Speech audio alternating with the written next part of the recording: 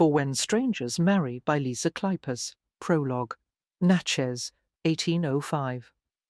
The room was filled with the sound of fists pounding flesh. Lisette huddled in a ball with her arms covering her head, while smothered cries were torn from her raw throat. Her rebellion had been crushed until all that remained was the will to survive her stepfather's assault.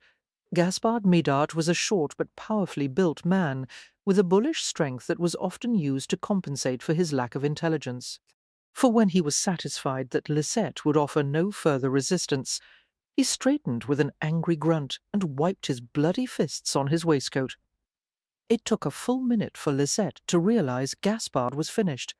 Cautiously she unwrapped her arms from around her head and turned her face to the side. He was standing above her, his hands still clenched. She swallowed, tasting blood, and pushed herself up to a sitting position. "For now you have learned the price of challenging me," Gaspard muttered. "And from now on, each time you give me so much as an impertinent glance, I'll repay it with this." He held his clenched hand in front of her face. "Do you understand?" "Oui." Lisette's eyes closed. Let it be over, she thought feverishly. Let it be over, she would say, or do anything just to make him go away. She was vaguely aware of Gaspard's snort of contempt as he left the room, for her head swam as she crawled to her bed and pulled herself to a standing position. She raised a hand to her bruised jaw, testing it gingerly. A salty taste filled her mouth, and she spat thickly. The door creaked, and she glanced toward it warily, fearing that her stepfather had returned. However, it was her Aunt Delphine who had cowered in another room during the worst of Gaspard's rage, for Delphine was referred to by everyone as Tante, one of that category of luckless spinsters who had not caught a husband in her earlier years, and therefore was relegated to living on the uncertain charity of reluctant relatives. Her plump face was creased with concern and exasperation as she stared at Lisette's battered face. "You think I deserve to be punished?" Lisette said hoarsely. "I know you do. After all, Gaspard is the head of the house, the only man, for his decisions are to be accepted without question. Isn't that right?" "It is fortunate that he did not do worse," Delphine said, managing to sound both pitying and self-righteous. "I did not believe you would take it so far." She approached Lisette and took hold of her arm. "Let me help you." "Go away," Lisette muttered, shaking off the plump hand. "I don't need your help now. I needed it 10 minutes ago when Gaspard was beating me. For you must accept your fate and not be spiteful," Delphine said. "Perhaps it will not be as terrible as you anticipate, being the wife of Etienne Sagiès." Lisette's breath hissed, though her teeth as she climbed painfully onto the bed. "Delphine, you don't believe that?" "Sagiès is a mean, self-indulgent pig, and no one with any wits would dispute that. Le bon Dieu has decided for you, and if it is his will that you be the wife of such a man—" Delphine shrugged. "But it wasn't God who decided," for Lisette glared at the empty doorway. "It was Gaspard. In the past 2 years he had gone through every cent of the money her late father had left them, to replenish his accounts and restore his credit. Gaspard had arranged a marriage between Lisette's older sister Jacqueline and a wealthy old man 3 times her age. Now it was Lisette's turn to be sold to the highest bidder, for she had thought that Gaspard could not possibly find a worse husband for her than he had for Jacqueline, but somehow he had outdone himself.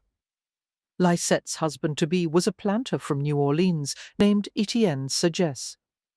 He had justified her worst fears during their one encounter, behaving in a condescending and crude manner, even going so far as to grope the front of her gown in a drunken attempt to feel her breasts. For Gaspard had seemed amused, proclaiming that the disgusting creature was merely full of masculine spirit. Lisette? Delphine hovered over her, annoying her beyond reason. "Perhaps some cool water to bathe your— Don't touch me." Lisette turned her face away. "If you want to be of use, then send for my sister." The thought of Jacqueline filled her with a tremendous longing for comfort. But her husband may not give her permission. "Tell her," Lisette insisted, lowering her head to the brocaded counterpane. "Tell Jacqueline that I need her." There was an unnatural silence after Delphine left the room. Licking at her swollen, cracked lips, Lisette closed her eyes and tried to make plans.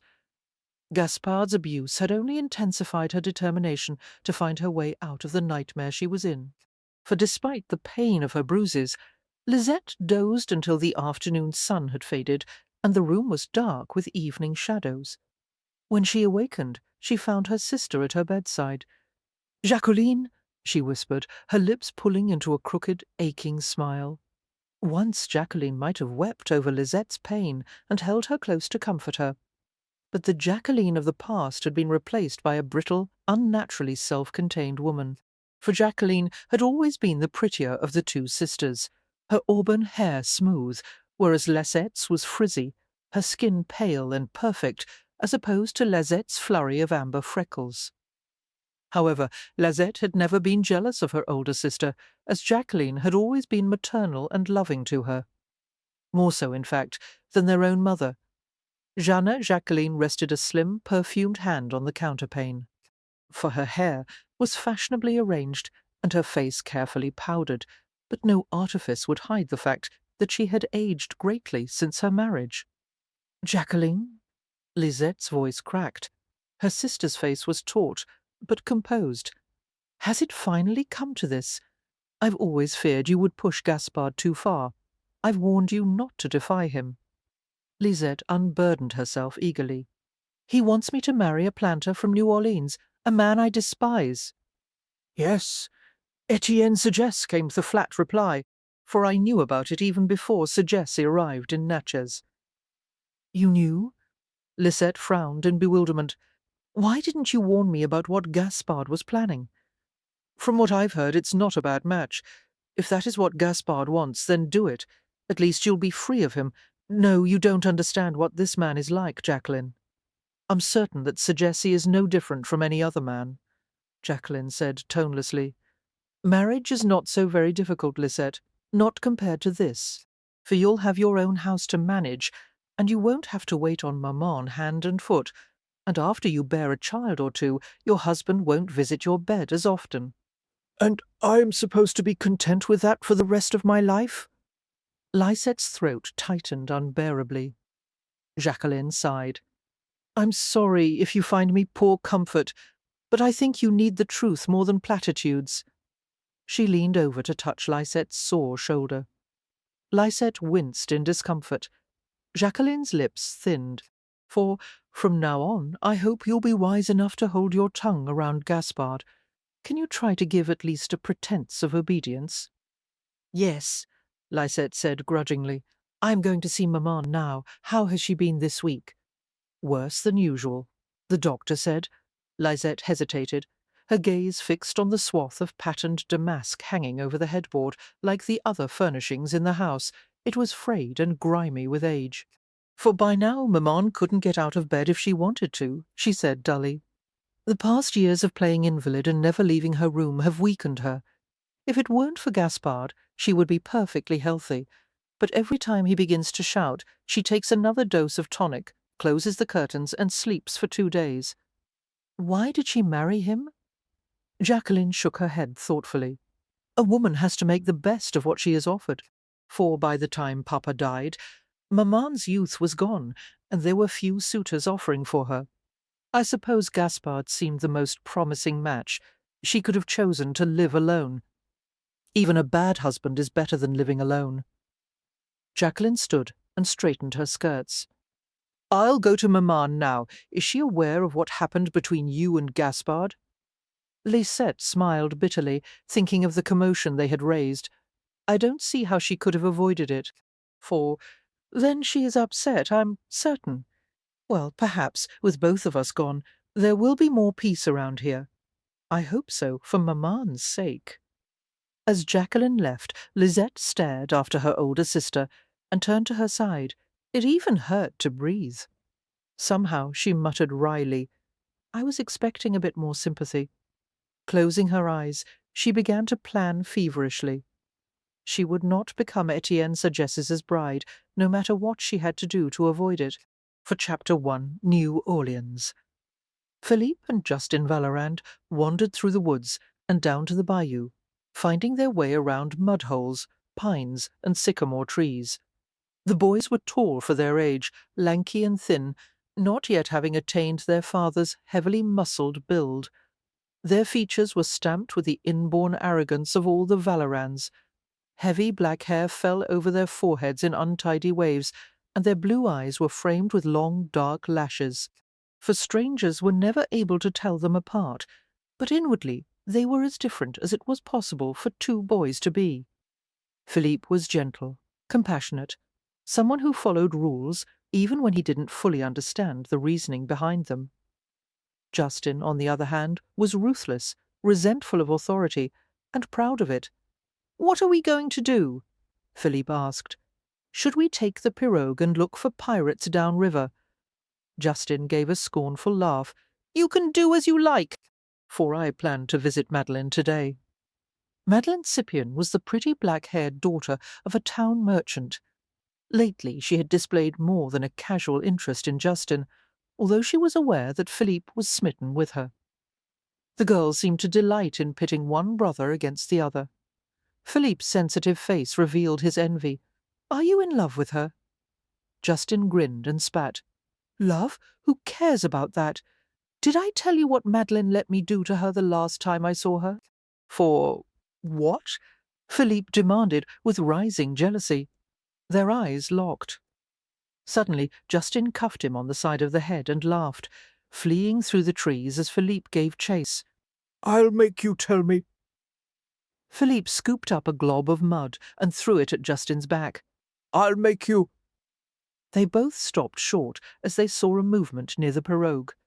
A small boy dressed in ragged clothes and a floppy hat was fumbling with the craft, for the tethering rope dropped from his hands as he realized he had been found out. Quickly, he picked up a knotted bundle of cloth and fled. "He's trying to steal it," Justin said, and the twins ran after the vanishing thief with warlike yells, their quarrel with each other discarded. "Head him off," Justin ordered.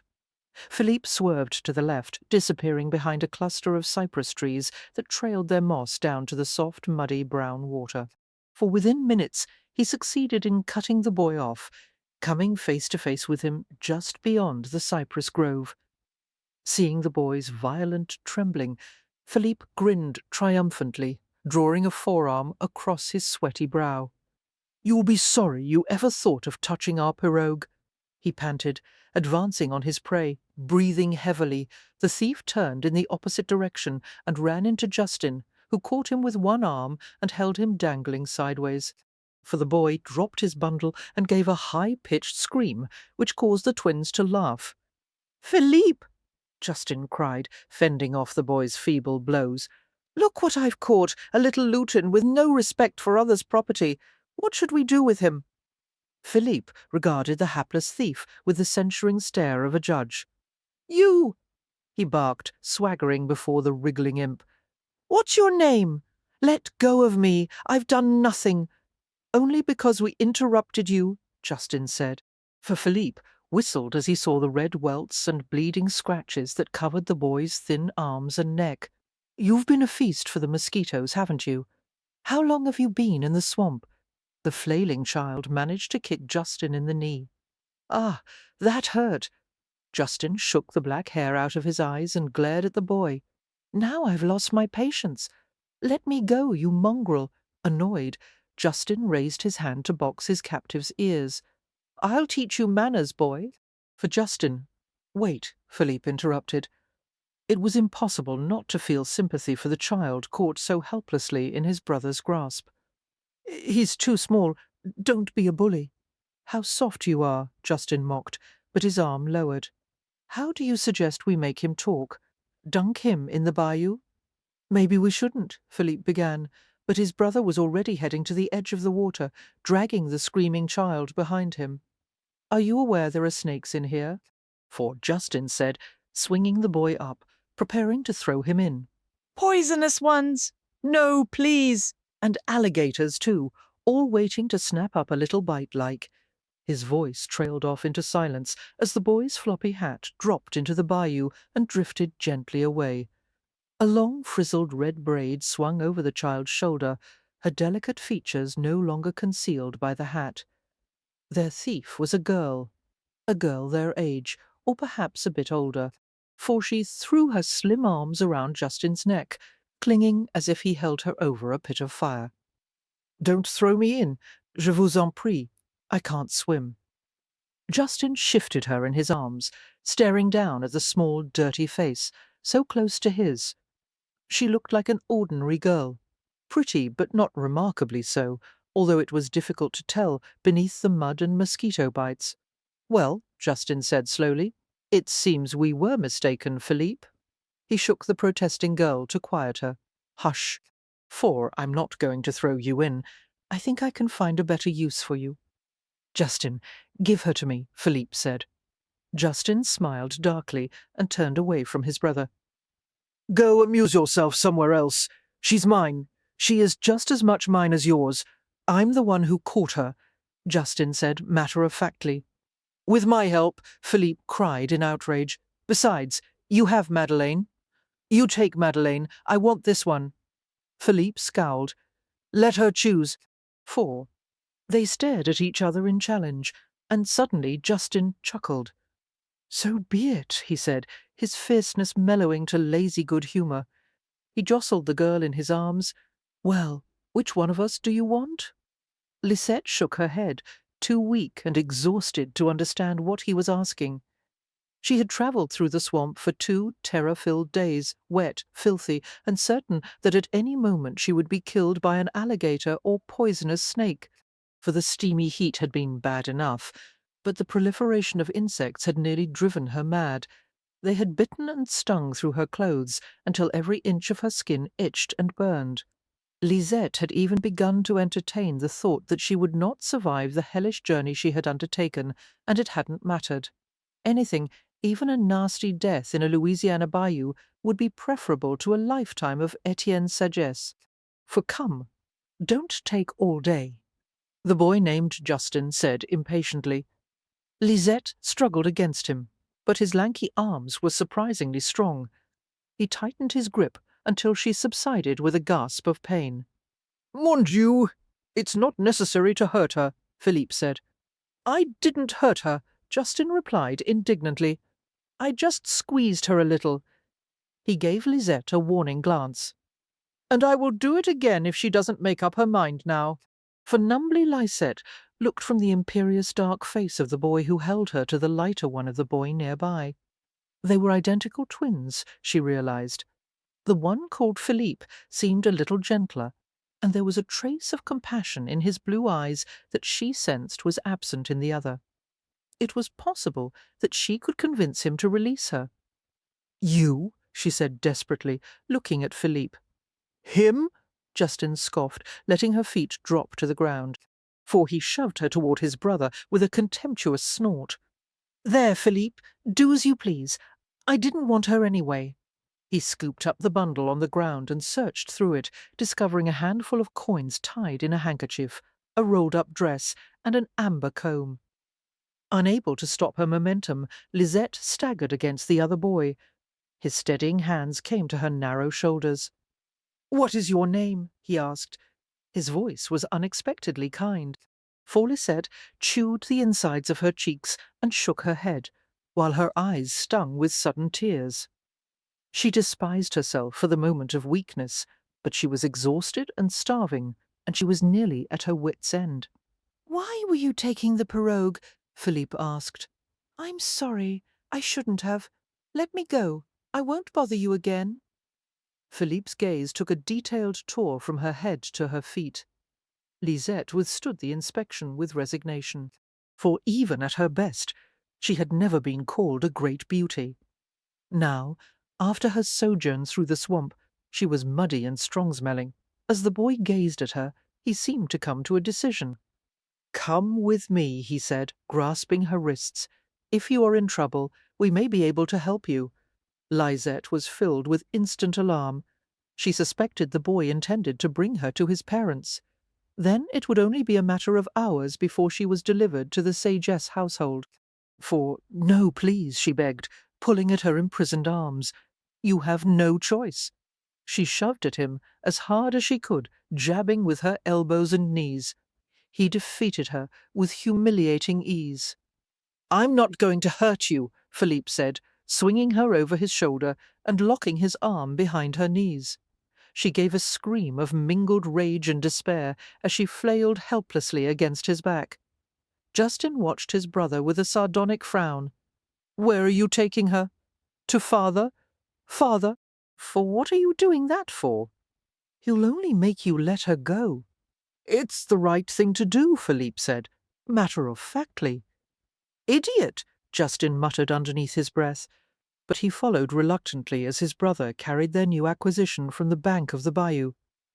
Lisette went limp halfway up the incline, deciding it would be wiser to save the strength she had left to face whatever fate was in store for her. For there was no way she was going to escape the clutches of these two arrogant boys.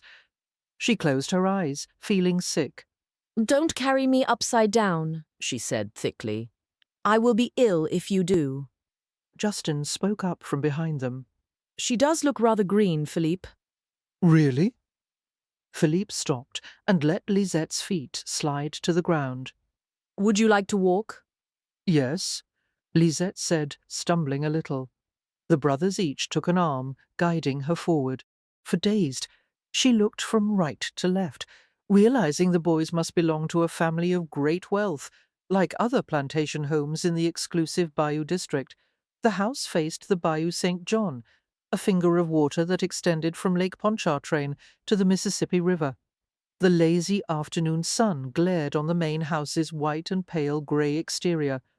All 3 stories of the home were surrounded with wide shaded verandas framed by sturdy white columns.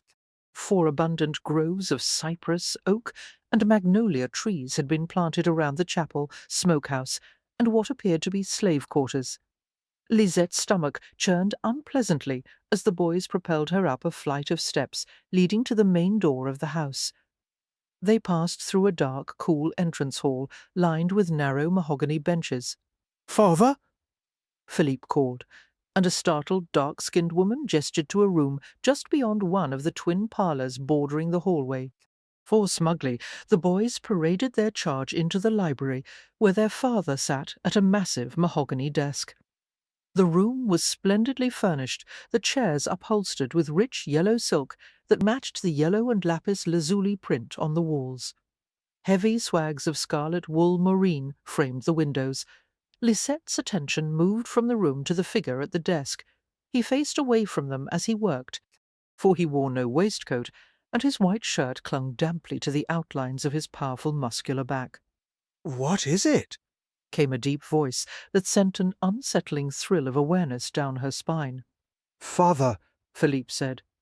"we caught someone by the water trying to steal our pirogue." The man at the desk shuffled papers into a neat pile. "Oh, I hope you taught him the consequences of tampering with Valorant property." Actually, Philippe began and coughed nervously. For actually, father. "It's a girl," Justin blurted out. Evidently, that was enough to attract Valorant's attention. He turned in his chair and stared at Lisette with cool curiosity. If the devil ever decided to assume a human guise, Lisette was certain that he would look exactly like this dark, handsome, with a bold nose, a hard, sullen mouth, and wicked dark eyes. For he was a rampantly masculine creature, possessing the swarthy tan and the obvious physicality of someone who spent much of his time outdoors. Although Lisette was taller than average, Valorant's dominating presence made her feel almost tiny. Rising to his feet, he leaned back against the desk and surveyed her lazily, seeming less than enthralled by the sight of a mud-encrusted girl in his library. "Who are you?" he asked. For Lisette met his assessing gaze without blinking, while she considered various ways to deal with him. He did not seem to be the kind of man who would be moved by tearful pleading, nor would he be impressed with threats or defiance. There was a possibility that he was acquainted with the Sagesse family, perhaps even was close friends with them. Her only hope was to convince him that she was not worth the trouble of bothering with. Justin spoke eagerly before Lisette could reply to his question. For, "She won't tell us, father." Valorand pushed away from the desk and approached Lisette. She was not aware of backing away until she bumped into Philippe's solid form behind her. When Valorand reached her, he slid his long fingers beneath her chin, tilting her face upward. Carefully, he turned her face from right to left, dispassionately surveying the damage wrought from her journey along the bayou. She swallowed hard against the collused pads of his fingers, for his deep chest was level with her face, the shadow of black hair visible beneath the thin lawn of his shirt. Now that he was standing so close, she saw that his eyes were a very dark brown. She had always thought of brown as a warm colour, but those eyes provided definite evidence to the contrary. "Why take the pirogue? I am sorry for that," she said hoarsely. "I've never stolen anything before, but my need for the pirogue was greater than yours. What is your name?"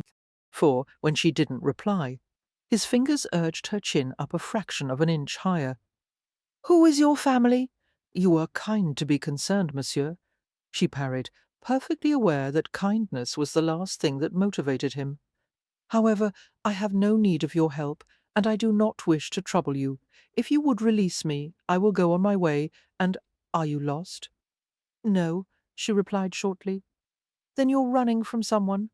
Lysette hesitated just a little too long. "For no, monsieur." "From whom?"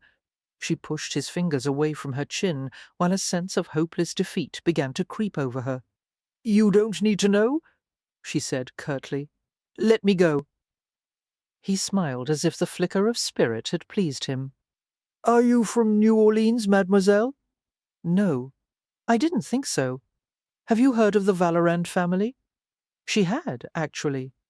As Lisette stared at the stranger's lean, dark face, she tried to recall what had been said about the Valorands, for the name had been mentioned at the supper table, when Gaspard and his friends had discussed politics and business. Several Louisiana planters had become some of the richest men in the nation, Valorand included. If she remembered correctly, the family owned huge tracts of land on either side of New Orleans, including the forest just beyond Lake Pontchartrain.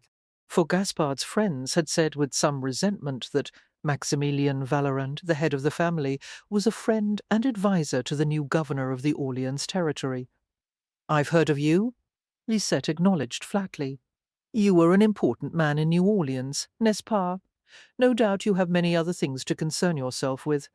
I apologize for my little transgression, but obviously no harm was done. Now, if you don't mind, I would like to leave."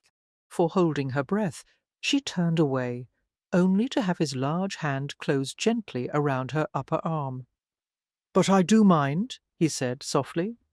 Although his touch was light, he happened to grasp one of the more painful bruises Gaspard had inflicted. Lisette inhaled sharply and felt herself turn white, while her entire arm throbbed with agony. Immediately Valorand's hand dropped, and he stared at her intently. Lisette straightened her spine, doing her best to conceal the pain he had caused, for when Valorand spoke, his voice was even softer than before. "Where were you planning to go in the pirogue? I have a cousin who lives in Beauvalet." "Beauvalet?" Justin repeated, staring at her with contempt. "That's 15 miles away. Haven't you ever heard of alligators and river pirates? Don't you know what can happen to you in the swamp? What do you think you are?" "Justin," Valorand interrupted. "Enough." His son quieted instantly. "For travelling such a distance by yourself is an ambitious undertaking," Valorand commented. "But perhaps you were not planning to go alone. Were you planning to meet with someone on the way? A lover?" "Yes," Lysette lied. Suddenly she was so tired and thirsty and distressed that silver sparks danced before her eyes. She had to get away from him. "That is exactly what I have planned, and you are interfering. I will not stay here any longer." For blindly she spun around and headed for the door, consumed with the desire to escape. Valorand caught her instantly, one long arm sliding around her front, the other grasping her nape. Lysette clenched her teeth and let out a dry sob, knowing that she had finally been defeated. "Damn you," she whispered. "Why won't you just let me go?" His soft, deep voice tickled her ear. "Easy, I won't hurt you. Be still." He glanced at the twins, who were watching the pair of them with fascination. "For leave, both of you." "But why?" Justin protested hotly. "We were the ones who found her, and besides, now. And tell your grandmère I wish her to join us in the library." "He has my belongings," Lisette said, throwing an accusing stare at Justin. "I want them back, Justin," Valerin said in a low voice. The boy grinned, pulling the knotted handkerchief of coins out of his pocket and tossing it to a nearby chair. He slipped out the door before his father could reprimand him. For left alone with Valorand, Lisette twisted helplessly in his grasp. He contained her easily. "I told you to be still." She went rigid as she felt him tug the hem of her shirt upward, exposing the tender flesh of her back. "What are you doing? Stop that. I will not be abused like this, you high-handed arrogant. Calm yourself." He stuffed the hem of the shirt into the back of her collar. "You have nothing to fear. I have no interest in your—" He paused and added sardonically, "feminine charms. For besides, I usually prefer my victims to be somewhat cleaner than you before I molest them." Lisette gasped and dug her nails into his hard forearm as she felt the touch of his hand on her back. The tiny hairs on the nape of her neck rose and prickled in response to the brush of his fingers. Deftly, he located the tail end of the binding cloth that had been tucked underneath her right arm, for realizing that no amount of resistance would stop him from doing as he wished. Lisette spared herself the effort of fighting him. "You are no gentleman," she muttered, flinching as he loosened the binding. The comment did not deter him. "That is true." He unwound the coarse length of cloth that had flattened her breasts beneath the shirt. For despite her distress over being stripped half naked by a stranger, Lisette could not prevent a sigh of relief as the tight, itching binding was removed from her sore back. Cool air swept over her moist skin, making her shiver, just as I thought she heard him murmur. Lisette knew exactly what he was seeing, the week old bruises left from Gaspard's beating, the welts of insect bites, the mess of smarting scratches and scrapes. For she had never been so humiliated, but somehow, as the silence lengthened, she stopped caring what he thought. She was too weary to stand on her own. Her chin lowered until her cheek rested against his shoulder. She couldn't help noticing his fragrance, the scent of clean male skin mingled with the hints of horses and tobacco. The utterly masculine smell was unexpectedly appealing. Her nose and throat opened, drawing in more while she began to relax against the solid weight of his body. For a strange shiver went through her as his fingertips descended to her back, moving in a delicate trail over her spine. She wouldn't have expected such a large man to have such a light touch. It became hard to think, the entire scene covered in a thick fog that promised oblivion. She struggled to stay conscious, but she must have fainted for a few seconds, because she had no memory of him pulling her shirt back down over her back, and yet suddenly she was covered, and he had turned her to face him. "For who did it?" he asked. She shook her head and spoke through dry, cracked lips.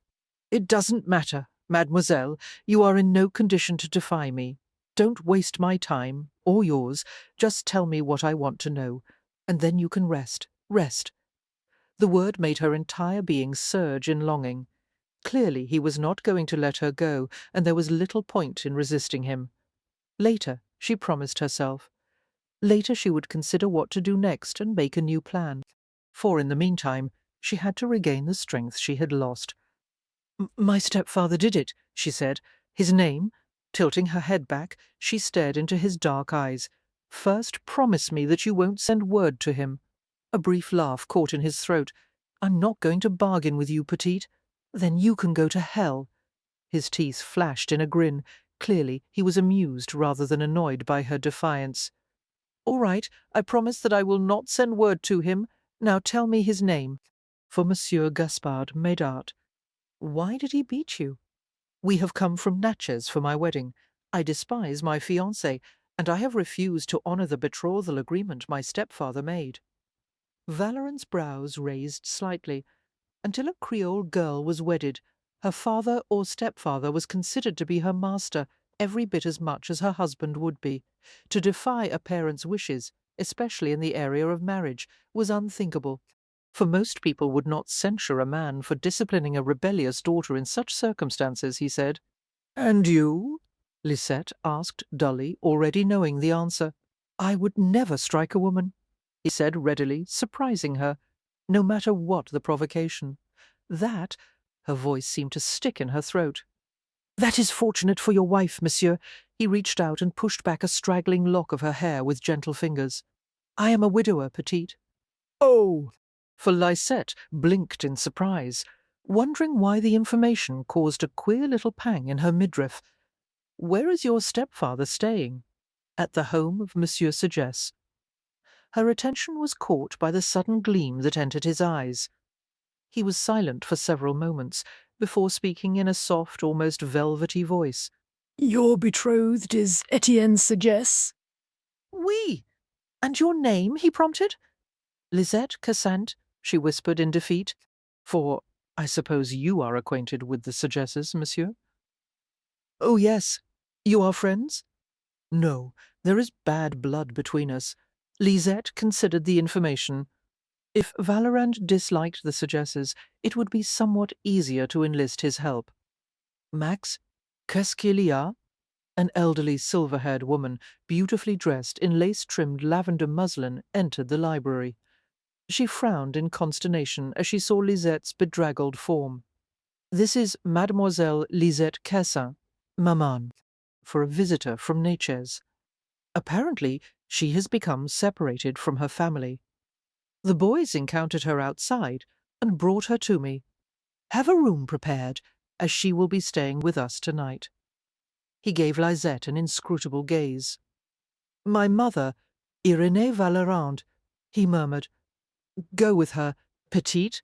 Although Irénée was obviously curious, she forbore comment and extended a hand of welcome to Lisette. New Orleanians were an innately hospitable people, and she was no exception. Pauvre petite! For she clicked her tongue sympathetically. "Come, I will have a bath readied, and then you must eat and sleep." "Madame," Lisette began in a wavering voice. I must. "We will talk later," Irénée said, and moved forward to take her hand. "Alan's child." "Merci, madame," Lisette murmured in agreement, and went willingly, more than eager to escape Maximilien Vallerand's presence. She intended to regain her strength as quickly as possible and leave the plantation at the first available opportunity. For 2 hours later, Irénée approached her son with trepidation. Max stood at the window of the library, with a drink in his hand. "How is she?" he asked without turning. "She has bathed, eaten a little, and now is resting." Noéline put a paste on the scrapes and insect bites. Irénée joined him at the window and contemplated the sleepy bayou. "I remember making the acquaintance of Lisette's mother, Jeanne, many years ago. For Jeanne is one of the Magniers, a fine family that once lived in New Orleans, but regrettably produced no sons to carry on the name. I remember Jeanne was an exceptionally beautiful woman. It is unfortunate that her daughter has not inherited her beauty." Max smiled absently, recalling the girl's freckled face, defiant blue eyes, and dishevelled red braid. Clearly, Lisette Cassant was not a conventional beauty.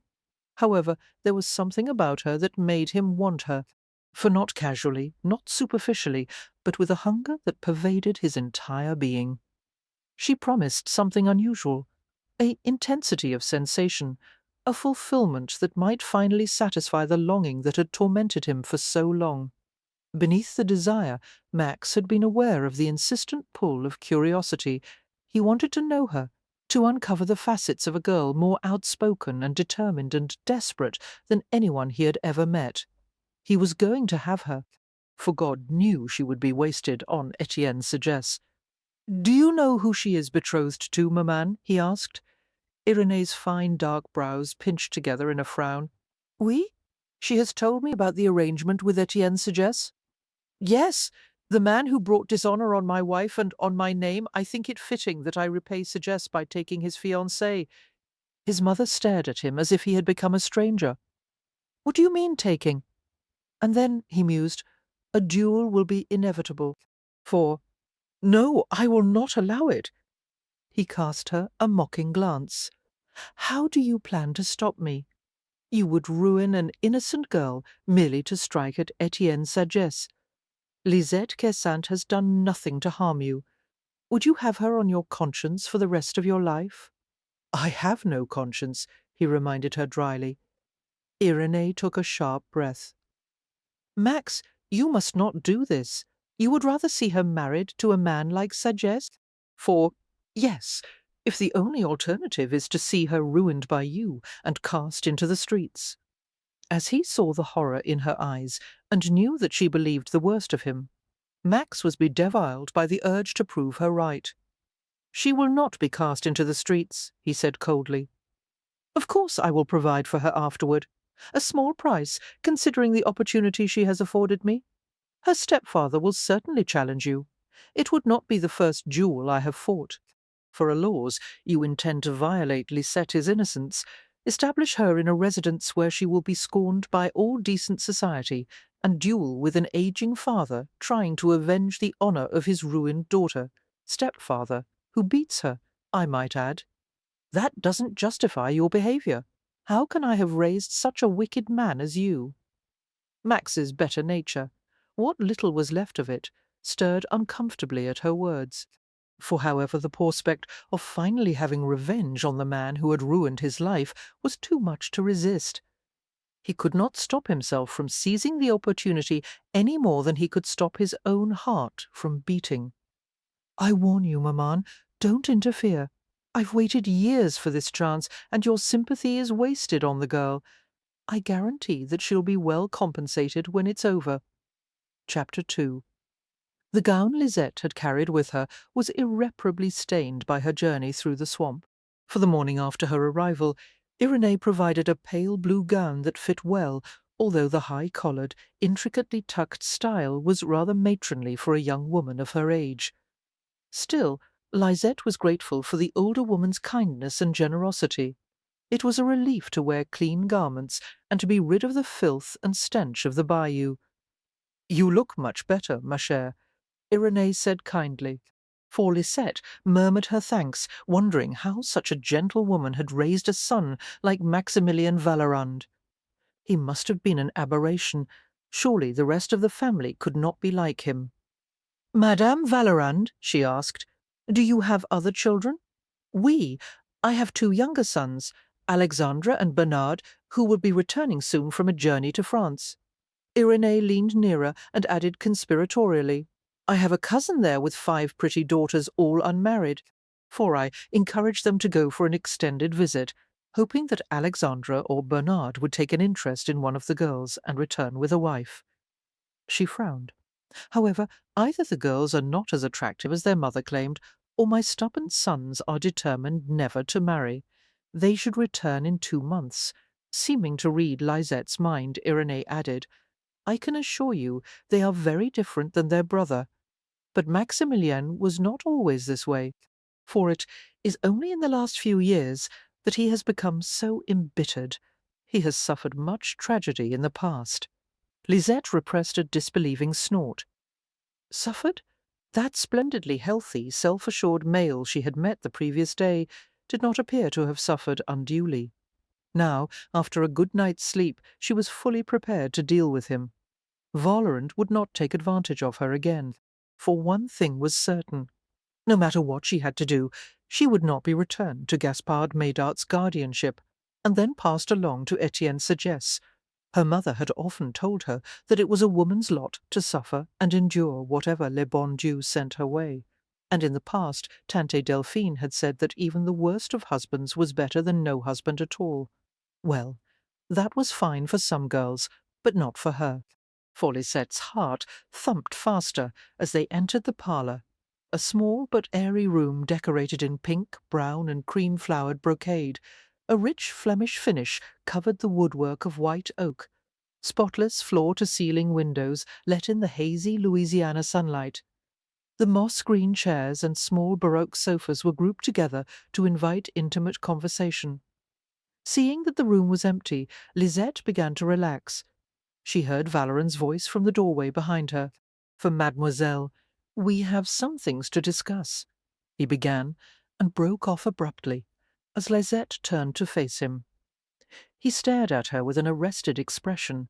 Lisette returned his gaze coolly, wondering what he seemed to find so fascinating. Certainly her appearance had improved with a bath and some much-needed sleep, for she had no illusions that he might find her beautiful, as even the most vigorous brushing could not tame her frizzy explosion of red curls, and the past 2 days spent out of doors had made her freckles proliferate to an alarming degree.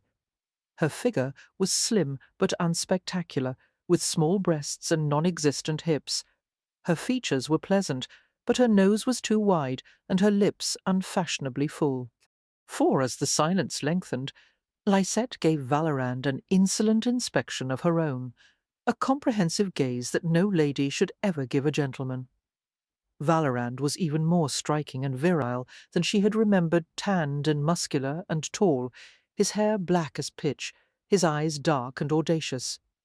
He made the young men she had known in Natchez seem immature and callow. Wryly she wondered if Vallerand was a typical example of the New Orleans Creole. For God help her if there were more like him roaming through the city. "Yes, we do have much to discuss," Lisette said decisively. As Irenee seated herself on a brocade-covered settee, Lisette strode to a nearby chair, trying to look more relaxed than she felt. She sat and regarded Vallerand with a challenging gaze. "First, monsieur, I would like to know if you intend to send me to the Sagesse plantation." Her directness did not seem to offend Vallerand, for he leaned a shoulder against the doorframe in a casual posture, watching her intently. "Not if you don't wish it, mademoiselle. I do not." "Why do you object to the match?" Vallerand asked idly. "Many young women would be pleased to marry a sagesse." "I object to everything about him. His character, his manners, his appearance, even his age." "His age?" A frown crossed his face. "He is in his mid-30s. Lisette smiled, provokingly as she added, "Quite old." Vallerand responded with an ironic glance, as it was obvious that he and Sagesse were contemporaries. "A man of 35 is hardly teetering on the edge of the grave," he said dryly.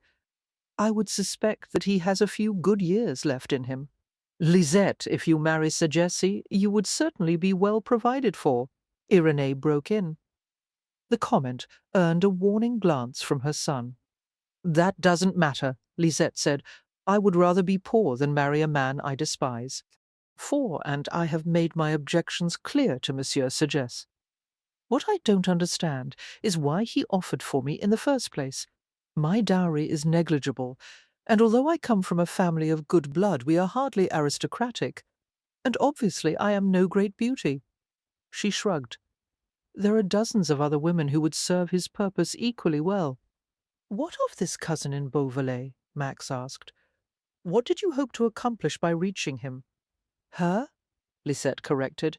"For Marie Dufour and her husband Claude." The Dufours were a prosperous farming family. She remembered Marie as a kind and compassionate woman who had eloped with Claude for the sake of love. "Marie and I were fond of each other as children," she said. "I had thought that the Dufours might support me in my refusal of my stepfather's wishes, and perhaps allow me to live with them." Vallerand's face was a calm mask. "I could buy some time for you," he offered. 2 or 3 days at least. For you may write a letter to your cousin, explaining your dilemma, and stay here until she replies. If she wishes to help you, I will release you to the Dufour's guardianship before Monsieur Medard can lay a finger on you." Lisette frowned thoughtfully. "It won't be long before my stepfather and the Sagasses realize that I am here. When they come for me, you won't be able to stop them from taking me. We can claim you have fallen ill after your journey through the swamp, for the family physician will affirm that it is dangerous for you to be moved until your convalescence is complete. But the doctor will know I am not ill. He will say what I desire him to say." Lisette considered the proposal, while Valerain's keen gaze rested on her. "My mother's presence will ensure that no harm will come to your reputation," he said. "Why do you want to help me?" she asked warily. A subtle smile played at the corners of his lips. "Out of the goodness of my heart, of course," for Lisette let out a disbelieving laugh. "Forgive me if I don't believe you. What is the real reason? I suppose it would please you to thwart Monsieur Sagesse from having something he desires?" "Yes," he said smoothly, "that is precisely the reason." She met his shadowed gaze, perfectly aware that he was hiding something from her.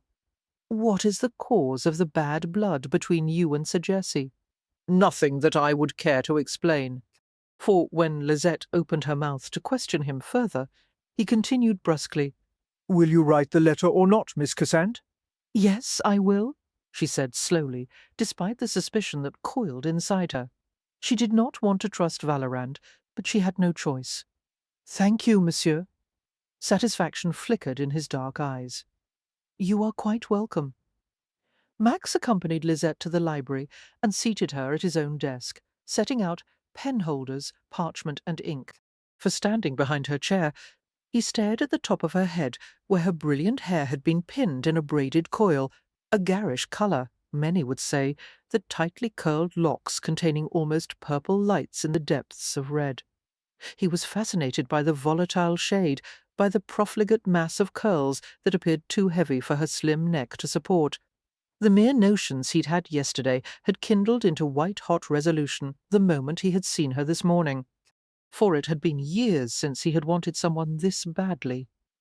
She was unconventionally, irresistibly beautiful, her allure having nothing to do with something as banal as classical proportions. Her features were strong, the lines of her cheekbones and jaw and throat drawn with decisive purity, and he had never seen anything as inviting as the generous scattering of freckles. He wanted to follow their paths all over her body and touch his tongue to every one of them. For the fact that Lisette was too young for him did not matter nearly as much as it should have. Her self-possession was remarkable for a girl of her tender years. Clearly she was not afraid of him. She treated him as if they were equals, regardless of the years that separated them. His pulse quickened as sexual images drifted through his mind, and he forced his attention to the task at hand. "Do you require assistance with the letter, Mademoiselle Cassant?" For her lush, deep-cornered mouth twitched with amusement. "I can write quite well, thank you." Max had met many women, far more well-bred and blue-blooded than she, who were virtually illiterate. A good portion of Creole society considered that too much education was bad for a woman. He half leaned, half sat against the desk, facing her. "You have been educated, then?" he commented. "Yes, thanks to my father. He hired a governess for my sister Jacqueline and me, for we were taught to read and write, and to speak English as well as French. We studied history, geography, mathematics, even a volume or two of science. But after my father died, the governess was dismissed." She picked up an engraved silver penholder, rolling it between her slender fingers. "There wasn't much more she could teach us anyway. A woman's education is only allowed to go so far, much to my regret. What use would you have for more education?" "For," she smiled, and returned his provoking gaze without batting an eye.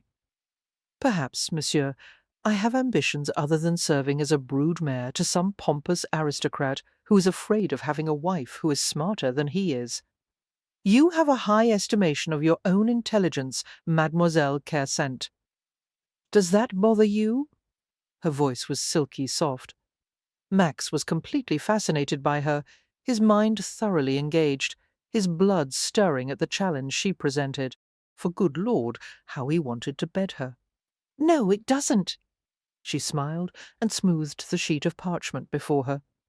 "If you don't mind, monsieur, I would prefer a few minutes of privacy while I exercise my inadequate feminine brain to compose a few coherent lines. Perhaps you would be so kind as to check my spelling afterward." It wasn't her spelling that he wished to examine, for Max managed to produce a cool smile when his entire body was urging him to flip up her skirts, pull her onto his lap, and ravish her for hours. I take my leave with all confidence in your abilities, he said with an answering smile, and left her while he was still able. Max had barely managed to conquer his raging lust by the time he returned to the salon. Irénée greeted him with obvious relief. "I knew that you would not take advantage of her after all," she said warmly. "For thank heaven, you have changed your mind." He gave her a blank look. "I haven't changed my mind about anything." Irénée's face fell. "But the letter you are allowing her to write to her cousin, the letter will never be sent. If I'm going to compromise her, I don't want a damned cousin interfering." She stared at him in surprised dismay. "How could you, Max? I would never have believed you could take advantage of a woman this way. For you believe me to be capable of quite worse, maman," he said, in a voice edged with sudden bitterness. "Don't you?" She looked away from him, unable to reply, her face drawn with a helpless regret that filled him with fury. The Medards came to the plantation house far sooner than Max had anticipated. Apparently, they and the Sagesses were visiting every residence on the Bayou Road in an effort to ferret out any information about the young woman that had supposedly become lost. For when Max and Irénée confirmed Lisette's presence in their household, the Medards were filled with obvious relief. Max's already established contempt for Gaspard Medard doubled upon meeting him. Medard was short, muscular, and hard-faced, his eyes like chips of obsidian. The thought that this cold little bully had beaten Lisette filled Max with a hostility that he found difficult to conceal. Medard was accompanied by a corpulent woman with hair that had been inexpertly darkened with coffee, for a frantic look had congealed on her face. The Tante, Max surmised, suspecting that she had offered little objection to Medard's abuse of his stepdaughter. "Where is she?" Medard demanded, perspiring profusely. His gaze darted greedily around the room, as if he half suspected she were hiding behind a chair. "Where is Lisette? Bring her to me at once." Max introduced his mother, and they all sat as the housekeeper. Noeline brought in a tray of refreshments. For it was the Creole tradition that nothing was ever done in a hurry. Visits were conducted at a lazy pace, and almost every conversation began with the ritual of explaining family histories and recounting long lines of ancestors. New Orleanians never trusted a stranger with whom they could not establish at least one common relative. For, in fact, they were all so familiar with their own pedigrees that at least 10 generations of distant cousins and far-removed offspring could be examined meticulously until the desired link was finally established. Gaspard Medard, however, was too impatient to adhere to tradition. "I want to see my stepdaughter at once," he demanded. "I have no time for idle chatter. Give her to me now." Irénée gave Max a glance of amazement at the man's rudeness. Max turned an expressionless face to Medard. "For, unfortunately, monsieur, I must impart some distressing news. She has run away again." Medard exploded. "I knew it. No, nothing like that. Do not be alarmed. It is only that she has succumbed to a touch of fever." "Fever!" the Tante exclaimed, clearly aware of the deadly plagues that occasionally swept the city. "It seems to be a mild case," Max said reassuringly, "but of course I have summoned the family doctor to examine her. Until he arrives, it would be dangerous to disturb her, for she is resting in a guest room upstairs." "I insist on seeing her now," Medard said. "Certainly." Max began to rise, then questioned, "I assume you have had the fever before?" None. You had better not visit her then. If your exposure results in fever, it could be life-threatening to a man of your age. "Perhaps," the Tante interceded hastily. "We should return tomorrow after the doctor has seen her, Gaspard." Irénée lent her persuasive voice. "For I assure you, Monsieur Medard, we will take excellent care of her." "But the imposition," Delphine said, her large frame jiggling as she made a helpless gesture. "It is not an imposition," Irénée replied firmly. "Not at all. All that matters is Lisette's welfare. I have no proof that she is even here," Medard cried. "She is here," Max assured him. Medard scowled. "I am aware of your reputation, monsieur, and I know that you are the enemy of Lisette's betrothed. For if you are hatching some kind of plot, I will make you pay. Irenee leaned forward and said with conviction, I promise you, Monsieur Medard, that your stepdaughter will be safe with us. No harm will come to her. She glanced at Max and added with a steely edge to her tone, I will make certain of that. After further persuasion, the Medards left, seeming to realize that they had no other choice. Max let out a hearty sigh of relief at the sound of their carriage wheels on the drive outside. For despicable people, he muttered. Irenee pursed her lips in displeasure. They know that we are lying, Max, he shrugged. They can't do anything about it. I would have given Lisette over to them gladly if it weren't for the bruises on her back. I have no wish to abandon her to more of Monsieur Medard's discipline. Now the rumours will begin, Max muttered with dark satisfaction. I would give a fortune to see Sagesse's face when Medard tells him that I have her. For Lisette would be safer with Etienne than she is with you. Irenee accused. At least he has marriage in mind for her. She'll find a liaison with me far more agreeable than marriage to him. What a bitter, cruel man you have become, Irenee said in wonder. And how disappointed your father would be to see it. Stung, Max sent her a sullen glare. If he had gone through what I have, he would probably react the same way. For that shows how little you knew him. Irenee shot back and left the room with her spine stiff. Although Irenee was disgusted with her eldest son, she had not yet given up on the possibility of his redemption. While she had breakfast in her room, she discussed the situation with the housekeeper, Noeline, a slim, attractive woman who possessed innate practicality and a penchant for speaking her mind. Noeline had been the housekeeper at the plantation for the past 15 years. For, as Irenee had expected, no detail of their houseguest or Max's intentions toward her had escaped Noeline's observant gaze. I can't believe that he truly means to ruin her, Irenee said, lifting the china cup to her lips. She is a decent young woman, and she hardly deserves to be caught in the middle of my son's feud with Etienne Sagesse. Noeline's coffee-coloured features were expressionless, but a rueful gleam entered her eyes. For Monsieur Vallerand wants revenge against Sagesse too much to think about anyone else.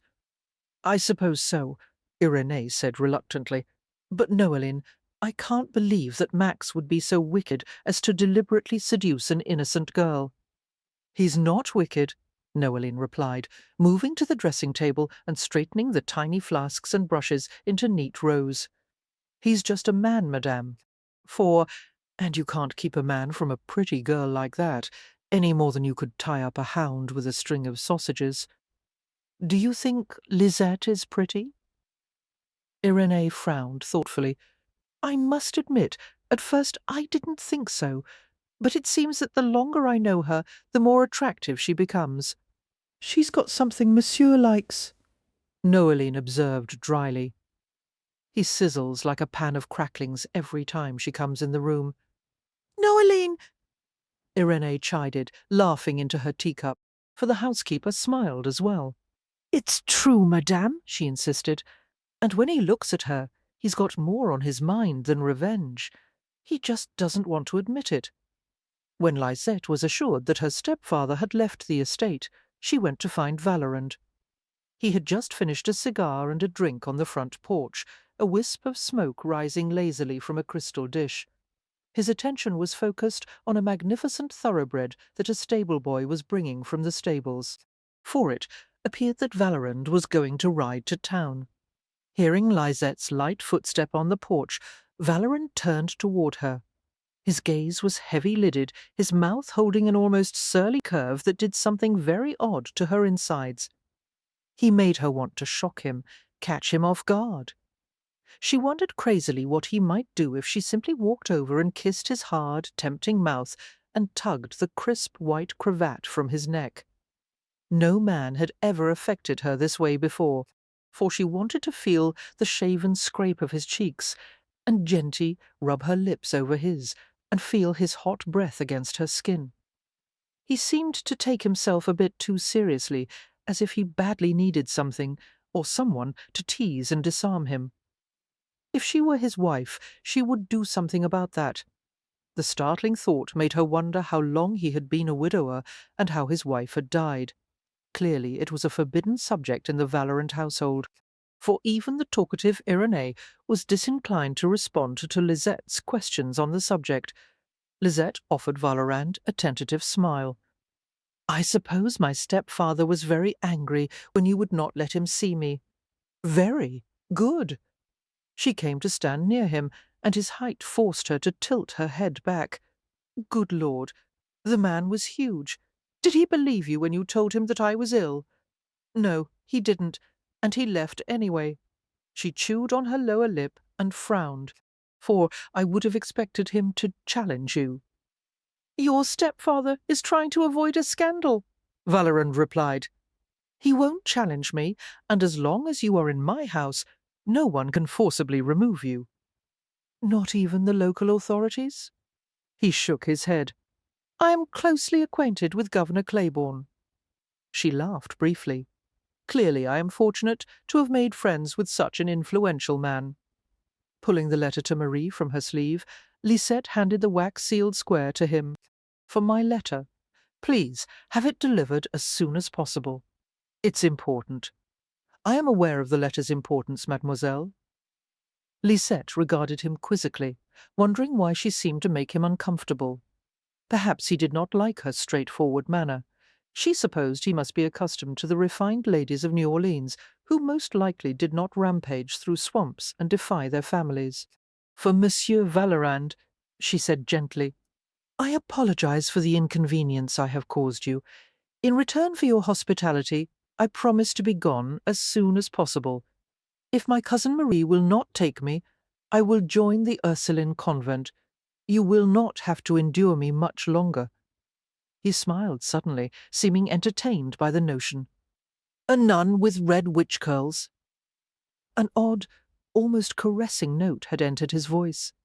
Lisette smiled self-consciously, raising a hand to her chaotic pinned-up hair, for no doubt they would insist on shaving off this appalling mess. "No," he said swiftly. "It's beautiful." Lisette almost took offence, thinking that he was mocking her. But as he continued to stare at her with that steady dark gaze, she realized that he was sincere, and that led to another, more startling realization that Maximilien Valorand was every bit as attracted to her as she was to him. Nothing could or would come of it, of course. However, she found it interesting, all the same, for a touch of heat rose in her face, and she averted her gaze hastily. "Good evening, monsieur," she muttered, and strode away so quickly that her skirts nearly tangled around her ankles. "Back again this evening?" Marianne purred, opening the door wider and welcoming Max into her white one-story house, located in the quadroon quarter of the Vieux Carré near Rampart, her thick lashes lowered as she concentrated on loosening Max's starched necktie. "For I thought I had satisfied all your desires last night. 8 years ago, Mariam's first protector had broken off their arrangement callously, leaving her and their illegitimate child with no money or home. In despair, she had been packing her belongings to move back in with her mother. When Max heard of her lover's desertion, he did not hesitate to come to her. She was one of the most beautiful women in New Orleans, and he had long admired her, for Mariame had been openly astonished by his offer to become her protector. "Most men want virgins," she had said. In New Orleans there were countless beautiful young girls, most of them of mixed blood, who were trained to become mistresses of the wealthy Creole planters and businessmen who could afford to keep them. Placés, the highly sought-after girls were called, and most of them were kept in great luxury. Max had laughed at her comment. "I don't give a damn about virginity," he had told her, "for I want the companionship of a beautiful, intelligent woman. Name your terms, Mariame. I want you too badly to quibble over details." His admiration had soothed Mariame's grief and wounded pride immeasurably. She had heard the ugly rumours about Valorand, and had long wondered about their truth. However, as she had seen the loneliness in Max's dark eyes and the gentleness in his manner, she had decided to trust him. In the 8 years since then, Mariame had never regretted her choice. For Max was a tender lover, a generous provider, and a caring friend. Although he had taken care never to sire any children by her, he had paid for her son to be educated in Paris. The jewels and clothes he had given her through the years would be enough to keep her in luxury for the rest of her life, and she had no doubt that when he ended their relationship he would give her an extravagant settlement. For, because Max had been kind to Mariame, she had resolved never to stand in the way of anything he wanted. When he decided to break things off between them, she would let him go without protest. She had no wish to chain him to her, and she had wisely avoided falling in love with him. Mariame's face lit with a smile as she wrapped her arms around Max's shoulders. Lean-bodied and tall, she found it an easy task to rise on her toes and brush her lips against his. For, however, tonight Max did not respond as she had expected. He was unusually preoccupied, troubled about something.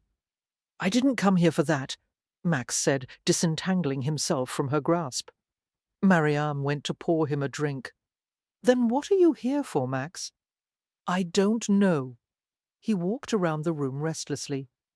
"Sit, please, ma chère. It makes me nervous to see you pace like a hungry tiger." Max complied, sitting on the settee with a brooding, unfocused stare.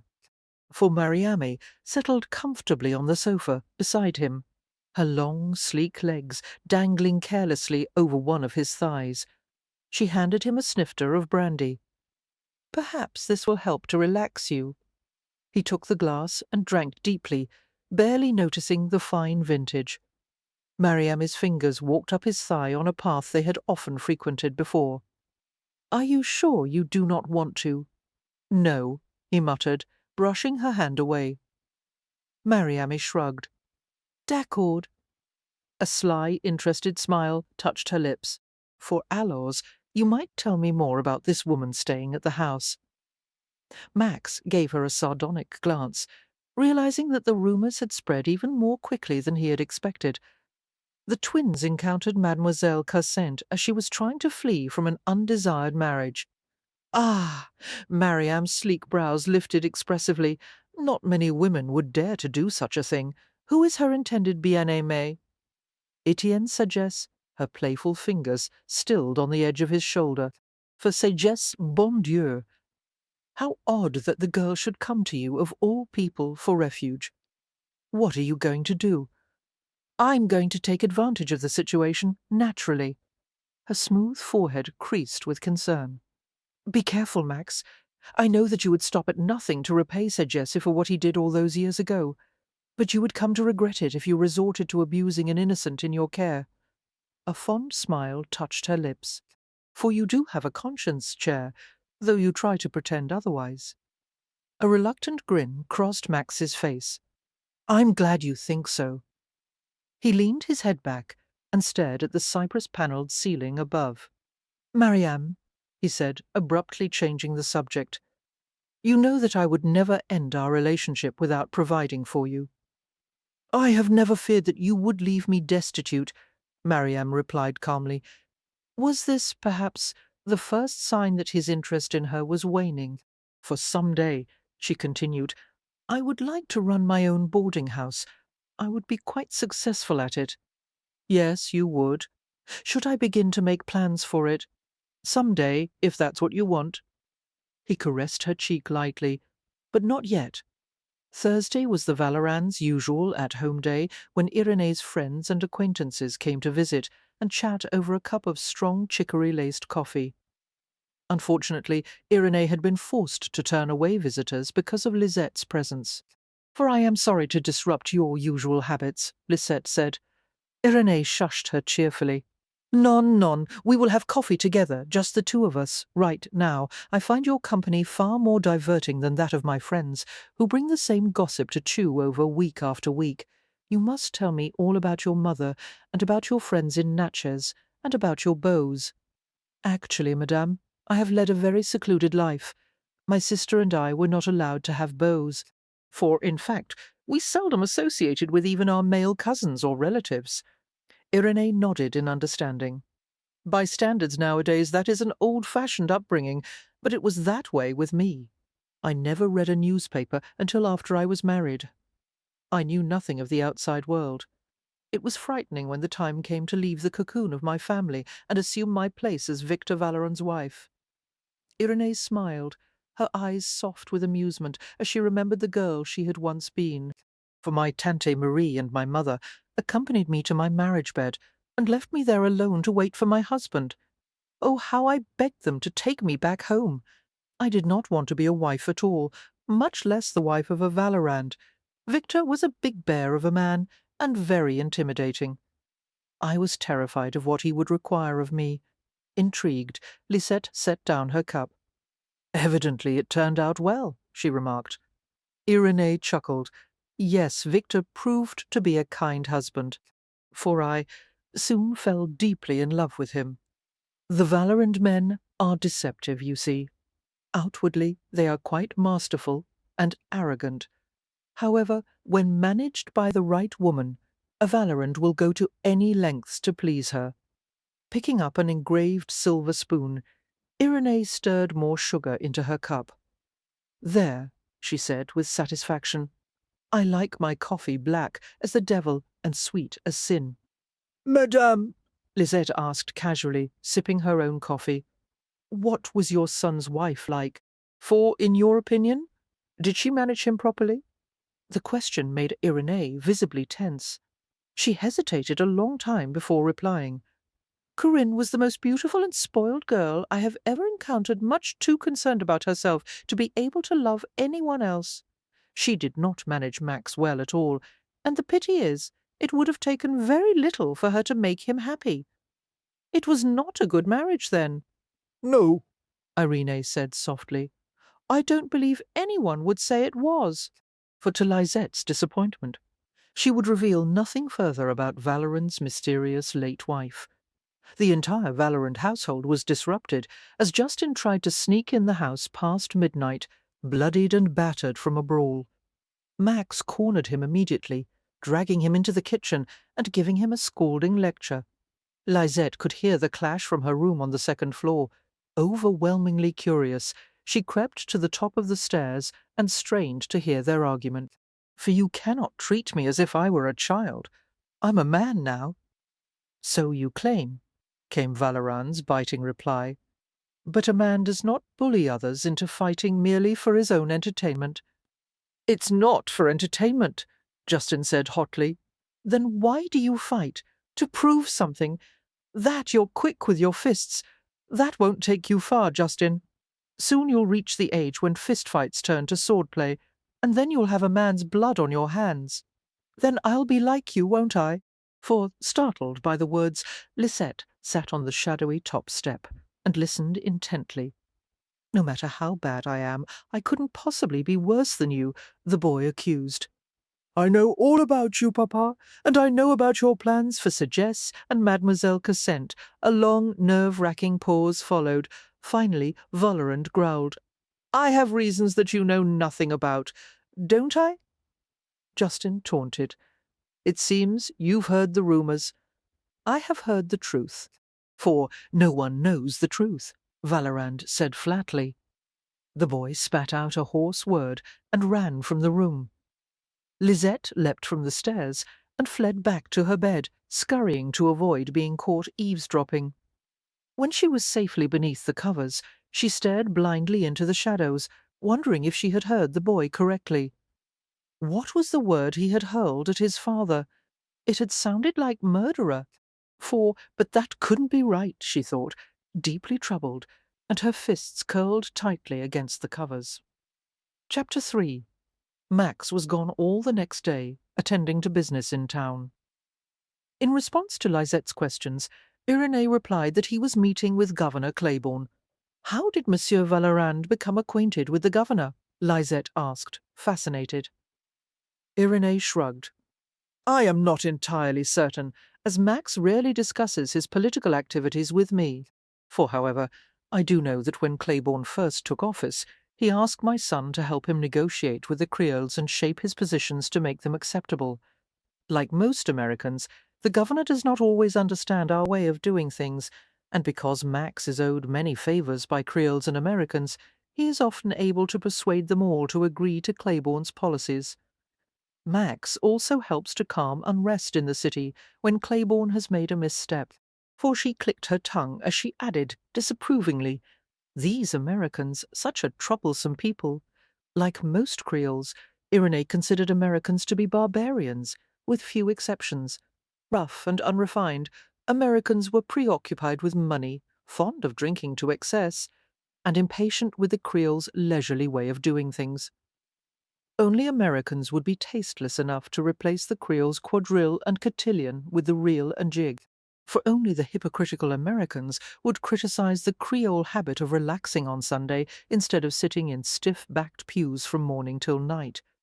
Later in the morning, Lisette explored the plantation at her leisure, shielding her complexion with a parasol to prevent a detonation of more unwanted freckles.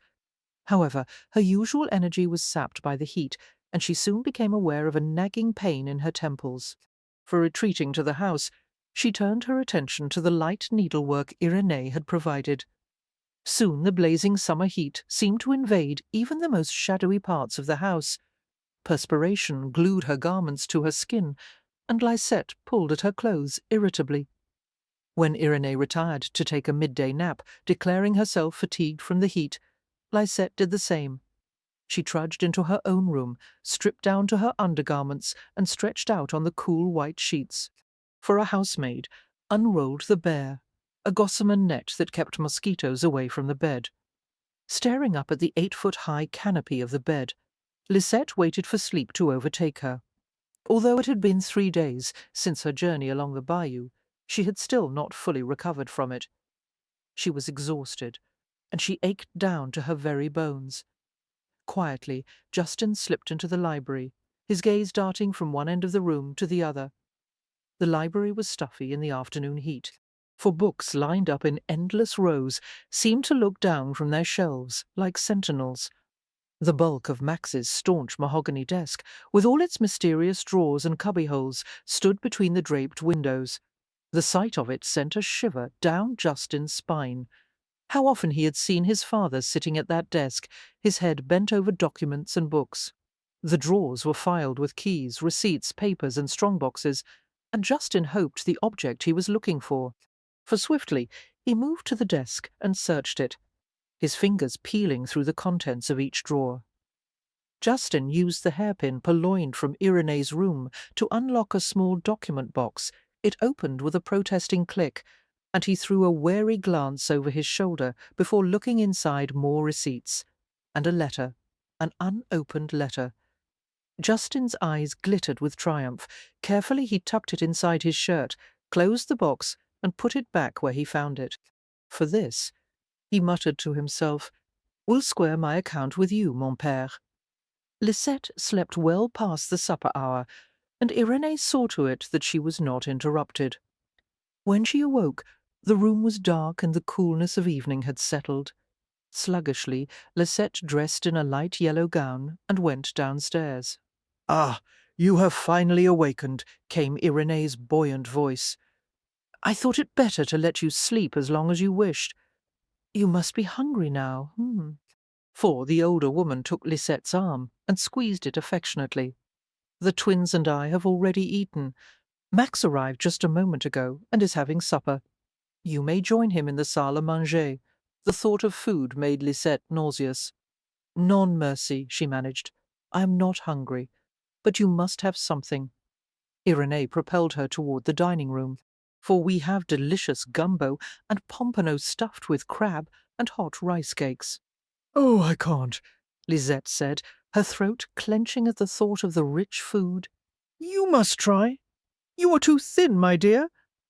As they went into the dining room, Lisette could see Max's reflection in the gold-framed mirror over the marble fireplace. He was seated at the table, the lamplight gleaming on his raven hair.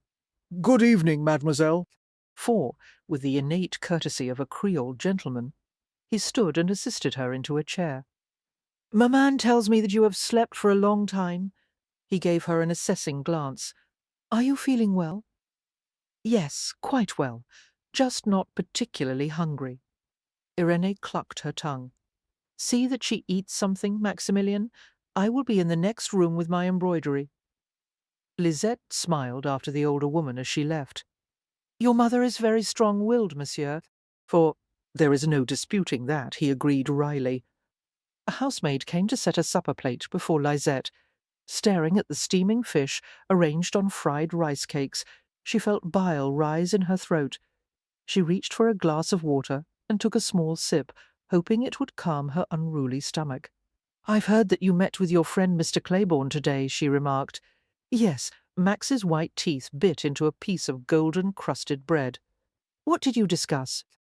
Or would it be too complicated for a mere female to understand?" Max grinned briefly at her jibe. "Claiborne's administration is under siege. He is trying to gather all the information he can before his enemies destroy him." Who are his enemies? The Creoles? Max shook his head. "No, not Creoles. Refugees from France and Santo Domingo, and a small but very noisy handful of Americans, including Aaron Burr, who is in Natchez at this very moment. The former Vice President of the United States. For, yes, there are rumors that Burr is on a reconnaissance mission to enlist men in a plot to take possession of the Orleans territory. That must make the governor quite agitated." Max leaned back in his chair and regarded her with a lingering smile. Justifiably so. Claiborne is young and inexperienced. His political adversaries would like to discredit him and separate the territory from the Union. "Are you one of those who wish Louisiana to attain statehood?" "For I'm counting on it," he replied. "When the Americans took over the territory 2 years ago, I pledged my loyalty to Claiborne. Unfortunately, the Americans have not kept their promise to admit Louisiana into the Union. But why? They claim that our population is not ready for citizenship." "I don't see why," Lisette began, and broke off as a wave of dizziness swept over her. She shut her eyes, and when she opened them, Max was staring at her closely. "You're very pale," he murmured. "For do you feel ill?" She shook her head. I'm rather tired, monsieur." Clumsily she pushed back from the table. "If you will excuse me, I will go to my room." "Of course." He helped her up carefully, his large hand cupping her elbow. "I am sorry to be deprived of such a charming supper companion. For a mere female, you managed to keep up with the conversation quite well." A brief laugh escaped her, and she smiled into his teasing dark eyes. "For I will repay you for that tomorrow when I am feeling better." He held her gaze for a moment, and his hand slid reluctantly from her arm. "Have a good rest," he murmured, and remained standing while she left the room. Lisette's legs felt leaden as she climbed the stairs. As she entered her room, she put her hand to her face, knowing something was not right. Her skin was covered in cold sweat, for more perspiration trickled between her breasts and beneath her bodice, and she longed to strip off her confining clothes. There was a white square of paper on her bed, having been placed carefully against the pillow. Frowning curiously, Lisette picked it up. Her heart stopped beating as she saw what it was. "The letter," she whispered, suddenly finding it hard to breathe. The envelope trembled in her hands. It was her letter to Marie, unopened, undelivered, for Vollerand had assured her that it had been sent.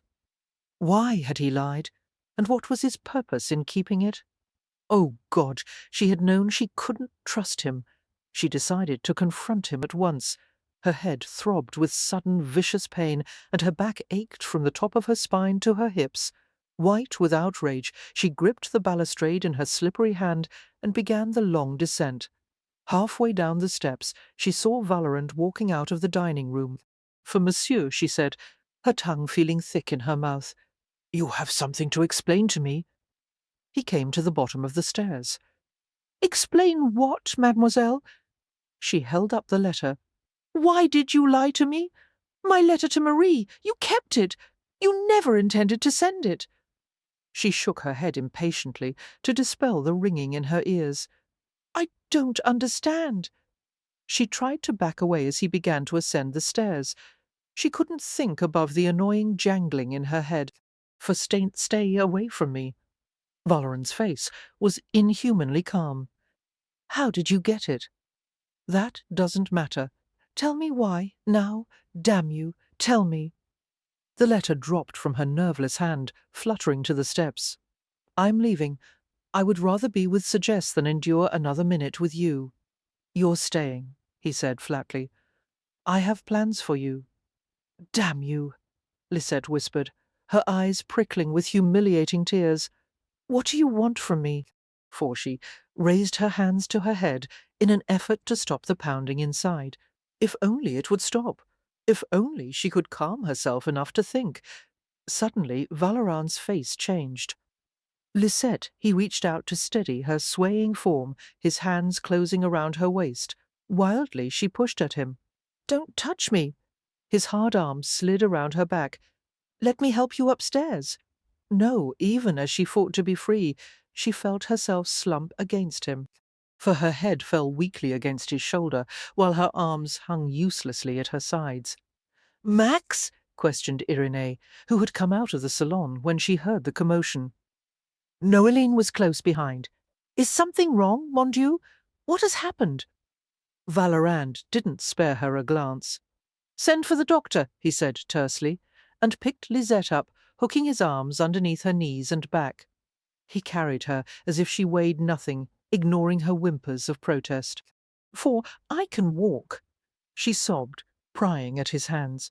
Let me down. Hush, he said softly. Don't struggle. The trip to her room took only a few seconds, but to Lisette it seemed to last forever. Her cheek rested on his shoulder, while her tears dampened the crisp linen of his shirt. She was hot and nauseous and wretchedly dizzy. The only solid thing in the world was his hard chest. Somehow, in her misery, she forgot how much she despised him, and was grateful for the steady support of his arms. For a moment she felt better. But as Valorand lay her on the bed, the room whirled sickeningly around her. She was falling into suffocating darkness. Blindly, she reached out in an effort to save herself. A gentle hand smoothed the hair back from her burning forehead. "Help me," she whispered. "It's all right, Petite." His voice was calm and soothing. "I'll take care of you. No, don't cry. Hold on to me." Fitfully, Lisette thrashed to escape the scorching cloud that had descended on her. For she tried to explain something to him, and he seemed to understand her frantic babble. "Yes, I know," he murmured. "Be still, Petite." Noeline, who had followed them into the room, looked over Max's shoulder and shook her head grimly. "Yellow fever," she said. "It's bad when it comes on this quick. I've seen some walk around healthy one day and drop dead the next." She sent a pitying glance at the suffering figure on the bed, as if a quick demise were a certainty. For Max threw the housekeeper a thunderous scowl, but he was careful to keep his voice even. "Bring a pitcher of cold water, and some of that powder. What was it we gave the twins when they had it? Calomel and jalap, monsieur. Be quick about it," he growled, and Noeline left immediately. Max looked down at Lisette, who was muttering incoherently. Tenderly he disentangled her hands from his shirt and gripped her hot fingers in his... For, oh hell, he muttered, his entire being seized with a dread he hadn't felt in years, not since the twins had succumbed to the potentially deadly fever. He smoothed her hair again, feeling how wet it was at the roots, and a violent curse escaped him. Irenee stood behind him. "Her death would certainly foil your plans, Monfils," she said quietly. He continued to stare at Lisette. "She's not going to die. The illness has come on too quickly, and with too much force," she murmured, "for she is already out of her head with fever." "Don't speak of it around her again," he said curtly. "She is going to be well. I won't allow otherwise. But Max, she cannot understand. She can hear what's being said." He stood and glared at her. "Remove her clothes and bathe her with a cool cloth. When the doctor arrives, tell him that he is not to do anything without my permission. I don't want her bled."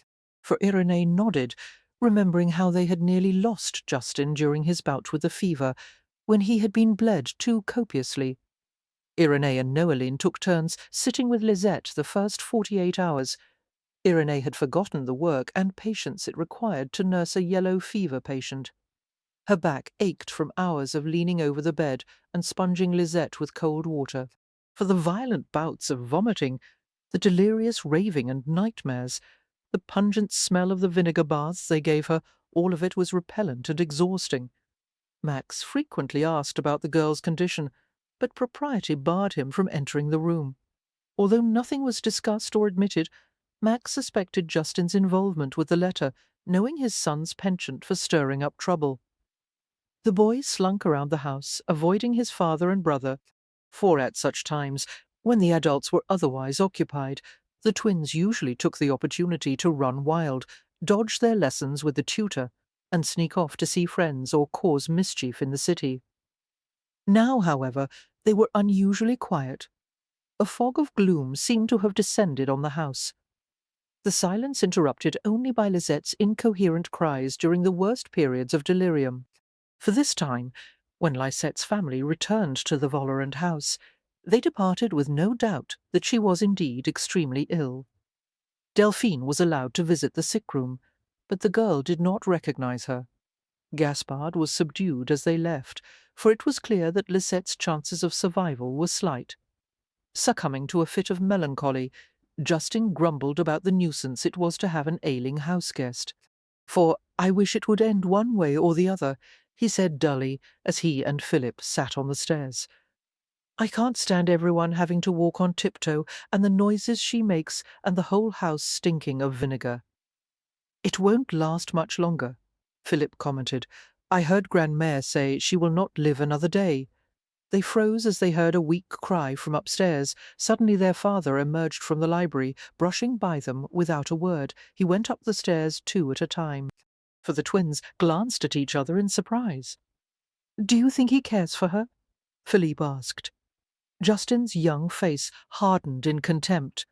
"He's only concerned that she'll die before she is of any use to him." "What do you mean?" Suspecting that his brother was hiding something from him. Philippe caught him by the sleeve. "Justin, what do you know that I don't?" Justin took his arm free impatiently. "I won't tell you. You'd only try to defend him."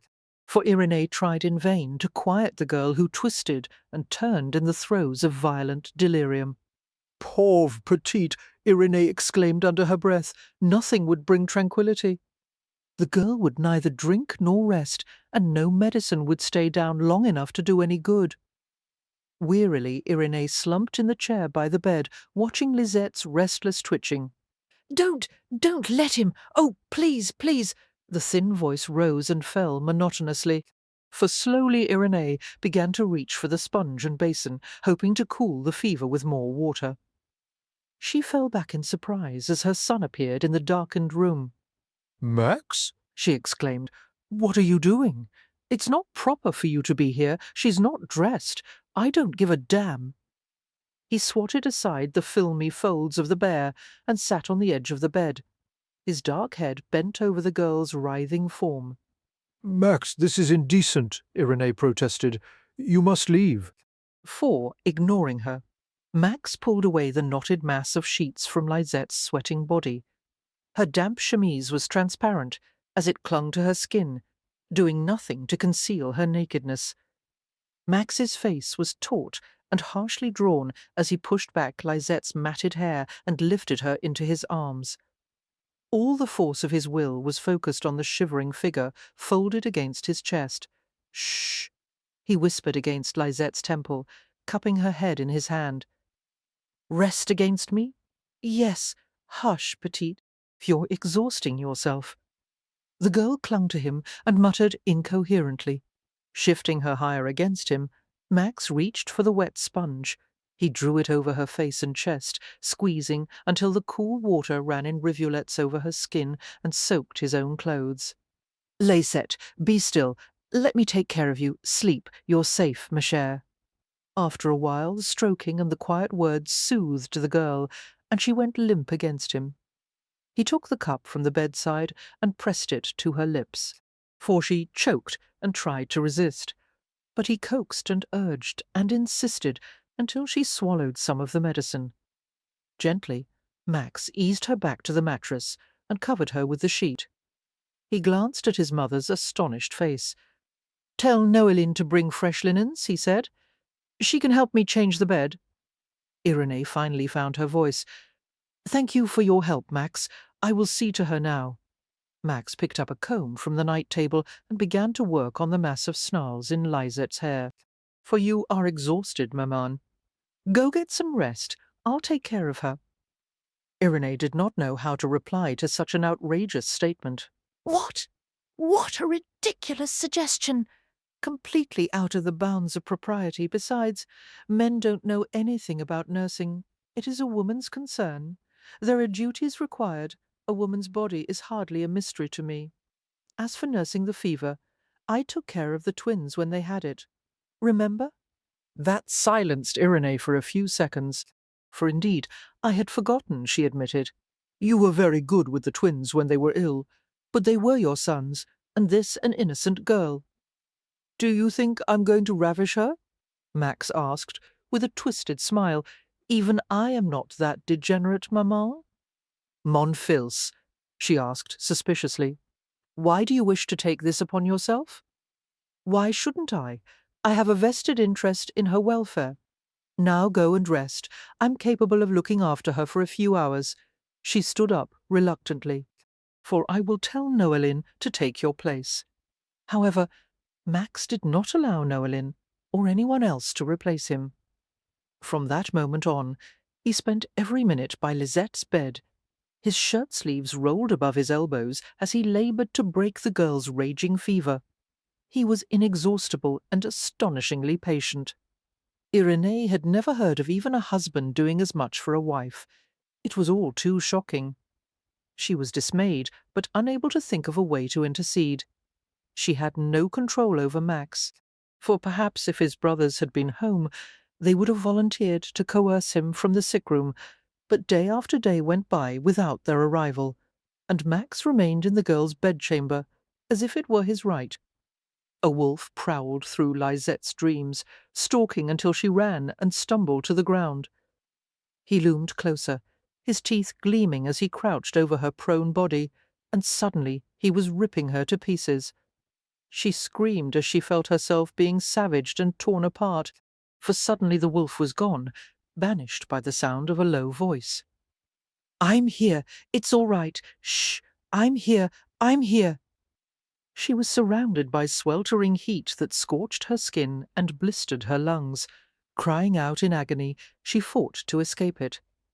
She felt a cool hand stroke her forehead. Restlessly she sought more.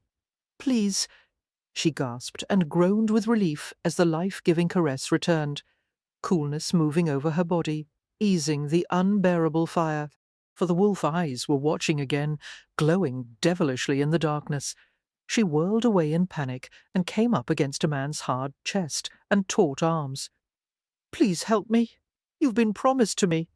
She heard the voice of Etienne Sagesse, and she looked up at his face in horror. Desire flickered bright in his heavy-lidded eyes, and his lips shone with moisture. She twisted away from him and came face to face with her stepfather. Gaspard's face was blotched with rage. You will marry him! For he struck her and raised his hand again. Maman, she cried, seeing her mother nearby, but Jean backed away, shaking her head. Do what your beau-père says.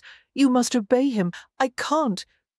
The hard rim of a cup pressed against her lips, and she recoiled from a bitter taste. A steely arm behind her shoulders would not let her retreat.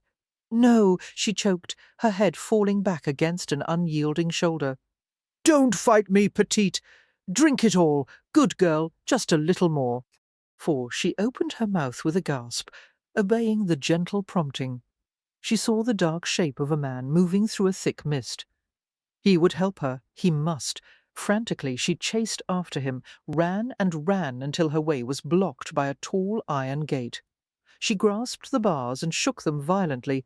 Wait! Let me in! Wait! The wolf was behind her. She could feel him drawing near. His low snarl pierced the misty night. Terrified, she tugged at the gate, but it would not open, for powerful jaws closed around her neck. Hush! Be still! You must rest. Don't let him hurt me. You're safe in my arms, ma chère. Nothing will hurt you. A wet cloth stroked over her back. Legs, neck, arms. Again the cup was raised to her mouth. Once more came a quiet command. Once more. She submitted while the wolf circled around her stealthily, for he snatched her up greedily in his jaw, dragging her into the shadows, while she cried in terror for him to stop. But he would not let her go. He would never let her go. Lisette emerged from layers of darkness, struggling upward until she broke through the surface of a deep, dreamless sleep. She was lying on her stomach in a dimly lit room, an amber glow coming from a lamp in the corner. Blinking, she shifted toward the light and rested her cheek on the mattress, for her body and head and arms were as heavy as if they had been weighted with bags of sand. Long, cooling strokes moved over her back, and she made a faint sound of gratitude. A gentle hand descended to the side of her face, testing the temperature of her skin. "You're much better now," came a familiar voice. "The fever has broken, thank God." Lisette's eyes flew open in astonishment as she recognized the voice. "Monsieur Vallerand?" she asked groggily. "Oh, no, it's you!" For amusement curled through his quiet voice. "I'm afraid so petite." But she floundered into a aghast silence. Who had let him into her sick room? Surely he had not taken care of her while she was ill. Fragments of memory floated through her tired brain, the coaxing voice, the strong arms, the gentle hands that had tended to her most intimate needs. She could not believe it. It dawned on her that she was naked in bed, with a light sheet draped low over her hips, her back completely exposed. For it was too much to comprehend. She couldn't think of how to react. "I'm not dressed," she said plaintively. Vallerand leaned over her. His shirt was rolled up at the sleeves, the neck open to reveal the startling wealth of black curls on his chest. His tanned face was unshaven, his jaw covered with heavy bristle, and his hair was dishevelled. The dark eyes were undercut with deep shadows. Carefully he tucked a stray curl behind her ear. "I'm sorry," he said, although he didn't sound all that apologetic. "It was easier to take care of you this way." She stiffened at the touch of his finger on the hot curve of her ear. "Relax," he murmured. "I'm hardly going to molest a woman in your condition." He paused before adding, straight-faced, "I'll wait until you're better." Despite Lisette's consternation, a gurgle of amusement escaped her. "How long have I been ill?" she asked thickly. "Almost 3 weeks." "Oh, mon Dieu," she said, her mouth going dry. She lurched to her side, fumbling with the sheets, her entire body turning crimson as she realized her breasts were exposed. Vallerand didn't seem to notice the display as he helped her to turn over. Deftly, he pulled the sheet over her chest and tucked it beneath her arms. Lisette stared at his dark face in bewilderment as he arranged the pillows behind her with the expertise of a seasoned nurse. For seeming to understand her needs without being told, he brought a cup to her lips, and Lisette drank thirstily, letting the cool water ease her parched mouth and throat. When the cup was removed, she settled against the pillows. "I don't understand why your mother allowed you to take care of me," she said hoarsely. "Mammon didn't approve," Vallerand admitted, straightening the covers around her. "But she was exhausted after the first few days of nursing, and I was very stubborn." He smiled wryly. And later, she sadly decided that since you were probably going to die anyway, it didn't matter who took care of you." Lisette absorbed his words, filled with a deep inner certainty that she would have died without his inexhaustible, patient, all-encompassing care. "You saved my life," she said faintly. "Why?" His fingertip trailed over her freckled cheek. "because the world would be a much darker and duller place without you, ma chère."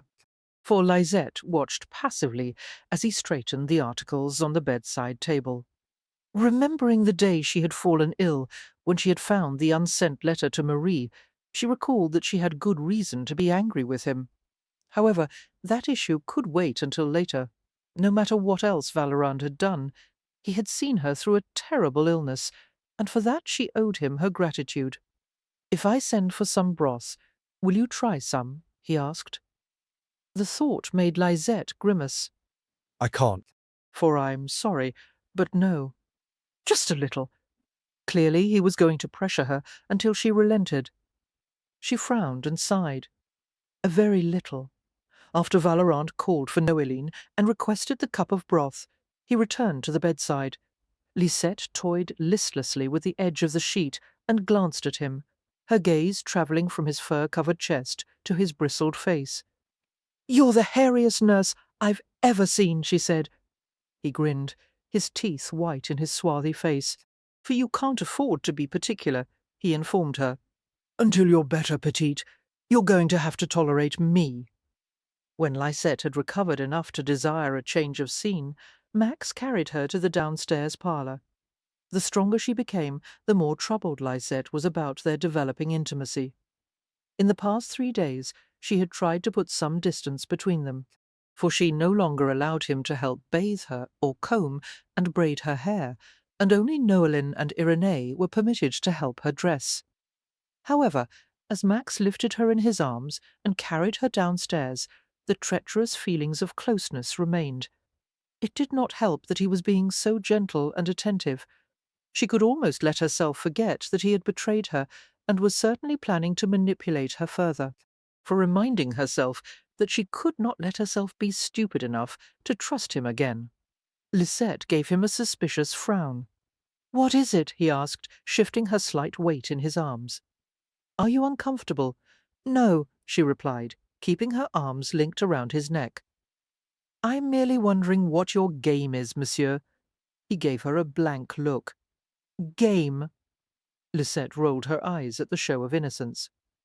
"The game I have become a pawn in, the one you are playing with Etienne Sagagesse, for clearly you had no intention of letting me appeal to my cousin for refuge. You wanted to keep me here, and you've succeeded. Now tell me what your plan is." "We won't discuss that until you're better," he muttered. "You may as well admit it," she said. "I've already figured out what you want, and how you plan to get it." "Oh." A hot flicker entered his eyes. "Tell me what you think I want." For before Lisette could answer, he set her carefully on the settee, and Noeline was there to drape a lap blanket over her knees.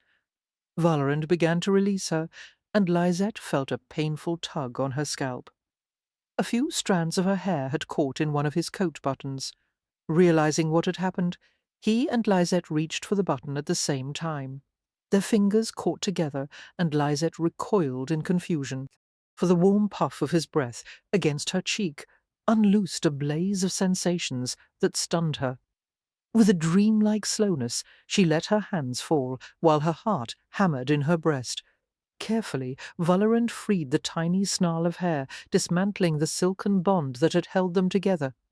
His scent floated to her nostrils, the intoxicating salty maleness that made her want to press her open mouth to his skin, for her response to him was so carnal and deep that she shrank away from him.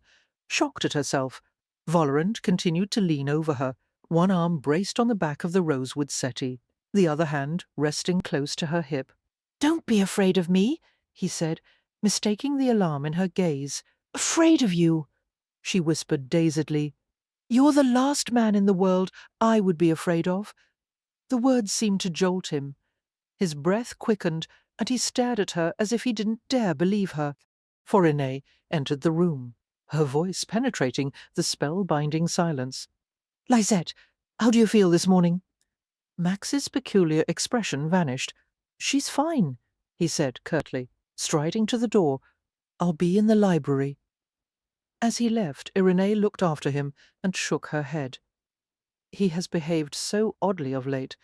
Lisette sighed, reflecting that her illness had been only a temporary reprieve from whatever plans Maximilien had concocted.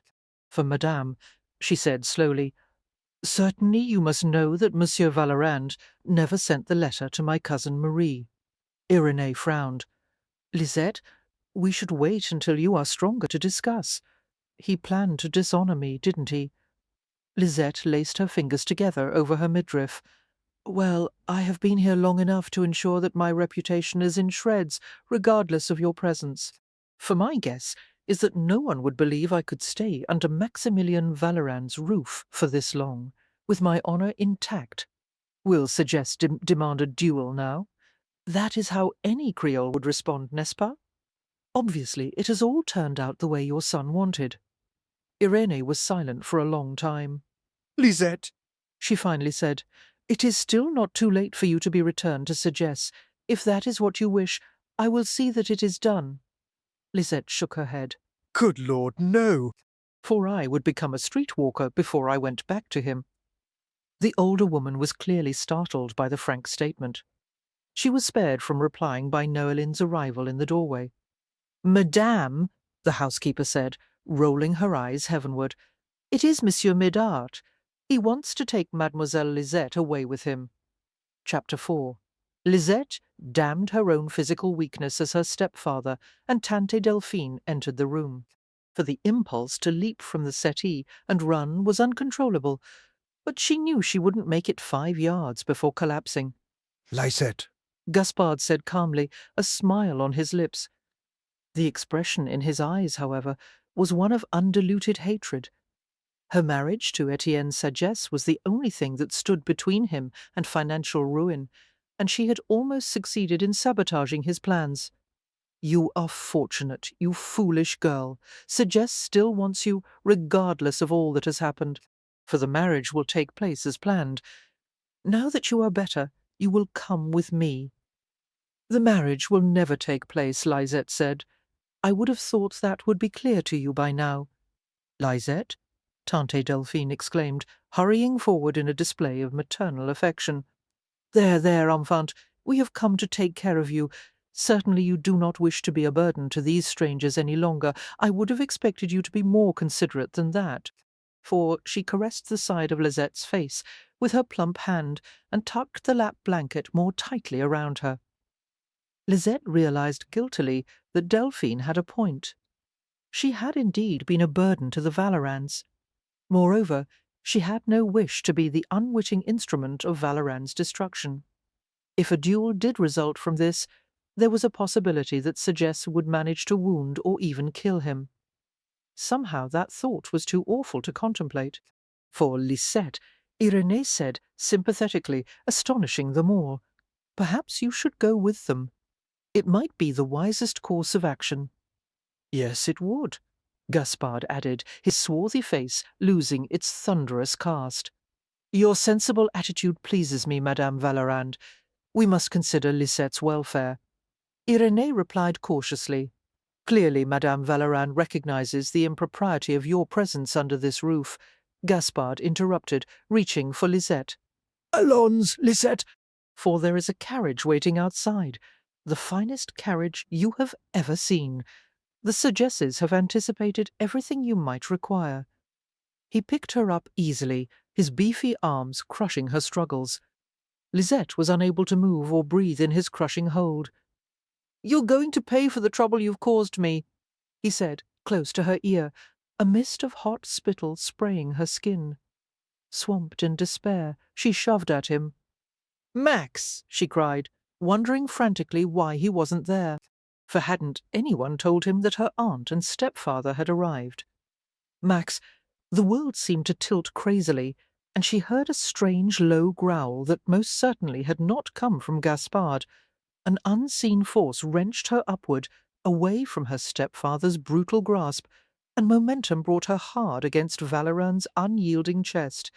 She grabbed at him immediately, her arms wrapping around his familiar neck. She buried her face against his throat.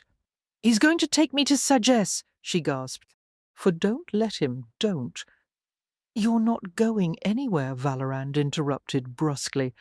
"Calm yourself, Lisette. It's not good for you to become excited." His possessiveness made her strangely giddy. As far as he was concerned, she was his, and no one was going to take her away from him.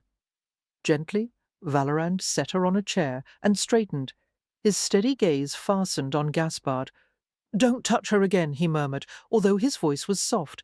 It contained a note that chilled Lisette's blood. "For if you so much as disarrange a hair on her head, I'll tear you apart. She is mine." Gaspard exploded, staring at them both in incredulous fury. Lisette returned his gaze with cool satisfaction. Max was going to take her part in the dispute because it served his purpose to keep her here. She would let him handle the situation however he liked.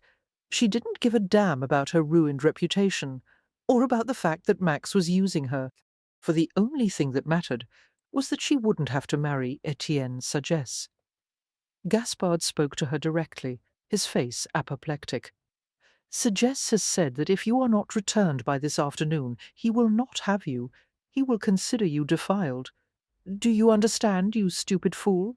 No one will want you. You'll be useless to me, because no decent man will ever offer for you. For you will not only have blemished your own name, but also Sagesse's honour, and this is exactly what Monsieur Vallerand intends. You are nothing but an excuse for him to finish a feud that began years ago.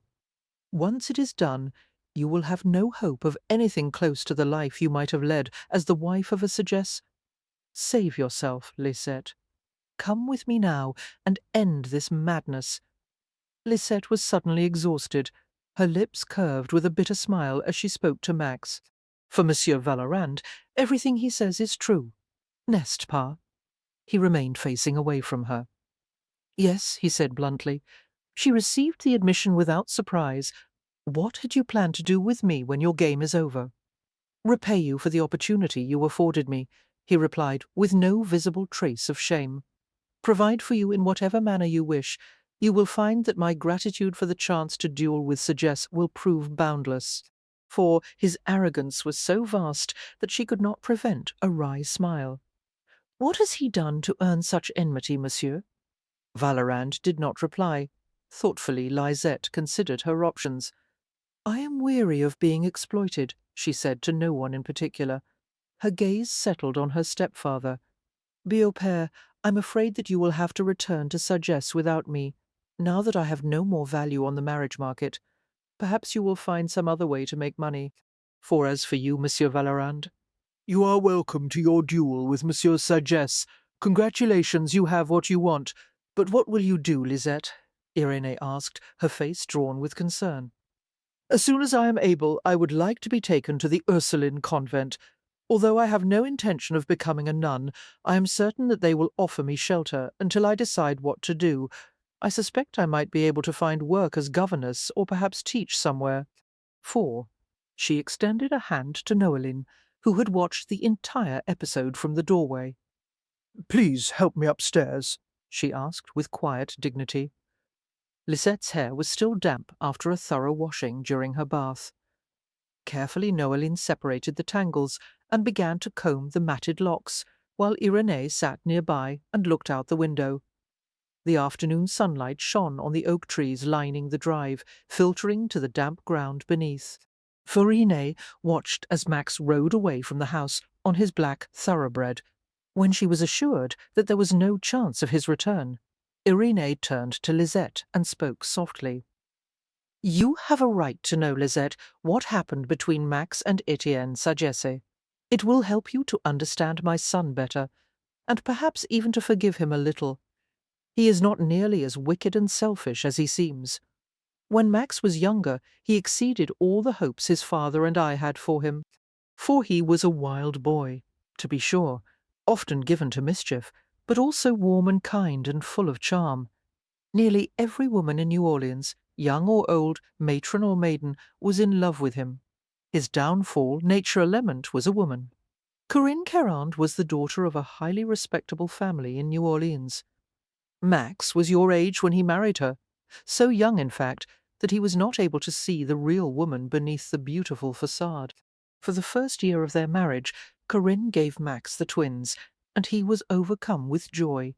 It seemed that they would be very happy together, but then Irénée paused and shook her head regretfully. What happened? Lisette demanded. Corinne changed. Or perhaps she now allowed her true nature to be revealed. The beautiful mask dropped away, and she began to discard her morals and self-respect as garments she was simply tired of wearing. Corinne had no interest in her children, for she wanted to hurt Max, alors she took a lover. I think, Lisette, that you can guess who that was. Lisette swallowed hard. Etienne Sagesse. Oui, Et écoutez, Louis. Corinne flaunted her indiscretion with Etienne in Maximilien's face. She knew Max still loved her, and that drove her to such cruelty. Mon Dieu, my son suffered as no mother would ever want to see her child suffer. For he desired to call Etienne out, but his pride would not let him admit before the world that his wife had been unfaithful to him. Noeline secured Lisette's hair at the nape of her neck and moved to hand Irenee a handkerchief. "Merci, Noeline," Irenee said, swabbing at her moist eyes. Anyone could understand why it would happen. Corinne had tortured Max with his own feelings for her until he couldn't stop himself.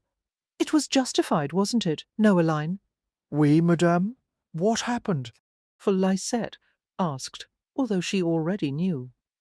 Noeline was the one who replied, "Madame Corinne was found in the empty overseer's house, set back in the woods. She was strangled." Max claimed that he found her that way. Irenee said he insisted that he didn't kill her, but he had no alibi. The authorities considered the circumstances and chose to be lenient. They can on occasion be persuaded to look the other way, especially in the matter of an unfaithful wife. For the duel with Etienne never took place. Max continued to insist he was innocent, but no one had faith in his claim. His friends proved to be unsteadfast, and Max was left alone with his grief. I was certain that after time had passed he would recover and become something like his former self, but the bitterness consumed him. He became incapable of expressing affection, of trusting anyone, of allowing himself to care for anyone except his sons. "Madame, do you believe in his innocence?" For Lisette asked. Irenee paused an unbearably long time. "I am his mother," she finally answered. Lisette frowned, thinking that didn't quite sound like a yes. Perhaps there was someone else who had reason to kill her. "No one else," Irenee said with terrible certainty. Lisette tried to imagine Maximilien Vallerand putting his powerful hands around a woman's throat and choking the life from her. For it was impossible to reconcile that image with her knowledge of the man who had cared for her when she was ill. She could accept that Vallerand was ruthless, not to mention manipulative, but a murderer? Somehow she couldn't make herself believe it. "Max must be pitied," Irenee said. "Now you understand why Max saw you as the means to force Etienne into a duel. He regards it as his opportunity to avenge the past. I have little doubt that he will kill Etienne, for perhaps then Maximilien will be able to put the entire tragedy to rest. Or," Lisette murmured, "your son will simply have more blood on his hands." Irenee could not help but be gratified by the number of visitors she received on Thursday. All her female friends and relatives came from far and wide, eagerly seeking information on the most thrilling gossip to be passed around in years. The controversy had spread to every corner of New Orleans. It was obvious a duel was forthcoming, for everyone knew that Maximilien Vallerand had virtually stolen Etienne Sagess's fiancée from under his nose and ruined her. "The rumours are untrue," Irenee said, placidly, reigning over the crowd in the parlour like a queen, handing around plates of cakes and langues de chat, tiny pastries that dissolved on the tongue. "How can anyone believe my son could assault the virtue of a girl living under my roof? Not only was I there to chaperone her, but she was ill with fever, for I myself nursed her through it." 4 grey lace-capped heads nodded together. Claire and Nicole Leloup, Marie-Therese Robert, and Fleurette Grenet were Irenee's staunchest friends, supporting her through the most dire circumstances. Even in the dark days of Corinne Caron's murder, they had not stopped paying calls and had never thought to withdraw their friendship. Irenee was a gentle and generous woman, and everyone knew her to be a lady of the highest refinement. For her son, on the other hand, still, most Creoles tolerated Maximilien. The Vallerands had been a significant New Orleans family for decades. Regardless of his shameful past, he was invited to the important social events of the year, but not to the small, intimate family gatherings where real attachments were formed and deepened. For we all know you would never have condoned anything improper. "Irenee," spoke up Catherine Gautier, a young matron who was friends with some of the younger Vallerand cousins, "but the poor girl has been ruined just the same. The fact is, she has spent more than 2 weeks under the same roof with Maximilien, who is undeniably the city's most notorious gentleman. No one blames Etienne Segès for not wanting her now, for everyone murmured agreement, held out their cups to be filled with more coffee, finished the last crumbs of pastry, and began on a new plate. "Of course there will be a duel now," Marie-Therese said. "It is the only recourse left to Sagesse. Otherwise his honour would be forever besmirched." "Yes, everyone knows that," Fleurette said daintily, dabbing at the corners of her mouth with a napkin. She assumed an expression of objective interest. For Irénée, what did Maximilien do to make this girl decide to stay here rather than return to Sagesse? "He did nothing at all," Irénée said primly. Claire and Fleurette looked at each other knowingly. It was obvious the girl had been seduced. Either that, or she had been threatened with violence. Maximilien was such a wicked man. For a native of Virginia, William Charles Coles Claiborne was only 28 when President Jefferson appointed him the first American governor of the Orleans Territory. Although Creoles had been opposed to him, it was a coalition of money-hungry Americans and French refugees who constituted the greatest threat to Claiborne's administration.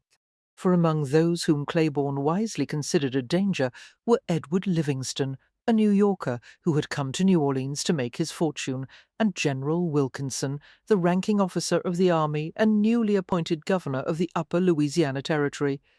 Both men had more or less allied themselves with Aaron Burr, who was encouraging them to stir up strife among the most powerful residents of the territory. For Max had many doubts about Claiborne's ability to weather the events that were taking shape. Although clever and determined, Claiborne was still grieving over the loss of his wife and only daughter to yellow fever the year before. The press attacked him ruthlessly, alleging he was a gambler, a reprobate, and had treated his wife cruelly before her death. For worse still, Claiborne's attention was frequently distracted from the Burr problem by the increasing number of pirates infesting Barataria Bay and the bayous to the south of New Orleans. "The problem," Claiborne said ruefully to Max as they sat in heavy mahogany chairs and discussed the latest events in the city, "is that the bandits know the swamps better than my own police force, and they are far better supplied and organized. For President Jefferson has promised a number of gunboats to help combat the pirates, but I fear they will not be in suitable condition, nor will there be a great number of enlisted men to choose from."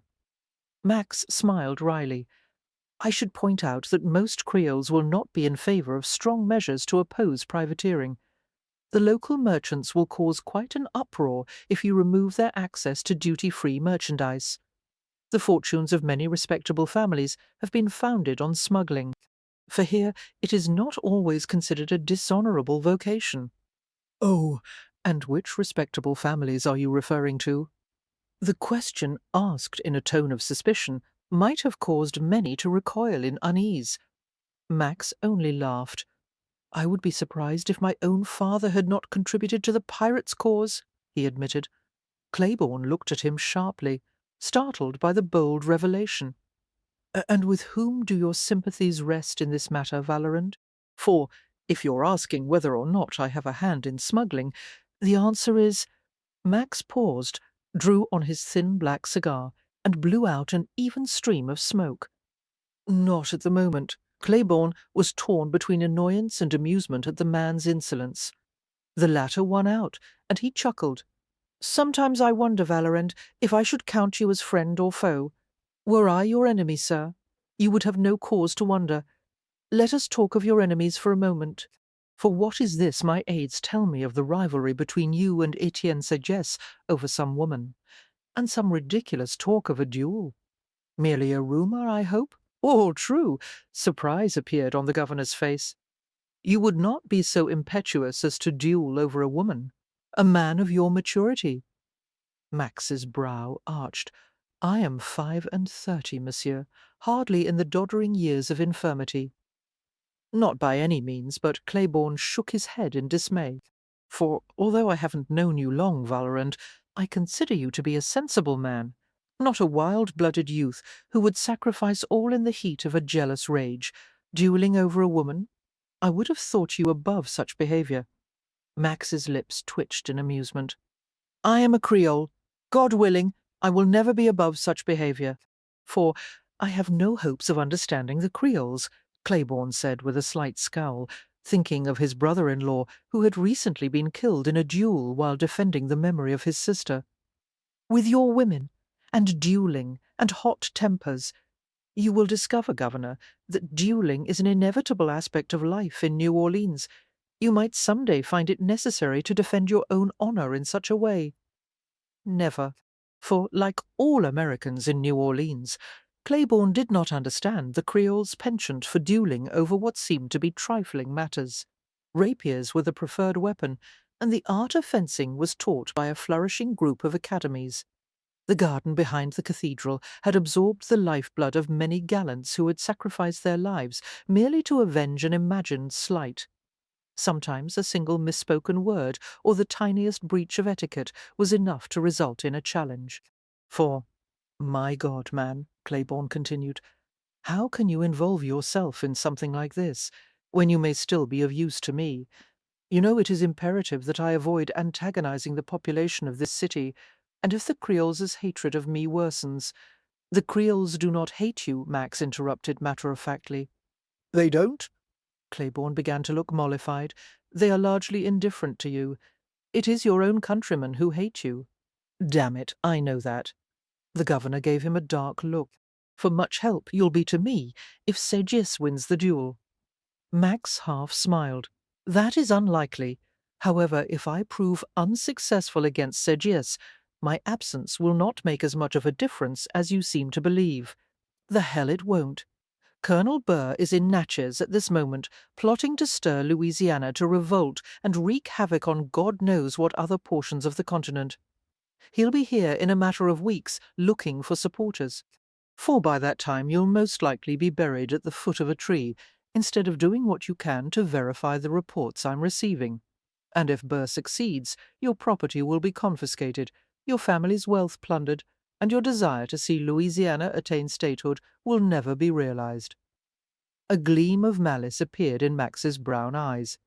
Yes, they'll alight over the territory like a flock of buzzards. No one can scavenge and pillage quite like Americans. Claiborne ignored the observation. For Valorant, the duel can't really be necessary. It has been necessary for 10 years. 10 years? Why? I must go. I'm certain you can find someone willing to help you, Max said, standing up and proffering his hand on the short businesslike shake the Americans seemed to prefer to the Creole custom of kissing both cheeks. A strange lot, the Anglo-Saxons, so squeamish, solitary, and hypocritical. Why must you go? Claiborne demanded. I have more to discuss with you, for the news of my presence here will have circulated by now. I am expecting to receive a challenge on your very doorstep. Max gave him a slight mocking bow. At your service, as always, Governor. And what if you are dead by the morrow? Max gave him a saturnine grin. If you require advice from the netherworld, I'll be pleased to oblige. Claiborne laughed. Are you threatening to haunt me? For you wouldn't be the first to encounter a Valorant ghost, Max assured him, replacing the wide-brimmed planter's hat on his dark head and striding nonchalantly away. As Max reached the outer door of the run-down governor's palace, he was approached by a small crowd of men. The air snapped with excitement, for the Creoles had been roused from their leisurely routine by the prospect of a duel involving Valorand. "Gentlemen," Max prompted lazily, "may I be of assistance?" For one of them stepped forward, breathing fast, his gaze riveted on Max's dark face. In a sudden jerking movement, he whipped a glove against Max's cheek. "I challenge you on behalf of Etienne Gerard Seguiers," he said. Max smiled in a way that sent chills down the spine of every man present. "I accept. You will appoint a second to arrange the details of the meeting. Jacques Clement will serve as my second. Make the arrangements with him." For Clement was an agile negotiator who had twice been able to reconcile a dispute before swords were crossed. This time, however, Max had made it clear to him that negotiations would not be required. The duel would be fought to the death, with rapiers on the shores of Lake Pontchartrain. More privacy would be afforded there, as well as fewer distractions. And the doctor? The second asked. For who will choose? You appoint him, Max replied indifferently, caring about nothing other than the fact that his revenge was finally at hand. Excited by the rumours flying through the city, Justin and Philippe tore through the house barefoot, staging mock duels with walking sticks and brooms and upsetting small knickknacks from their perches as they bumped into tables, bureaus, and shelves. Neither of them entertained any doubt that their renowned and fearsome father would best Etienne's sagesse, for, as they had boasted to their friends, Maximilien had proved himself without peer. Whether the weapon was pistols or swords, Irenee had taken to her room, praying feverishly for the safety of her son on the morrow, and asking forgiveness for his ruthlessness and unholy desire for vengeance. Lisette sat in the salon, bewildered and tense, trying to convince herself she did not care what happened to Maximilien Vallerand, for she stared out the window at the hazy sky which gleamed with an opalescent shimmer. In New Orleans, the moisture in the air was never completely burned off by the sun, making the twilights lovelier than any she had ever seen. Where was Maximilien now? He had appeared earlier in the day, then left without partaking of supper. Noeline had hinted archly that he was visiting his mistress. The idea had caused a perplexing emotion to spill inside Lisette's chest. For I don't care if he has 100 women, she said to herself, but the words sounded false to her ears. She could not stop her imagination from alighting on thoughts of Max with his mistress at this very moment. What would a man say to a woman when he knew he might die the next day? Lisette's eyes half closed as she pictured a woman with an unseen face leading Max to her bed, her slender hips swaying in invitation, her hand caught in his. And Max looking down with a sardonic smile, his head lowering as he stole a kiss, his hands moving to unfasten her clothes. I had to spend my last night with you, he might be whispering. Put your arms around me. And as the woman arched up to him, her head falling back willingly, Lisette imagined her own face tilted upward, her own arms stealing around his broad back. Ah, mon Dieu, what am I doing? She whispered, pressing her hands to the sides of her head to force out the wicked thoughts. For mademoiselle. Philippe's voice interrupted her, and Lisette looked up as he approached. Justin followed at a slower pace, sauntering in a way that reminded her of his father. Why so downcast? Philippe inquired, his blue eyes dancing with exhilaration. Are you not pleased that mon père will be duelling for the sake of your honour tomorrow? Pleased? She repeated. How could I be pleased? It is dreadful, but it is the highest compliment that can be paid a woman. For just imagine what it will be like, the clashing swords, the blood, all for your sake. The duel is not being fought for her sake, Justin said flatly, his blue eyes locked on her pale face. Isn't that true, Lisette? Yes, she said flatly. That is true. What? Philippe looked puzzled. But of course the duel is over you. That is what everyone says. Idiot, Justin muttered, and sat on the sofa beside Lisette, seeming to understand her fear. He won't lose, you know he never does. For what happens to your father is not my concern, she said calmly. Isn't it? Then why are you waiting and watching for his return? I am not? Yes, you are, and you might wait all night. Sometimes he doesn't come back until dawn. You do know who he is with, oui? No, and I don't. Lisette's voice trailed off, and she flushed. Who? Philippe broke in angrily. Justin, do not tell her. He is with Mariama, Justin said, giving Lisette a knowing smile. She's been his plaisée for years. But he doesn't love her. Lisette swallowed back more questions with extreme difficulty. I don't care to hear any more, she said, and Justin gave a jeering laugh. You would love to hear more, he said, but I won't tell you. Suddenly there was a feminine cry of outrage from upstairs. Justin! Philippe! Ah, the mischief you have done! Come here immédiatement! When Justin made no move to rise from the sofa, Philippe tugged impatiently at his sleeve. Justin, come now. Foreground Mare is calling us. Go see what she wants, Justin said lazily. Philippe's blue eyes narrowed with annoyance. Not without you. He waited while Irene called, but Justin continued to sit calmly without stirring. Making an exasperated noise, Philippe left the room. Lisette folded her arms and regarded the boy in front of her with all the cynicism she could dredge up. "Is there something else you want to tell me?" she asked. "For I wondered if you knew the story of what my father did to my mother," Justin said idly. He was a wicked boy, Lisette thought, and yet she felt sorry for him. It must be terrible to live with such a suspicion of his own father, terrible to know that his mother had been an adulteress. "It's not necessary to tell me," she said. "It has nothing to do with me." "Oh, but it does," Justin countered. "You see, my father is going to marry you." Her breath was driven out of her lungs in a whoosh, for she looked at him as if he'd gone mad. "No, he isn't. Don't be stupid. Why else would Grandmère allow him to compromise you if she wasn't assured he will make the proper amends? I'm not going to marry anyone." Justin laughed. "We'll see. My father always gets what he wants." "He doesn't want me," Lisette persisted. "All he wants is revenge. The duel with Monsieur Sagesse. You'll be a Valorand before the week is out," the boy predicted. "Unless, of course, he is defeated, and he won't be." For the scratch of a quill on thin parchment was the only sound in the room as Etienne Sagesse bent over the small desk.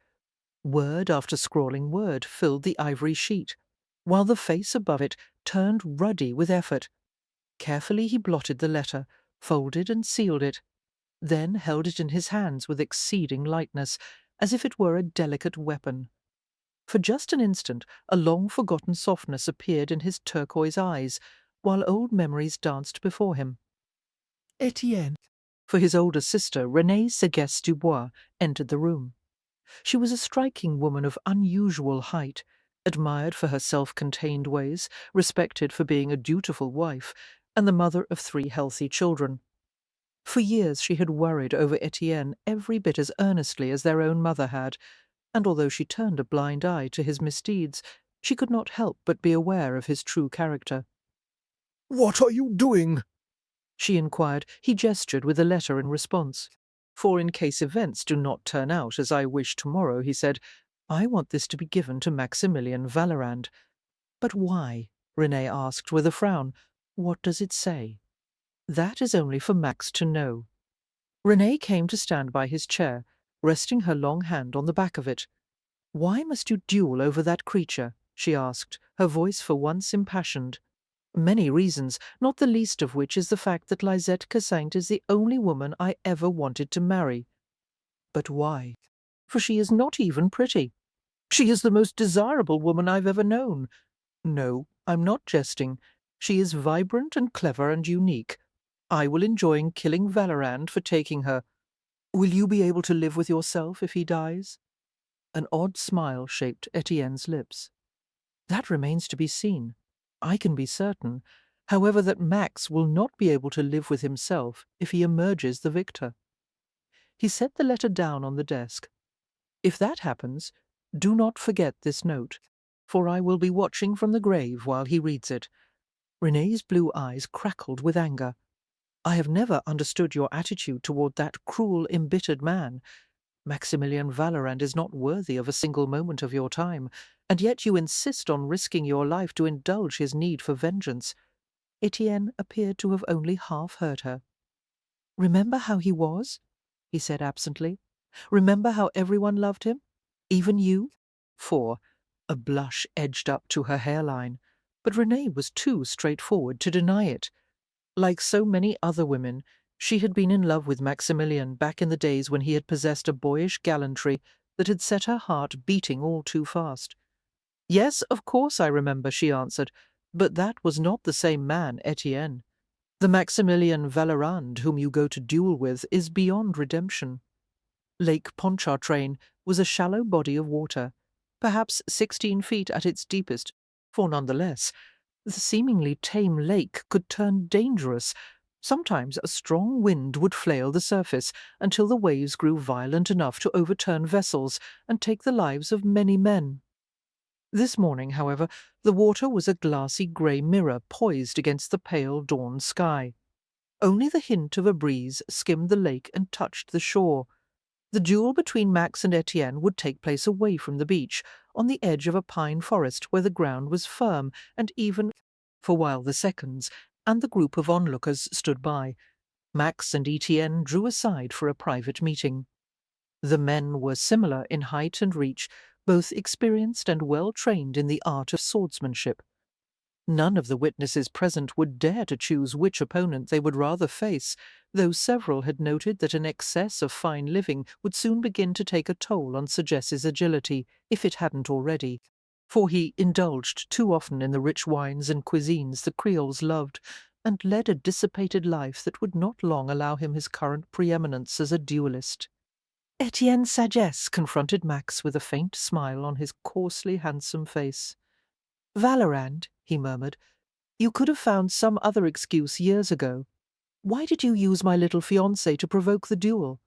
There was no need to deprive me of such a sweet tidbit. It seemed appropriate. For I suppose it might have seemed appropriate to you, but it was hardly an equal exchange. Lisette was chaste and modest, of far greater value than your harlot of a wife." Max drew in his breath. "I'm going to kill you, as you did Corinne?" Etienne smiled casually. "I never had the opportunity to tell you what a relief that was. She was so tiresome." He seemed to enjoy the sight of Max's darkening face. "Careful," he murmured, "for you'll give me the advantage by letting your emotions get the better of you." "Let's get this over with," Max said gruffly. They exchanged one last look before turning to take up their weapons. Max pushed away an unwanted memory that hovered entreatingly on the edge of his awareness, a memory of childhood. He wondered if Etienne had given a thought to a fact few people in New Orleans remembered, that once they had been inseparable friends. For Chapter 5, Max had often pondered why Sir Jesse had slept with his wife, and realized the deed had been inevitable. They had been boyhood friends, had sworn to be blood brothers, but even then Etienne had also been Max's greatest rival. Because they were friends, Etienne struggled to subdue his jealousy. For eventually, however, as they grew into manhood, their friendship was overshadowed by too many arguments and increasing competition, and for a number of years they kept a careful distance from each other. When Max fell in love and married Corinne Carrand, it had not taken long for the idea of seducing her to take root in Etienne's mind. Once Etienne had succeeded, it became clear Corinne's charm had worn off quickly. For now that Max had repaid the debt by ruining his betrothed, Etienne was determined to settle the score once and for all. He had fancied himself half in love with Lisette Cassant, and Max would pay for taking that away from him. Lisette walked down the stairs after a sleepless night. The house was still, the hour too early for the twins to have awakened. There was a heavy feeling in her heart, and she could not pretend it was anything other than concern for Max. For just why she should care so much about what happened to him was impossible to explain. Going to the morning room, she peered through the window and saw that dawn had arrived. Perhaps at this moment Sir Jess and Max were duelling, rapiers scissering, and flashing in the pale light. "By now it is over," she heard Irenee say behind her. The older woman sat at the empty breakfast table. "It seems I have been through 100 mornings such as this," Irenee continued, looking haggard, "for this is hardly the first duel Maximilien has fought, and he is not the only son of mine to have taken up swords. No one understands the grief a woman bears when the life of her child is threatened. I do not think he will fail, madame. And if he doesn't, how much more will his heart be blackened when he tries to live with Etienne's death on his conscience? Perhaps it would be better for him to lose this duel than to become so embittered." "No," Lisette said softly, for the minutes seemed to drag at a fraction of their usual pace. Surely, if Max were all right, he would have returned by now. Lisette tried to make conversation, but after a while she fell silent and stared blankly at the cooling liquid in her cup. "Madame!" she heard Noeline exclaim. Irénée and Lisette both turned with a start. The housekeeper stood in the doorway, her wiry arms bracketing either side of the doorframe. "Retta's boy just ran up to say that Monsieur is coming down the road." "For he is all right?" Irénée asked unsteadily. "Just fine." Irénée jumped to her feet with surprising alacrity and hurried to the entrance hall. Lisette followed, her heart pounding with some inexplicable emotion. Abruptly the tension was severed as Max burst through the house, his expression harsh with frustration. He slammed the massive door, scowled at the two women in front of him, and strode to the library. Irénée followed at his heels while Lisette stood frozen in the hall. "Max?" For she heard Irénée's muffled plea.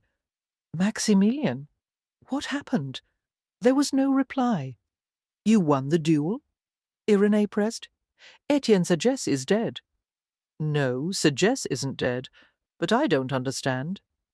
Lisette stood in the doorway as Max went to a bookcase and stared at the coloured spines of the leather-bound volumes.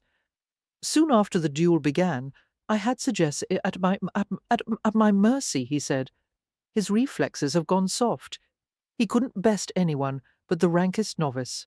For Max looked down at his right hand, as if he still held the rapier. "Child's play," he continued with a curl of his lip. "I gave him a scratch, barely enough to draw blood. Then the seconds conferred and inquired if honour had been satisfied. Sagesse said no. That honour required us to fight to the death.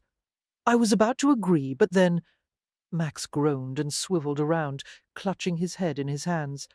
"My God, I don't know what made me do it. I wanted to kill him so badly. For it would have been so easy, so damned easy." "You let it end there," Irénée said in disbelief.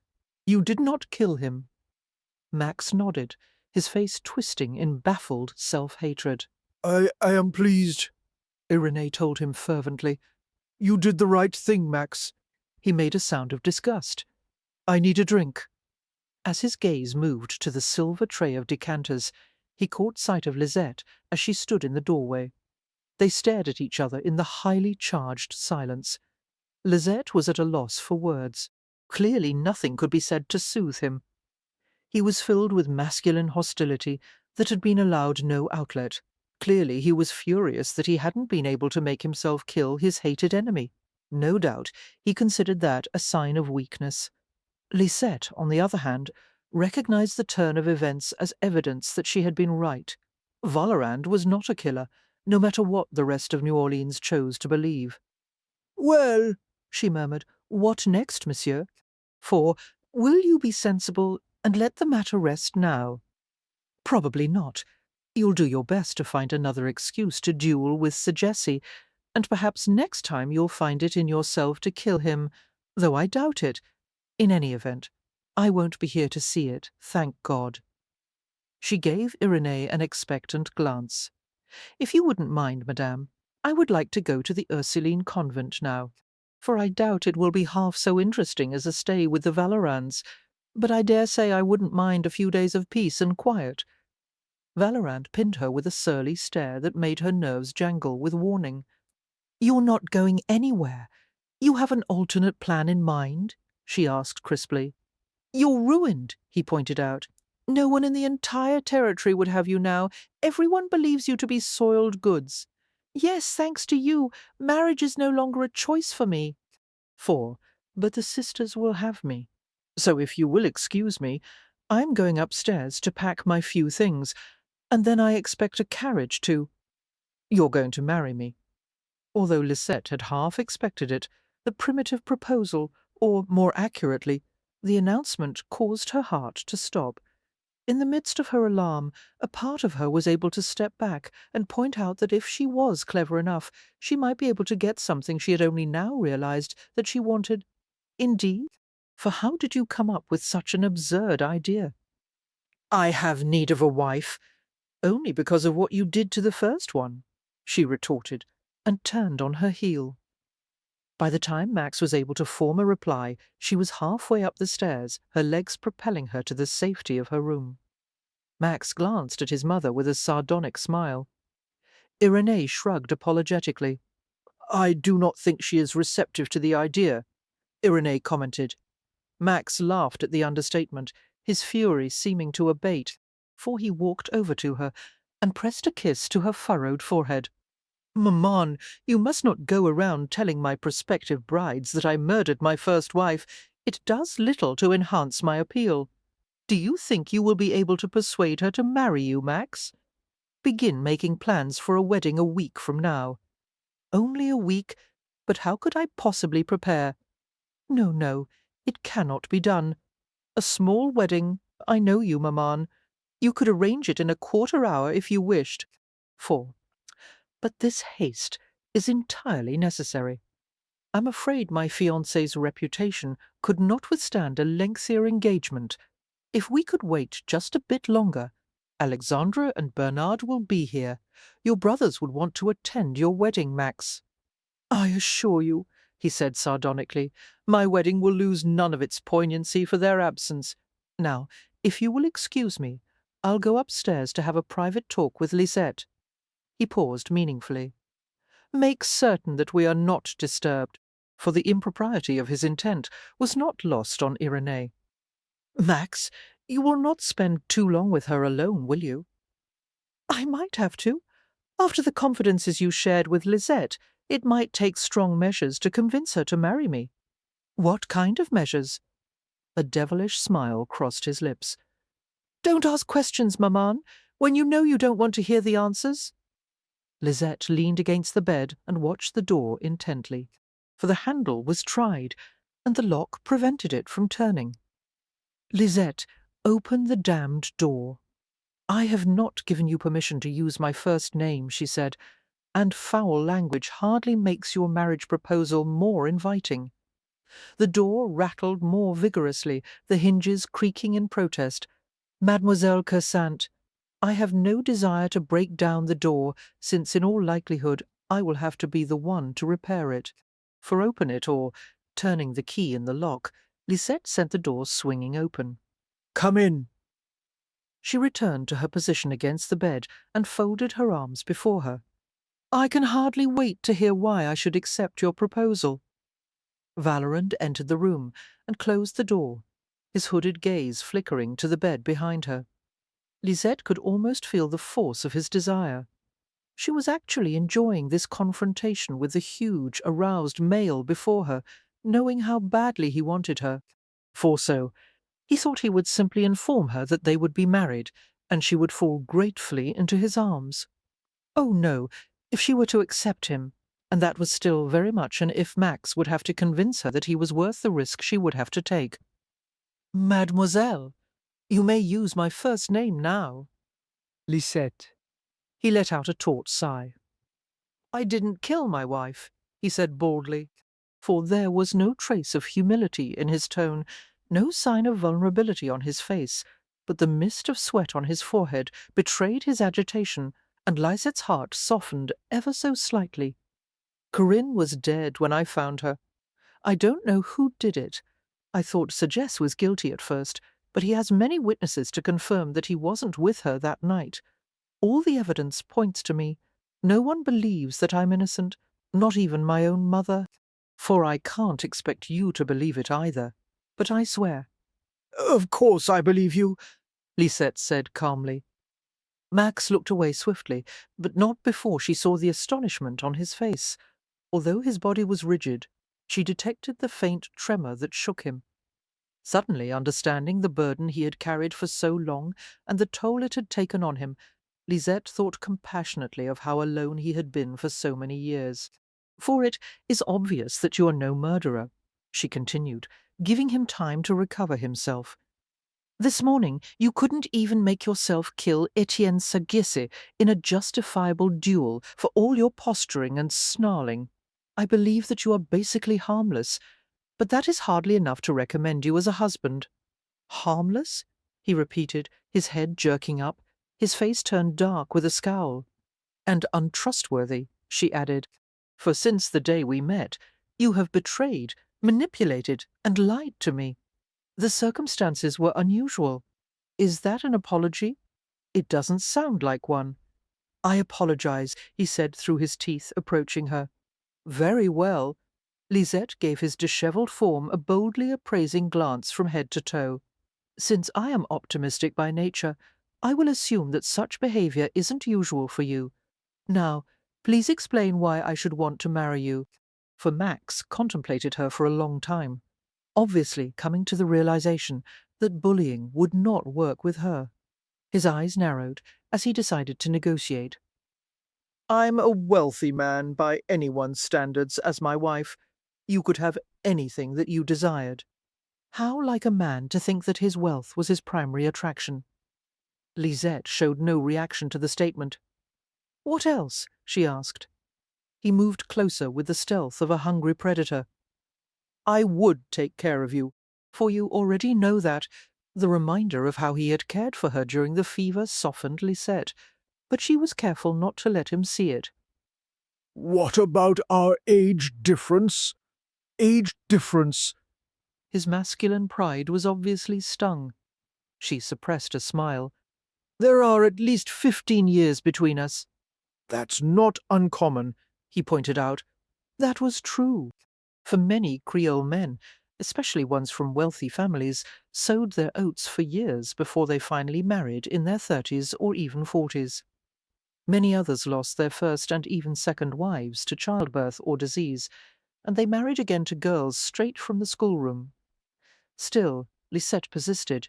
There would be difficulties in store for a couple with so many years between them.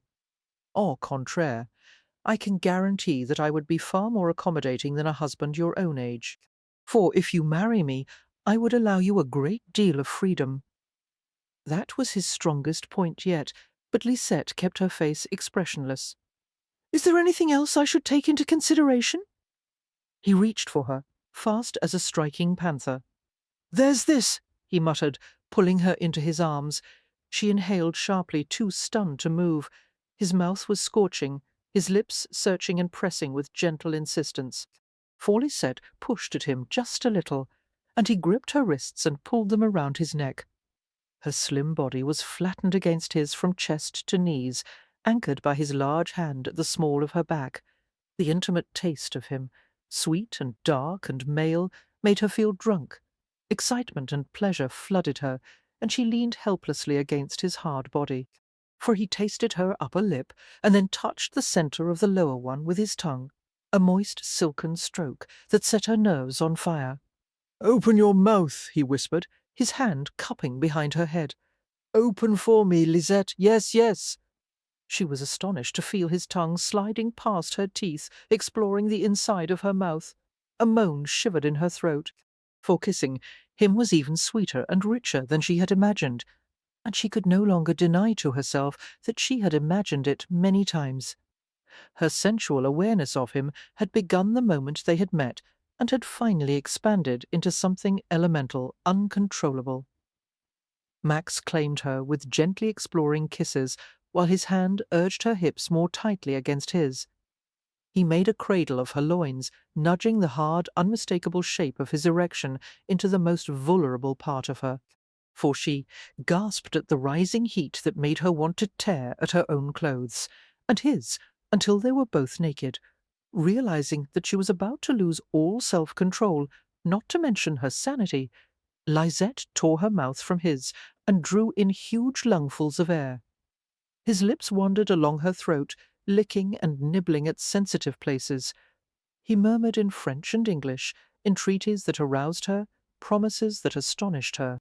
For Max, she said breathlessly, I'm not certain that physical attraction is a good enough reason to marry.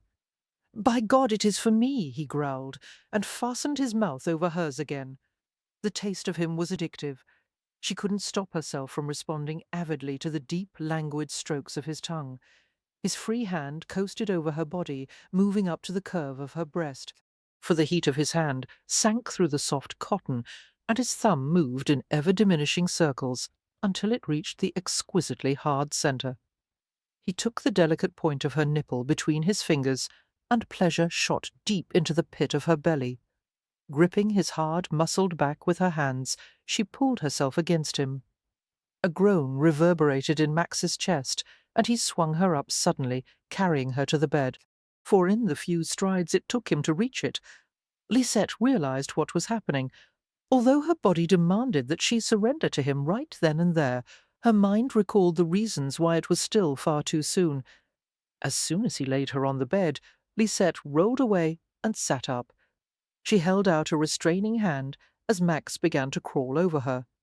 "No," she gasped. "No, don't!" For it was amazing, in retrospect, that mere words had the power to stay him when his gaze devoured her, as if he was starved, and his body was clearly primed for conquest. However, he held still and inhaled deeply as he strove to master himself. "If I were to accept your proposal," Lisette paused to take a deep, steadying breath, "I would require some time to become accustomed to you before I let you into my bed. We are still strangers, after all." Satisfaction flared in Max's eyes as he realized that the bargain had been struck and that they were negotiating the fine points. "From my perspective, Petite, we are already intimately acquainted." She knew what he was referring to. "Since I was unconscious for most of that time, it hardly counts." "Very well, I will allow you some time before we share a bed. However, I reserve the right to try and persuade you not to wait." For he reached for her again. But Lisette scooted backward and kept her knees between them.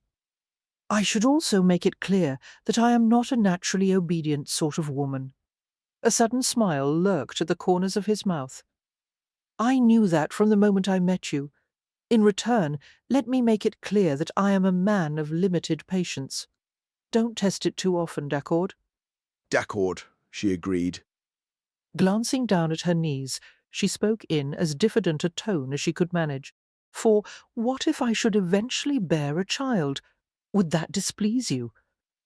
"Not at all," Max said gruffly, his gaze flickering to her stomach in a glance that made her spine tingle. "Although you may wish to wait for a year or so, you'll have quite enough changes in your life to deal with. I won't have any choice in the matter once we begin sleeping together," Lisette said with a frown.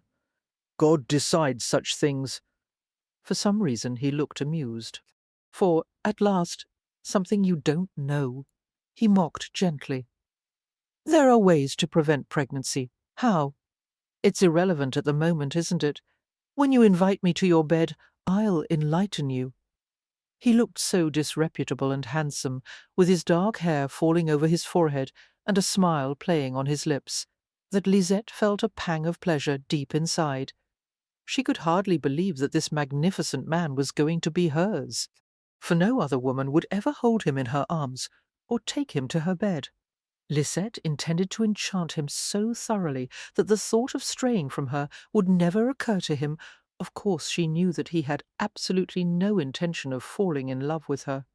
He planned to enjoy her body and assume the role of husband without ever endangering his heart. Lisette, however, had very different plans. Max's eyes turned smoky. "Why are you smiling like that?" She told him the truth. "For I am thinking, Max, that before long I am going to have you wrapped around my finger." The statement caused him to laugh. "Lisette," he replied softly, "before long I'm going to be wrapped around your entire body." The Valorand clan, not to mention all of New Orleans, reacted with scandalized delight to the news of Maximilien's wedding. Always preoccupied with the subjects of courtship and marriage, the Creoles had already begun to make predictions about the fate of the bride, for some said the wedding would never take place, while others claimed to have heard from a reliable source that the girl was already enceinte. One thing was certain: if and when a child was born, there would be an assiduous counting of days to determine when it had been conceived. Lisette's genealogy was analysed in every Creole parlour.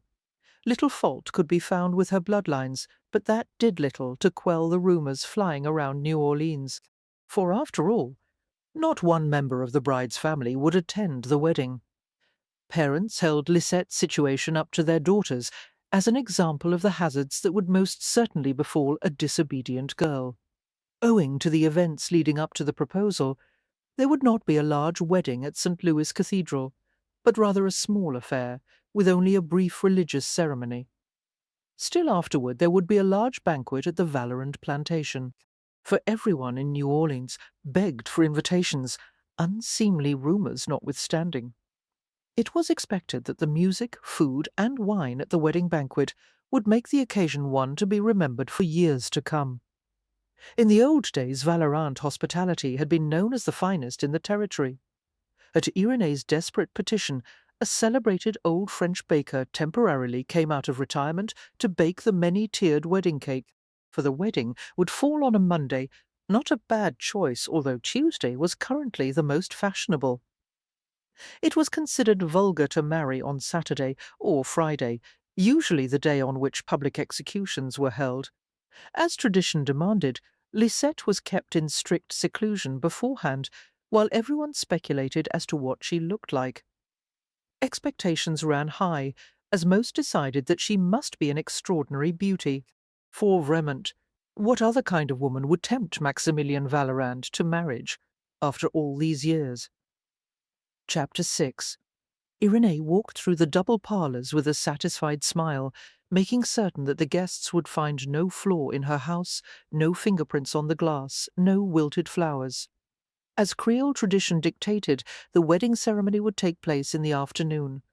The house was filled with huge garlands of roses, and the silver and crystal had been polished, for the wedding cake was a splendid towering creation, adorned with sugar paste flowers, so skilfully tinted that they were nearly impossible to distinguish from real ones. Now, with only a few hours remaining until the wedding, there was little to worry about. Her smile faded slightly as she heard a minor commotion out in the hall. Certain the twins were up to some mischief, she rushed to the doorway with scolding words on her lips. "Justin Philippe, pas de ce charabia, for pas de ce." She stopped with a gasp as she saw the two tall figures of her younger sons. Alexandra and Bernard were home. My sons? She exclaimed in disbelief. "What are you doing here?" The two tall, dark-haired brothers glanced at each other and then back at her. Alexandra replied in a quizzical tone, "I was under the impression that we lived here, maman." Yes, but you have returned a bit sooner than I expected. We decided we had seen enough of France, Bernard said dryly. For those Fontaine daughters, maman, bon Dieu, some of our horses are more attractive than the choicest of the lot. Bernard, how uncharitable! I'm certain that you exaggerate. Alexandra was turning slow circles, gazing at the flower-bedecked house. "What is all this?" he asked in bewilderment. "Has someone died?" While Lisette was safely tucked away upstairs, having her hair arranged, the Valorands drew together for a family conference in the parlour. For rumpled, dusty, and weary from the long journey, Alexandra and Bernard stared at their mother and older brother in disbelief. You are going to be married? Alexandra exclaimed, leaning his hip on the back of the settee and folding his lanky arms across his chest. He snickered and looked at Max, who favoured him with a cool stare. Of all things I had expected to find on my arrival? For some reason, the sight of his oldest brother clad in wedding finery tickled Alex's fancy, for he had always been the most irreverent of Irene's sons. Bien sûr, he's finally been caught. He choked with laughter, until even Bernard's sober demeanour cracked with a smile. "I fail to see what is so amusing," Max said with a scowl. Alexandra had nearly fallen to the floor by now. "I would like to know what kind of woman managed to drag you to the altar. Did she use a very big club?" Bernard regarded Max more seriously. "Who is she?" "Not anyone we know, I would guess, for you've never given a second glance to any of the women around here." Irene answered for him. "Lisette is a girl of excellent family from Natchez. Te souviens de Jean Magnier? Max's bride is Jean's daughter." "A Magnier?" Bernard repeated, looking at Max speculatively. "An attractive family, as I recall. I would wager there was little need for her to carry a club." Max smiled unexpectedly. "She has many virtues, beauty among them. For she must be remarkable indeed for you to risk marriage again," Bernard remarked. They were all quiet for a moment, remembering that other weddings so many years ago. Irene broke the spell by speaking briskly. "Lisette will make Max very happy. You will see finally the past is behind us." Lisette's hand shook so badly that Max could hardly slide the gold band onto her finger. Although they both desired to be wed, the ceremony was not an especially joyful occasion. For Max was tense and grim-faced, and his hand was strangely cold. Lisette had no doubt that he was remembering his first wedding, and the tragedy that had haunted him ever since. He probably feared the possibility that his second marriage would become a living hell, just as the first had. For her part, Lisette struggled to overcome her own doubts. The words she spoke would chain her forever to the man beside her. For legally Maximilien Vallerand would have the power to punish, abuse, or subject her to any whim, no matter how irrational. In the context of Creole culture, he had what amounted to the power of life or death over her. She could only hope that her judgment of him had been correct. Perhaps she was mad to place herself in the possession of a man she knew so little. For, however, she reminded herself pragmatically that most brides and grooms were virtual strangers, matches being made by parents who rarely asked for their approval. Incense lent its sweet, pungent scent to the air as Lisette knelt before the priest and prayed for God's blessing on the marriage. When she was finished, she placed her hands in Max's and allowed him to pull her to her feet. But while the ceremony had been small, the wedding feast was attended by more guests than Lisette could count, for she even lost sight of Max, who was monopolized by crowds of relatives. Lisette stayed by Irene's side, trying to ignore the snatches of conversation she heard as the woman gossiped over her. "Not nearly as pretty as I had expected. She doesn't look ruined, maman. That hair, it will not be long before he strays. Ah, I would not be in her place for any amount of money." For Irene drew her to the table with a massive wedding cake, a daunting fortress of sugar and roses, towered in splendour. "It is time to cut the cake, Lisette." Immediately the unmarried maidens gathered around them. According to tradition, each maiden was to receive a slice, which she would take home and put under her pillow, along with the names of 3 eligible men, one of whom might then be moved to propose to her. For Lisette lifted the knife and studied the towering creation, wondering where to make the first slice. Suddenly she was aware of Max standing behind her. An excited titter ran through the cluster of girls as he placed his hand on Lisette's back and murmured in her ear, "May I help?" Lisette glanced at him with a half-smile. With relief she saw that his tension had faded, and his face was relaxed and smooth. "Please do," she invited, turning her full attention to the cake. "For I don't think this knife will be sufficient. Do you happen to have a hatchet?" He chuckled. "It is quite an impressive cake, isn't it?" His large hand closed over hers, and he pulled her back lightly against his chest. The guests chuckled and offered encouragement, as Max helped his bride cut several slices, his hand engulfing hers as he guided the knife. Lisette was intensely aware of the warmth between their bodies and the way his breath touched her neck whenever he leaned forward. "Fear you're looking down the front of my dress, aren't you?" she murmured, setting down the frosting-coated knife. "Certainly not. I am helping you with the cake." Amusement rose in her chest. "Liar!" She felt him smile against her hair. "If you're going to deprive me of a wedding night, you shouldn't begrudge me a little peek at your breasts, and if you didn't want me to look at them, you shouldn't have worn such a low-cut gown." For I chose a low-cut gown because I hoped to divert everyone's attention from my hair, she said dryly. Unfortunately, it doesn't seem to have worked. They're all talking about my hair anyway. Max touched her chin with his fingertips and nudged her face toward him.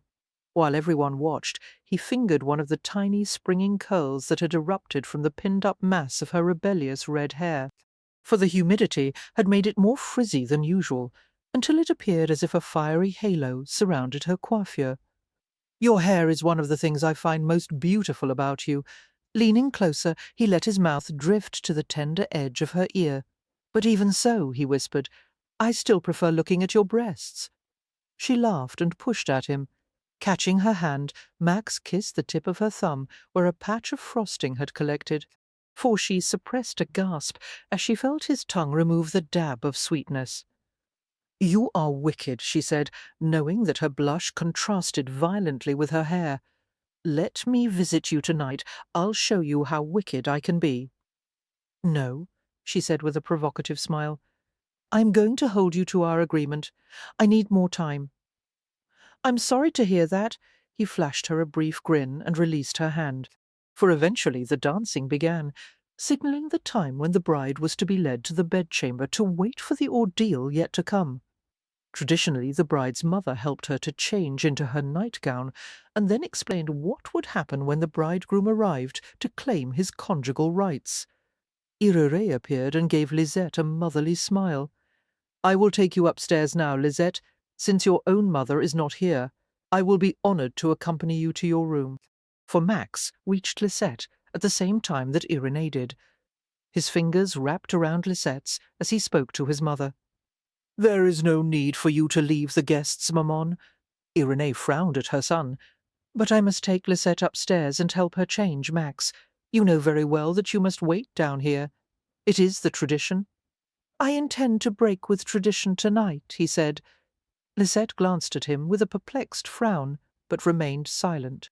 For Irene forced a social smile to her lips, mindful of the guests' attention on them.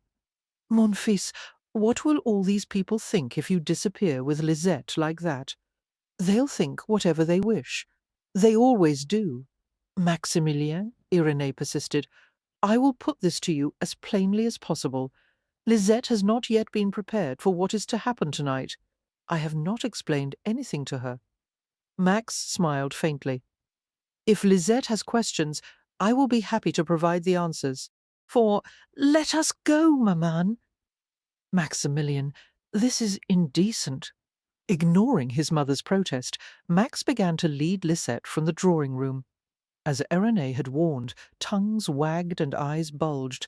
A bride and groom departing from the wedding party together was in extremely bad taste, since all the guests were aware of where the couple was headed and what would soon happen between them. Alexandra stopped them at the door, taking hold of Lisette's shoulders and kissing her heartily on each cheek, for his dark eyes twinkled at her. You are a most welcome addition to the family, little sister. Max should count himself fortunate that I did not meet you first. Lisette laughed at his outrageous charm, while Max pulled her away from his brother's grasp with a jealous frown. He retained her hand in his as they went upstairs. Neither of them spoke until they reached the master bedroom. Now, Lisette said with a quizzical smile, tell me why you would not let your mother accompany me upstairs. For I was quite looking forward to hearing her explanation of what happens between husbands and wives in bed. Max closed the door and untied his starched white cravat. That's what I was afraid of. Regardless of whether or not you allow me to make love to you, Doucette, I don't want you to be misinformed about the marital relationship by my mother. After bearing 3 children, I think your mother must know something about it, for she doesn't believe that sexual intercourse should be practiced unless it's for the procreation of children, he said bluntly. She's Catholic. So are you? Yes, but I'm a bad one. Lisette laughed. Very well. You may educate me as you wish. Just remember your promise. Of course. He removed his coat slowly. Their gazes meshed intimately, and the silence became charged with tension. For despite Lisette's intention to remain composed, she felt her heart beat erratically at the realization that they were now married. He could do anything he liked with her, and no one would interfere. She was fairly certain that he would not betray her trust now, when that betrayal would certainly destroy any faith she might ever have in him. On the other hand, she wouldn't put it past him to test her a little, for giving him a deliberately offhand smile. She played with the spill of champagne lace that trimmed the elbow-length sleeves of her seafoam blue silk gown. After draping his coat and cravat on a chair near the hearth, Max glanced at her with coffee-dark eyes. Do you know what happens in the marital bed, Lisette? Of course, I have a married sister, remember, and one can't help hearing things here and there. Tell me what you know, then. She adopted an expression of deep concern. For has it been so long that you've forgotten, Max? He grinned at her impudence. No, I merely want to hear your version, and perhaps make a correction or two if necessary. Very well, She stiffened as he walked toward her. Gently, Max took hold of her shoulders and turned her away from him. The brush of his fingers on her back caused her breath to snag. He began to unfasten the buttons of her wedding gown. Lisette found it difficult to speak around the swallow that had lodged in her throat. "For what are you doing, Max? Making you more comfortable." "I am quite comfortable the way I am, thank you." Her stomach quivered as she felt his fingers moving deftly along the line of tiny silk-covered buttons. "Max, your promise." "I agreed not to make love to you," he said, his warm breath falling on the nape of her neck. "You didn't stipulate that I couldn't look at you. I should think that after seeing me naked for nearly 3 weeks, that would be enough. For, since you were unconscious for most of that time, it didn't count." An unsteady laugh escaped her as she heard her own words being repeated back to her. Finishing the row of buttons, Max leaned closer to nuzzle into the curly upsweep of her hair. The bodice of her gown slipped down to her elbows, and Lisette gripped the handfuls of silk and lace over her thin chemise. For Max stood so close that she could sense the heat and weight of his body, smell the alluring fragrance of his skin, the light hint of bay rum, and the crisp note of starch from his shirt. But he did not touch her. Inhaling deeply, Lisette moved away from him, heading to the dresser where her nightclothes had been placed. As was the way of most Creole couples, they had agreed to occupy separate bedrooms. "For the marital relationship seems quite simple," she said, somehow managing to keep her bodice up and simultaneously remove a nightgown from the drawer. As she straightened, she saw Max's reflection in the square Queen Anne mirror on the dresser. He had removed his shoes and was sitting on the bed, thighs spread. She concentrated on the nightgown in her hands as she continued, "The husband and wife embrace and kiss until he becomes aroused. For then he puts his male part inside her, and it is painful. After the first time, it is no longer quite as unpleasant, but it is an obligation that a wife may not often refuse, unless she has her monthly courses or some other illness gives her a respite from his attentions." "A respite," Max repeated in a strange voice, risking a glance at him. Lisette saw an almost comical mixture of amusement and consternation on his face. "Well, yes, for I can't see that any woman would actually look forward to letting a man do that to her. My sister Jacqueline says that it is quite unpleasant." "Does your sister love her husband?" "I don't believe so. It was an arranged match, and they don't suit. He is somewhat older than she." "How old is he?" "About 150, Lisette said glumly, and Max let out a rich laugh. "And you were worried about our age difference?" For Lisette shrugged and smiled, unable to help contrasting her sister's decrepit husband with the virile creature before her. "I wasn't, really," she admitted. "I was just trying to provoke you." "You succeeded," he informed her, and she laughed. Regarding the balled-up gown in her fists, Lisette wondered how to change clothes while preserving her modesty. It didn't seem possible. Wryly, she reflected that she had no secrets from him. Anyway, for before she let herself think about it too long, she shed her wedding gown and chemise, untied her garters, and unrolled her stockings. The entire process took less than a minute, but she felt her husband's blistering gaze on her, and it seemed an eternity before she finally donned the nightgown. Her face was vivid red as she glanced at him. "You're very beautiful," Max said, his voice hoarse. For Lisette knew that she was hardly a raving beauty, but the way he stared at her left no doubt as to his opinion to the contrary, and she was certainly not going to argue. "Mercy," she murmured. Cautiously, she came to the bed and stood beside him, raising her brows expectantly. "Well, is my version of the marital relationship accurate, or do you wish to modify it?" Max gestured for her to come to him. For extending one hand, he tugged her up onto the mattress, where she settled with her legs partially curled beneath her. "There are a few things I want to clarify," He said, lifting a hand to her hair.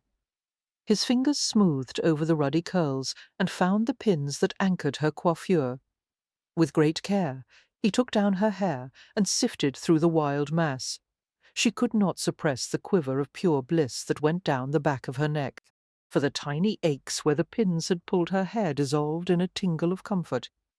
First, Max said, it is not an obligation that can only be avoided in the case of illness or monthly courses. You may refuse me at any time without having to give a reason. Your body is your own, to be shared or withheld at your discretion. I wouldn't find it pleasurable to force myself on an unwilling partner, which leads to a second point. For there are things a man can do to make the sexual act pleasant for his partner. It doesn't have to be uncomfortable after the first time.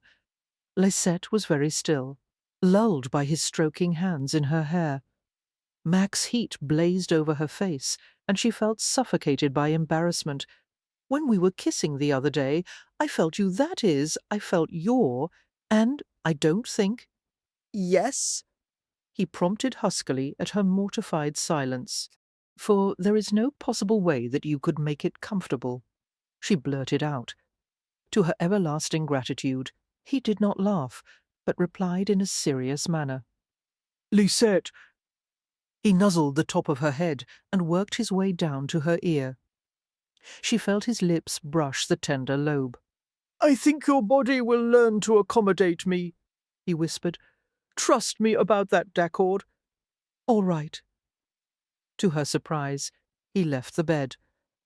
I have to leave you now, Petite, but I still have some questions, for, unfortunately, there are limits to my self-control. His hand descended to her bare ankle and squeezed gently. Let me go, Lisette, so that I can keep my promise not to ravish you. We'll talk more later, I promise. Can't you stay just a little longer? She asked, reaching out to touch his chest. She felt the play of muscles underneath his shirt, their tension betraying the desire he kept so sternly in check. For the soft light of the Valuses, the little lamps on the dresser and bedside table, flirted gently over the firm edges of his cheekbone and jaw, wincing visibly. Max removed her hand from his chest. Not if you wish to remain a virgin tonight, he said gruffly. Suddenly, Lisette was tempted to invite him to stay. However, she could not allow a single impulsive moment to interfere with her resolve, for she could only allow him to make love to her when she was certain that he was truly in love with her, or at least that he felt something very close to it. And at the moment she knew that the attraction and liking between them had not yet matured into the deeper emotion that could only come with time. Then good night, she said, and leaned forward to brush a quick kiss against his mouth. Max shook his head ruefully. You don't make it easy to be trustworthy, Cherie. You're far too tempting, and I'm not accustomed to denying myself something I want. He picked up his coat, shrugged into it, and went to the door. Max? Lisette was perturbed by his actions. He would not have put his coat on unless he was planning to go downstairs. But surely he would not return to mingle with the guests. That would be the height of bad taste. Was it possible that he intended to leave the plantation? He paused and glanced over his shoulder. Yes. For, are you going out this evening? A brief but maddening smile touched his lips, as if he knew exactly what she feared, that he might satisfy his desires with his play-say tonight, since his wife was not available to him. Some day, ma petite. My whereabouts at night will be entirely your concern, he added with wicked gleam in his eyes, but not yet, and with that he left, closing the door gently behind him. For Lisette glared after him, aware for the first time in her life of the acrid taste of jealousy. Max paused outside the bedroom door, finding it difficult to leave Lisette when every impulse demanded that he return to her. Without conceit, he knew that he had the ability to persuade her to yield to him, and that she would enjoy it as much as he did. However, her trust was too important for him to risk. He would wait as long as she wanted him to, though it was going to be difficult. For had he wanted Corinne like this? The recollection of his first night with her was little more than a blur, but he did remember that Corinne, the first and only virgin he had ever bedded, had regarded him with resentment and reproach forever afterward. In spite of his efforts to be gentle, it had been a painful and mortifying experience for her, for Corinne had been raised to dread any kind of intimacy with her husband. just as Max had been brought up to think that love for a wife was entirely different than love for a mistress. Thank God that age and experience had taught him to believe otherwise. The next day, Bernard held a glass of rich red wine between his long fingers as he contemplated his older brother. This was their first opportunity to talk privately since he had returned from France, for Max had been gone all day, superintending the repair of a faulty bridge on the property. He had come into the library without changing, intending to have a drink while his bath was being drawn. The filthy condition of Max's clothes attested to his active involvement in the repair of the bridge. Bernard could not help being amused by his brother's appearance. "That isn't the way I would have expected you to spend the day after your wedding," Bernard said. "For nor I," Max replied wryly, as he sat down and crossed his legs, heedless of the crusts of mud that fell from his boots to the fine Aubusson carpet. "I see you have not changed in one regard. Nothing is right unless you do it yourself. There is no call for you to wallow in the mud and sweat like a field hand, is there?" Max tightened his mouth with annoyance.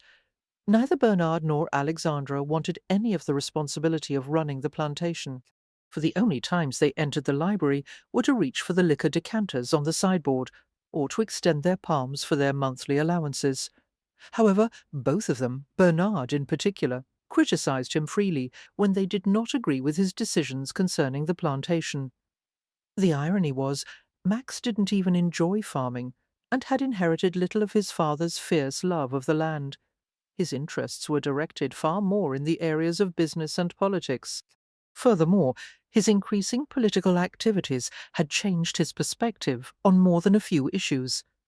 Many of the politicians who visited from the northeast had made no secret of their abolitionist views, and as he debated with them, Max had found it difficult to defend the system of slavery that he had inherited. Many of their points had made him increasingly uncomfortable and even guilt-ridden, for he had heard that President Jefferson himself had mixed views on the issue of slavery, trying to balance questions of ethics with economic concerns. Max's own moral dilemma, combined with his lack of interest in farming, had made the Valorant plantation a burden that he sorely wished he could discard. "Since I seem to be the only Valorant available to run the plantation," Max said sardonically, "I believe I'll do it as I see fit. For, however, whenever you or Alexandra wish to assume some responsibility, I will yield gladly." "Our father decided long ago what roles we would assume," Bernard said, with a philosophical shrug. "You were to be the paragon, the choicest of all the aristocratic offspring in New Orleans, the head of the family. I was to be the prodigal, and Alexandra the libertine. How dare we step outside the parts we were cast in?" Max gave him a sceptical glance. "That is a convenient excuse, Bernard, for the fact is, father is gone, and you may do as you choose." "I suppose," Bernard muttered, studying his boots, in the uncomfortable silence that ensued, Max considered ways of broaching the subject that had to be discussed. "Were the Fontaine daughters truly that unappealing, Bernard?" he finally asked. Bernard gave a weary sigh. "No, no, but how could I possibly consider marriage when I know that somewhere out there I have a woman and an illegitimate child who need my protection?" "For it's been 10 years," Max said flatly. "By now she's probably found a husband, and that is supposed to comfort me? That some other man is raising my child? My God, every night for the past 10 years I've wondered why she left without telling me or her family where she went." "I'm sorry, Bernard," Max said quietly. "Back then, I might have been able to do something about it, but instead—" He fell silent. For, at the time, he had been too involved in the turmoil of Corinne's murder to give a damn about his younger brother's unfortunate affair with Ryla Curran, the daughter of an American boatman. Bernard and the girl had known that marriage between a Catholic and a Protestant would have meant disaster for one or both of them. When Ryla discovered she was pregnant, she virtually disappeared. In spite of Bernard's efforts to find her and the baby, 10 years had gone by without a sign of them. For Bernard, Max said slowly, "You have searched long enough for them. Perhaps now you should let go of the past. Is that what you've decided to do?" Bernard asked, changing the subject abruptly. Is that the reason for this precipitous marriage? I married her because I want her, Max said evenly. You did not stay the night with her, the entire household knows. The household be damned. It's my marriage, and I'll conduct it however I wish.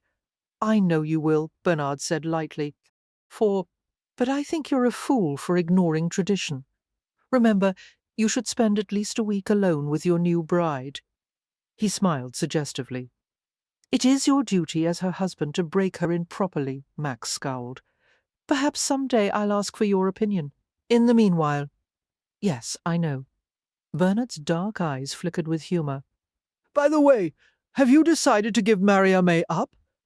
As Max parted his lips to answer, some instinct prompted him to glance toward the doorway. For Lisette stood there frozen, having just come in search of him. It was clear from her expression that she had overheard Bernard's question. Well, hell, Max thought in exasperation. Lisette quickly adopted a bright, determined smile as she advanced into the room. Forgive me for interrupting, Mon Mari, she said lightly.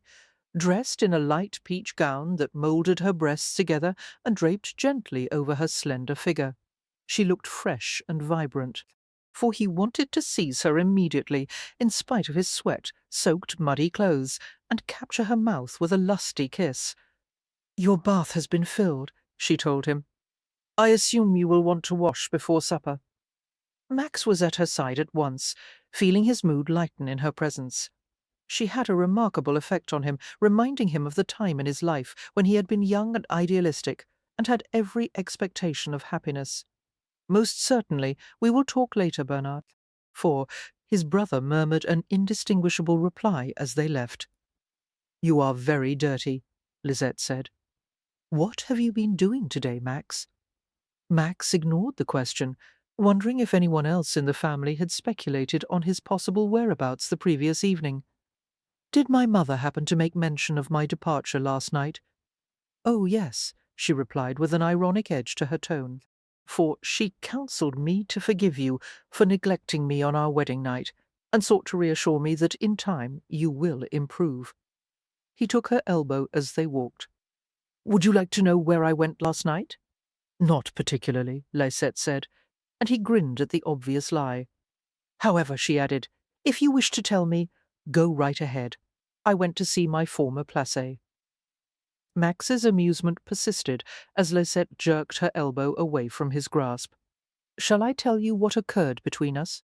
For no, she snapped, and then stopped to stare at him warily. Did you say former? Yes, former.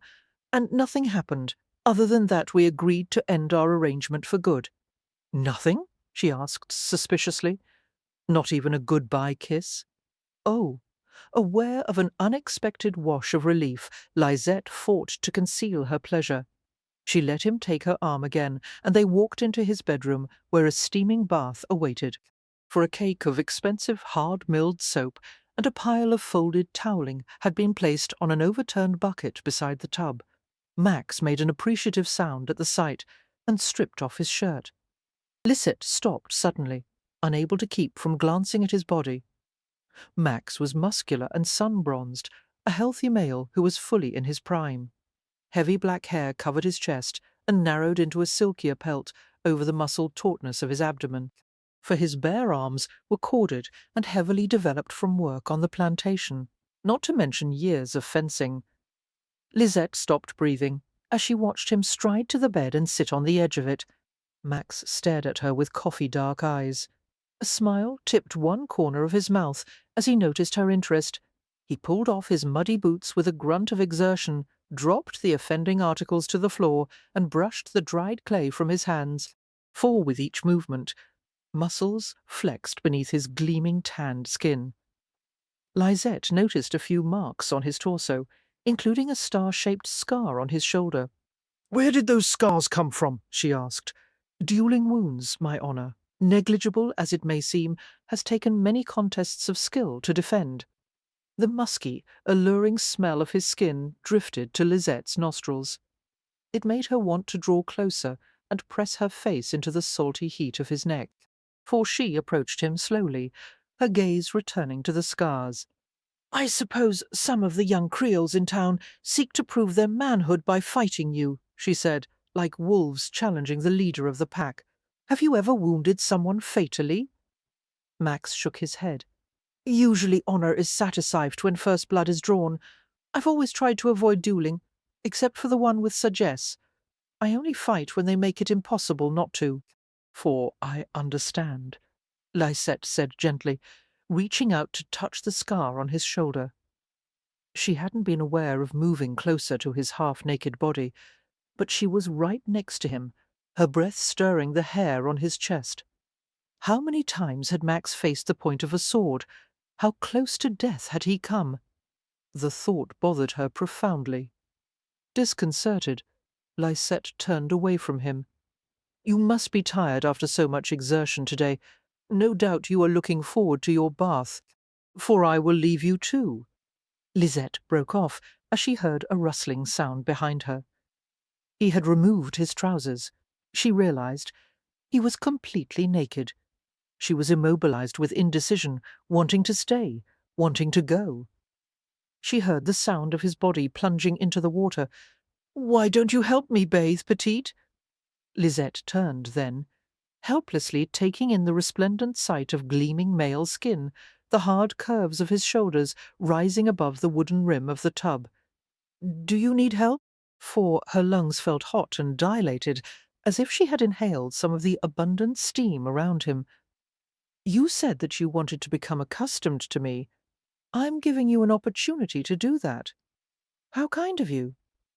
Max grinned and settled back in the tub, sighing as the scalding water engulfed his strained muscles. He slitted his eyes, looking like a lazy tomcat in the sunshine. You could at least hand me the soap, ma petite.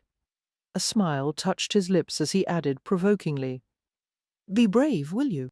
For Lysette was not one to back down from a challenge, and her curiosity far outweighed her apprehension. Certainly, mon mari. She picked up the cake of soap and sniffed it, detecting the scent of lemongrass. Max levered himself upward, exposing his broad, sinewy back. Again she was reminded of a tomcat, silently demanding to be petted.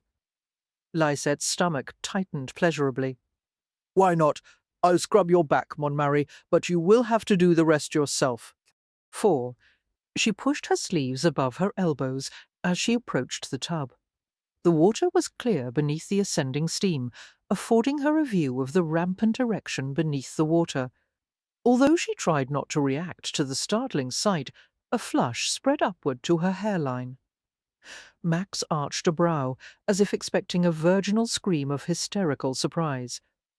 Lisette continued around the tub until she stood behind him. That looks painful, she commented, for he tilted his head back to look at her upside down. For me, or for you? Lisette couldn't help but smile at the provocative question, while the heat of her blush intensified. For both of us, I would guess. Reserving comment, Max leaned forward once more.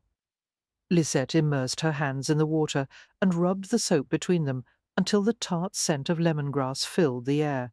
For setting the soap aside, she began to spread the creamy substance over his back, her fingers moulding over the hard indentations of muscle and the thick ridge of his spine. Rivulets of water and soap coursed down his tanned skin.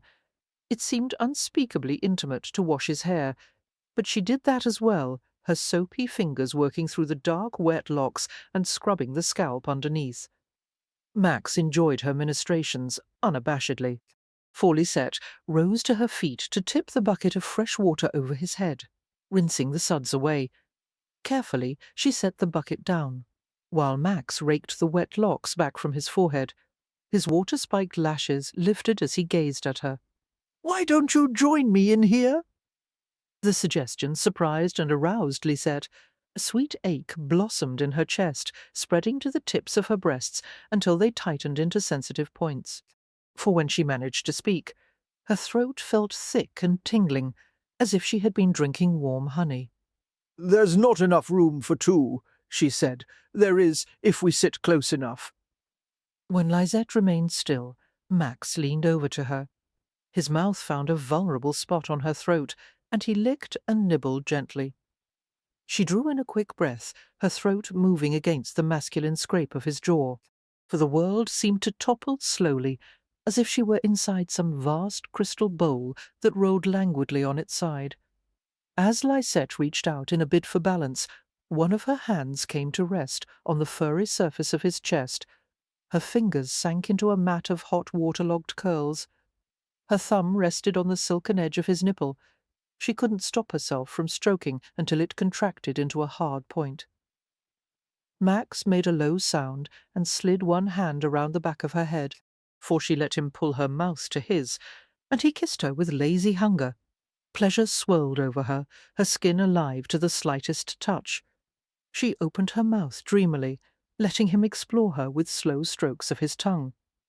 She did not protest as he took her hand and guided it beneath the water. Hot as the bath was, it was nothing compared to the searing heat of his arousal. Her fingers were pliable, obedient, curving around the heavy masculine length of him, for he felt nothing like she had expected. His skin was like thin satin that had been stretched tightly over the hardness of his shaft. Her hand drifted over the shape of him, exploring delicately beneath the water. Max continued to kiss her, his breath striking hard against her cheek, and the awareness of his growing excitement made her feel dizzy and drunk. Lysette leaned forward to press closer to him, until the front of her dress was soaked and the rim of the tub dug hard into her middle.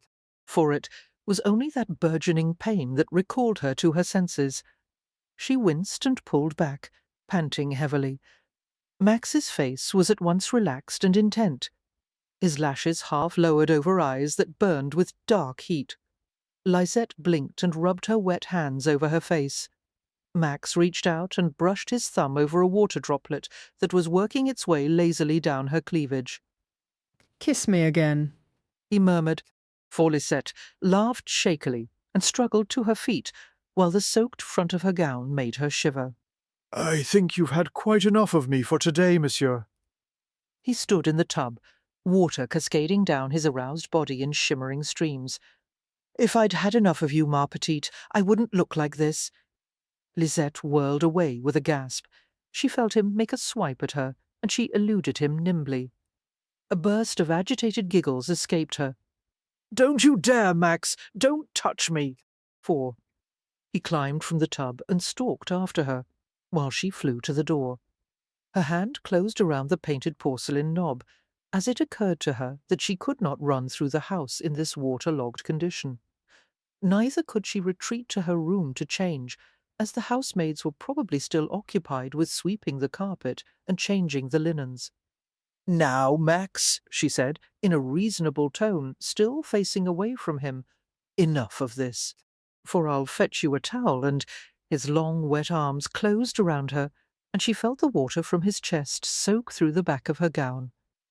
Another high-pitched giggle erupted from her lips, and she damned herself for losing all traces of self-possession. "Max, you've made me wet all over." His mouth descended to the back of her neck, kissing softly. "Sweet little wife," he whispered, "let me have just a little more of you. I won't break my promise. I swear. Just let me touch you, please."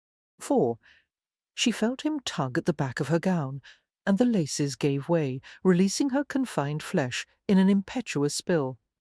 The bodice of her gown began to slide, and before she could prevent it, the gown dropped to the floor in a wet heap. She was left dressed only in a damp chemise and stockings. Max's hand slid over the tight curve of her bare buttocks, and she jumped at the startling touch. He crooned wordlessly, his chest working against her back as he breathed in deep gusts. For his hand glided over her hip and around to her front, his fingertips brushing across the hollow of her navel. Lysette flattened her palms on the hard wood panelling of the door.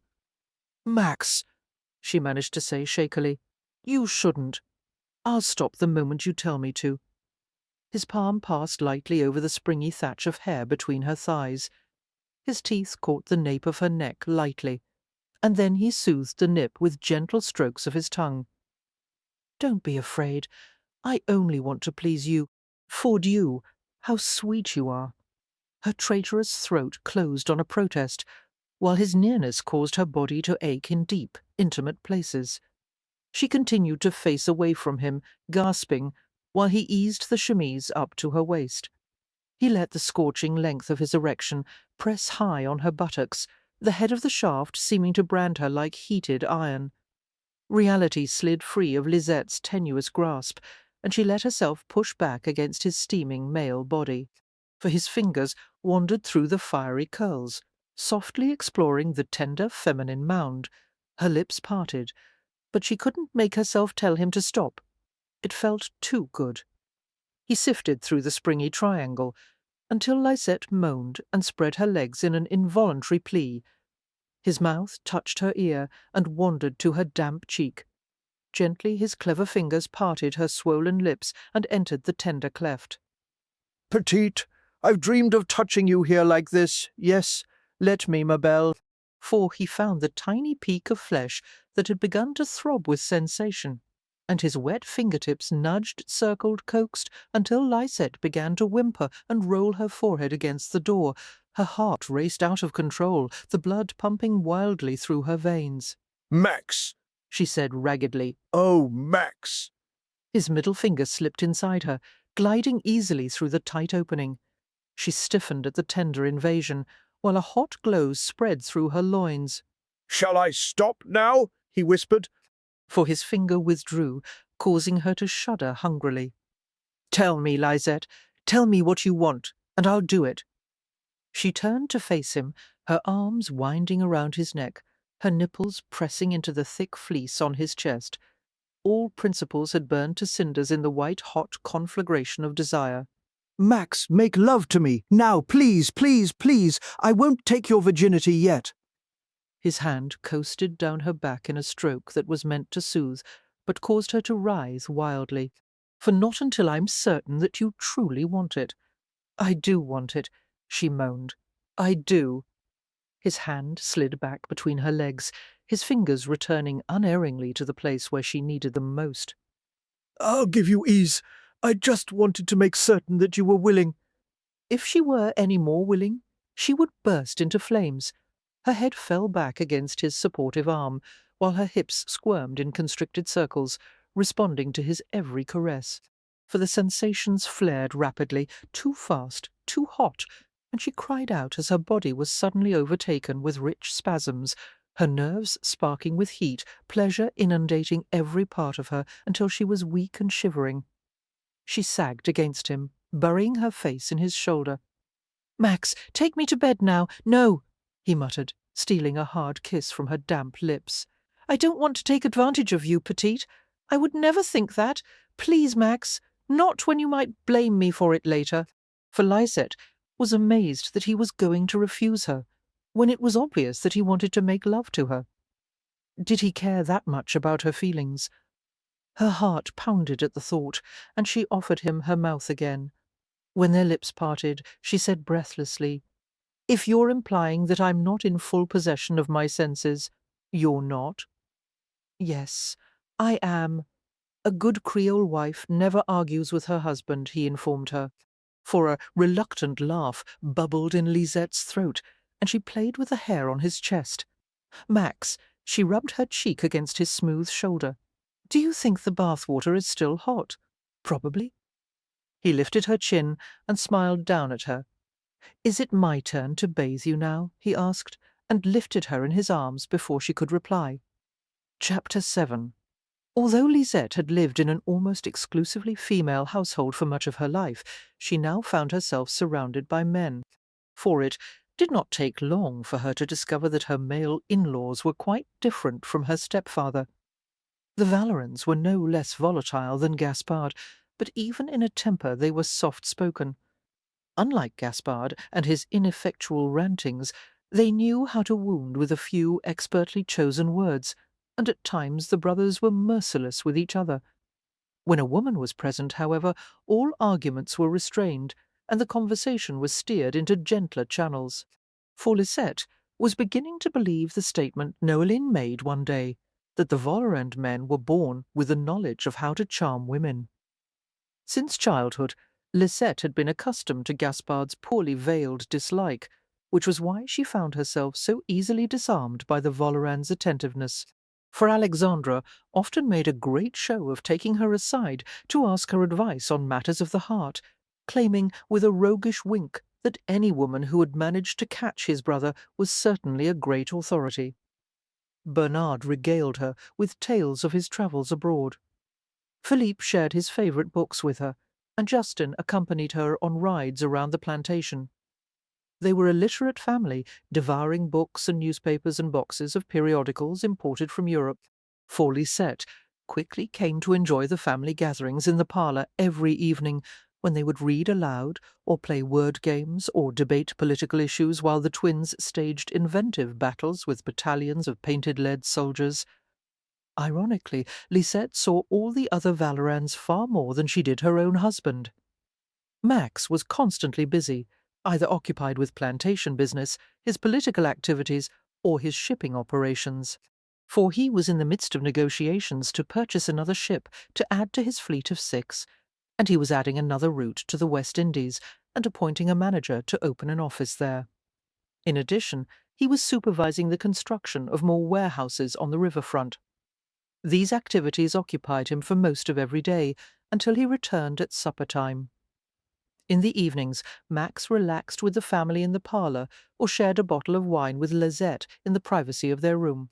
For since their passionate interlude 2 weeks earlier, Max had made no further advances to Lisette. She had been tempted on occasion to ask him to make love to her, but she did not yet feel that the time was right, now more determined than ever to win his affection first.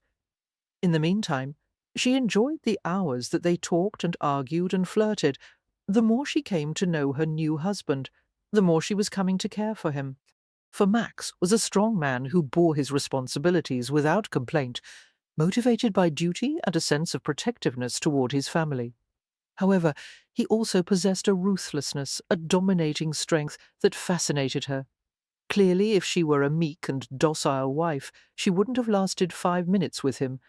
But instead of being intimidated by his forceful will, she delighted in challenging him, and he knew it. For, even though they did not share a bed, Lisette was aware of Max's comings and goings. About twice a week, he left the house at midnight and did not return until 3 or 4 in the morning. She did not believe that he was visiting a mistress, but if he was not with a woman, what in heaven's name was he doing? Finally, Lisette decided to confront him as he returned from one of his mysterious outings. For Max entered his bedroom in the middle of the night to discover his wife waiting for him, the lamp burning at the bedside. Resting on the pillows, propped against the headboard, Lisette greeted him calmly. "Bonsoir, Max. I wonder what could you have been doing at such a late hour?" Max smiled wryly. "Nothing that you need to concern yourself with. Now go back to your own bed, or I'll assume that your presence here means that you've finally decided to fulfill your wifely obligations." For the threat did not deter her in the least. "You can't dismiss me that easily, Max. If this happened on just 1 or 2 occasions, I might have overlooked it. But you have made a habit of these midnight excursions, and I want to know what is going on." Placing his hands on the bed, Max leaned over her until their mouths were nearly touching. "I've been attending to a few matters concerning my shipping operations. Why can't such work be done during the day? For some business, my sweet, is better conducted at night. You're not doing anything illegal, are you?" He held up his thumb and forefinger an inch apart. "Just a little illegal? Nothing more harmful than a cargo of silk stockings, a few cinnamon bales, and several thousand English pounds." English pounds? But why? For the supply of hard money from Mexico was severed when the Americans took possession of the Louisiana Territory, and no one has confidence in the French and Spanish paper money that is available. I fear Governor Claiborne's plan to distribute American paper will have several false starts, and in the meanwhile— But don't you want to support Governor Claiborne's efforts?" His smile was at once casual and ruthless. "Oh, I'm under no special obligation to Claiborne. I help him when I'm able, for I also help myself when the opportunity arises." Lisette didn't like the idea of her husband dealing in contraband goods, no matter how minor. If you're caught, come. You need to sleep, he interrupted. You have shadows beneath your eyes. I wouldn't, if you stayed home at night. She grumbled, yawning hugely as he pulled her from the bed and slid an arm around her waist. Max frowned as he walked her back to her room. You've exhausted yourself the past few days, for my mother tells me that you have been doing far too much. I want you to rest more, petite, especially in light of the fact that you were quite ill not too long ago. Lisette waved away his concerns. She had been familiarizing herself with the plantation and looking for ways that she could be of use. There were supplies to be ordered, bookkeeping, cooking, baking, cleaning of furniture, rugs, drapes, and linens, and endless laundering and mending. For although Lisette thought Irénée and Noéline did a commendable job in running the Valorant plantation, she saw a few things that could be improved. However, she feared that the older women might take offence were she to try and alter any of their long-standing habits. "Max," she said, slipping her hand into his large one, "I would like your opinion about something." Yes? Don't you think that some of the ways things are done in this house are rather old-fashioned? For he stopped in front of her bedroom. Actually, I hadn't noticed. Oh, I suppose it's nothing a man would give much thought to. 100 little things, really. It would be necessary to train at least 2 more housemaids to keep the huge mansion as scrupulously clean as it should be. There were sun-faded drapes and carpets in several rooms that needed to be replaced. She had discovered treasure troves of silver that hadn't been polished in years. And from what she had observed, there were never enough fresh linens on hand. That was only the beginning of the list. At Irénée's age, there were things she simply didn't see. But how to address such matters without upsetting Irénée? That was the problem. "I think I understand," Max said wryly, taking her narrow shoulders in his hands. "Listen to me, petite. You have the right to turn the entire house upside down, if you so desire. Noéline will do as you tell her, even if she doesn't agree. For as for my mother, it won't be long before she'll appreciate having the leisure that other women her age enjoy. In the meanwhile, I have no doubt about your ability to match her stubbornness. Handle her as you see fit, and I will support you fully. But I do not wish to distress her. Oh, I don't think you'll provide her with more distress than she can bear." He grinned suddenly. "Only her grandsons can do that. All right. Thank you, Max." For his thumbs caressed the edge of her collarbone, and he smiled lazily before brushing a kiss against her forehead. "Good night." She expected him to let go of her then, but he hesitated, his hands flexing on her shoulders. Lisette's heart skipped several beats, and she could not stop the sudden wobble of her knees. Now it would happen. The thought raced through her mind. Now he would ask to come to bed with her, and she no longer had the excuse of unfamiliarity to hold him at bay. For, to her surprise, she wanted him so much that it no longer seemed imperative to win his heart first. "Max," she said unsteadily, trying to find the words to encourage him. "Good night," he said at the same time, kissing her forehead once more. "Get some rest, Doucette." He turned and left her to wrestle with a peculiar sense of disappointment. "Burr will arrive tomorrow, without a doubt," Governor Claiborne said, wiping his perspiring face with a handkerchief. "Damn this heat!" And I'm told that the barge he will arrive on was a gift from Wilkinson, our Wilkinson. He sent a glare out the window, as if the governor of the Upper Louisiana Territory were in plain sight. Max settled comfortably in his chair. Amusement touched his expression. "Ours?" he repeated. "He might be your Wilkinson, sir, but I don't care to claim him." "Blast it!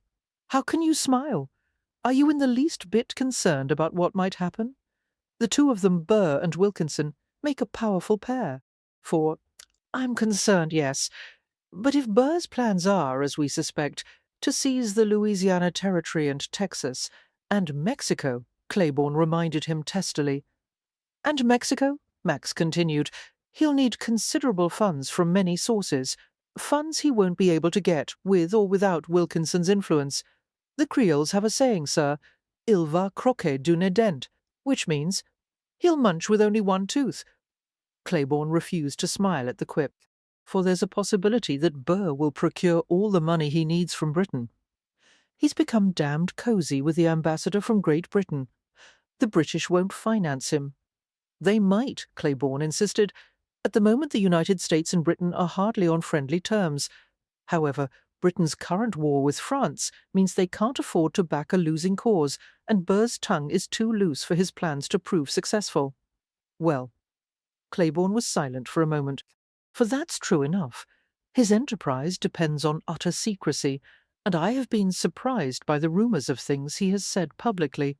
It is not like Burr to be quite so foolhardy with his words, overconfident rascal. He frowned. If the British won't finance Burr, he'll turn to Spain. How do you know that? I and many others have suspected for some time that Wilkinson is secretly in the Spanish pay. Is there any proof? No, but the suspicion is not unjustified. And of course, Max said slowly, His Catholic Majesty would like to take Louisiana back under Spanish protection. Yes, it would be logical for Spain to become a patron of Burr. Wilkinson is close to the Spanish High Commissioner in New Orleans, Don Carlos, the Marquis de Casa-Rujo, Claiborne remarked. Burr will probably spend some time with Rujo during this visit, but none of my people have been able to get any information. For, at the moment, relations between the Spanish and Americans are too hostile. The quarrel over who is entitled to the Floridas might eventually start a war. I am acquainted with Rujo, Max replied. I'll see what I can learn from him. Claiborne mopped his face yet again. He'll know something. The Spanish talent for intrigue is unmatched. They're probably aware of every move Burr makes. I hope you can get Rujo to reveal a little of what he knows, Valorand for all our sakes. I'll do my best, Max said dryly. Good Lord, what a tangle! What kind of man could manipulate people and even countries to such an extent? Where does Burr get the ambition? At Max's silence, Claiborne continued as if to himself. A close acquaintance of Burr has a theory that Burr would not be involved in such disreputable schemes had his wife not been taken from him some years ago. She had a cancer of some sort. Unfortunately, it was a long death. For Max's fingers began an idle tapping on the arm of his chair. I can hardly believe that would influence his political ambitions, sir. Oh, well, Burr doted on her, and when she was gone— The governor's eyes grew distant as he thought of his own wife, who had passed away so recently. Losing a woman, a wife, can change everything inside a man, although you certainly would know. Claiborne stopped abruptly as he met Max's emotionless stare. There was silence until Max spoke. For there are wives, he said flatly, and wives. My first was no great loss. Claiborne nearly shivered at the coldness of the man. What boldness to admit his dislike of the woman he had purportedly murdered. Every now and then Claiborne was forcibly reminded of what his aides had warned him, that Maximilien Valorand was acutely intelligent and smoothly charming, but completely ruthless. And how do you find your second marriage? Claiborne could not resist asking. Max shrugged slightly. For quite pleasant, thank you. I am looking forward to meeting the new Madame Valorand. Max's brow arched at the comment. It was rare that their conversation turned to personal matters. Because their goals and political views were similar, they were on friendly terms, but they did not talk of family, children, or personal sentiments, and each was aware that he would not associate with the other were it not for political necessity. For I expect it will not be long before I have the opportunity to introduce you, Max replied. Claiborne seemed to look forward to the prospect. I must admit, I find Creole women very intriguing, lovely creatures, and so spirited. Max frowned impatiently and changed the subject. Do you plan to welcome Burr when he arrives? Claiborne nodded ruefully. My speech is already written. Good, Max said dryly. You may as well maintain the appearance of having nothing to fear from him, for I thought we had just agreed there was no reason to be afraid of Burr. But then, Max rejoined wickedly, I'm not always right. Lisette combed through the tiny kitchen garden at the back of the house.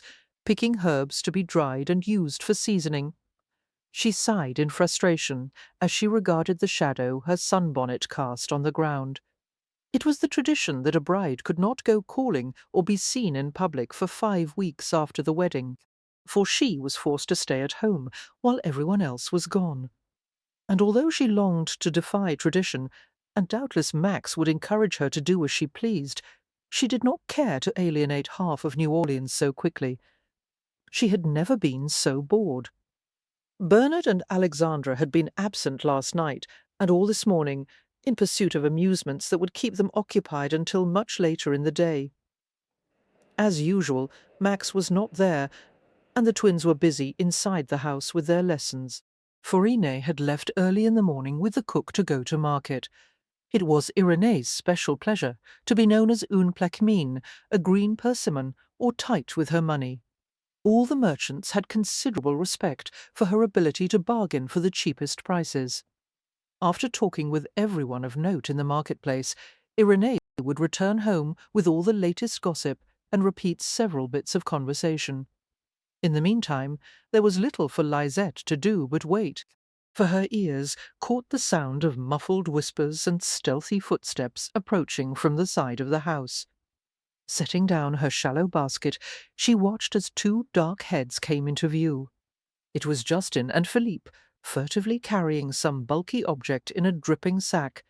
They each held one end of the huge parcel, rounding the corner and turning toward the grove of cypress trees near the bell tower. As Justin saw Lisette, he stopped abruptly, causing Philippe to bump into him, for they nearly dropped the heavy sack. Justin threw an annoyed glance at his brother. I thought you said that no one was out here. I didn't see her, Philippe retorted. Lisette stared at them quizzically. What are you carrying? The twins looked at each other. Justin scowled. Now she'll go inside and tell, he grumbled. Philippe sighed. What'll we do with her? Lisette stared at them suspiciously. Are you stealing something? For Justin took the heavy object in both arms and gestured to Lisette with a jerk of his head. Kidnap her, he said brusquely. If we make her a part of it, she can't tell anyone. A part of what? Lisette asked. Do you want us all to get caught? Cheerfully, Philippe grasped her wrists and dragged her along with them. You're supposed to be studying? Lisette admonished. Where are we going? What is in that sack? For if you do get into trouble, I want it to be clear that I was an unwilling partner. A victim. Mon Dieu, why is that dripping? It's from the kitchen, Philippe said in a tantalizing voice. Immediately, Lisette knew what it was. You didn't, she said. No, you couldn't have. A huge watermelon shipped from across the lake had been soaking for hours in a tub of cold water in the kitchen. It was intended as a special after-dinner treat for the family that night, for stealing it was a serious crime. Indeed, Berthe the cook would have an apoplectic stroke when she discovered its disappearance. You must wait until tonight, Lisette said adamantly. Stealing it isn't worth the trouble you'll cause. Yes, it is, Justin said firmly. She shook her head. Take it back now before they realize it's gone, right away. Philippe, how could you let Justin talk you into this? It was my idea, Philippe said mildly, for they took cover in the trees and deposited their booty on a large stump. Lisette sat on a fallen tree trunk and watched with dismay as the twins unwrapped the glistening emerald melon. I'll do the honors, Justin said, and lifted the melon, grunting slightly at its weight. I can't look, Lisette groaned, cringing in dread, and Philippe put one of his hands over her eyes as the watermelon was cracked against the tree stump. She heard a juicy splitting sound, and Justin's triumphant chortle, for we've come too far to turn back. Now, Philippe commented, enormously pleased. Gingerly Lisette pried his hand away from her face and peered at the splendid sight. Appalled as she was by the crime, she could not stop her mouth from watering at the sight of the cold red fruit.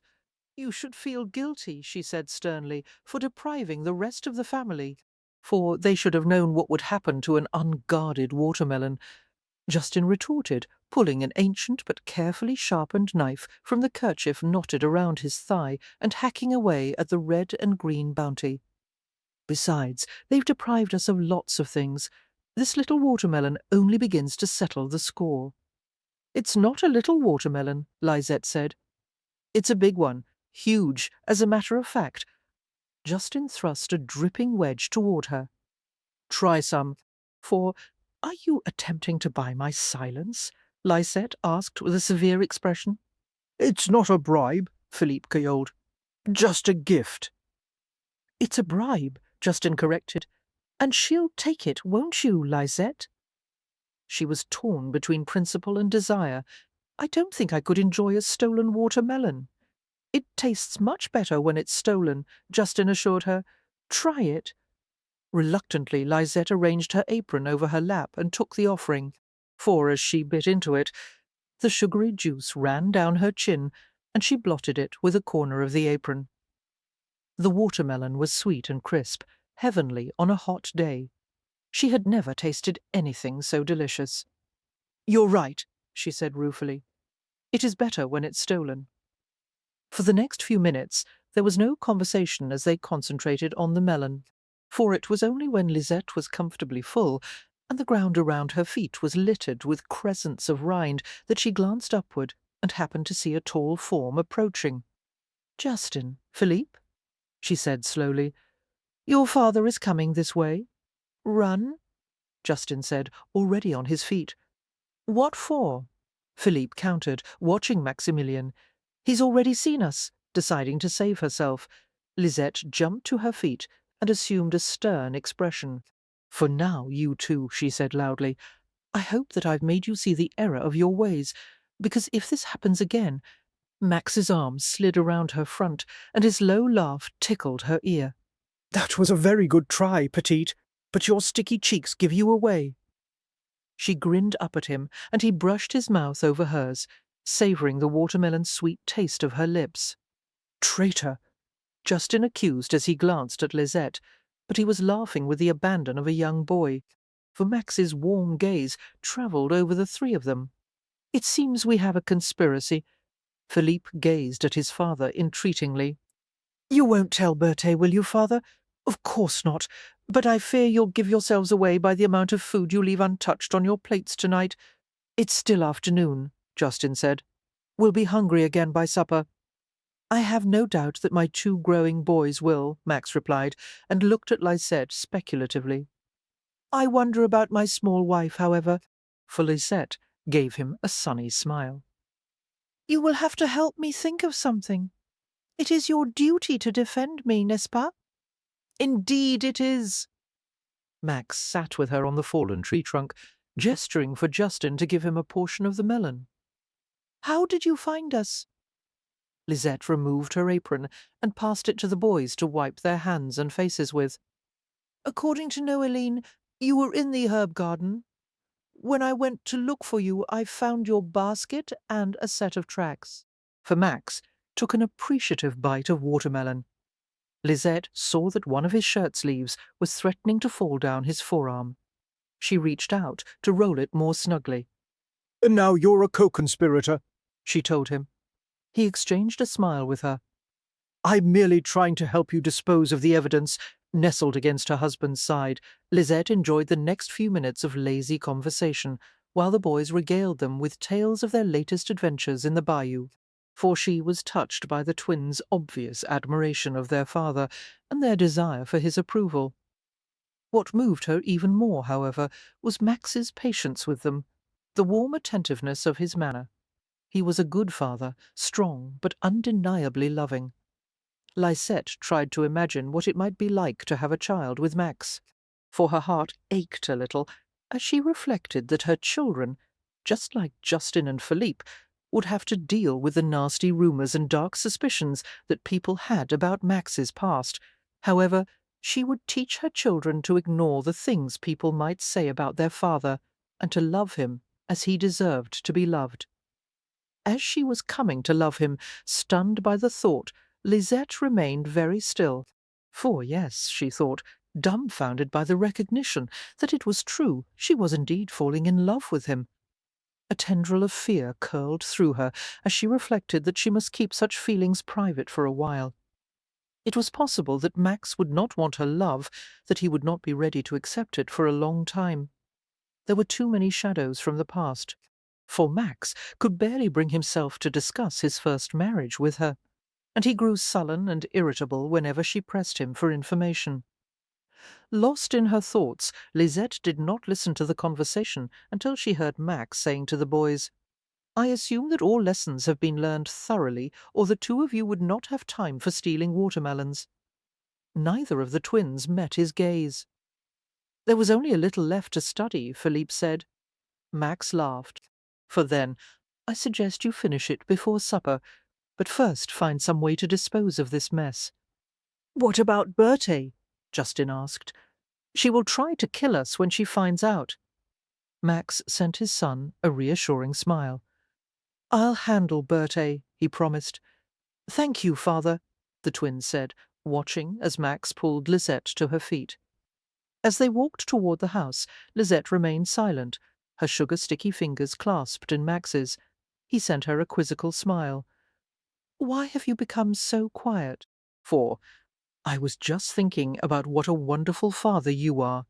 It is obvious that the twins adore you. They are very fortunate to have such a loving parent." "They are good boys," he said gruffly. "I'm the fortunate one." "You have every excuse in the world to ignore and deny them," Lisette said, "after the terrible experiences you had with their mother. I have no doubt that you are reminded of her sometimes. Irénée says the twins have Corinne's eyes. But you never seem to let that interfere with your feelings for them." Max released her hand at the mention of his first wife. "I don't see anything of her in them." His tone had cooled several degrees. "Do you ever talk to them about her?" "No," he said curtly. "It might be good for them, for Justin in particular. If you explained to him—" "I've spent 10 years trying to forget Corinne," he said, looking ahead with a grim expression. "And so have they. For the last thing any of us needs is to discuss her. But she was their mother. You can't ignore the fact that she existed. Perhaps if you let the matter rest," he said with a sudden vehemence that startled her. "You don't know what you're talking about." Lisette withdrew into an offended silence, wondering if she had been wrong to bring up the subject. But if Max refused to share such a significant part of his past, the part that had changed him so drastically, how could she ever truly come to know him? She longed for intimacy with him, to have his trust, to talk freely about anything, even when the subject was painful or distasteful. Perhaps it was a mistake for her to want such unusual closeness with him.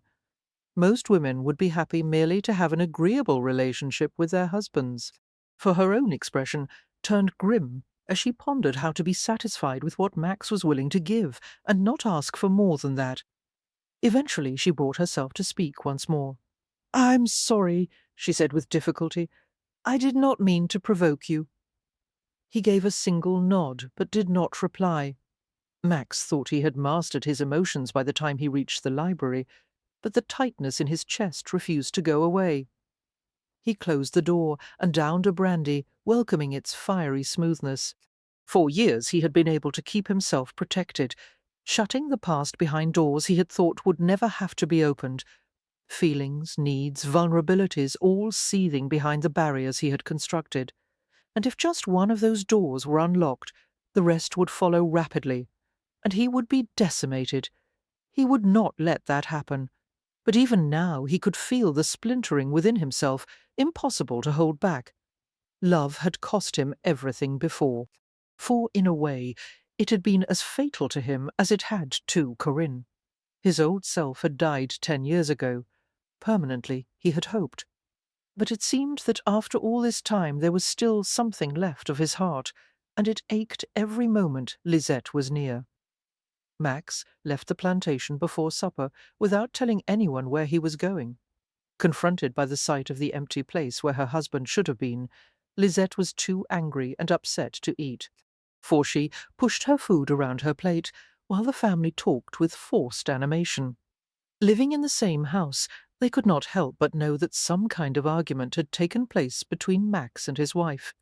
It was Lisette's misfortune that she overheard the private conversation between Bernard and Alexandra as they enjoyed wine and cigars in one of the double parlours after dinner, for searching for the needlework she had left earlier. She heard their low voices through the half-closed door, and she hesitated as she heard her name. "I can't help but pity Lisette," Alexandra was saying a trifle nonchalantly.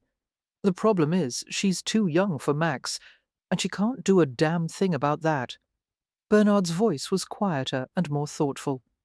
"I would not say that is the problem, Alex. For all her youth, she is intelligent and handles him quite well." "For since when," Alex asked dryly, "is intelligence desirable in a woman? I know I never look for it." "Well, that explains a great deal about the kind of women I've seen you with." Alex chuckled. "Dites-moi, mon frère, what is your opinion of our sweet sister-in-law's inability to keep Maximilien home at night?" "Very simple. She is not Corinne."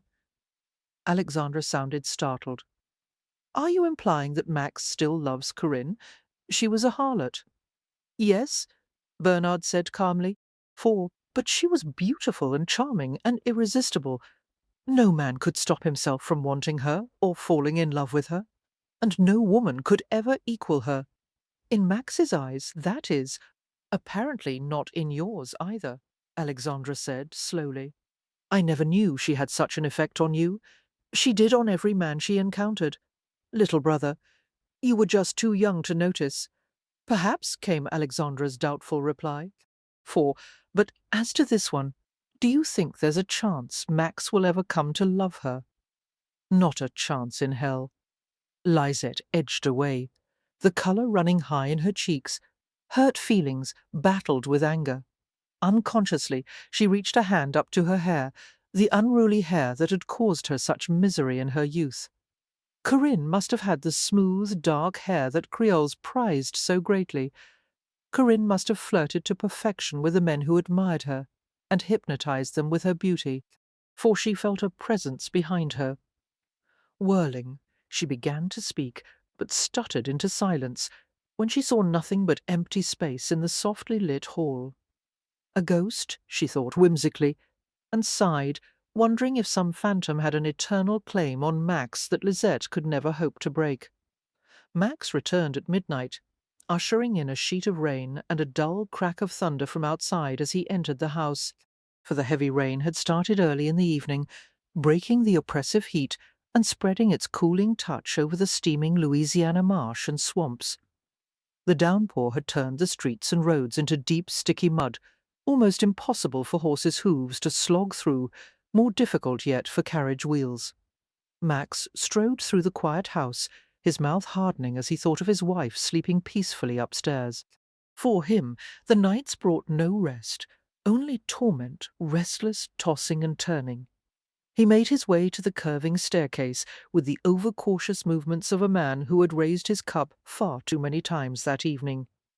He was drunk, having spent his evening at a local tavern swilling strong spirits, not the refined burgundies and ports that Creole gentlemen usually restricted themselves to. Unfortunately, he was not drunk enough, for water streamed from his hair and clothes to the summer matting on the floor and the carpet on the stairs. It gave Max a petty sense of satisfaction, knowing Noeline would fume tomorrow when she saw the muddy boot marks, but wouldn't dare utter a word. No one dared reprove him for anything he did when his temper was foul. The entire family, including the servants, stayed well out of his way, knowing from experience that it was unwise to cross his path. For Max, he heard a soft voice as he reached the top of the stairs. He stopped as he saw Lisette, dressed in a loose nightgown, her heavy braid falling over her shoulder and down to her waist. Her pale face and white gown almost glowed in the darkness. "You look like a little ghost," he said, taking a step closer to her, then stopping as if encountering an invisible wall. "I heard you come in. You've been drinking, haven't you?" She came forward and touched his arm. "Let me help you to your room." "I don't need help. I'll reserve opinion on that," she said, and took his arm firmly. "Please, Max." He complied with a surly grunt, shivering in his cold, wet clothes. They went into his bedroom, and Lisette fumbled to light a bedside lamp.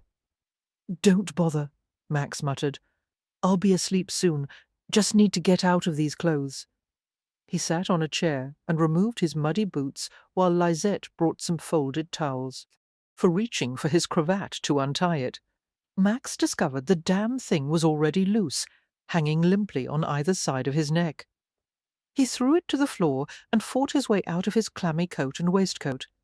His dripping shirt was discarded next, and he stood clad only in his breeches as Lisette towelled off his chest and back. She was clean and dainty and dry, whereas he was a clumsy, drunken mess. "Lisette, you have to leave now," he said irritably. She paused in her ministrations. "Why?" Because I'm too drunk to do anything except the one thing you don't want. So you'd better go to your own bed, or you're going to find yourself heels up in mine." A crack of lightning lit the room with blue-white brilliance. During the split second of illumination, Lisette's gaze had fastened on Max with an intensity that caused the hairs on the back of his neck to prickle. He remained motionless, his liquor-dulled brain struggling to understand what that expression had meant, for he felt her small hands slide over his breeches, her fingers prying at the buttons on the front flap. His breath was knocked from his throat, and his cock jerked to life, hardening and swelling irrepressibly. Lisette! His lungs worked like leaky bellows. "No, don't! If you touch me, I can't!" He broke off with a sharp gasp as the flap fell open, and her warm hand slid over the length of his shaft, up and down. He throbbed violently in response to the deliberate stroking, for the other hand cupped his testicles, fondling gently, her palm supporting their weight. "I can't," he managed again, his trembling hands coming to grasp her narrow shoulders. "You can't what?" Lisette asked, her breath puffing against his nipple. The tip of her tongue flicked at the tiny point. His chest was filled with fire, and the blood roared in his ears until he could barely hear her. "Can't make love to me?" she asked. He wound her braid around his fist and urged her head back. "For can't stop," he answered raggedly, and seized her mouth with his. Chapter 8. After removing Lisette's nightgown and his own breeches, Max carried her to the bed. "I've wanted you from the first moment I saw you," he said hoarsely. "Even dirty and scratched, and with your breasts bound flat, I thought you were beautiful. You were so exhausted you could barely stay on your feet, but you defied me as no one else ever had. And you wanted me," she said in pleasure, arching upward as he kissed her throat. He answered between kisses, each one a slow burst of fire. "So much that I promised myself I would do whatever was necessary to keep you." His breathing turned choppy as he glanced down at her naked body. "Lisette, don't change your mind tonight. I'm afraid I won't be able to stop." Lisette interrupted him with her mouth and pulled his hand to her bare breast. "I won't change my mind," she said throatily. Do anything you want. Do everything." "No, not everything," he said thickly, while his fingertips moved over the small curve of her breast. "You're too innocent for that, ma petite." A delicious shiver coursed down her spine. "Then do as much as you think I can bear." Max needed no further invitation. His body lowered, and he allowed some of his weight to settle between her thighs, pinning her in place. The length of his sex pressed into the furrow hidden in the triangle of silky rough curls. Lisette relaxed beneath him, her eyes closing as she felt him take her nipple between his fingers, gently shaping it into a hard peak. His head bent, the soft, wet warmth of his mouth closing around her. He suckled and flicked the delicate tip with his tongue, until she could no longer prevent the helpless moans that surged from her throat. His mouth dragged across her chest, dipping sweetly into the shallow valley in the centre, lazily ascending the second gentle curve, for his tongue touched her breast in a velvety stroke that made it throb unbearably. She pulled harder at his head, urging him to take her deeper into his mouth, and he complied with a slowness that nearly made her scream dimly. She began to understand the sensuous game he was playing, that he intended to prolong her torturous desire, and his own, until they could bear it no longer, With each soft tug of his mouth, Lisette squirmed upward, her hips lifting against the underside of his shaft, for the feel of him was so incendiary that she began to concentrate on the motion, her legs spreading, her body rubbing his in a quickening rhythm. A muffled laugh escaped him, and he rolled away from her. "No!" she panted. "Max, let me! Not yet!" His voice was soft and rough with passion. "I'll give you satisfaction, petite, but not yet." She climbed over him with feminine determination, crushing her breasts into the thick black fleece on his chest, for her mouth caught at his, and she pressed against his long body in an effort to sabotage his self-control. For a few scorching moments, Max allowed her to make love to him, his large hands sliding over her back and buttocks. Soon, however, he rolled her over and pinned her arms to her sides. "Let me touch you," Lisette implored, her fingers digging into the mattress. He ignored her, his thighs wedging between hers. "Max," she groaned, "I need to touch you." "For let go of my hands. Please, I have to feel you." His mouth wandered from the fine vault of her ribs to her stomach, until the muscles of her abdomen tightened exquisitely. His tongue entered the hollow of her navel with a soft swirl. Her wrists strained against his grasp, and she gasped sharply. He continued to tease and stroke until she was sweating and rigid beneath him. His mouth drifted lower, moving languidly over her stomach, for she was shocked to feel his lips venture near the triangle between her thighs. "Max!" she moaned as his long fingers combed gently through the curls. Catching her salty female scent, he inhaled deeply. Lisette wanted to die at the unbearable intimacy, and her hands went to his head, fingers sliding into his rain-soaked hair. "Don't!" she gasped, trying to push him away. "You said I could do anything." His fingers searched the delicate entrance to her body. "I didn't know what I was saying, for I didn't think, oh God." He had done the unimaginable, his mouth invading the tender cleft, his tongue thrusting past the sensitive inner lips. She sobbed and clutched at the wet dark head nestled between her thighs. He searched her hungrily, his hands clamping over her hips to hold her still. With each lap and stroke and flick of his tongue, her innocence dissolved like melting sugar. Soon his attention centered on the erect little peak that throbbed with yearning, for he drew her into the soft suction of his mouth, pulling rhythmically at her vulnerable flesh. Lisette pulled her knees back in a desperate, shameless plea. Taking pity on her, Max flicked her with light, swift strokes of his tongue, while his middle finger found the opening to her body and slid deep inside. She climaxed with a harsh gasp, her knees closing around his head, her body shaking with pleasure, for his mouth remained on her for a long time afterward, his tongue nurturing every last quiver of delight, until she was limp and boneless beneath him. Rising over her, Max positioned himself between her spread legs and entered her in a swift thrust. He filled her completely, stretching her, sliding until he could go no farther. Lisette bit her lip and arched at the painful intrusion of his hard flesh, her hands fisting against his back. Max stopped immediately. Does it hurt? 4. He took her head in his hands, his salt-flavoured mouth brushing over hers. "I'm sorry, ma petite. I'll try to be careful. I'm so sorry. Don't stop," she moaned, wrapping herself around him. Max made a rough sound and began to thrust inside her carefully, trying not to hurt her. He kissed her breasts, her mouth seeming to lose awareness of everything but her, for his violent panting contrasted sharply with the easy motion of his hips, and she realized what a tight restraint he had placed on himself. She pressed her face into the damp, satiny curve of his neck. "I knew it would be like this," she whispered, caressing his iron-hard back. His skin was slippery with rain and sweat. "I knew how gentle you would be. Don't hold back. I want all of you." The words seemed to push him over the edge, for he groaned and impaled her deeply, his large body jerking against hers. She gasped in delight as his silky hard flesh throbbed inside her. Strange that she could feel so vulnerable and yet so strong, with her body filled and weighted and surrounded by the man she loved. Stranger still that she had finally yielded herself to him without knowing whether he loved her in return.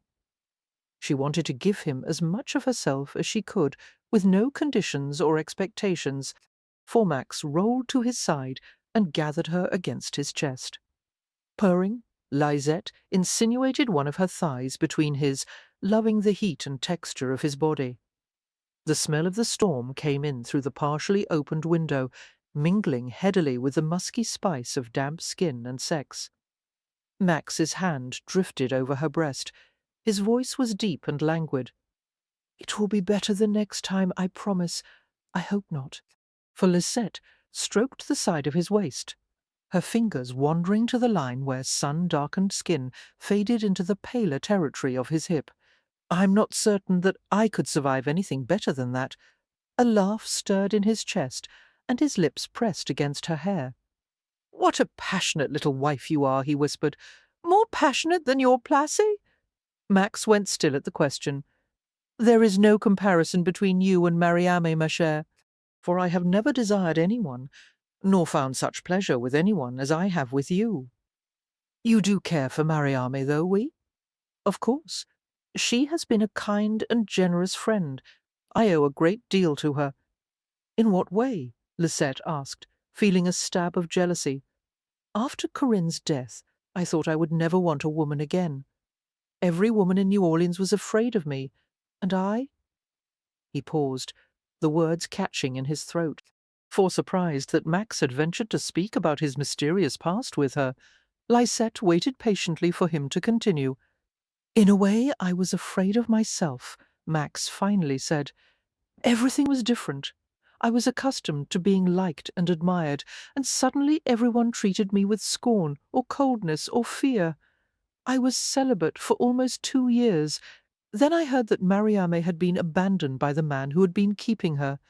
I had seen her before and admired her beauty, for she needed someone to provide for her and her child, and I needed someone like her." "What is she like?"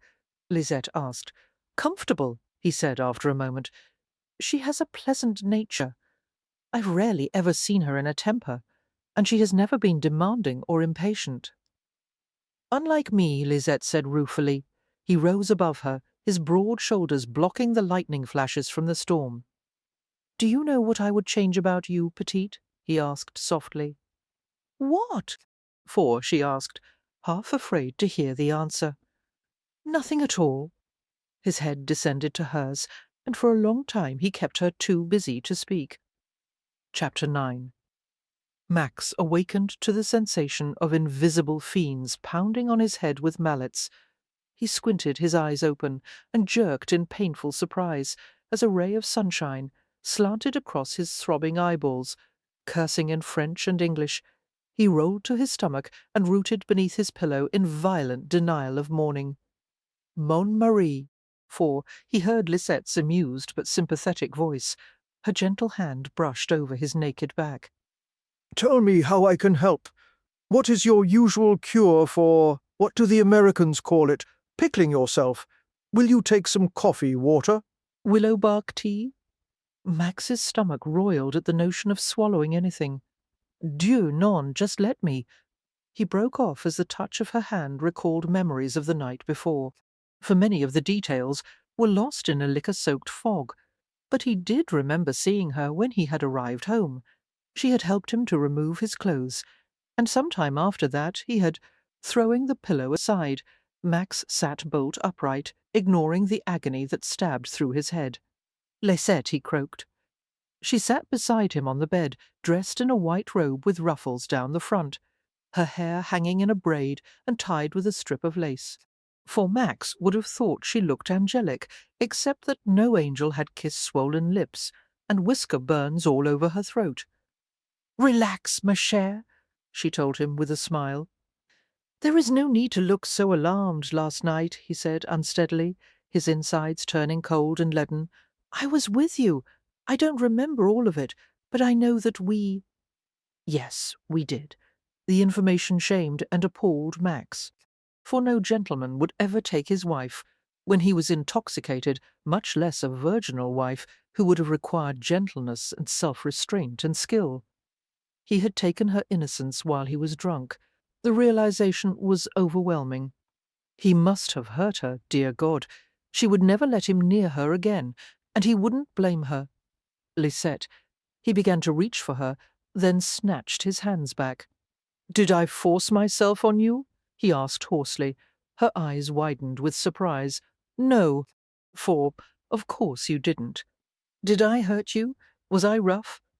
Her sudden laugh bewildered him. "Don't you remember what happened, Montmartre? You didn't seem that much the worse for wear. I remember my part of it, but I don't remember yours." Smiling, Lisette leaned forward and touched his lower lip with her fingertip. "I'll tell you then. You tortured me, ma chère, and made me suffer terribly, and I adored every moment of it.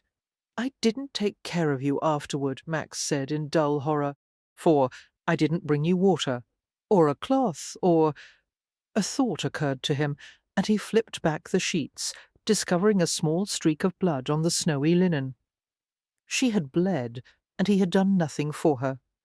"Mon Dieu," he muttered, "you did fall asleep quite suddenly after all your exertions," Lisette admitted with a grin, her fingers trailing over his hair-dusted thigh. "But I didn't mind taking care of myself. It was hardly a problem, Mon Marie," for Max did not understand how she could smile after what he had done to her, debauching her in the middle of the night when he'd been staggering drunk. He tunneled his fingers into his rumpled hair, down to his aching scalp. "Lisette," he said without looking at her, "if you can find some way to forgive me some day, I swear it will never happen again. I'm certain you don't believe that now, but I will forgive you on one condition," she said kindly. "Anything, anything, just tell me. For my condition is—" She leaned close to him, her lips touching his bristly cheek. "You have to do it again tonight," she whispered, and left the bed before he could reply, gradually realizing that the previous night had not been the catastrophe it could have been. Max leaned back against the headboard. Relief crept through him, and he released a taut sigh. "A little coffee?" Lisette coaxed. "It might help your head." He made a gruff sound of assent. For Lisette went to the silver tray on the table by the window and poured steaming liquid into a Sèvres porcelain cup. Returning to him with a cup and saucer, she helped to lodge a pillow behind his back before handing him the coffee. "Alors," she said conversationally, "now that we've finally slept together, perhaps I will stop finding scraps of red cloth beneath my pillow." Max paused in the act of raising the cup to his lips. "Red cloth?" he repeated warily. "Oui, for Noeline has been hiding them there to attract le Miché à Goussou." A reluctant grin tugged at his lips. "The Creole demon of love. Well, you can inform her that he's visited us with a vengeance." Lisette smiled, a blush rising to the freckled crests of her cheeks. "I don't think there is any need to tell Noeline anything.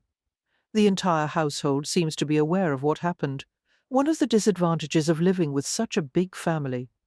Does the lack of privacy bother you?" For, he asked, having never given it a thought before. She shrugged. "The house is large enough that I have many places to go when I wish to be alone, and I enjoy your family's company, although it would be nice to have more women around. I think we should find wives for your brothers. Neither of them sees a need to marry. They live in a well-run house, and they have all the freedom they desire when they wish for female companionship. There are many women in town willing to accommodate them. For why should either of them want a wife?" Lisette regarded him with indignation. "What about children?" Max regarded her sardonically. "It's likely that after living with the twins, my brothers have received a rather negative impression of the joys of fatherhood. Not all children are like the twins. Thank God for that. Besides, if bachelorhood is so wonderful, why did you marry me?" Max studied her over the rim of the porcelain cup, admiring the shape of her body beneath the cambric robe. "For I think I made that clear last night." "Ah!" Lisette stalked over to him, her movements imbued with a new sexual confidence that sent a hum of awareness through him. God help me, Max, thought Riley. You married me for my body, then, Lisette said, leaning close enough that he could see down the front of her gown, from the tips of her breasts to the tiny, exuberant red curls between her thighs. For Max gulped the rest of his coffee, but its scalding heat was nothing in comparison to the rising temperature of his blood. Exactly, he said, and she laughed low in her throat. Perhaps I married you for yours, mon mari.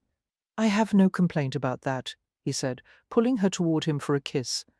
However, they were interrupted by a firm knock at the door. Max watched with disgruntlement as Lisette went to answer it. The intruder was Noeline, bearing a heavy-laden breakfast tray. For frowning, Max pulled the covers higher over his bare chest. Evidently the situation met with the housekeeper's approval. Her expression was as serene as usual, but there was satisfaction in her dark eyes as she set the tray down on a small table by the window. Bon matin, she said placidly. It's about time I found Madame in here with you, monsieur. Lisette sat by the tray and picked up a flaky croissant, biting into it with obvious enjoyment. For now, Noeline continued, if it pleases God, there will be babies in the house again. It's been much too long since the twins. Having known Max since his youth, she readily exercised her freedom to say anything she liked to him, no matter how personal. Noeline, Max said brusquely, have a bath readied for me right away. I'm going to be late for an appointment in town. The housekeeper frowned with displeasure. You are going out today, monsieur, and leaving a pretty wife with no babies? For, as far as Creoles were concerned, it was a man's first responsibility to give his wife children. No one in high circles or low would dispute the fact that a new husband should spend every day and night in the effort to impregnate his bride. It was, after all, the entire purpose of the honeymoon. Max pinned the housekeeper with an ominous stare. Leave, Noeline. For oui, monsieur, Noeline replied, unruffled, and muttered to herself as she left. How she's going to get babies by herself, I don't know. When will you come back? Lisette asked, drizzling honey onto her croissant. Early this afternoon, I expect. I think I'll go riding around the plantation today, she said. There are still parts of it I've never seen. Take someone with you. Oh, but there is no need. Yes, there is. For if you should have any difficulty, if the horse loses a shoe or stumbles, I don't want you to be alone. All right. Lisette tilted her head back as she popped a honey-sodden morsel of croissant into her mouth. Her enjoyment of the treat aroused him further, and he turned to his side to watch her. Lisette, he said huskily, bring that honey over here. With a croissant? No, just the honey. Lisette's perplexed gaze met his, and as understanding dawned, she shook her head decisively. For, no, you wicked man. Now, he insisted, patting the space beside him. You promised to obey me, Sherry. Are you breaking your vows already? I promised no such a thing. Yes, you did during the wedding. I crossed my fingers during that part. Seeing his lack of comprehension, she added, It's what the Americans do when they don't mean what they're saying. Max threw back the covers, revealing his naked body, and went to retrieve his giggling wife. For picking her up masterfully, he carried her to the bed and brought the pot of honey along with them. Do you know what Creoles do to rebellious wives? He asked, depositing her on the mattress. Am I going to find out? She asked, her face burnished with brilliant pink. Oh, yes, he murmured, and joined her on the bed. As Lisette had expected, she was the object of unusual scrutiny when she joined the Valorans in the morning room after breakfast. For even Alexandra, who was clearly suffering from a bout of heavy drinking and carousing in town the night before, dragged his bloodshot gaze to her face. Good morning, Lisette said cheerfully. Justin, who lounged in the corner with a sugar-dusted roll, broke the tension with his typical bluntness. Are we trying to see how she fared the night with father? She looks well enough to me. It was not said in malice, indeed, there was a twinkle in his blue eyes that was impossible to resist. For Lisette smiled at him, even as the rest of the family reacted with annoyance, demanding that he leave the room. She touched his shoulder as he departed. "It's not necessary for you to leave, Justin," she said. "I was going to anyway. Philippe and I have a fencing lesson in town. I hope it goes well for you." Justin grinned, raking his fingers through his shaggy black hair. "It always does. I'm the best swordsman in town after father. For bon matin, Bellemere," he said cheerfully, and went in search of his brother. Although Lisette smiled at his youthful bravado, the other Valorans did not seem to find it so amusing.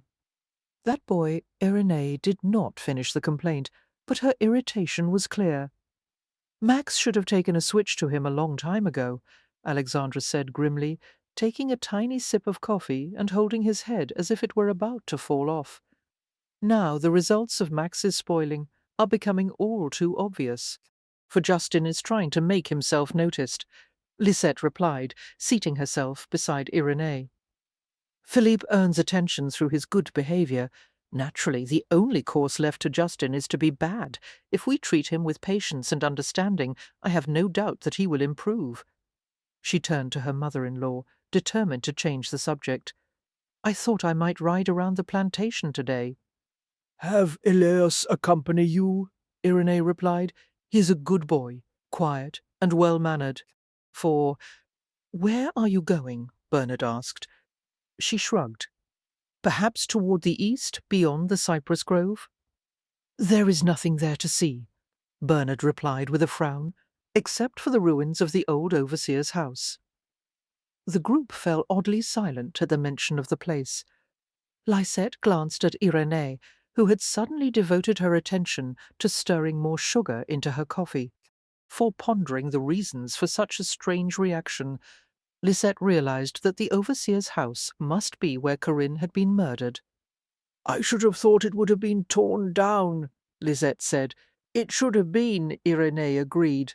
"Unfortunately, no one on the plantation or in New Orleans has been willing to do it. Superstition, you understand." Lisette understood. The Creole culture attached great importance to places where murder or death had occurred. For any token of the house, a stick, a chip of brick or moulding plaster, carried with it the essence of evil. Such fragments could be used to make a powerful gris-gris that would bring death and everlasting grief to a victim. No one would care to bring a curse on himself by desecrating a place riddled with bad spirits. Some have foolishly claimed to have seen ghosts there, Irénée said. Even Justin, although I suspect he was merely out to make mischief. "For none of the slaves will go near the place," Bernard said. "If you tried to visit it, you wouldn't get within 100 feet of it before Elias refused to go any farther." It was not long before Lisette discovered that Bernard had been right. Elias, riding a placid mule behind her dappled mare, stopped short when he saw the broken outline of the overseer's house rising before them. The structure was situated well out of sight of the main house. For it was set on the edge of fields that had once been productive, but had been left untouched during the last 10 years. The land was overgrown and richly green. Given enough time, the tropical climate would accomplish the destruction of the rickety overseer's house, which had already decayed from mould, dampness, and insects. "Ilias?" Lisette questioned, glancing back and seeing the tense set of the boy's thin frame. He was staring, not at her, but at the house, his eyes wide and nostrils flared. "For you want to go there, madame?" he asked softly. "Yes, just for a minute or two," she said, urging her horse a few steps. "Alan's." The young boy did not move. "We can't, madame. There's ghosts in there. I will not ask you to go in with me," Lisette said soothingly. "Just wait outside until I return. D'accord?" But as she met his eyes, she saw that he was deeply upset, for a suspicious brightness had sprung in his eyes, betraying the fact that he was torn between his fear of going near the house and his reluctance to displease her. He remained silent, looking from her to the ominous structure before them. "Ilias, stay right here. I will be back very soon." "But, madame, nothing will happen to me. I'll only be a few minutes." Lisette went to the dilapidated house and tethered her horse to the cankered wooden railing of the tiny porch. For absently she untied the ribbon streamers of her glazed straw hat and set it on a sway-backed step. The house was braced a foot or two from the ground in deference to the nearby bayou's occasional wont to flood its banks. Gingerly she set her foot on one of the steps, wondering if it would hold her weight. It creaked loudly, but did not break. Cautiously, Lisette went to the door, which hung askew, its edges covered with slime. An air of gloom and oppression hung around the place. For it was as if the crime that had occurred there had become a part of each board and beam. She tried to imagine what the house had been like a decade earlier, when Corinne Valorant had slipped inside for her clandestine meetings with Etienne Sagesse. How could Corinne have betrayed Maximilien in a place so close to the home they shared? It was almost as if she had wanted to be discovered. Pushing the door to the side, Lisette crept into the house, ducking under a mass of cobwebs. For it seemed like a tomb. The room was dank and foul-smelling, its walls shaded with moss. Inches of dust and yellowish matter caked the tiny paned windows, blocking out most of the sunlight. Spiders scuttled into the corners and cracks of the walls, fleeing from her intrusion. Driven by curiosity, Lisette picked her way through rubble to the back room. As she looked around, the hairs on her arms stood on end. For although nothing tangible set this room apart from the other, she knew somehow that this was where Corinne had been murdered. A feeling of devastation gripped her, and she froze where she stood. She heard footsteps, the sounds of someone kicking aside a shard of broken pottery. Her heart leapt in her throat, and she turned swiftly. Ilias? No. It was her husband coming to the doorway of the small room, his gaze riveted on her. For Max's features seemed to be carved in granite, but his gaze was haunted. He did not ask why she was there. He seemed to find it difficult to speak, his throat working violently. His face was pale, and she saw the remnants of horror in his eyes as memories broke from the dark corners of his mind. Making her way to him, Lisette lifted a gentle hand to his face. Her compassionate touch seemed to unlock the barricaded words. Max licked his dry lips before speaking in a rusty voice. For I found Corinne over there, in that corner on the floor. I knew at once what had happened, the colour of her skin, the bruises on her neck. Strangling is a lot of work, I've heard. It takes a great deal of anger or hatred to kill someone that way. Lisette stood very close to him, stroking his chest with the flats of her hands. I know that you didn't do it, she said quietly. I could have, though, Max whispered. I wanted to. Corinne did and said unimaginable things, for she made me feel poisoned. It wasn't hard to hate her. I don't know what I would have become had I lived with her any longer. Why was she like that? Lisette asked softly. I don't know. His eyes were those of a drowning man. I think there was something wrong with her inside. There were rumours of madness in her family, but the Querons always denied it. His gaze arrowed to the rubble-filled corner. When I realized that Corinne was dead, I was stunned. Sorry for her. But at the same time, part of me felt relieved. The thought that I was rid of her, that she was gone for good. Max stopped, his face flushing, his jaw shaking. I was so damned glad she was dead, he said in a raw whisper. Feeling that way made me just as guilty as her murderer, don't you think? Overwhelmed with sympathy, Lisette hugged herself against his rigid body. No, that is nonsense. Is that one of the burdens you've carried for so long? Feelings are not the same as actions, for you didn't harm her. You have no reason to feel guilty. Although Max did not respond to her touch, Lisette pressed her head to his chest. How did you know that I was here? She asked against his pounding heart. Max strove to steady his voice. My meeting in town was cancelled, as Claiborne had more pressing business elsewhere. When I returned to the plantation a few minutes ago, I saw Elias riding home as fast as that sorry mule could take him. He told me where you were. I'm sorry, she said sincerely. I didn't mean to distress him, or you. I was just curious. Of course you were. I knew it was only a matter of time before you found this place. I'm going to have it torn down if I have to do it with my own hands. Lisette glanced around the room, suddenly anxious to leave the ramshackle house and the ugly memories it held for her husband. Max, take me home, please. Max didn't seem even to have heard her. Come, she urged, beginning to step away from him. For suddenly he startled her by seizing her, burying his face in her hair, pulling her close until her toes left the ground. A shudder racked his body. "Why aren't you afraid of me?" he asked raggedly. "You have to have doubts. I'm still a stranger to you. You can't be certain that I'm innocent. Sometimes I don't even believe." "Hush, not another word," she whispered, turning her mouth to his. "I know you. I know exactly what kind of man you are." For Max let her kiss him for just a moment, then pulled back, clearly not wanting to share an intimate moment with her in this place. "Let's leave," he muttered, taking her arm. Seeing how troubled and quiet Max was for the rest of the day, Lisette regretted her visit to the overseer's house. She would never have intentionally caused him such distress, for although Max kept to himself, working in the library for the rest of the afternoon, his dark mood seemed to have infiltrated the rest of the house, the atmosphere becoming quiet and uneasy.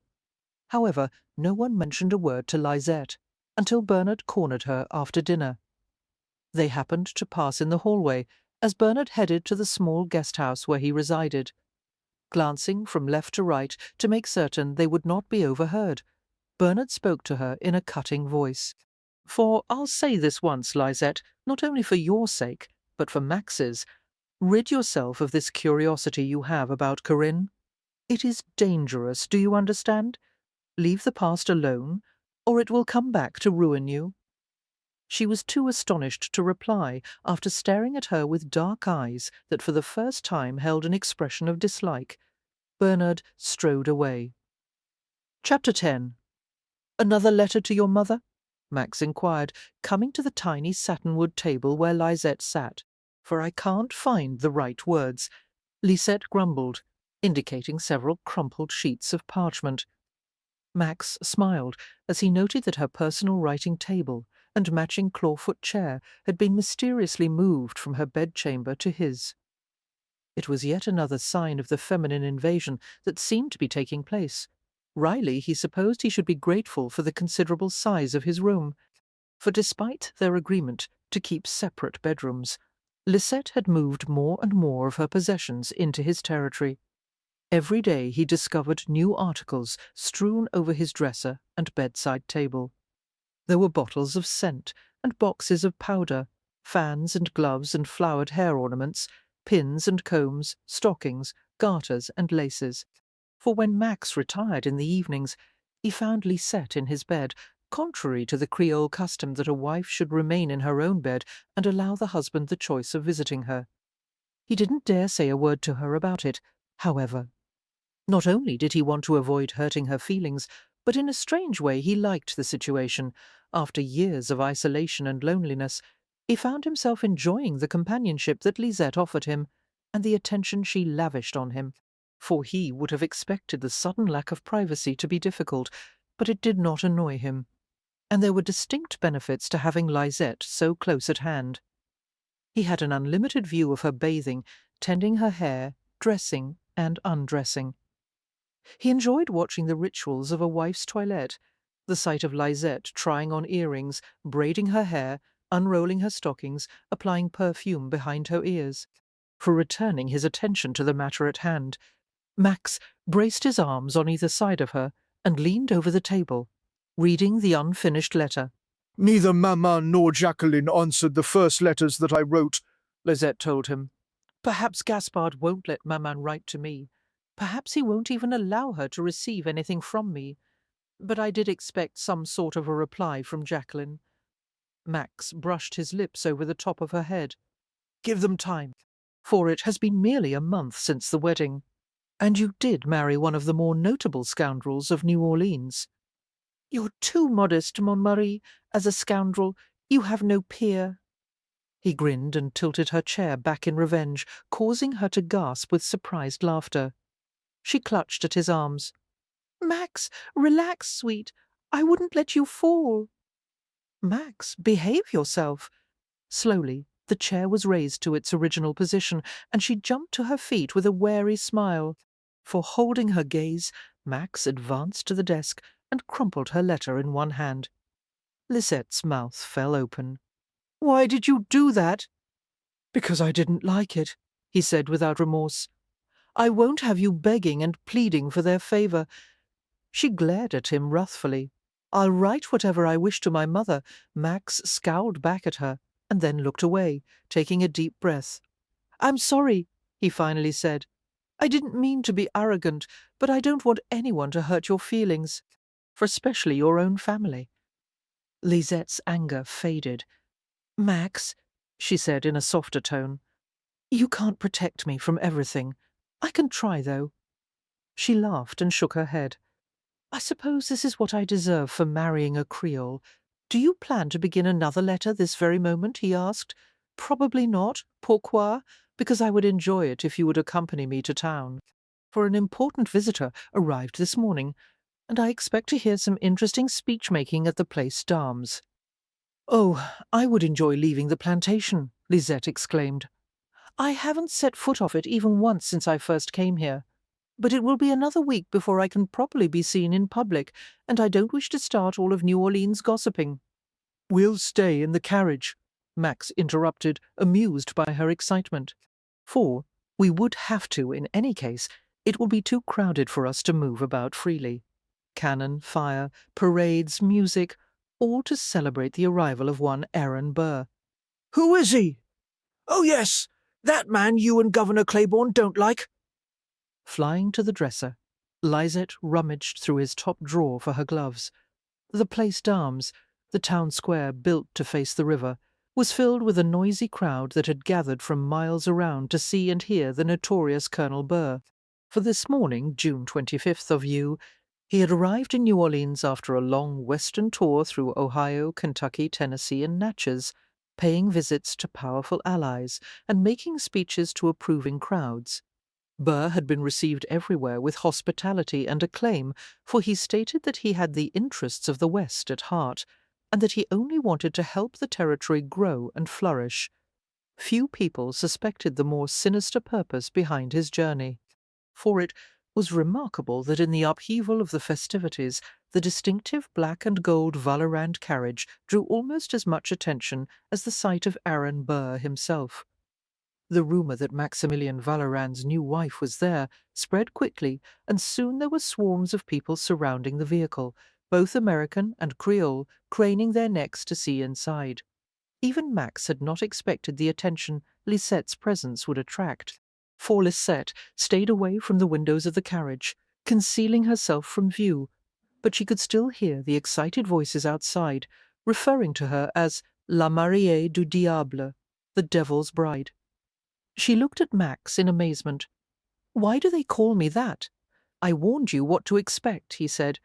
"You're married to me, which is reason enough, and no doubt your red hair causes people to assume that you have a volatile temperament." Volatile? "For I have the mildest disposition imaginable," she said, and frowned at his sudden snort. Before they could debate the issue, however, Governor Claiborne began to make his welcoming speech.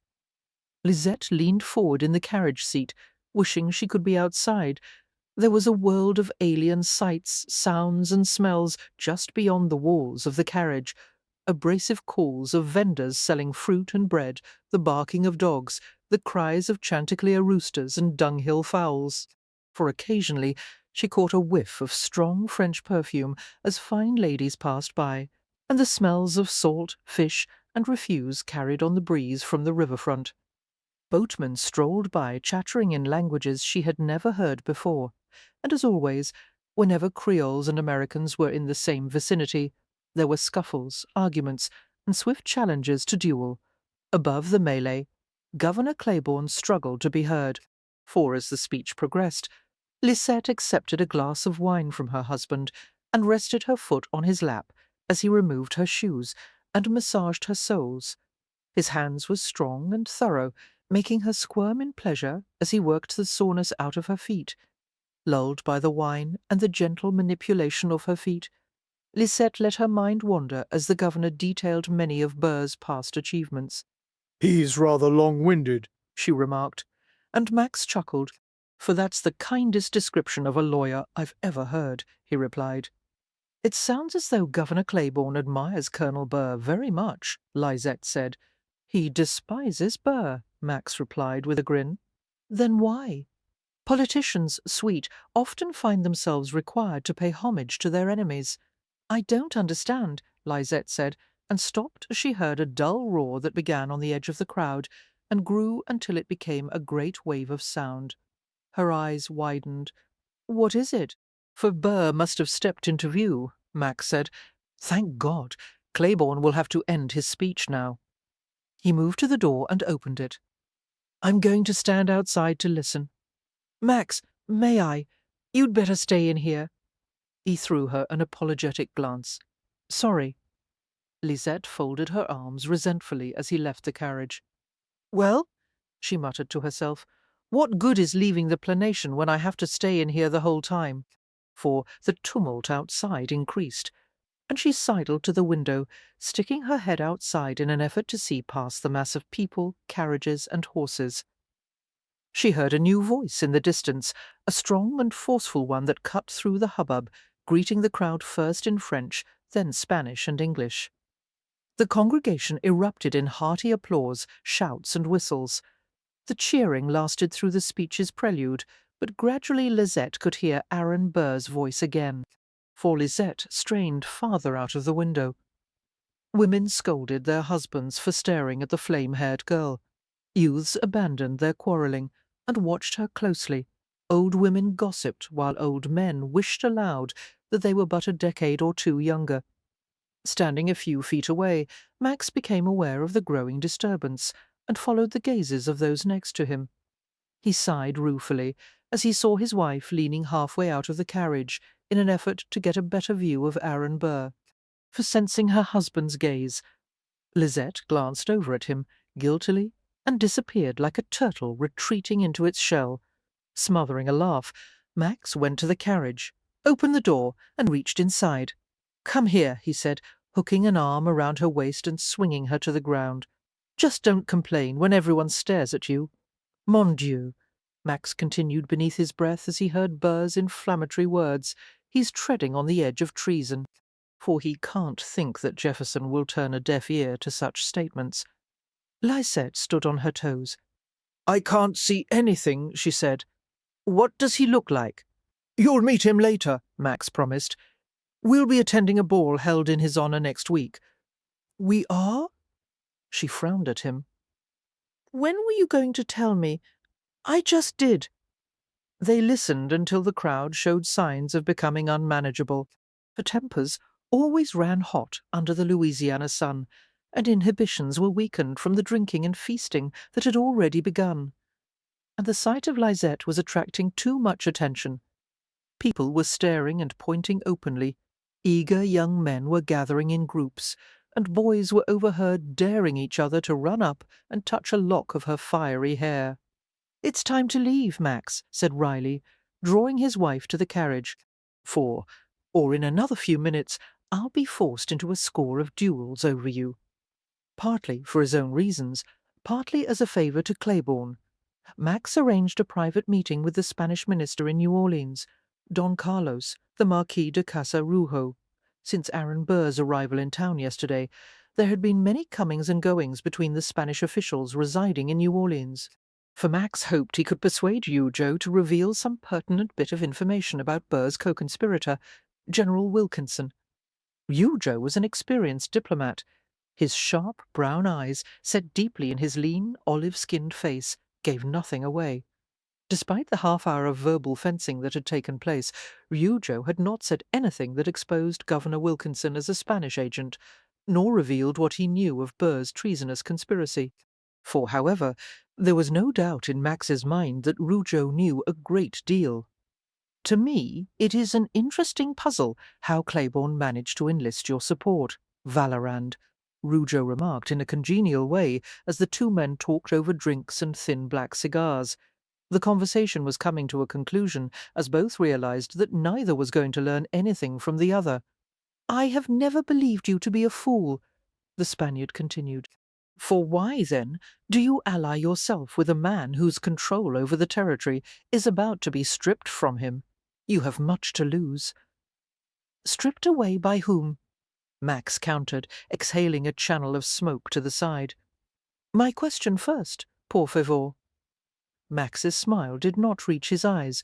Claiborne has been underestimated, he said casually. Riro laughed, openly scoffing at the answer. You will have to do better than that, Valorand. What has he promised you? For I suppose the retention of land grants that should have been abolished when the Americans took possession. Or perhaps you are merely hoping to store up political influence. Do you think it wise to bet that the Americans will be able to prevent the secession of Louisiana? My question now, Max said. whom do you think is going to strip away Claiborne's control over the territory? Colonel Burr, of course. The fact that he is hoping for disunion is no secret. Yes. But Burr is doing more than merely hoping. Max watched closely for Rougeau's reaction. The Spaniard's expression gave nothing away. That, my friend, is something no one knows for certain. Not even I. Max knew that was a lie. If Wilkinson was conspiring with Burr and remaining secretly in the Spanish pay, Rougeau had definite knowledge of Burr's intentions. Leaning forward in his chair, Max renewed the verbal assault. Recently, Don Carlos, you refused to give Colonel Burr a passport to Mexico, for obviously you had misgivings about allowing him inside Spanish territory. What made you suddenly so suspicious of Burr? I have always exercised caution in my dealings with the man, Rougeau said abruptly. Not so. You once granted him permission to enter the Floridas. The Spanish minister laughed heartily, but there was little amusement in his eyes. Your sources, Valorand, are better than I suspected. Silently, Max drew again on his cigar, wondering how much Rougeau really knew. For Burr and Wilkinson intended to secure the Floridas for themselves, and were undoubtedly trying to keep their true purposes from the Spaniards, who would never voluntarily relinquish the territory. If it were taken from Spain, Rougeau would be held responsible. That prospect had to alarm him. Don Carlos, Max said quietly, I hope you won't be deceived by any claims Burr might make that he is trying to serve Spain's interests. They exchanged a glance of sharp understanding. For we are perfectly aware, Rougeau continued after a deliberate pause, that the only interests the colonel serves are his own. Max decided to take another tack. Then perhaps you can see your way clear to tell me what you know about the letter of introduction Burr has given to one of the Spanish boundary commissioners here in New Orleans, the Marquis de Casa Calvo. I know nothing about a letter. For it is suspected that several such letters have been delivered to those who might be sympathetic to Burr's cause. Max studied the tip of his boot as he added, including Casa Calvo. Then his golden eyes surveyed the implacable Spaniard once more. I am certain I would have heard of it. Had Casa Calvo received one? Lo siento. The finality in Rougeau's voice left no room for deeper prying. Max stubbed out his cigar, annoyed even though he had expected nothing more than what he had gotten. For he would dearly love to know what was in that letter, to have some written proof as to Burr's intentions. Twilight was fast approaching as Max rode home to the Valorand plantation. He slowed his black stallion from an easy canter to a trot when he saw an enclosed carriage stopped at the side of the road. One of the carriage wheels was broken, and only one horse was harnessed to the vehicle. There was no driver in sight. Stopping by the side of the carriage, Max saw a movement inside, for he lightly fingered one of the brace of pistols he always wore when travelling. "May I be of assistance?" he asked, reining in the stallion as it fidgeted. A woman's face appeared. She was young and reasonably pretty, and most definitely French, although Max did not recall having met her before. Evidently judging from his appearance that he was a gentleman and not a highwayman, she rested her forearm on the edge of the window and smiled. "Merci, monsieur, but there is nothing we require, for our coachman will return at any moment with help." "Do not speak to him, Serena," came a voice from inside the carriage, a strident, feminine voice filled with rebuke. Don't you know who he is?" A second face appeared at the window. Max stared at the woman with a slight frown, knowing he had met her before, though he was unable to remember her name. She was at least his age, perhaps a little older, her dry white skin stretched over prominent cheekbones, for her pale green eyes were venomous, and her lips turned down at the corners as if they were anchored by invisible threads. "Don't you recognize me?" she hissed. "No, I suppose you would not. Valorans have short memories." "Aimee!" the younger woman protested softly. With a shock, Max realized the woman was Aimee Langlois. He had known her when they had both been in their teens. He had even courted her for a time, before he had met Corinne. Back then, Aimee had been lovely, for he remembered having teased her, drawing elusive smiles from her, even stealing a kiss or two when her near-sighted aunt had been less than vigilant. "Mademoiselle Langlois," Max said with unsmiling courtesy, remembering that Irénée had once mentioned that Aimée had remained unmarried. Now, glancing at those pinched-in lips, he knew why. No man would ever have the courage or the incentive to kiss her. But what had wrought such a change in her? What had made her so bitter?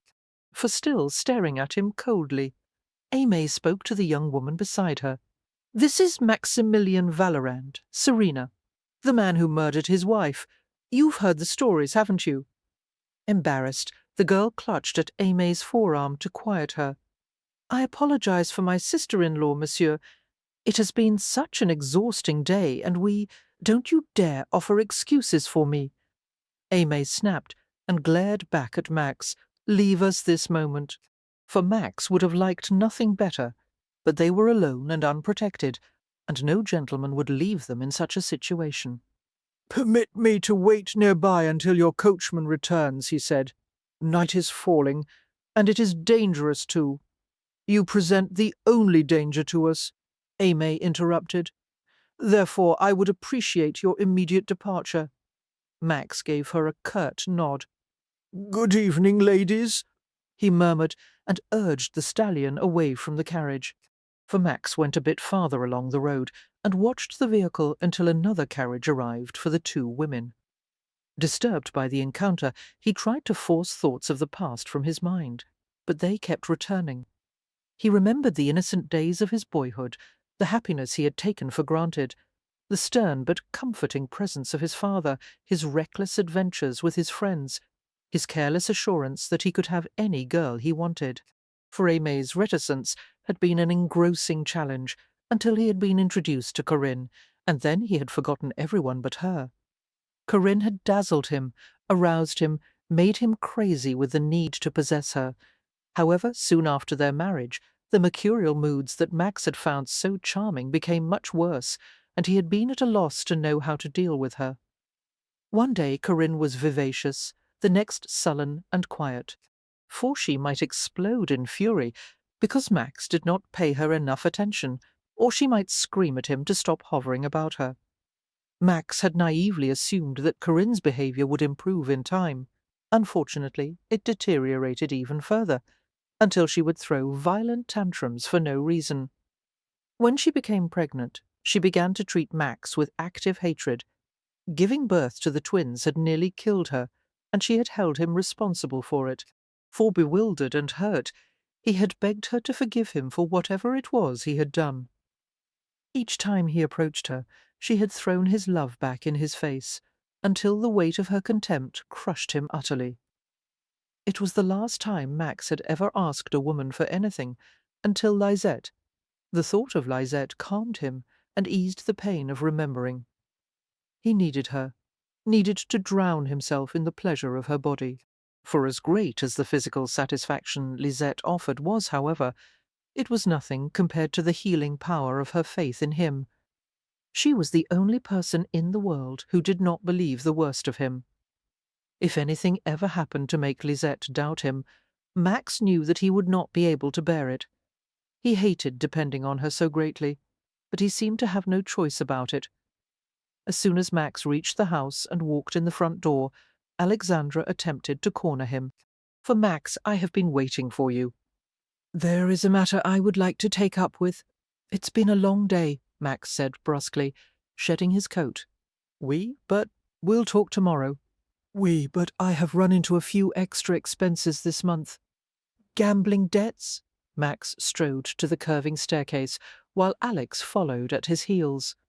I have left an accounting on your desk. Perhaps you could find a less expensive habit to amuse yourself with. I could, Alex agreed readily. For in the meantime, however, will you take care of this for me? Bien sûr, Max assured him shortly, leaving him at the foot of the stairs. He wanted to see Lisette so badly that he was unwilling to wait for even a minute. Alex relaxed, a relieved grin spreading across his face as he watched Max ascend the steps. Mercy, Max. Not long ago you would have lectured me for an hour.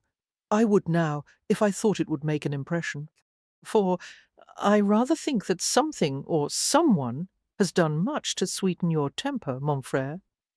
Max did not pause to reply, even when Irene's voice floated up to his ears. Is that Max's voice I hear, Alex? Has he had supper? Well, why didn't you ask? Did he look hungry? Striding into his bedroom, Max closed the door with his foot and dropped his coat on the floor. Lisette emerged from the adjoining garde-robe, a small room used for dressing and sometimes bathing, for her eyes glowed at the sight of him. You have been gone for a long time, Montmurray. The sound of her voice dispelled his gloom immediately. It seemed that Lisette had been trying on some new gowns, for garments of silk and lace were strewn about the room, and brocaded slippers were piled in a glittering heap beside the bed. She was dressed in an ice-blue ball gown, the bodice trimmed with swaths of matching gauze, for the gown was very low cut, moulding her breasts together and upward, her cleavage covered with a translucent bit of gauze that served to enhance rather than conceal the tempting little valley. She looked slim and feline, the blue silk emphasizing her eyes and making her hair gleam like living flame. As Lisette walked to him, clearly intending to welcome him with a kiss, Max lifted his hands in a gesture for her to stay back. Petite, wait. For I am dusty from the ride, and I smell of horses, he said, smiling. Let me see what you're wearing. Lisette turned for his benefit, glancing flirtatiously over her shoulder. The gown was partially unfastened in the back, and Max let his gaze linger on the vulnerable curve of her spine. He wanted to devour her. Very beautiful, he said. I am going to wear this to the ball when I meet Colonel Burr. Have you realized that it will be my first appearance as your wife? For Max displayed no reaction, but inwardly he was troubled. Lisette couldn't possibly be prepared for the pointed questions, the razor-sharp curiosity she was likely to encounter at the gathering. He was used to it by now, but for someone as sheltered as she had been, the experience might prove distressing. You should be warned about what will happen, Lisette. Yesterday was nothing compared to what the ball will be like. My fall from grace was infamous, and memories here are nothing if not long. For, as you know, some believe you're married to the devil incarnate. Lisette considered him thoughtfully. Then she came to him, placing her slender hand on the side of his lean face. But you are a devil. I already know that. Max bent and nuzzled her throat, unable to stop himself. I don't think I like having so much of my wife exposed to other men's gazes, he said, his fingertips measuring the amount of skin left uncovered by the deep neckline. Oh, but it is a modest gown. For many other women will be wearing styles far more daring. Perhaps, but I'm not married to them. I was not aware you had such a jealous nature, Lisette said, clearly pleased by his possessiveness. She was so clean and sweet and adorable that Max picked her up and tossed her onto the bed. Then let me remove all doubt, he said, climbing over her boots and all. His body crushed the shimmering material of her skirt between them. Lisette giggled at his onslaught of ardour and wrestled with him, for he subdued her easily, yanking up the hem of her gown and settling between her flailing thighs. "Max," she protested, breathless with laughter, "my gown, you'll ruin it. I'll buy you another, a dozen more. Now let me have my way with you." His teeth closed over the silk-covered peak of her breast, and Lisette stopped struggling. She was not wearing a chemise, and as he wet the thin, slippery fabric with his tongue, the textured crest rose against his tongue. For he rubbed his mouth over the tender point, flicked at it, nibbled, until she lay gasping beneath him. Reaching between their bodies, he found the soft heat of her cleft and teased his finger inside her. She was wet and pliant, her body accepting him eagerly. Sliding a second finger inside, he covered her mouth with his. Lisette moaned and struggled to press closer to him, her hips arching into the warmth of his palm. For he kissed and teased her, loving the small sounds she made in her throat, the urgent writhing of her body. When he felt her tensing at the approach of a climax, he withdrew his fingers and unfastened his breeches. Greedily Lisette reached for his cock and guided him into place. Her body clasped him with a delicate, snug fit, sheathing him sweetly. She whimpered in pleasure as he circled and ground himself against her, burying his cock in deep, slick thrusts, bringing her to a shuddering release. For obeying his gravelly murmur, she wrapped her legs around his waist, and he made love to her until his passion was spent in an explosion of bliss. On the night of the ball, Max and Alexandra occupied themselves with drinks in the library, while Irenee and Lisette remained busy upstairs. Women, Alex grumbled, and their primping. Max smiled leisurely and lifted a glass of Burgundy to his lips. "Why are you so eager to arrive at the ball on time, Alex? For I do not believe it is to catch a glimpse of Aaron Burr." "Perhaps I've taken an interest in politics," Alexandra replied, and Max snorted in sceptical amusement. He refilled Alexandra's drink and rested his elbow on the marble mantel. "You realize, Alex, that as an unattached man you'll be occupied the entire evening with mothers and tantes parading their young charges before you. Usually you can't abide such evenings. Ah, well, I will bear it for one night." For Max grinned, suspecting that some girl had caught his younger brother's roving eye. Who is she? He asked. Alex smiled sheepishly. "Henriette Clement. Jacques' youngest sister?" Max inquired with surprise, remembering the last time he had seen the girl outside the milliner's shop with her older brother. An attractive girl, as I recall. Sang de Dieu, I haven't even danced with her yet. Just because you've plunged into marriage doesn't mean the idea holds appeal for me. For Max smiled at him. "I said nothing about marriage." Flustered, Alex cast his mind in search of a reply and was saved by the sound of the women's voices. Bien! They're ready now! He said, hurriedly setting down his glass. Following his brother to the entrance hall, Max stopped at the doorway, still holding his drink. At first he did not see Lisette, who was standing beyond Irenee and Noeline, but then the pair moved to the mirror to inspect a coil of Irenee's hair, for he stared at his wife with open pride. Lisette was striking in an exquisitely simple amber gown, the warm colour flattering her skin and vibrant hair. The low-scooped bodice and high waist displayed her slender body beautifully. Lisette possessed an astonishing composure for a girl her age. Seeming calm and relaxed, her blue eyes bright with the intelligence that attracted him so strongly. For Max was not ordinarily a humble man, but as he watched her come down the stairs to him, he was aware of a deep gratitude and sense of wonder. Fate had so often been unkind, but having Lisette for his wife made up for everything. Her gaze travelled over his ruffled white shirt and starched cravat. "How handsome you are," she said, picking a thread from the lapel of his black coat. Max's dark head bent, and he kissed the side of her neck. "You'll have no equal tonight, Madame Vallerand, for I've never seen you look so beautiful. Here, I want to give you something." She went with him willingly as he drew her to the parlour, away from the other's view. He withdrew a black velvet pouch from his pocket and gave it to her. "In honour of your first ball?" Lisette flashed him a smile. "I wasn't expecting a gift, Max." Unlacing the pouch, she tilted the contents into her hand. It was a set of earrings and a matching bracelet made of diamonds set in a flower pattern. for the centres of the 10 blossoms were set with rose-cut diamonds, each 2 carats in size. Lisette shook her head, apparently at a loss for words. "Do you like them?" he asked. "Oh, Max, you're too generous. How utterly magnificent!" She slipped the glittering bracelet on her gloved wrist and held still as Max fastened the earrings to her ears. The rich gleam of the jewels paled in comparison to her smile. She shook her head to set the dangling earrings swinging. "For how can I thank you for such a beautiful gift, Montmary? A kiss, to start with."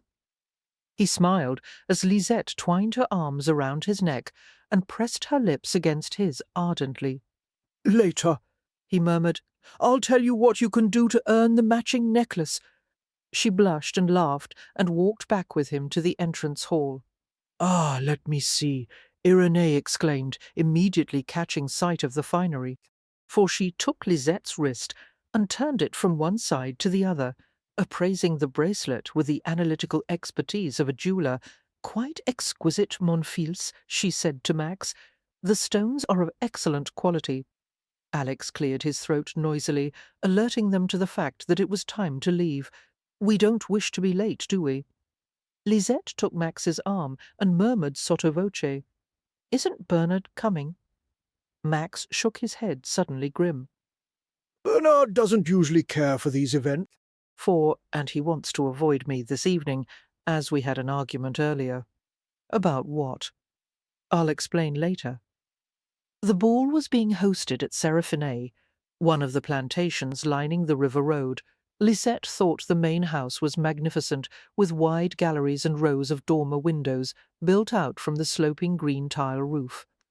The inside of the house was just as impressive, furnished with Venetian chandeliers, richly coloured rugs, and massive portraits of prominent Seraphinet ancestors. For along the sides of the great dance hall, ladies fatigued by the dancing rested their feet, and the chaperones of eligible Creole girls sat to monitor their charges. Groups of young men positioned themselves nearby, most of them wearing colquemades, small but deadly sword canes. Hot-tempered youths were wont to quarrel at such affairs, and duels were the natural result of even insignificant disputes. For Alexandre amused Lisette by relating an account of the last ball he had attended, at which a duel had exploded in the middle of the room instead of being conducted outside. Men had chosen sides, benches and chairs had been thrown, women had fainted, and the military guard had been forced to storm inside to quell the riot. "What caused the duel?" Lisette asked. Alexandra grinned. "One of the young men happened to tread on another's toes." For it was taken to be a deliberate insult. Et ainsi de suite, a duel. "Creole men are dreadful," Lisette said with a laugh, placing her hand on her husband's arm. "Why do you not wear a colquemade, Max? Don't you intend to defend your toes if the need arises?" "You defend them for me," he replied, his gaze warm. There was a ripple of murmurs and speculation as the Valorans ventured farther into the ballroom, for reminding herself that she had nothing to be afraid of. Lisette forced a smile to her lips. Suddenly a pair of intense jet-black eyes stared into hers. They belonged to a small, delicate-featured man standing across the room, surrounded by a large entourage. He continued to stare at her steadily, causing a light blush to steal over her face. "It appears," she heard Max mutter, "that you've attracted Colonel Burr's notice." "That is him," Lisette exclaimed in a whisper. "But it can't be." "For I expected him to be." "What?" Max asked, now sounding amused. "Taller," she blurted out, and he laughed quietly. In the distance, Burr murmured to one of his companions. "And now," Max said under his breath, "he is asking who you are, and if he pays too much attention to you, he's going to have a duel on his hands. Let us hope one of his aides warns him that I'm a much better marksman than Alexander Hamilton." For Lisette blanched, recalling that Colonel Burr had reportedly forced Hamilton, a patriot who had helped write the new Constitution, into a duel that Burr had been certain to win. Many had called it cold-blooded murder, for it had been known by all that Burr's duelling skills were far superior to Hamilton's. It was rumoured that Burr had shown not one sign of compassion or regret for Hamilton's death. "Let's have no more talk of duels," she said hastily. For before Max could reply, the mayor of New Orleans, Mr. John Watkins, appeared at his elbow. After greeting them effusively, the mayor informed them that Colonel Burr desired to make their acquaintance. "We are honoured," Max said perfunctorily, following the mayor with Lisette on his arm.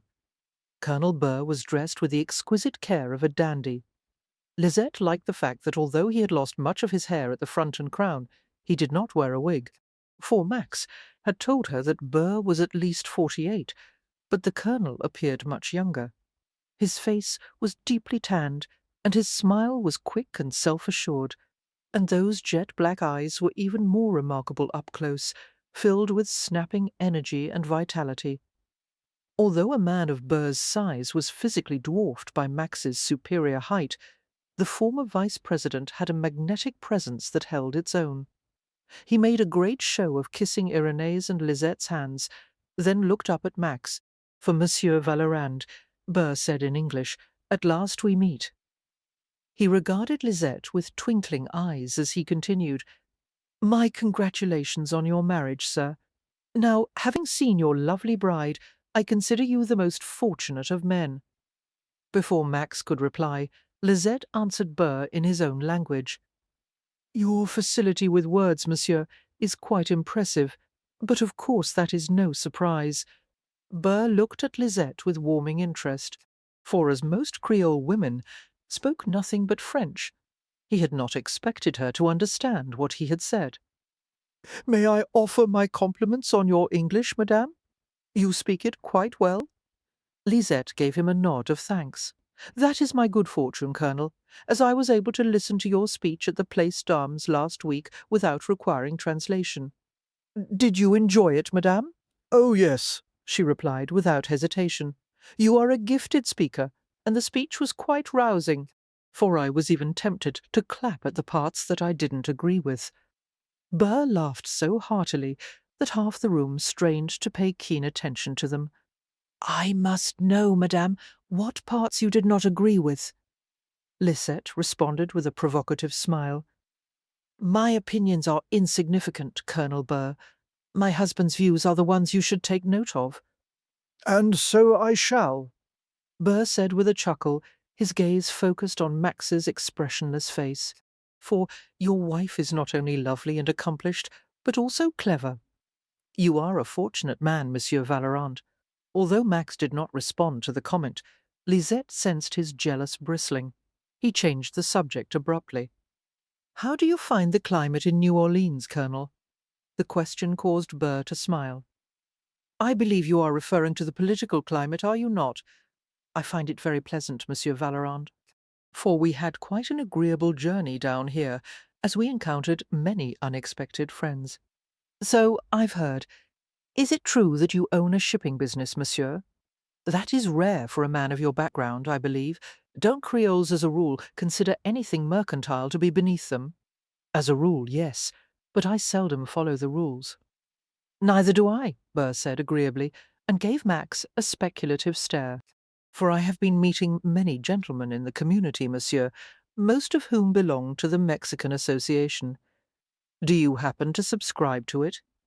Lisette recalled what Max had told her of the Mexican Association, a group of prominent citizens who desired the liberation of Mexico and all the attendant trade benefits it would give to the merchants of New Orleans. Anyone who belonged to the group was certain to sympathize with Burr's cause. "No, I do not," Max replied, "for I have found that belonging to organizations of any kind invariably results in unwanted obligations." "Interesting," Burr commented, his eyes alight with the enjoyment of a challenge. "I would like to have an opportunity to try and persuade you otherwise, monsieur. Shall we talk at a later date?" That might be arranged. Soon Colonel Burr's attention was claimed by others who wished to be introduced, and Max drew Lisette away. "What is your impression of him?" he asked. For Dangerous came Lisette's blunt reply. "I don't think Colonel Burr would be so confident if he didn't have good reason. It is likely that he has persuaded many men to join his cause, Max." I think so too, he said ruefully. Alexandra approached them after having delivered Irenee to her friends, who were clustered at the side of the room, gossiping. My lovely sister-in-law, He said to Lisette. Dance with me, s'il vous plaît. Lisette took his arm. Do you have any objections, Max? For her husband shook his head, but gave his younger brother an ominous frown. do not leave my wife unattended. I hope that I have better manners than that, mon frère, Alexandra said indignantly. He pulled Lisette along with him and stopped at the edge of the crowd. Do you see the girl in the green gown? He asked her. The one with the dark hair? No, I do not see. She is tall. There are yellow ribbons in her hair. The blonde man dancing with her is her cousin. See her? For that is Henriette Clement. I want to attract her attention. Make certain you look as if you are enjoying yourself. Laugh as if I am saying something witty. I'll do my best.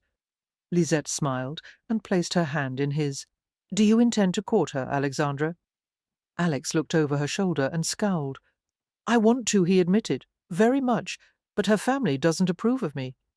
Does Mademoiselle Clement have an interest in you?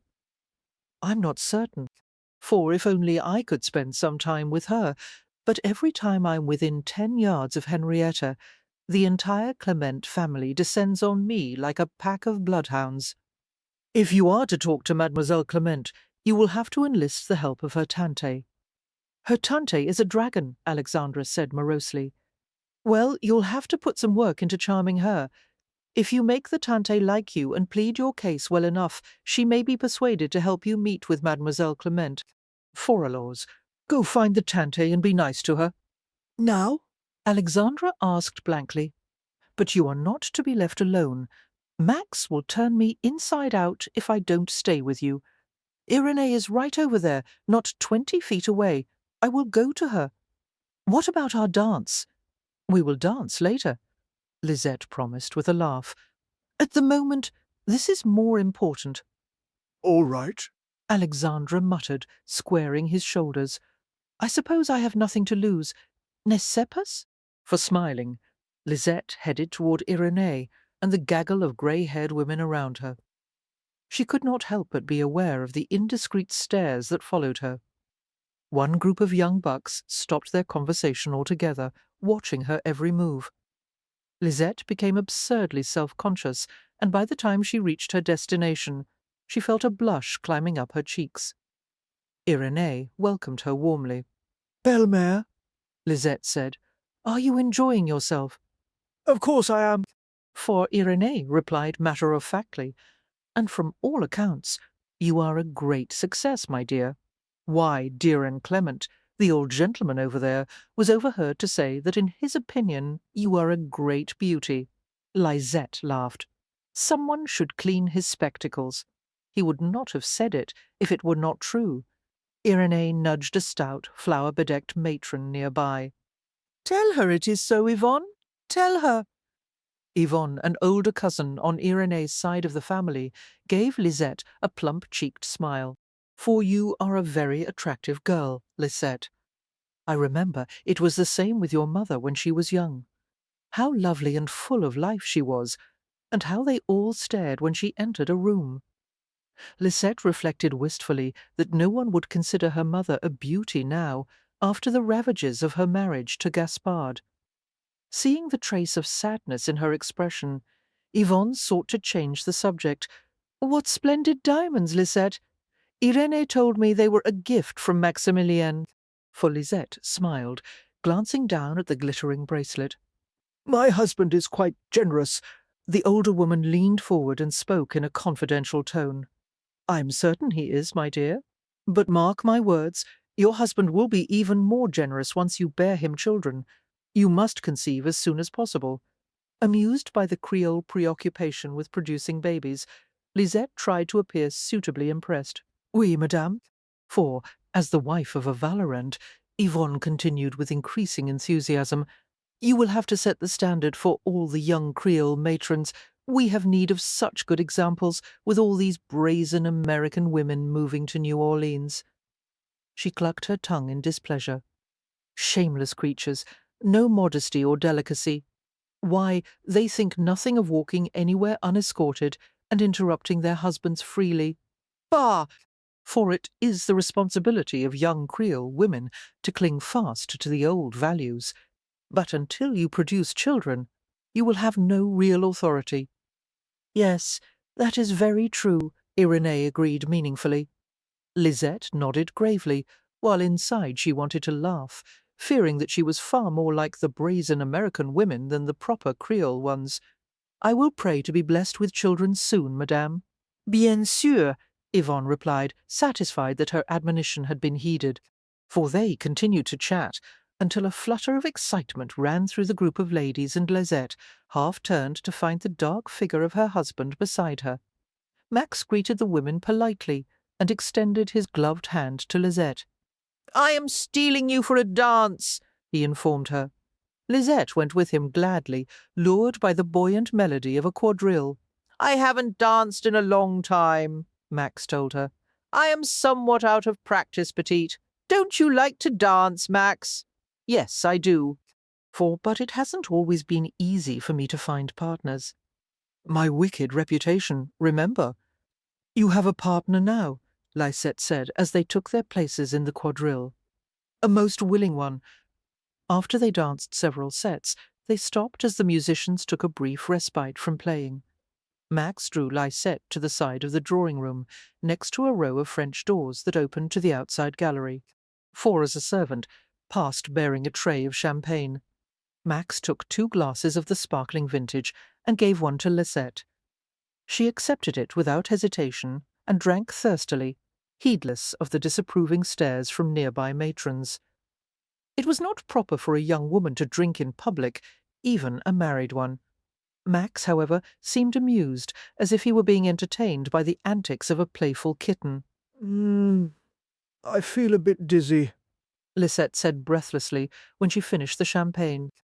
Smiling, Max gave their empty glasses to another passing servant. "Some fresh air will clear your head," he said. "Would you like to go outside?" She gave him a suspicious glance. "Are you going to make advances on me if I do?" Of course. he replied without hesitation.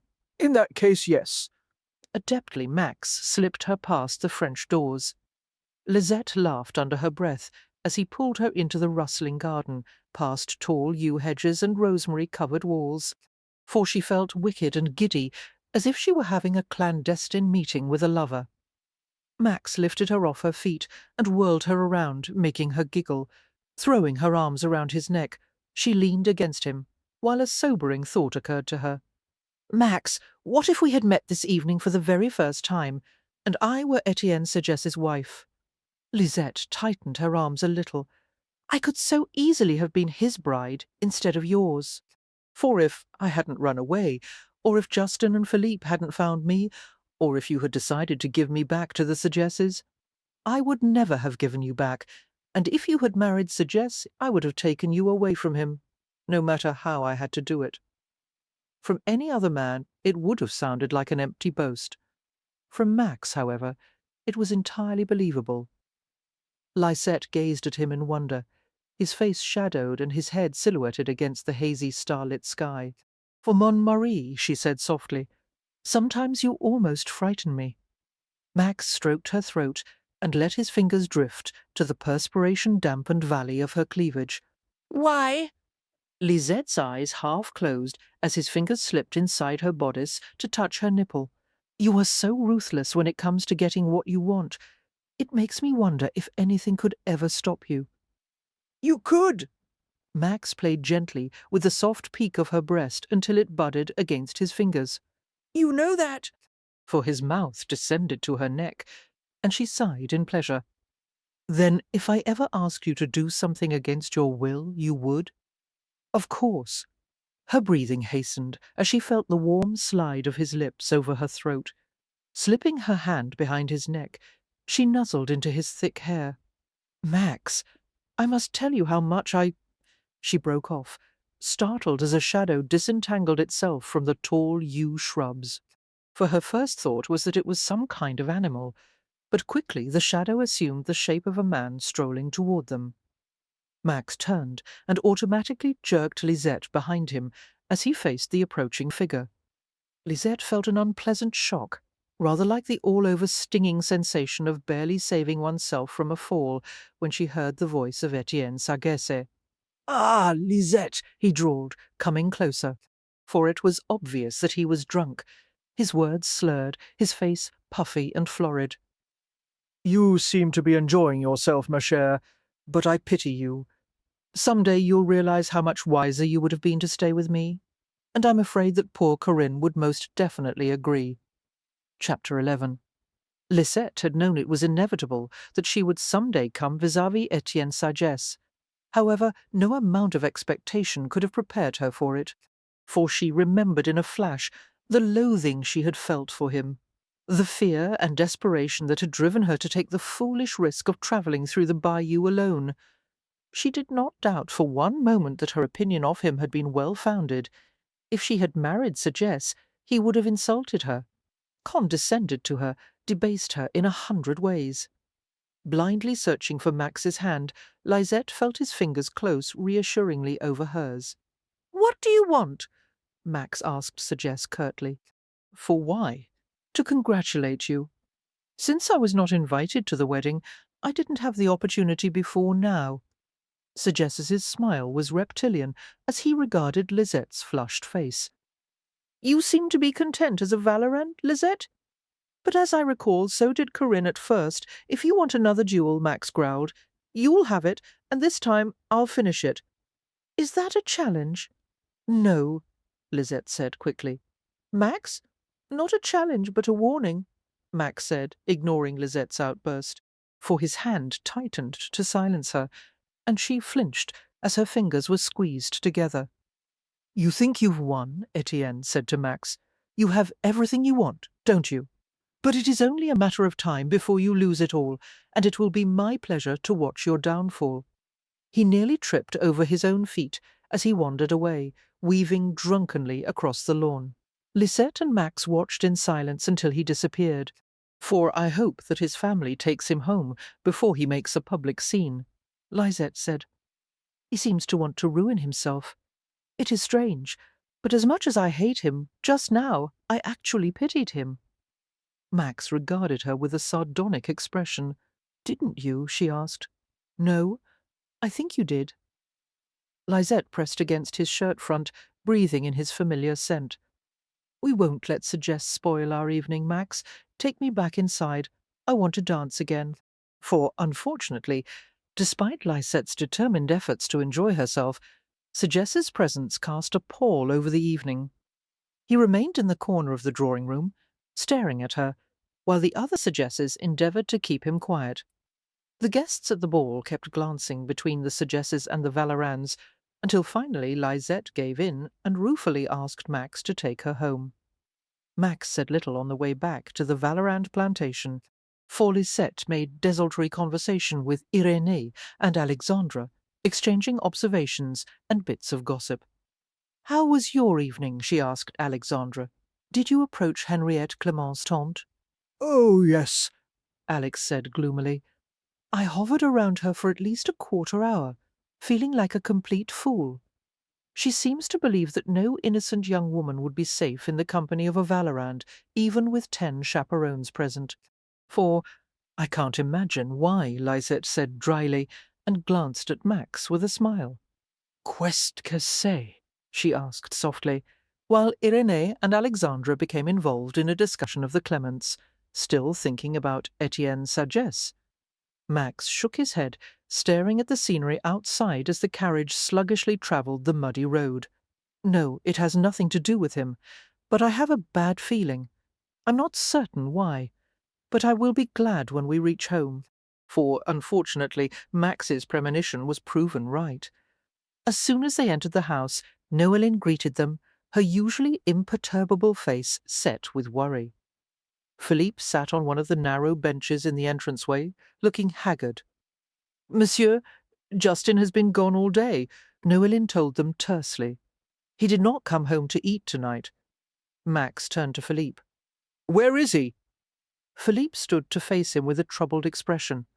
"I don't know, father. for the pirogue is gone.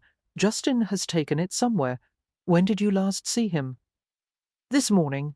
Justin was boasting that he sneaked out last night after bedtime. He said he had met some of the crew of a flatboat on Tupetula Street and planned to go with them tonight. But I didn't think he would actually do it. Oh, my poor Justin!" Irene cried in distress. Max cursed quietly. Flatboat men lived, ate, and slept on the deck of their boats, with no protection against the outdoors. For their idea of entertainment was to swill rye whiskey, brawl, and wallow in unsavoury flesh-houses, where disease and violence were rampant. When they fought, they bit, kicked, and gouged eyes out, mutilating an opponent without mercy. By now they might have made short work of Justin. "Which crew?" Max demanded. "Which boat?" Philippe shook his head helplessly. Max turned to the door, where Alexandra stood, with his mouth open. "We have to find him." Alex backed away a step. "Oh, no, for I make every effort to steer clear of such fellows. I won't risk my neck merely to rescue your fool of a son, who doesn't want to be found in the first place. Just go to sleep. He'll probably be back by morning. Or end up in the river with his throat cut."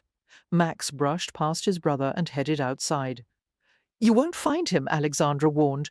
"Oh, yes, I will, and after I make certain he's all right, I'm going to tear him limb from limb." Hastily, Lisette ran after him.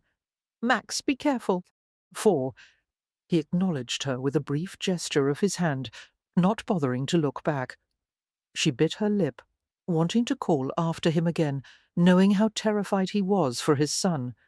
Whirling around, she went back to Alexandra, gripping his arm and tugging hard. "You must go with him. You must help him. I'll be damned if I do." "Max needs your help," she persisted impatiently. "Oh, be of use for once, Alexandra." Irene took up the fight, helping Lisette to urge Alexandra toward the door. "For, yes, you must accompany Max, mon fils." "I am tired," he said with a scowl. "Think of Justin," Irene commanded, pulling at his other arm.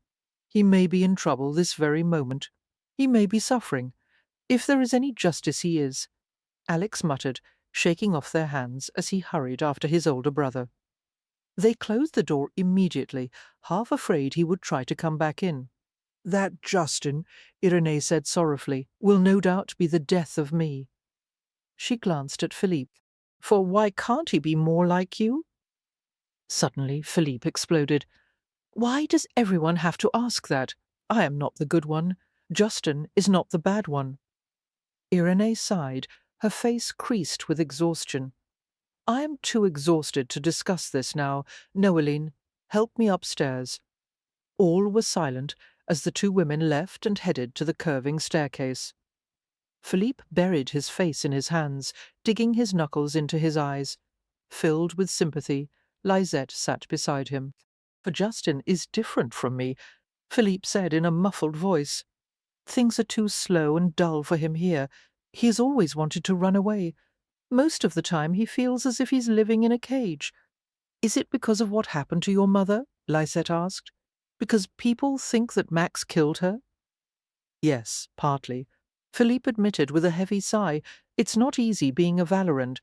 Justin and I know what people think of us. For we've heard what they say about our mother, that she was mad, or a slut, or both. And everyone in New Orleans believes that her blood is on father's hands." "I don't believe it," Lisette said firmly. "And neither should you." "Most of the time I don't." His haunted gaze met hers. "But Justin does, and that makes things very hard for him. Max and Alexandra were gone all night, returning early the next afternoon without Justin. Max was more agitated than Lisette had ever seen him, for his thoughts seemed to race faster than conversation would allow. "No sign of him," he said hoarsely, downing half a cup of coffee in one swallow. "We found a boatman who claimed to have seen a boy matching Justin's description on the waterfront. God knows if he was lying. Justin might have signed on with a crew, but I don't think he would be so damned foolish. I'm going to bed," Alex mumbled, his face pasty and eyes bloodshot.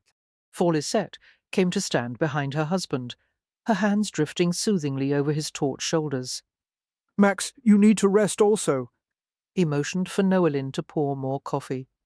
I am leaving again in a few minutes. Bernard will go with me. I'm going to ask Jacques Clement and one or two others to help in the search. Lisette wished that she knew how to comfort him. I don't think Justin has run away, she said, sitting beside him. I think this is another bid for attention, for he is staying away deliberately, waiting until he is certain of an uproar before he returns. Max held the coffee cup in fingers that trembled slightly. When I get hold of him, he'll have more attention than he ever bargained for. She took his free hand in both of hers, clasping it tightly. I know that you're angry with him, but I think that you are mostly afraid for him. Perhaps you should let Justin know that when you find him. Max rested his elbows on the table and massaged his temples. For Justin is too hard-headed to listen to anything I say. I believe, she said wryly, that he has made the same remark about you on occasion. Max smiled faintly. Sometimes I see myself in him, he admitted, but at his age I was not half so stubborn. I'll ask Irénée about that, Lisette said, gently teasing. I suspect she might not agree. Max brought her hand to his bristled face and pressed his lips against the back of it. If I don't find him, Lisette, you will, for the search continued for another day and night. Max enjoined most of the workers on his own trade vessels to find out what they could. A few boatmen admitted that Justin, or a boy remarkably like him, had been in their company. After a few hours of drinking and gaming, they said he had left with a waterfront prostitute and had not been seen again. How splendid Bernard had commented upon hearing this bit of information. Now it seems we must worry about him developing a case of the clap, for, if only that were the worst to fear, Max had replied grimly. After questioning dozens of men and combing through every keelboat, Kentucky flat barge and raft in sight, the searchers were forced to temporarily disband with the agreement that they would resume the next morning. For 2 days and nights, Max had barely paused to rest his feet, and the strain was telling, for looking very much like the unkempt, unshaven boatman he had associated with for the past 48 hours. He made his way into the house with overcautious movements, blinking hard to stay awake. It was past 3 in the morning, but Lisette was waiting for him. It tore at her heart to see him so careworn and defeated. She tried to guide him upstairs, but Max refused to go to his bedroom, afraid that he might sleep too soundly. He had time for only a few hours of rest, for together Lisette and Philippe helped him to the parlour and removed his boots. He unfolded his long frame onto a settee, dropped his head in Lisette's lap, and closed his eyes. Philippe left them, anxiously glancing back over his shoulder. "He's gone," Max mumbled, turning his face against the soft line of Lisette's thigh, as if he's vanished from the face of the earth. Lisette stroked his forehead gently. "Sleep now. It's not long until daybreak. I keep remembering when Justin was a baby, for sometimes I held him when he slept. I wanted to keep him safe and happy for the rest of his life, but I can't keep him safe from anything. Rest now. You'll find him tomorrow, bien-aimé." As Max fell asleep, Lisette watched him for a long time. She was surprised to realize how much she had come to care for Justin and Philippe in such a short time. She shared Max's concern for the twins, and she wanted desperately to help them find peace. For how unfair life could be, laying such burdens on the shoulders of the innocent and letting them suffer the consequences of others' mistakes. Curling up beside Max, Lisette dozed lightly. The sky outside changed, darkness lightening to lavender grey, watching the dawn arrive. Lisette rubbed her eyes, careful not to disturb her sleeping husband. Alertness came in a flash as she heard a scraping sound in the entrance hall. It was the front door opening, for stealthily the intruder crept into the house and paused at the parlour doorway. It was Justin, dirty and dishevelled, but looking a good deal better than Max. Silently he looked at Lisette and his father's long, sprawling form on the settee. Lisette thought of motioning him upstairs and allowing Max to sleep. But Max would want to know about his son's return right away.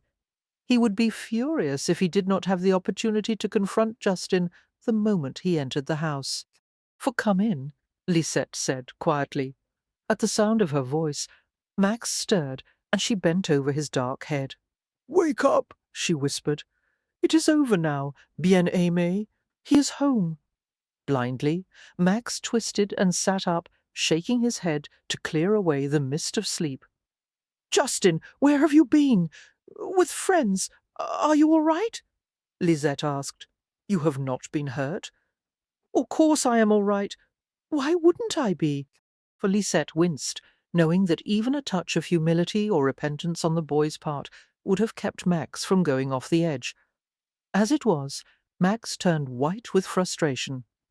The next time you decide to leave, he said through clenched teeth, without letting anyone know where you're going or when you plan to return, don't come back.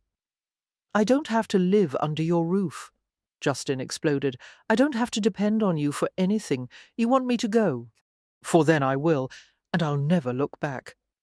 He spun around and darted out the way he had come. Justin, no. Lisette scrambled up from the sofa. Max did not move. She stared at him with wide eyes.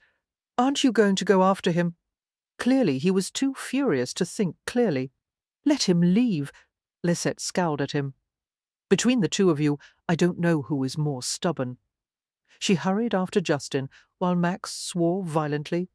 Lisette winced as she stubbed her toe on the front steps. Ouch!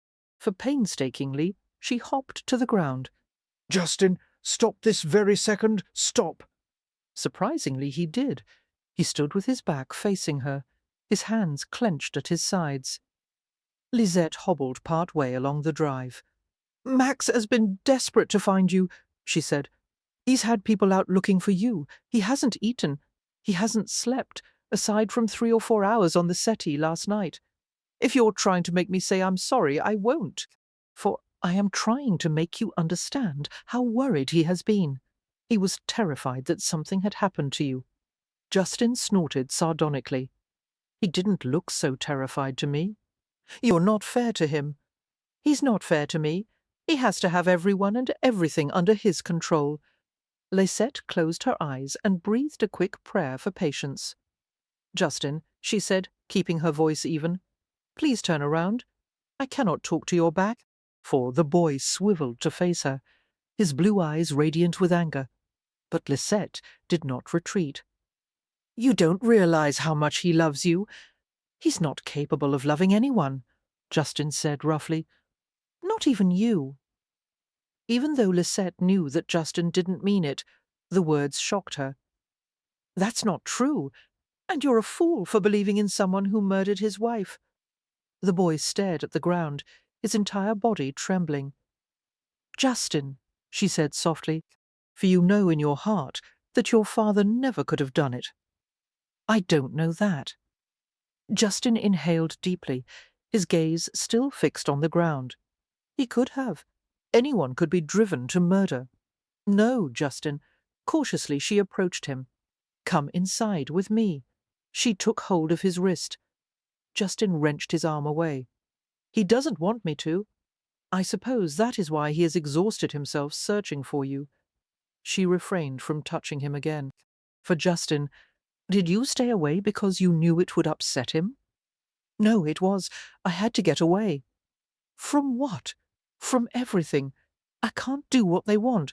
They want me to be a good boy like Philippe, and not ask questions that make them uncomfortable, and not remind them of my mother. Justin's eyes glistened, and he clenched his fists, struggling to master the traitorous tears. But I am like her. I know I am.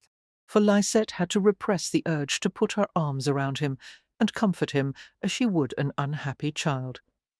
She did not argue with him, knowing that he was too tired and emotional to think clearly. Come with me, she murmured. Your family has worried enough, and you need to rest. She turned back to the house, holding her breath until she heard his slow footsteps behind her. Fearing what he might say to Justin before his anger cooled, Max avoided him for the next day. Fortunately, Lisette pressed him to have a talk with the boy, and he agreed reluctantly that he would immediately after his meeting with Colonel Burr.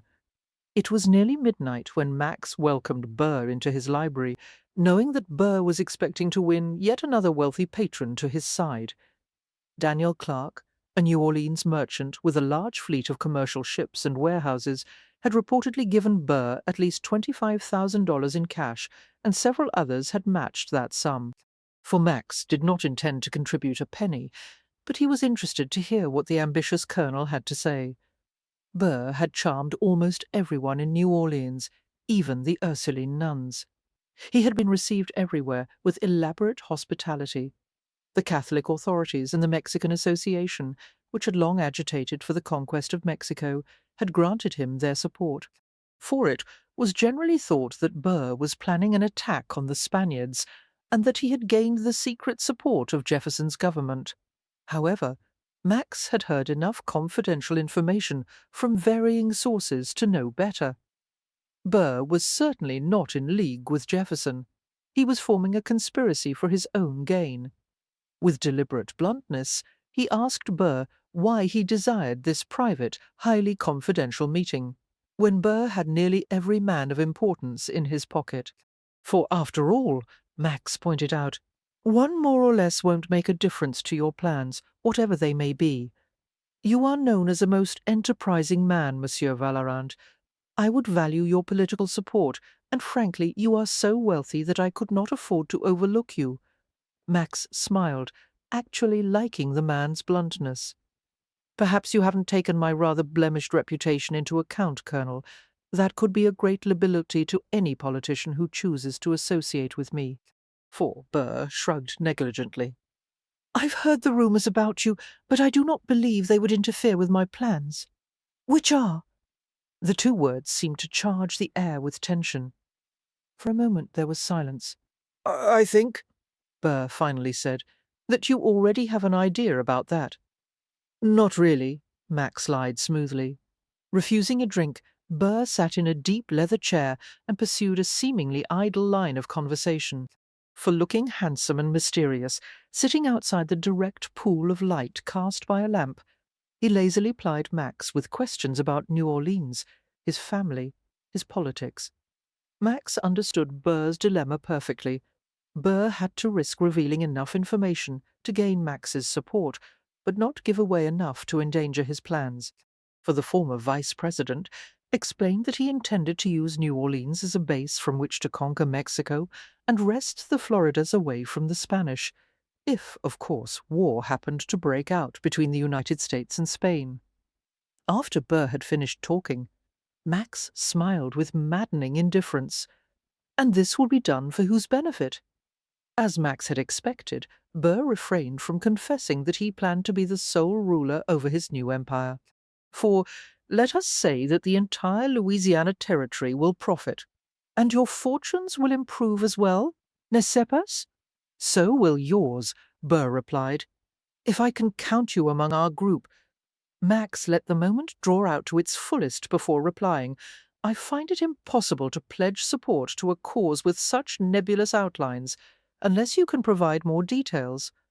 Burr frowned, clearly surprised at Max's lack of enthusiasm. I have provided all the information I can for now, for in my view, you have little reason not to join me. Max spread his hands slightly, palms up. I have certain loyalties, Colonel. Loyalties to Claiborne?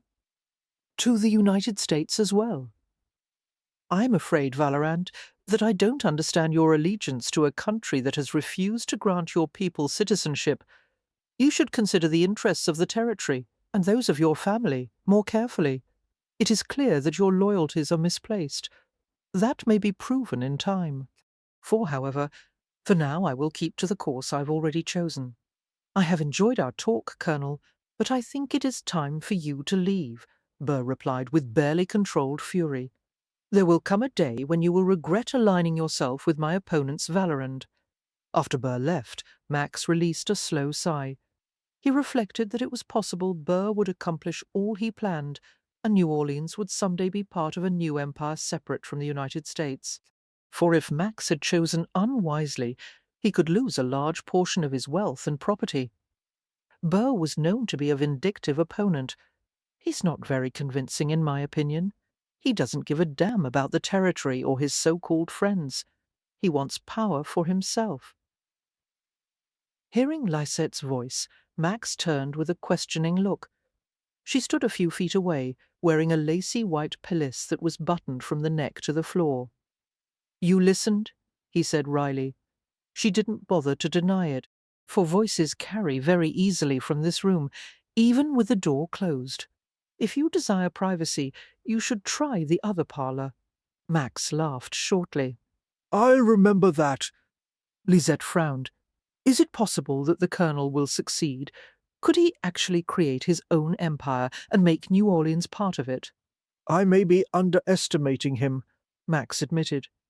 "I don't think anyone could have anticipated his popularity after his journey through the West. For recently, Burr was heard to say that he expects that a king will someday sit on the throne of the United States. No doubt he's already had his head measured for a crown." "A king? Doesn't he believe in democracy, then?" "No, petite." "Do you, Max?" she asked, knowing that many Creoles had grave doubts about the American system of government. Max grinned and reached for her, swinging her slight body up into his arms. "Everywhere but at home." 4. She persisted in questioning him as he carried her upstairs. "Do you think you may come to regret not siding with Monsieur Burr? I suppose I might, if he succeeds in taking over Louisiana." Lisette wondered why Max didn't seem more concerned. "If he does, you could stand to lose a great deal, couldn't you?" "I've made provisions for any circumstance," he said, giving her a comforting squeeze. "For don't forget, the territory has changed hands many times before, and the Valorans have weathered it quite well. Do you doubt my ability to take care of you?" "No, of course not." Lisette curved her hand around his shoulder and with her fingertip traced a line from his ear down the side of his neck. "Max, you never told me what you and Bernard argued about the day of the Seraphine ball." He sighed tautly. "It's too much to explain right now. I'm tired, my sweet. For tomorrow." "Tell me just a little bit," Lisette coaxed. He scowled, but complied reluctantly. "Very well. After all the comments I've made to Bernard about assuming some responsibility around here, Bernard finally did, much to my regret. He did something wrong, worse than wrong, something abhorrent, not to mention cruel and senseless. You've met the overseer, Newland. The other day, Bernard ordered him to whip a slave for not working hard enough, for the slave had been ill with fever last week and was in no condition to be out in the field in the first place. So Newland disregarded the orders, and Bernard had him whipped instead. To my eternal regret, I was in town at the time. I wish to God I had been here to stop it." "Oh, Max," she murmured, feeling ill. They had reached the bedroom. Max set her on the bed. "When I found out, it was all I could do to keep from skinning Bernard alive. He sees nothing wrong in what he did, for it's clear that I can never allow him to be in charge of the plantation, and he has no real interest in it. Neither does Alex. As long as I supply my brothers with their monthly allowances, they are content to spend most of their time in town. For that matter, I've made no secret of my own dislike of farming." "I know," Lisette said, reaching out to untie his cravat. "it's a duty to you." Max sighed heavily. "My father took enormous pleasure in the sight of crops growing." For he was a man of the earth. He loved plantation life in a way that I never will. Perhaps it is fortunate that he didn't live to see that none of his sons inherited his passion for this place. I've entertained thoughts long before this incident with Newland and Bernard thoughts of selling the plantation, or at least reducing its size. But those ideas seem like a betrayal of my father and all that he worked so hard to achieve. 4. "And the plantation is a way of life for all the Valorans," Lisette commented, drawing the cravat from his neck. "If you reject it, there will be consequences. Your friends and acquaintances may feel betrayed." "Oh, they will," Max assured her grimly. "Fortunately, I've been used to public disapproval for so long that their opinions don't matter." He was very still, his eyes dark and troubled as his gaze searched hers. "But you haven't—" "For I am strong enough to deal with any controversy, Lisette murmured with a faint smile. I have already become accustomed to being known as Le Marié du Diable. His gaze caressed her as he reached out to twine a gleaming red curl around his finger. You are not trapped, you know, Lisette told him. You don't have to maintain this place. Do whatever you like with it, whatever the consequences may be, I will face them with you. For my little rebel, Max murmured, with a swift grin, his hand playing in her hair. I should have known that you would encourage me to make the unconventional choice. Very well, I'll tell you the truth. I hate this damned place for all the work it requires, the memories that it holds, and for the moral compromises it demands. Are you going to sell it, then? Not entirely. I've considered selling half of it to our neighbours, the Archambaults. They would pay any price I would name. For what about the slaves? I don't want to own slaves. I'm tired of clouding the issue with questions of economics and traditions and politics. A frown scored across his forehead as he continued, I've been on the wrong side of the argument for too long. I can't defend it with any conviction. I don't want this way of life for myself, and I don't want it for my children either. For God knows why I can't share my father's beliefs or those of my family and friends. But his mouth twisted impatiently. What I am trying to say is that I want to free the Valoran slaves, all of them. Yes, all, and hire the ones who decide to stay on as freemen. Seeing Lisette's stunned expression, he smiled wryly. It's been done before, actually, for there is a New Orleans sugar planter of mixed race, Maurice Manville, who has freed his slaves and now pays them wages, and he makes a profit, admittedly a modest one. If I follow suit and reduce the plantation by half, I would have far more time to give to our cypress mill and the shipping business. Lisette tried to absorb everything he had proposed. It's very difficult to predict what will happen, n'est-ce pas? She reached out to stroke the indentations between his brows. For will there be financial repercussions, Max? Are you asking if we'll lose money? Yes, at first. But the shipping business is growing. You'll have to trust me to make it a success. Lisette smiled and applied herself to loosening his cravat.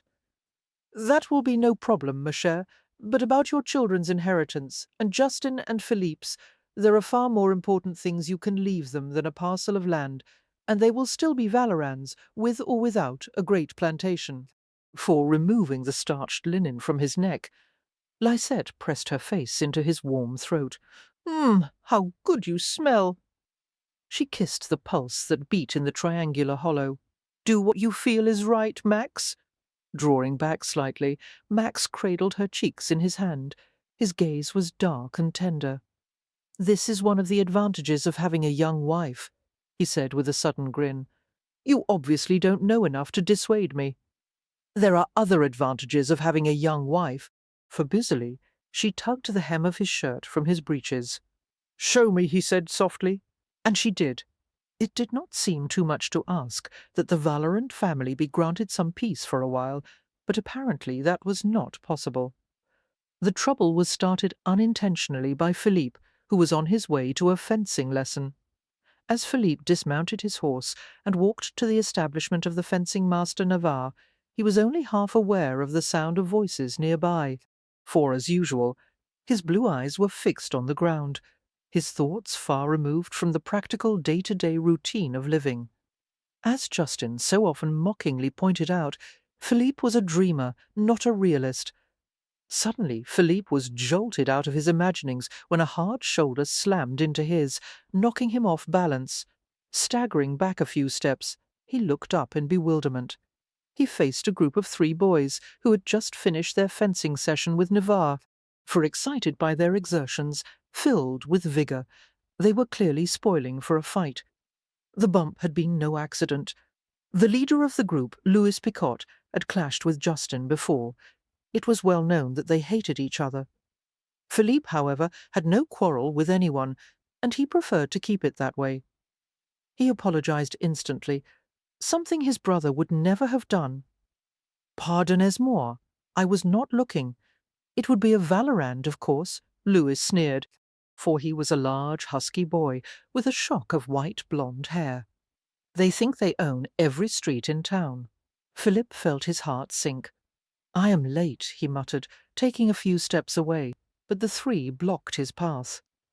Your apology wasn't good enough, Louis said, a smirk appearing on his lips. Philip raised troubled blue eyes to his. I'm sorry for bumping into you. Now let me pass.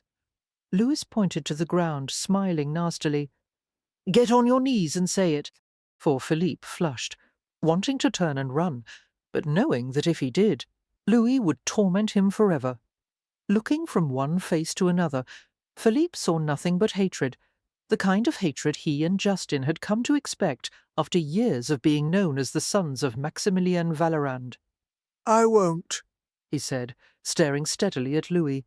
Then let's take the matter somewhere private, Louis said, jerking his thumb in the direction of a small lot where hasty duels were sometimes conducted, for it was concealed by trees and buildings, and they would not be seen by passers-by. His hand settled on the hilt of the sword at his waist. Startled, Philippe realized the boy wanted something more than mere fisticuffs. Philippe had resigned himself to being bruised and beaten. After all, Justin had survived it often enough. But swords, it was too dangerous. No, he said, and nodded in the direction of the fencing master's place. We'll settle it there, for the master often supervised such bouts between his students. Navarre had forbidden them to settle their disputes outside of the school, unless it was with mere fists, not swords. Are you afraid? Louis demanded. No, you are. It's what everyone says. You're a coward. If I were you, I wouldn't be so proud of your dirty Vallerand name. Louis spat on the ground. Your father is a murderer, your brother is a blustering bully, and you are a little coward. Philippe quivered with sudden rage. Ah, look at him tremble, Louis jeered. Look at him. Suddenly he stopped, wincing as he felt a tiny, sharp blow to the back of his head. He clasped the spot and swung around. What?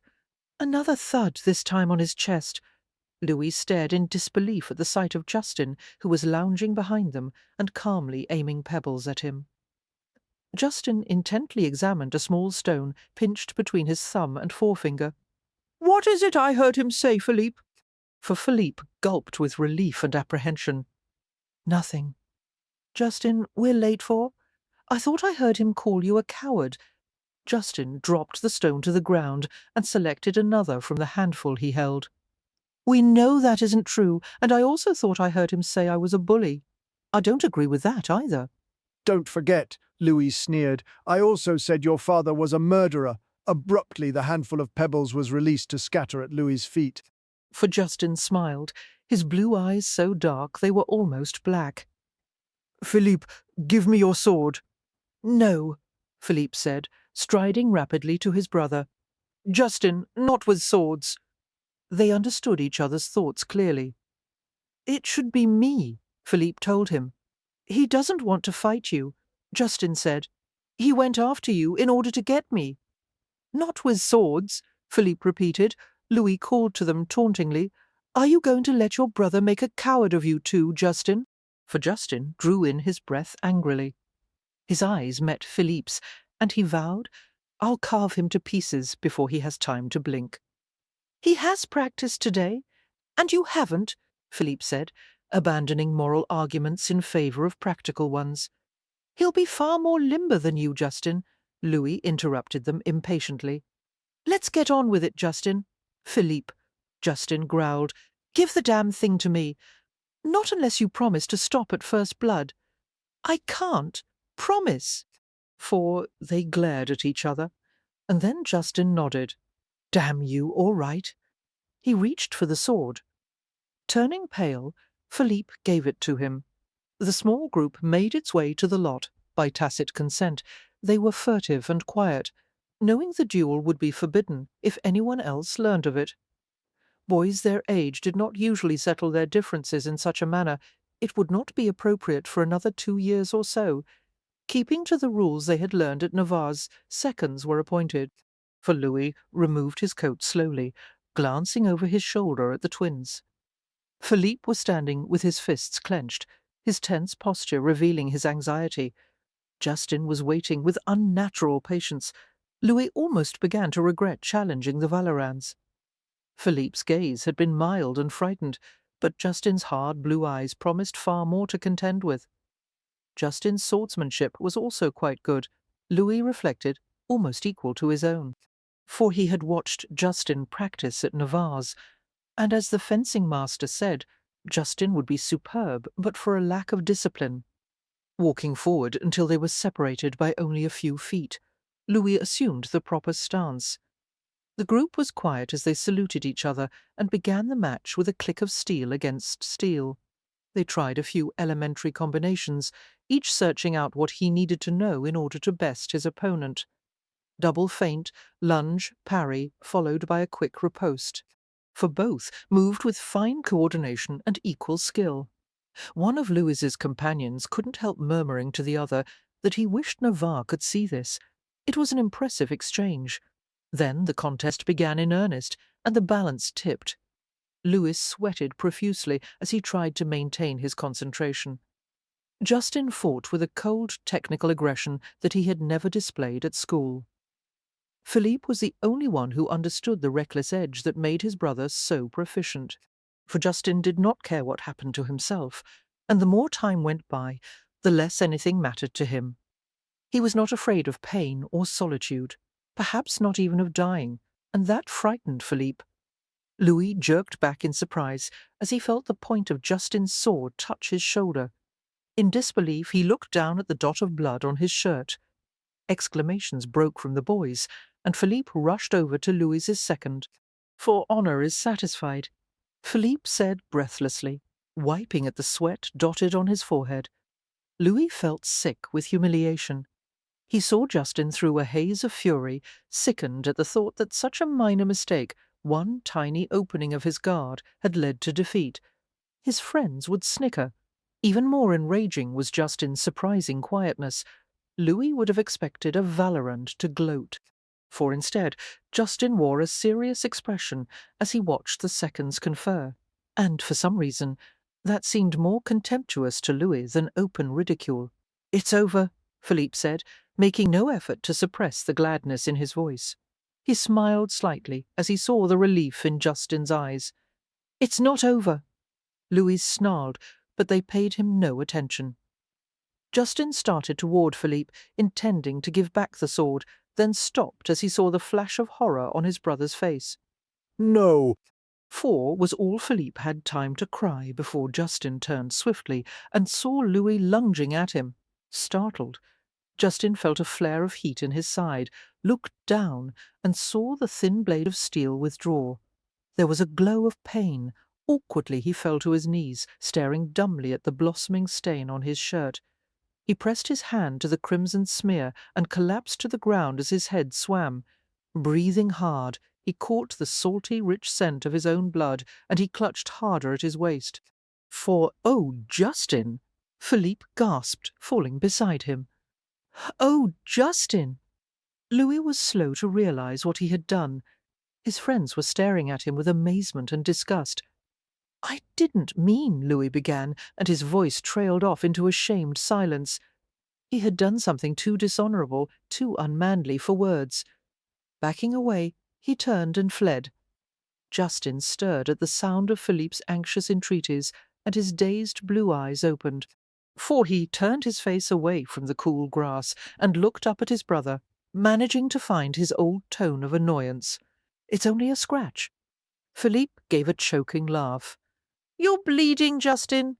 Where is Louis, the sneaky, god-damned, cowardly bastard?" "He's gone," Philippe said, some of his initial fright dissolving. "I think he was as surprised as the rest of us." Justin struggled clumsily to get up. "Surprised? I'll kill him. He broke off and gasped, his side aching. For under his fingers there was a new surge of hot fluid. "Stop!" Philippe cried, catching him behind the shoulders. "The blood, we need a doctor.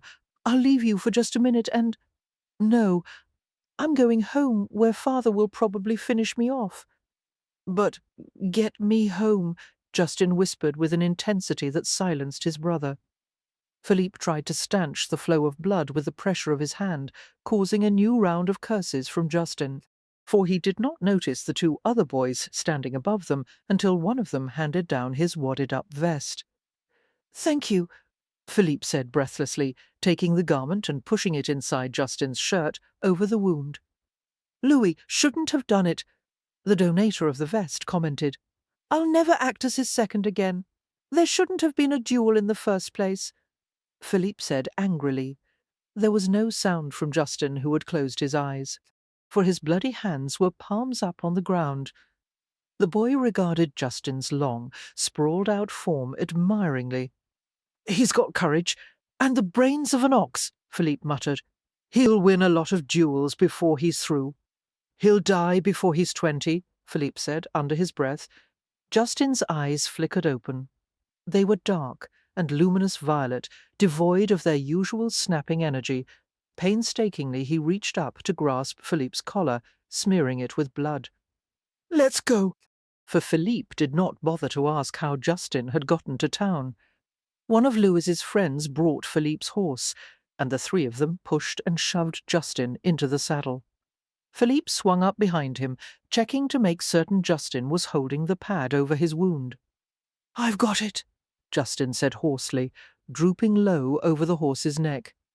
"Go before I fall off."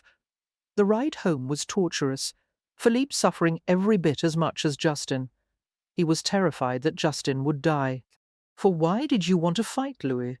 Philippe asked in bewilderment when they were halfway home. "Do you hate him that much?" Now that the bleeding had stopped, Justin was feeling more clear-headed. "I just wanted to fight," he said, his voice weak. "It feels so good. I want to fight all the time." "Why?"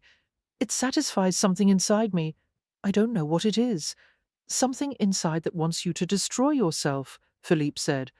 "But I won't let you, Justin. I can't lose you."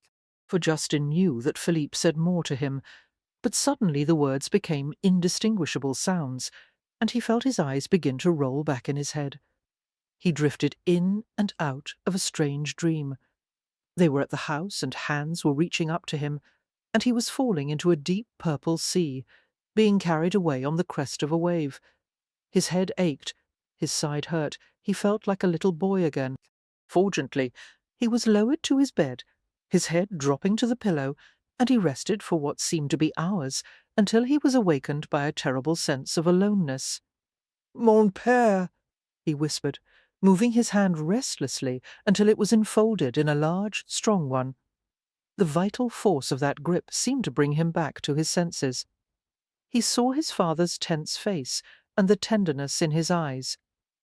It made no sense, but it seemed that as long as his father held his hand, he would be safe. For sensing Justin's need, Max did not let go of him, not even in the presence of the doctor. Justin writhed in pain as the wound was being cleaned, but he kept silent, sweat dripping off his face. It felt as if a burning poker were twisting in his side. "Aren't you finished yet?" he asked when he could stand no more. His father held and soothed him while the doctor finished. They gave Justin a foul-tasting medicine after he was bandaged, and he insisted on taking the glass in his own hand, for his father slid an arm behind his neck and lifted his head up, helping him to drink. Justin found it utterly humiliating. "Aren't you going to shout and give me hell?" he croaked when the last of the bitter medicine was gone. "Hell will arrive tomorrow," Max said, carefully rearranging the covers over him. "Right now I'm just relieved that you're all right." Justin yawned widely, the medicine making him sleepy. His eyes flew open as he felt Max's weight shift. "Are you leaving?" "No, Monfils." "For you can if you want," Justin muttered, even though he yearned for him to stay. "I wouldn't leave you for any reason," came his father's quiet reply, and Justin relaxed in relief. He reached out for his father's hand once more and fell asleep holding it. Chapter 12. "How is he?" Alexandra asked, starting to pour Max a drink. Max gestured for him to put the bottle down. "He'll be fine." Max had just come from upstairs, where Justin was sleeping comfortably, to join his brothers in the library. For Lisette, and Noeline were busy helping the distraught Irenee into bed, giving her liberal doses of brandy-laced coffee. The wound isn't bad, thank God. He shook his head, his face pale and strained. I can't believe this happened to my son. This was a surprise to you, Bernard asked. I'm only surprised it hasn't happened before now. Justin is following in his father's footsteps, isn't he? Alexandra added. Max sent them both a cold glare. Well, it is true, Bernard said. For Max, you know what the boy is like? You cannot say you weren't expecting this, and you are a fool if you don't expect it again. Before Max could vent his fury, Lisette's calm voice interceded. Max, she said, coming into the room and taking his arm. I do not wish to deprive you of such brotherly compassion and sympathy, but Bertie has warmed some food for our supper. Come, have something to eat. I'm not hungry. Just a little something, bien-aimé, Lisette entreated in a winsome manner. For you would not have me eat alone, would you? Please, for my sake. With a low grumble, Max turned to accompany her, the quarrel discarded for the moment. As they reached the doorway, Lisette looked back over her shoulder and gave the brothers a quick, shaming glance before serenely following her husband from the room. The glare was such a contrast to the sweet expression she had used with Max that Alexandra couldn't help chuckling. For, in her own soft little way, he commented with a smile, "She's rather a despot." "It is not amusing," Bernard said.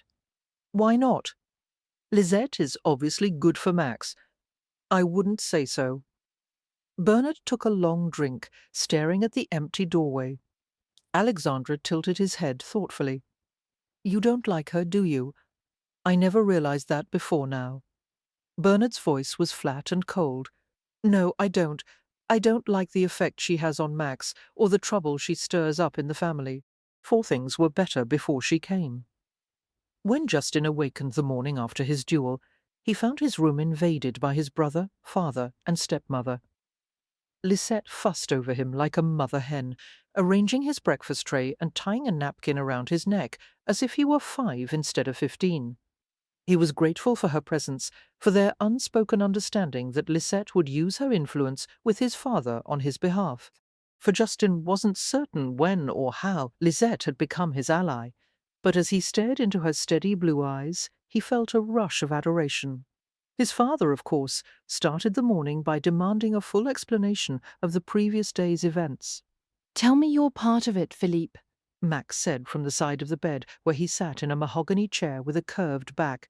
As always, Philippe chose his words carefully. For I was having a confrontation with 3 boys, one of whom wished to provoke me into a duel. I refused, and that was when Justin appeared, and eagerly picked up the gauntlet. Max said ruefully. Justin scowled. "They called him a coward," he said defensively. "No one insults a Valorand and gets away with it." "Was that all that was said?" "No." Justin's gaze fell to the counterpane over his lap. "They called me a bully. And you?" He stopped suddenly while a tide of red swept over his face. For, "And me, what?" Max asked gently, although it was clear that he already knew. The heat spread to Justin's neck and ears. "The same thing," he said tightly, "that you've always been called. And what is that? Why ask? You already know. I want to hear you say it."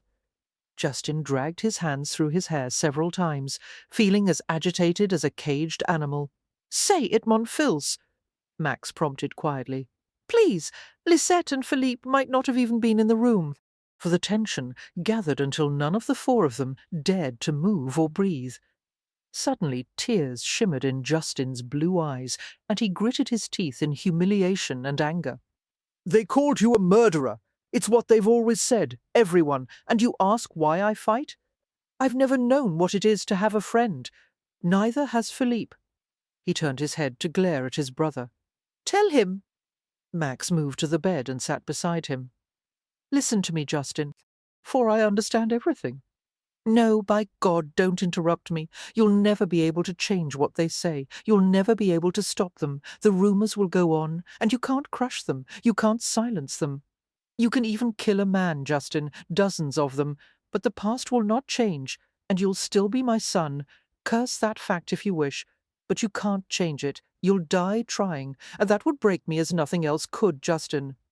What happened to my mother? For Justin demanded, the tears sliding down his tanned cheeks. There isn't much I can tell you, Max replied gruffly. I married your mother because I loved her. But the marriage turned sour, and not long after you were born, I realized that Corinne was having an affair with another man. Who? Justin demanded. That doesn't matter. Was it Etienne Sagesse? Yes. Why? Philippe asked, from several feet away. Why would she do that? For I believe she thought that she was in love with him, Max said with outward calm. Only Lisette knew of the effort it took for him to speak of the past. I was not able to make Corinne happy. That, in part, drove her to someone else. There is no need to make excuses for her, Justin said. I'm glad she's dead. No, Justin, pity her, but don't hate her. Did Etienne Sagesse kill her? The boy demanded. No, I don't believe he did. Justin's chin trembled. Then you did? For, he asked, his voice cracking. Max seemed to find it difficult to speak. No, I found her, already dead. I don't know what happened to her. A mixture of anger and disbelief crossed Justin's face. But you have to. You must know. I wish I did, Max said. And most of all, I wish you had not grown up in the shadow of all this. I would do anything to change that, Justin. I want your happiness above all else. Justin closed his eyes and leaned his head back against the pillow. For isn't there anyone you suspected? Isn't there anyone who might have wanted her dead? Years ago I talked to Etienne Sagesse, thinking that he might be able to reveal something, and he believes that I killed Corinne out of jealousy. You should have finished him off in that duel, Justin muttered. Look at me. Max waited until Justin's eyes opened. You must choose your fights carefully, for I would rather you be branded a coward than have you jump every time some little bantam throws a challenge at your feet. The more fearsome your reputation, the more others will try to provoke you, and the more you use your sword, the more you'll have to. I don't want that for you or your brother. You mean too much to me, Justin. You must walk away the next time for me, please. Justin swallowed hard and lifted himself away from the pillows, leaning toward him. For je t'aime, mon père, he said in a muffled voice. Max put his arms around him carefully, ruffling Justin's hair, murmuring softly to him. Lisette noticed Philippe taking a halting step forward, then stopping as he realized the moment belonged to Justin and his father. How unselfish Philippe was, she thought, and reached out to take his hand, her fingers curling around his palm. The boy looked down at her, his frown disappearing, as she stretched up to kiss his cheek. For having accomplished all that he intended in New Orleans, Aaron Burr headed back to St. Louis to plot with General Wilkinson. His journey began overland toward Natchez on horses furnished by Daniel Clark, the most influential and well-established merchant in the territory. Burr's trip westward had been tremendously successful. By his reckoning, it would not be difficult at all to lead the populace against the Spaniards in order to secure West Florida and Mexico. For Burr was certain he had blinded the Spanish officials, especially Rujo, as to his true intentions, and had successfully reassured them he had no designs on their lands. In less than a year, Burr reasoned, he would be able to launch an expedition and bring all his ambitions to fruition. And those who had tried to impede his plan, Maximilien Valorend, for example, would beg to be in favour. The messenger departed from the residence of Don Carlos, the Marquis de Casa Rujo, early in the morning, for as he headed southward out of the city at a circumspect pace, he was forced to rein in his horse suddenly. 2 men on horseback, armed with pistols, were blocking his way. Turning pale with fright, the messenger began to splutter in Spanish. Certain they meant to rob him, he protested that he had no money, nothing to offer them. One of them, a large, dark-haired man, gestured for him to dismount. Give me the letters you're carrying. the dark-haired man said, his Spanish rough but serviceable. For no puedo, the messenger stammered, shaking his head emphatically. They are private, highly confidential. I have staked my life on delivering them. Without your life, came the gentle reply, is precisely what is at stake. Hand over the letters if you wish to preserve it. Fumbling in the inside of his coat, the messenger withdrew a half-dozen letters, all bearing the official seal used by Ruggio. He wiped his sweating brow with his sleeve as the man leafed through them, for one of them seemed to catch the man's interest, and he kept it while handing the others back. Max looked at Jacques Clement with an ironic half-smile. It's addressed to a Spanish boundary commissioner who has lingered in New Orleans for unexplained reasons. Perhaps he likes it here, Clement remarked diffidently. Max opened the letter, ignoring the faint cry of protest from the messenger. He scanned the contents, his smile fading quickly, then looked at Clement, for the golden eyes gleamed with satisfaction. I love the way the Spanish officials have of wishing a friend a fond farewell, and then ever so politely knifing him in the back, not understanding their conversation. The messenger watched them anxiously, then dared to interrupt. "Signor, I cannot deliver the letter with a broken seal. What am I to do? What?" "You're not going to deliver the letter," Max replied, "because I am going to keep it." A stream of volatile Spanish greeted this statement. For it was too fast for Max to follow, but the man's unhappiness was clear. "He'll probably be imprisoned when they find out," Jacques commented. "They won't pardon him for letting the letter be stolen." Max tossed a small bag to the messenger, who paused in his barrage long enough to catch it. It landed with a heavy clink in his palm. "That's enough to allow you to disappear and live in comfort for a long time." Another rapid speech followed, for Max glanced questioningly at Jacques, whose Spanish was more proficient than his. What is he saying? He needs more for his wife and children. Max smiled wryly. "Give him what you have," he told Jacques. "I'll reimburse you later." "Is the letter worth that much?" Clement asked incredulously. Max tucked the letter in his own coat with great satisfaction. Oh, yes. Max enjoyed Claiborne's astonishment as he read and reread the letter. "Are the Spaniards aware that we have this?" For Claiborne finally asked. Max shrugged. "It doesn't matter. It won't change their plans." "This is quite a piece of news," Claiborne said slowly. "Not only do they not trust Burr, they're starting a backlash against him. If this letter is accurate, they'll discredit him completely." He looked back over the letter. "And the clever bastards are using an American to do it. Have you met Stephen Minor before?" "Briefly. Did you know before you read the letter that he was in the Spanish pay?" "No," for Max smiled casually. "But I can't be expected to keep track of all the Americans in the Spanish pay." "Insolent Creole?" Claiborne retorted, beaming at him. "Are you implying that Americans are easily bought?" "It does rather seem that way, sir." Claiborne contained his jubilation and assumed a more statesmanlike expression. "For now, all we need do is wait. For if this information is accurate, Minor will spread rumors throughout the territory that Burr is planning to separate the West from the rest of the nation, unite it with Spanish possessions, and claim it as his own empire. That should set the country ablaze all the way up to the northeast." "The rumors should reach St. Louis at the same time Burr does," Max agreed. "I would give a fortune to see General Wilkinson's face.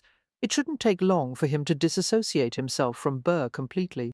For Max stood up and extended his hand. "I must be leaving now. If you require me for anything else—" "Yes, yes."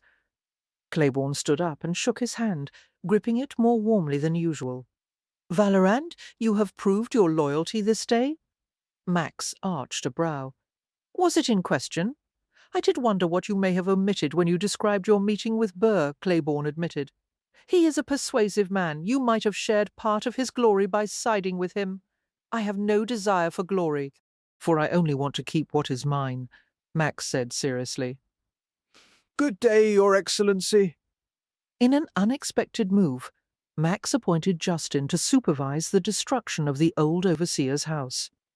Lisette was pleased by the news, understanding its significance.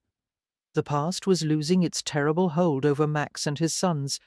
Justin took great pride in the responsibility, organizing a crew to help him pull the ramshackle structure to the ground and burn the rubble. For Philippe preferred to apply himself to his studies, perfectly happy in his world of books. Lisette found herself also facing challenges of a different nature.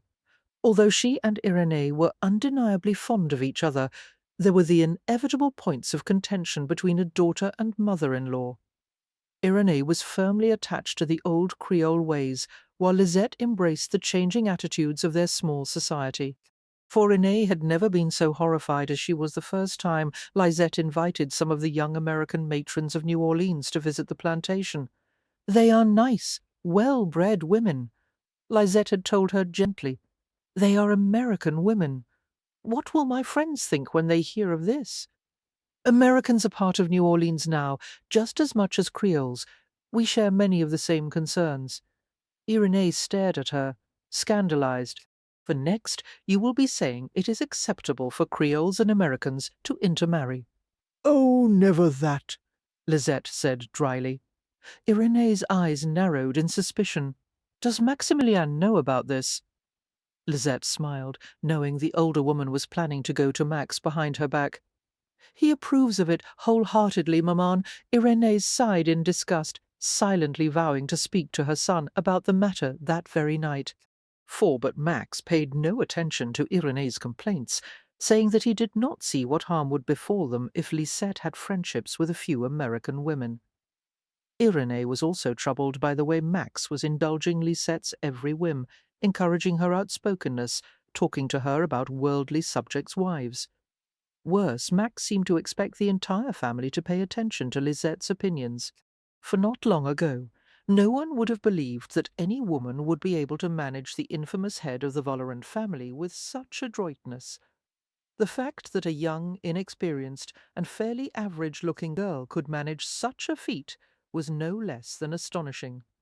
Torn between pleasure at her son's obvious happiness and discomfort at Lisette's unconventional ways, Irénée wrestled with the issue before finally deciding to approach Max. For, if Lisette were a child, she said to Max in private, "I would say that she was being spoiled. You are encouraging her to believe that she can do, say, or have anything she wants." "But she can," he said evenly. "Lisette feels free to contradict anyone she does not agree with, regardless of age or authority. A young Creole matron would never think of telling any man what to do. And this very morning, Lisette was trying to force her opinions on poor Bernard, telling him he should work more and drink less."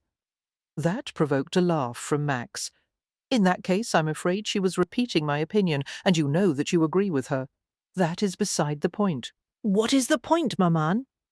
"For lack of a better expression, you must tighten the reins, Max. For Lisette's sake, as well as everyone else's. It isn't good for her to be allowed so much freedom." His mouth hardened, and he gave her a perplexed stare, as if she did not understand something that should have been obvious. "Tighten the reins? I'll do my damnedest to make her as assertive as possible. Lisette should be terrified of me, yet she somehow has the courage to face me as an equal. I don't deserve such a gift. God knows I won't be fool enough to throw that away. I would slit my throat before asking that she pander to the rules of our quaint little society. For you seem to forget, Maximilien, that your family and friends are all part of this so-called quaint society, a society that deemed me an outcast 10 years ago." He paused as he saw her expression. "I'm sorry," he said in a gentler tone. "I don't blame anyone, not any more. But you can't deny that the shadow I cast falls on everyone I care for, including Lisette, especially her." "That is nonsense," Irénée exclaimed. "You have many friends. Business partners, you mean? For Jacques Clement is the only man in New Orleans who calls himself my friend for reasons other than financial profit. You yourself have seen the way people cross the street to avoid acknowledging me. People pay calls to you, not to me.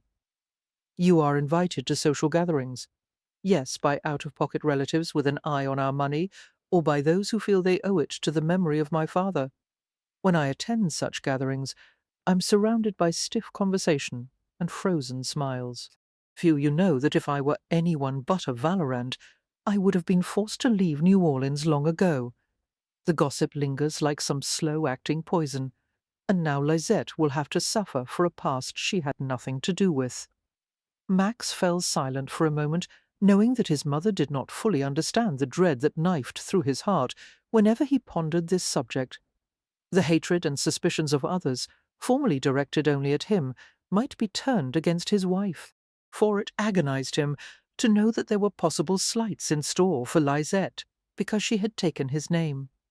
It isn't easy for Lisette, being my wife, although she's never uttered a word of complaint. Max, I think you overestimate the difficulty. If anything, I'm underestimating it. You must put a stop to Lisette's unruliness now, or she will soon become unmanageable, Irenee warned. You don't want her to become like Corinne, do you? For Max lost his temper then, responding with such scathing anger that Irenee did not speak to him for days. Irenee at last realized she would no longer be able to influence Max as she once had. He would never take anyone's part against Lisette, and the rest of the family was forced to acknowledge that if anyone dared to criticize Lisette, they would face Max's certain wrath. For utterly frustrated by Max's behavior at one of the Valorans' Sunday evening soirees, Lisette took it upon herself to upbraid him in private. Max had been rude to a guest one of his cousins had brought, a visitor who was unfortunately quite voluble about his hostility toward Governor Claiborne and the Americans. Although Lisette knew that such remarks would send Max's temper through the roof, she had sent him a beseeching glance in the hope that he would hold his tongue.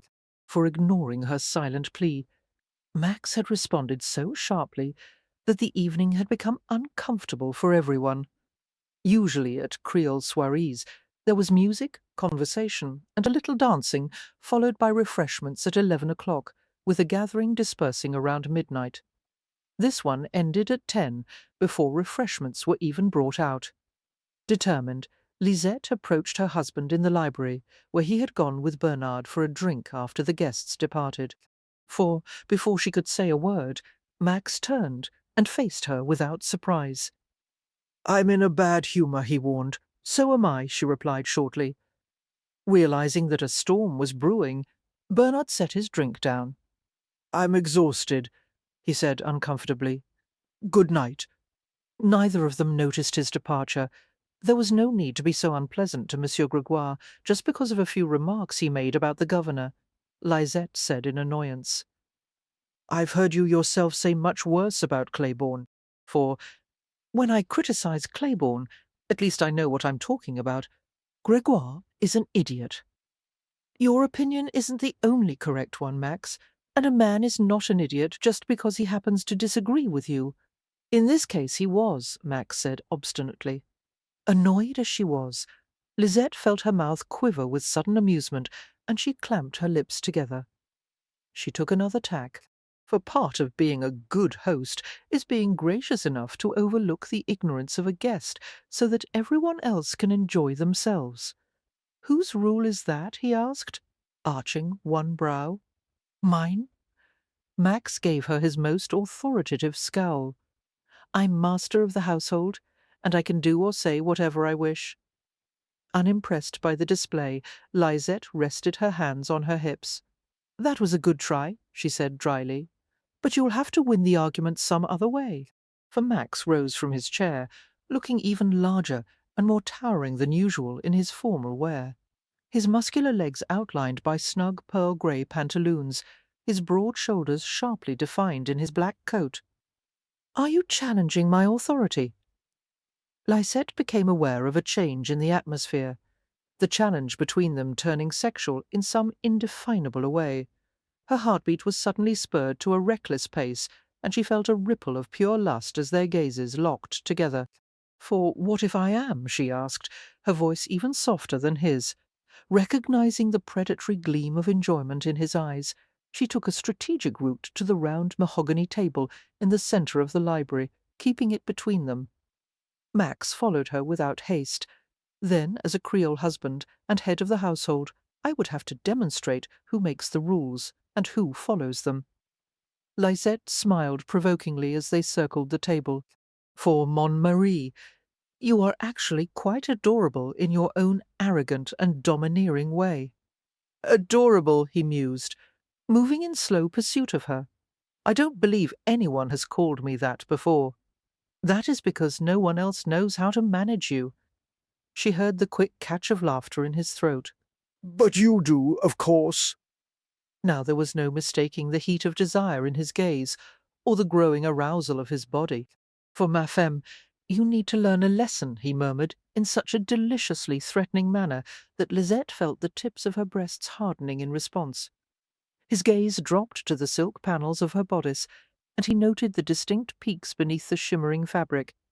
You had better pray that I don't catch you before you reach that door. They faced each other with the table between them. Flattening her palms on the gleaming surface, Lisette leaned toward him and gazed at him steadily. For, and the lesson you are referring to, is that even when you are horrid, arrogant, and rude, I must tolerate it, because you are the husband, and therefore all-powerful. His eyes sparkled with dark mischief. Yes, that one. I don't think so, Mon Marie. Since I am faster than you, I am going to make it through the door and up to my room before you have any chance of catching me. When you finally reach my door, it will be locked, and then you can spend the rest of the night in your own company. For that will give you some time to contemplate your bad behaviour at supper. His smile was distinctly wolfish. Try, he invited.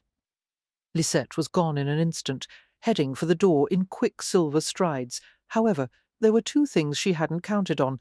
Not only was she hampered by the skirts of her gown, but Max's legs were twice as long as hers. Despite her head start, he reached the library door just as she did, and shoved it closed to prevent her escape.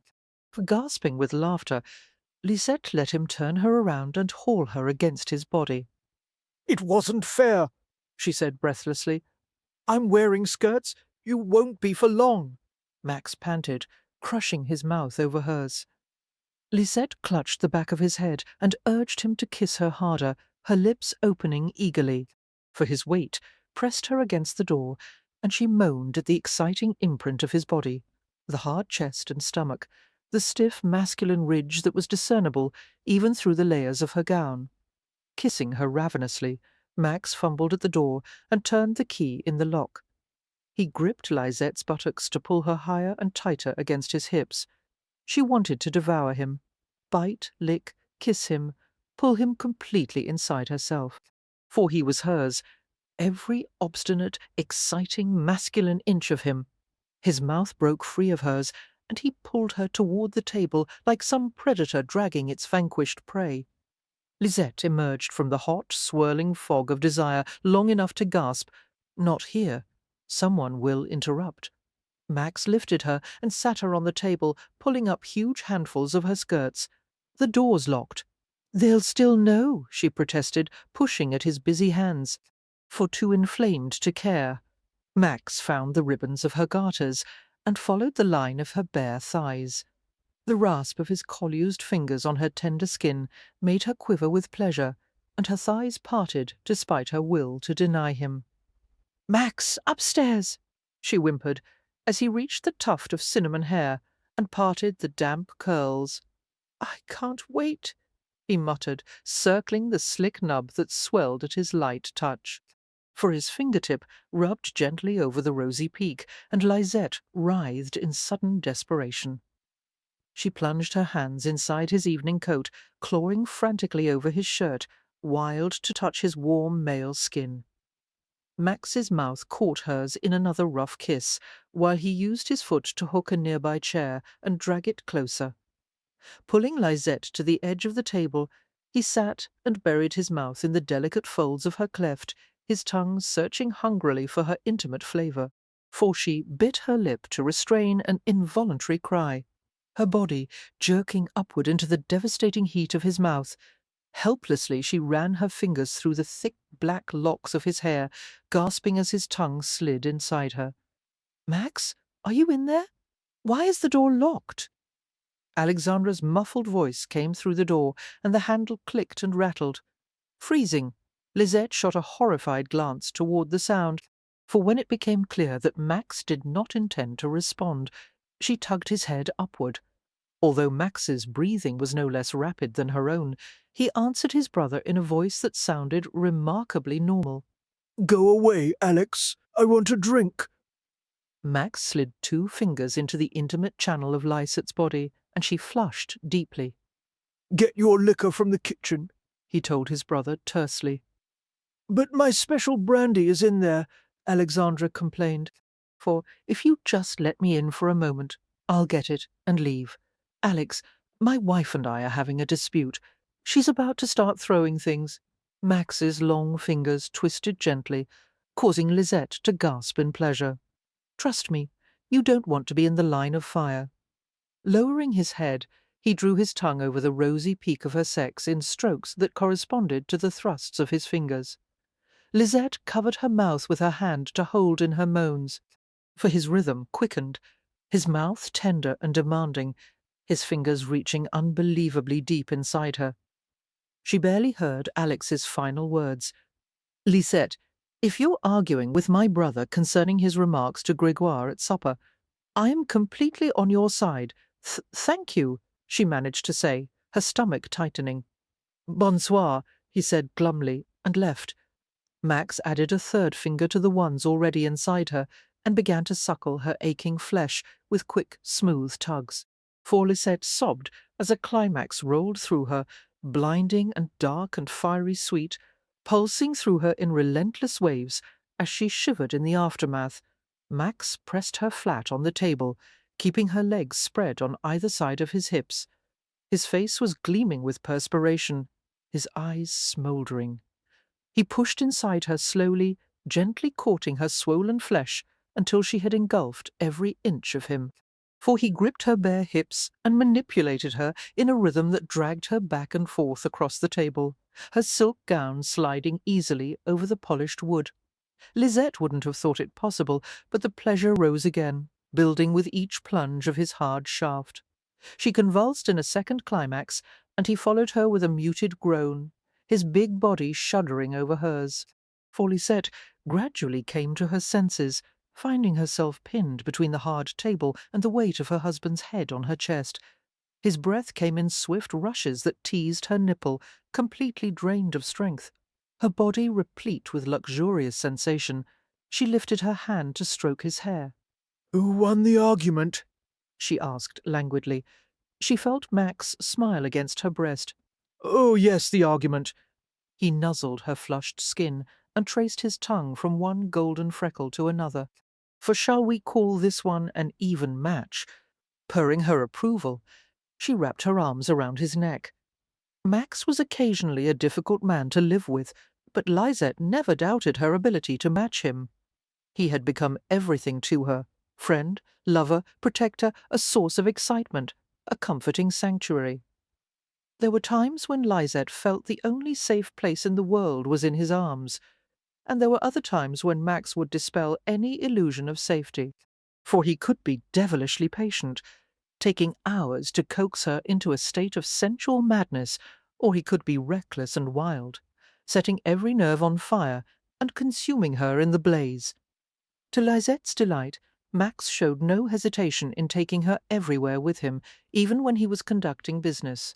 For taking an interest in his shipping business, she frequently accompanied him to the New Orleans waterfront, where the keelboats and barges were so numerous that one could walk a mile across their decks. When one of the Valorant ocean trading vessels came into port, laden with goods from Europe and the tropics, she went aboard with him while the cargo was being inspected and unloaded. For Max left Lisette in the care of an officer, while he went below with the captain to examine some water-damaged goods. While she stood at the rail of the high-sided frigate, watching the crew of a nearby flatboat unloading the boxes and supplies of a theatrical troupe, many of the frigate's crew gathered around her at a respectful distance. Sensing their gazes, she turned and stared curiously at the swarthy group, for they were a dirty, brawny lot, dressed in strange loose clothing, their shirts fastened by pegs of wood thrust through the buttonholes. The tops of their shoes had been cut off, leaving only 2 or 3 lace holes. Don't be afraid, ma'am, the first officer said. They just want to look at you, whatever for. Oh, they ain't seen a woman for well nigh a month. Lisette gave them an uncertain smile, which caused the crew to murmur appreciatively. For gesturing to their feet curiously, she asked in English what had happened to their shoes, as the tops had been removed and the lace holes stitched together. These here is pumps, one of the sailors explained. When the mate bawls, all hands reef topsails. There ain't time for lace-up shoes. For, intrigued, Lisette asked a few more questions, and then they began to compete for her attention, singing ribald sea chantés, showing her a set of brass knuckles, making her laugh by claiming she was a mermaid who had stowed away during their journey. Coming up from the ship's hold, Max stopped at the sight of his wife, smiling at the sailor's antics. For a breeze moulded the yellow fabric of her gown against the slim shape of her body, while her hair was flame-coloured against the deep blue of the sky. He was suddenly overwhelmed with possessive pride. Well, now, Said Captain Tierney, stopping beside him to admire the picture. Forgive me, Mr. Vallerand, but I don't envy a man with a wife so comely. If she were mine, I'd keep her locked away out of sight. It's a tempting idea, Max said and laughed, but I prefer having her with me. For I can understand why, Tierney said fervently. When Max discovered Lisette's enjoyment of the theatre, he began taking her to the St. Pierre, where the prominent members of the community gathered on Tuesdays and Saturdays to enjoy music, drama, and opera. Between acts, people moved around the theatre to socialize and gossip, for gradually it became the habit of many couples to stop by the Vallerand's box and chat idly, for it was noticed that since his marriage, Maximilien had undergone a marked change in character. Although he still possessed a certain reserve, he was far more amiable and relaxed, reminding many of the charming boy he had been in the years before he had married Corinne Cairan. For the old rumours lost some of their power, as Creoles and Americans alike saw that Maximilien's new wife regarded him with an obvious lack of fear. Perhaps it was whispered. He wasn't a devil, after all. No man who doted on his wife so openly could be entirely bad. "Maman," Lisette said lightly, laying her hand on Irene's shoulder as the older woman bent over needlework in the parlour, "I have something to ask you. For would you have any objections if I went through some of the things in the attic?" Irene's head remained bent. Her fingers stopped moving. It was clear she was startled. "Why would you want to do that?" Lisette shrugged diffidently. "No particular reason. Justin mentioned that there are some interesting things stored away up there. Portraits and clothes, old toys. One of these days perhaps there will be a need to refurbish the nursery and— Nursery? Irene repeated alertly. For do you suspect you might be with child, Lisette? No. Incomprehensible, Irene murmured under her breath. At first she had been mildly amused by her son's voracious appetite for his new bride. Now she was beginning to find it vaguely appalling. Noeline had smugly attributed it to the voodoo charms she had hidden under Lisette's pillow the first few weeks of the marriage. Lisette smiled idly. "Now that I've spoken to you about it, I'll put on an apron and see what I can find up there. For— Wait," Irene said with an edge in her voice that Lisette had never heard before. "You are going up there to search through her things, are you not?" "Yes," Lisette admitted, her blue eyes unblinking. "What do you hope to find?" "I don't know. I'm certain that it won't harm anyone if I look through a few old trunks and boxes. Does Max know?" "Not yet. I will tell him tonight when he returns home." Irene held back her advice to wait and ask Max first, for she hoped Max would be furious when Lisette told him what she had done. Perhaps then he would set the girl back on her heels, and Lisette would no longer be given free rein. Max needed to see that he was allowing the girl too much freedom. "Very well," Irene said evenly. "Ask Noeline for the keys to the trunks."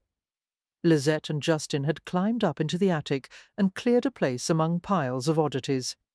There was a set of bronze lamps and an old bayonet in the corner, for behind the trunks were a disassembled tester bed, a rocking cradle, and a wooden tub. Lisette sneezed repeatedly, waving at a cloud of dust as she struggled with the massive lid of a trunk as she opened it. Its rusted hinges squealed. There was a protesting noise from Justin, who was rattling a key in the lock of another trunk nearby. "Sang de Dieu, don't do that again," he exclaimed. "I hate that sound worse than fingernails on a slate." "I had no idea your nerves were so fragile, Justin." For Lisette laughed as she pulled out a folded quilt, a sumptuous trap-and-toe design of delicate rococo swirls, vines, and flowers. Thousands of tiny stitches and much painstaking work had contributed to its exquisite texture. "What did Philippe say when you told him what we were doing?" she asked. "He is glad that I am with you. Someone needs to protect you if Maman's ghost jumps out of one of these trunks." Lisette frowned. "Justin, don't," he grinned. "Are you scared?" "For I will be if you keep talking about ghosts." She smiled at him ruefully. Dust motes drifted in and out of the light that came through the attic window. "Justin, will it upset you if I look at these things?" "No, I'm as curious as you are. You're hoping to find some clue about who might have killed her, n'est-ce pas? You'll do better with my help. I might be able to recognize something you—" The boy stopped speaking as he looked at the quilt she held, his eyes wide. "I remember that," for Lisette looked down at the quilt, her hand smoothing over the intricate swirls. "You do?" It was on Maman's bed. There should be a stain on one of the edges. I jumped on her bed once and made her spill her coffee. Justin had a faraway look on his face. She was so angry. Dieu, what a temper she had. Were you afraid of her? Justin stared at the quilt with dark sapphire eyes, still remembering. Sometimes she was so beautiful and soft. But when she was in one of her rages, oui, I was afraid of her. It's strange to love someone and at the same time fear that she might kill you. Justin, you do not have to stay up here with me if it is painful for you. It was odd the way it happened, he continued absently. Maman was there one day, and then the next she was gone, completely gone. Father made certain that every trace of her was removed from sight. Grandmère told me that she had gone away for a long visit, for then Father left for several days. When he returned, he didn't look the same at all. He was hard and cold. He looked like the picture of the devil in one of my books. I thought he was the devil. I thought he had taken Maman away. Lisette's heart ached for Max and his sons. She lay the quilt aside and delved back into the trunk, coming up with an armful of tiny baby clothes and bonnets. "It's not difficult to guess who these belonged to," she said. "Everything is in twos." For Justin reached out and took one of the miniature gowns in his long, collused fingers. "You can tell them apart. Everything I wore has a rip or a stain. Everything Philippe wore is immaculate." Lisette laughed as she searched the trunk. She discovered piles of lace collars, embroidered gloves, delicate painted fans. All of them must have belonged to Corinne. She picked up a pair of silk lace gloves and put them down hastily, feeling guilty at sorting through a dead woman's possessions. For, to her discomfort, she was also aware of a sting of jealousy. Seeing these personal belongings made it seem real that there had been another woman Max had loved enough to marry. He had made love to her, and she had borne him 2 children. Searching through more trunks, Lisette found elaborately beaded and festooned garments, lavish gowns, dainty undergarments. The clothes were made for a tall, slender woman. Lisette's sense of being an intruder grew stronger with each revelation, for she discovered a tiny bronze box containing 2 dried cakes of red face paint and an ornate comb decorated with pearls and an egret feather. 2 or 3 long dark hairs were caught in the teeth of the comb. Corinne's hair, she thought, and a cold feeling went down her spine. "Justin," she asked reluctantly, "are there any portraits of your mother up here?" She had to see what Corinne had looked like. Her curiosity was nearly unbearable. "I suppose," for Justin climbed over an armoire on its side to a stack of frames covered by a canvas tied with cords. Pulling out his knife, he cut the cords and tugged at the dust-caked cloth. Lisette scrambled to her feet, sore from having been on her knees so long. She made her way to him and looked over his shoulder at one portrait after another. One was of a very attractive woman. "Is that her?" Lisette asked, hopefully. No, it is Grandmère. Can't you see? Oh, yes, for she recognized Irene's dark eyes in the woman's young, solemn face. "Here is Maman," Justin said, pulling the portrait aside to display the next one. Lisette went still at the sight, amazed by the lavish beauty of the young woman. Her sultry, violet-blue eyes, Justin's eyes, were exotic and heavily lashed. Sable curls framed her face, one dangling artlessly against her long white throat. Her lips were red and perfectly bow-shaped, touched with a flirtatious quirk. For all her dazzling beauty, however, Corinne had possessed a soft, vulnerable quality. No wonder Max had succumbed to her heartbreaking beauty. Did she really look like that? Lisette asked, and Justin smiled at the plaintive note in her voice. "Yes, Belle-Mère, but you are just as pretty." Lisette smiled ruefully and sat on a trunk. A cloud of dust wafted upward and swirled around her. She heard Justin snicker. "What is it?" she asked. "Your hair is all grey, so is your face." "4." She returned Justin's smile, observing that his black hair was covered with dust and spiderwebs, and his face was streaked with filth. "So is yours." He grinned crookedly. "Have we seen enough for today, Belle-Mère?" "Yes," she said fervently. "Alan's, Justin. I am ready to leave now." She began to climb down from the attic through a square opening framed with beams to a ladder propped against the wall below, for Justin cautioned her to mind her balance, as it was a long distance to the cypress floor below. "Careful," he ayed, watching her descend the first few steps. There used to be a railing, but it was broken. Why doesn't someone fix it? "Because no one ever comes up here." Lisette made no reply as she concentrated on placing her feet securely. Suddenly the silence was broken by a startling shout. "What are you doing up there?" Her entire body jumped at the unexpected noise. For terrified, Lisette felt herself lose her balance and sway backward. With a sharp cry, she reached out frantically to save herself, but her fingers clutched empty air. Swiftly, Justin leaned over the attic open ing and grabbed for her, crushing her wrist in a brutal grip. She gasped as she felt herself dangling in midair, suspended only by Justin's hand wrapped around her arm. Glancing downward, she saw a man with dark hair below them. "And Max?" But it wasn't Max, for it was Bernard, who repeated his furious shout. Lisette reached for Justin's arm with her free hand. "I have you," the boy said roughly. "You're not going to fall. Can you reach the ladder with your feet?" She strained, but could not touch it. "Uncle Bernard, help," Justin gasped, but a searing pain in his side prevented him from speaking further. Bernard was strangely slow to move. Lisette felt the grip around her arm slip a little. "Justin!" "4." "I'll help," Bernard murmured, moving beneath Lisette. However, Justin had used every ounce of his remaining strength to pull Lisette up to the opening of the attic. Her stomach slammed against the exposed beam, and she lost her breath.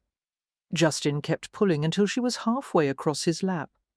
She lay without moving, while Justin pried her fingers away from his trembling arm and dragged his sleeve across his face.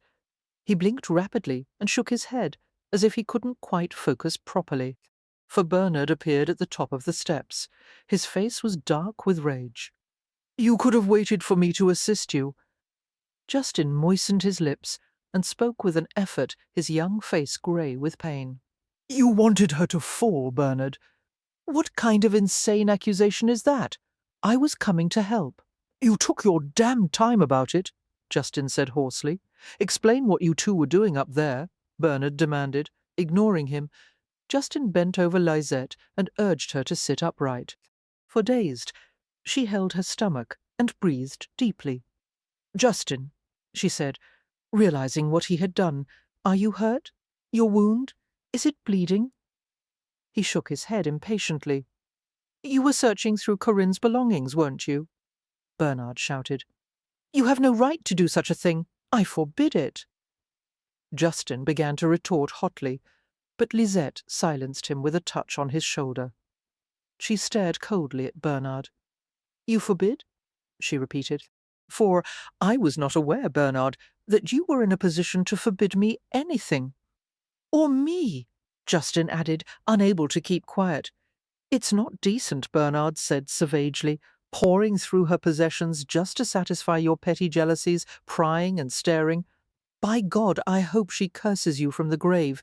His words lashed through the silence. Until now, Lisette had never seen evidence of Bernard's temper. She found it curious that his wrath had been aroused on behalf of his dead sister-in-law, for she kept her voice very soft. "Why are you so upset, Bernard?" He ignored the question.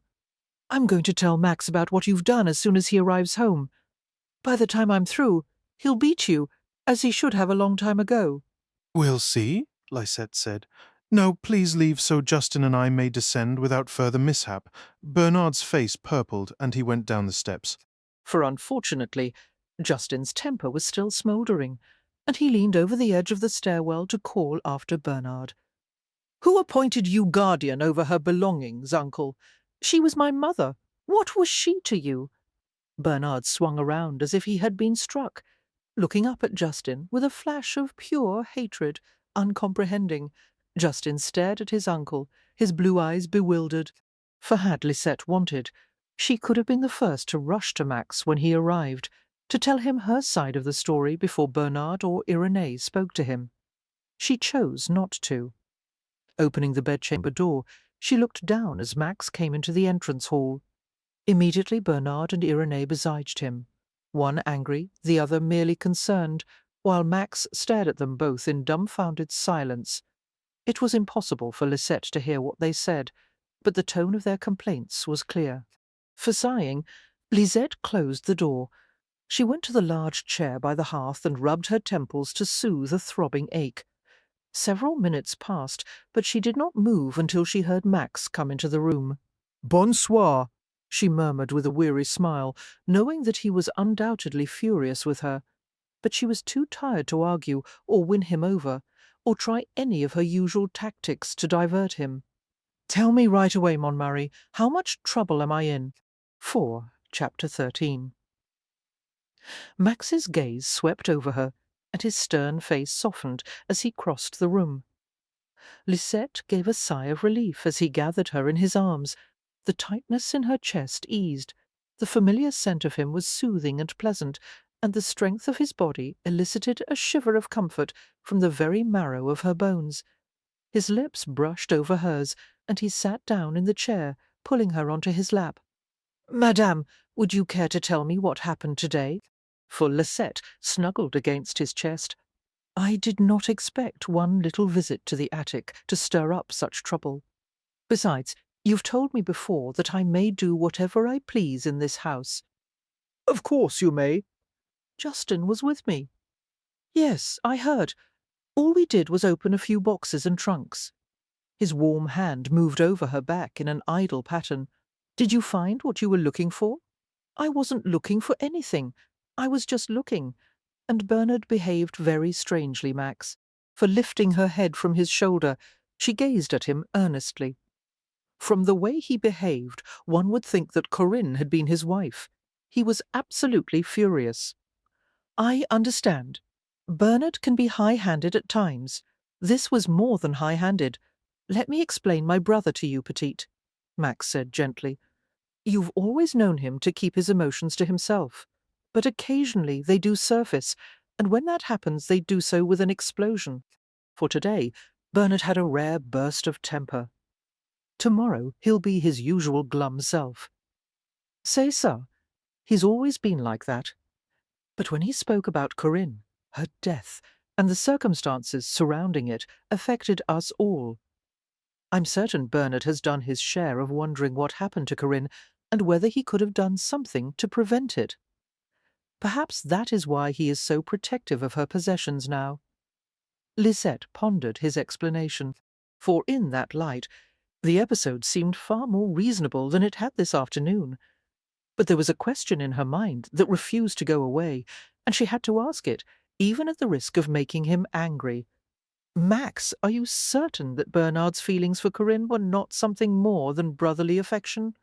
Whenever Corinne's name is mentioned, he reacts in what I consider to be an odd manner. This afternoon wasn't the first time he and I have exchanged words about her, for after I went to the old overseer's cottage. You remember that day? He told me not to pry into the past any more, or it would come back to ruin me. Max was still, but she sensed a new tension in his limbs. Why didn't you tell me about that before? I didn't know you well enough, Lisette replied in a subdued tone. I was afraid it would upset you. She peered into his face, trying to read his thoughts. You haven't answered my question about his feelings for Corinne. For, as far as I know, there is only one woman Bernard has ever loved. Ryla Curran, the daughter of an American who settled his family in New Orleans after years of running a flatboat up and down the river. The match was an impossible one. She was from a Protestant family, but eventually they had an affair, and she became pregnant with his child. She disappeared without a word to her friends or family about where she was going. Bernard has searched for years, but he has never been able to find her. For when did all of this happen? At the same time, Corinne was murdered. No, there was nothing between Bernard and Corinne. He was completely involved with this girl. Losing her affected him so deeply that he had never wanted to marry anyone else. I didn't know. Lisette actually found herself feeling sorry for Bernard. Bien aimé, she said tentatively, reaching up to stroke his bristled cheek. Are you unhappy about what I did this afternoon? He rubbed his cheek against her soft palm. For actually, I was expecting it, my curious little cat. I saw Corinne's portrait, she said soberly. She was very beautiful. Yes. He brushed a wisp of hair off her forehead, but she didn't have hair the colour of a sunset. His thumb glided over her lips, or a mouth I wanted to kiss every time I saw it. His lips moved to her ear. She certainly didn't have a smile that stopped my heart. Lisette's eyes half closed, and she shifted closer to him, for as she slid her arms around his neck, her wrist bumped against the back of the chair. She winced at the unexpected pain. Max looked at her sharply. What is it? Are you hurt? Oh, it's nothing. Lisette groaned inwardly as she realized that the sight of her bruised wrist was going to bring up more questions about today, when she was now willing to forget the entire matter. Ignoring her protests, Max unwrapped her arms from around his neck, his gaze raking over her. For, why did you flinch like that? It's only a little. He drew in his breath sharply at the sight of her swollen, discoloured wrist. Black finger marks showed against her pale skin. Suddenly there was a look in his eyes that made her uneasy. What happened? Just a little accident. I was coming down from the attic. The steps are so narrow, and there is no railing, and I lost my balance. Justin was quick enough to catch my wrist and pull me back. Everything is fine now, for in a day or two my wrist will be perfectly. Did this happen before or after Bernard appeared? During, actually. Bernard shouted and startled me, and that was when I fell. Lisette did not tell him how slow his brother had been to offer help. Her perception of things might have been more than a little awry, and Bernard had probably been too stunned to move. Some people were quick to act in such situations, like Justin, while others froze. Why didn't Bernard mention it to me? For I have no idea. He lifted her out of his lap and set her on her feet. What are you doing? She asked warily. I'm going to get an explanation out of him. There's no need. She tried in vain to make peace, reluctant to cause further trouble between the brothers. It is all over now, and I— Hush! Gently, he took her arm, holding it in order to inspect her wrist. He uttered a curse that made her ears burn. I want you to go to Noeline. She has a salve for bruises. But it is nasty, she protested. I was there once when she was putting it on Justin. The smell of it made me ill. Go to her now. Or I'll see that you do later. He paused meaningfully. Believe me, you would prefer to do it now. A few minutes later, Lisette sat glumly in the kitchen with Noeline, focusing her attention on the kettles bubbling merrily in the fireplace while the housekeeper tended to her wrist. A housemaid stood at the huge wooden table, cleaning the iron chandelier. For deftly, Noeline smeared the mustard-green salve on Lisette's arm. The noxious odour caused Lisette to jerk her head back. "How long must I keep this on?" she asked in disgust. "Until tomorrow." Noeline smiled a little. "You're not going to make babies with Monsieur tonight, I think." Lisette raised her eyes heavenward. "Bon Dieu, I'll be fortunate if he ever comes near me again." Justin appeared at the doorway of the kitchen. Keeping his hands in his pockets, he wandered over to them. "For what is that smell?" he asked, and clutched his throat, pretending to gag silently. Lisette vowed to wash her wrist as soon as she escaped from Noeline. Justin grinned at her consolingly. "It smells like the devil, sans doute, but it does work belle-mère." "He knows for certain," Noeline said, wrapping a length of cloth around the arm. "I know what you put in your salve, Noeline," Justin said, for he squatted on his haunches and murmured confidentially to Lisette, "Snakes' tongues, bats' blood, toad hairs." Lisette scowled at his teasing. "Why don't you go find Philippe? He can help you with some of the Latin lessons you've missed." Justin grinned. "There is no need to bring Latin into this. I will leave, but—" He glanced at her bandage. He was silent, as if he wanted to say something, but was uncertain of the right words. Foreraking his hand through his black hair until it stood on end, he looked at the floor, the ceiling, and then his gaze met hers. "What is it?" Lisette murmured, surprised by his sudden shyness. Noeline went to check one of the pots over the fire. "I didn't mean to hurt you, Belle-mère," Justin muttered, gesturing to her wrist. "I'm sorry. You helped me, Justin," Lisette said gently. "I am very grateful for what you did. I might have been badly injured otherwise." For seeming relieved, Justin stood and dusted his breeches unnecessarily. "Did you tell father what happened? About your saving me from falling?" "Yes, I know about Uncle Bernard and how strange he was this afternoon." "Oui?" Lisette smiled wryly. "Your father seemed to think it was not unusual. He told me your uncle has always been a bit peculiar." "Bien sûr, that's true enough." Justin shrugged. "I'll go now." For Lisette watched him as he left, thinking that the boy had changed since the duel and his confrontation with Max. He was friendlier, less sullen, as if his dark nature had been tempered by new understanding. Noeline sat down beside her again, shaking her head with a smile. "That boy was born for trouble. And what is their complaint?" Bernard asked, looking wounded and upset. "That I did not move quickly enough. I was startled, Max." For by the time I recovered my wits, Justin had already pulled her to safety. Max's frown did not ease. "Your manner seems to have been rather belligerent. Why is that?" Bernard hung his head with an ashamed expression. "I didn't intend to lose my temper, but all I could think of was how it would upset you, knowing they had been combing through relics of the past. You're my brother, Max. I don't want you to be troubled with reminders of that horrible time." For I tried to tell them that it was better to let things be.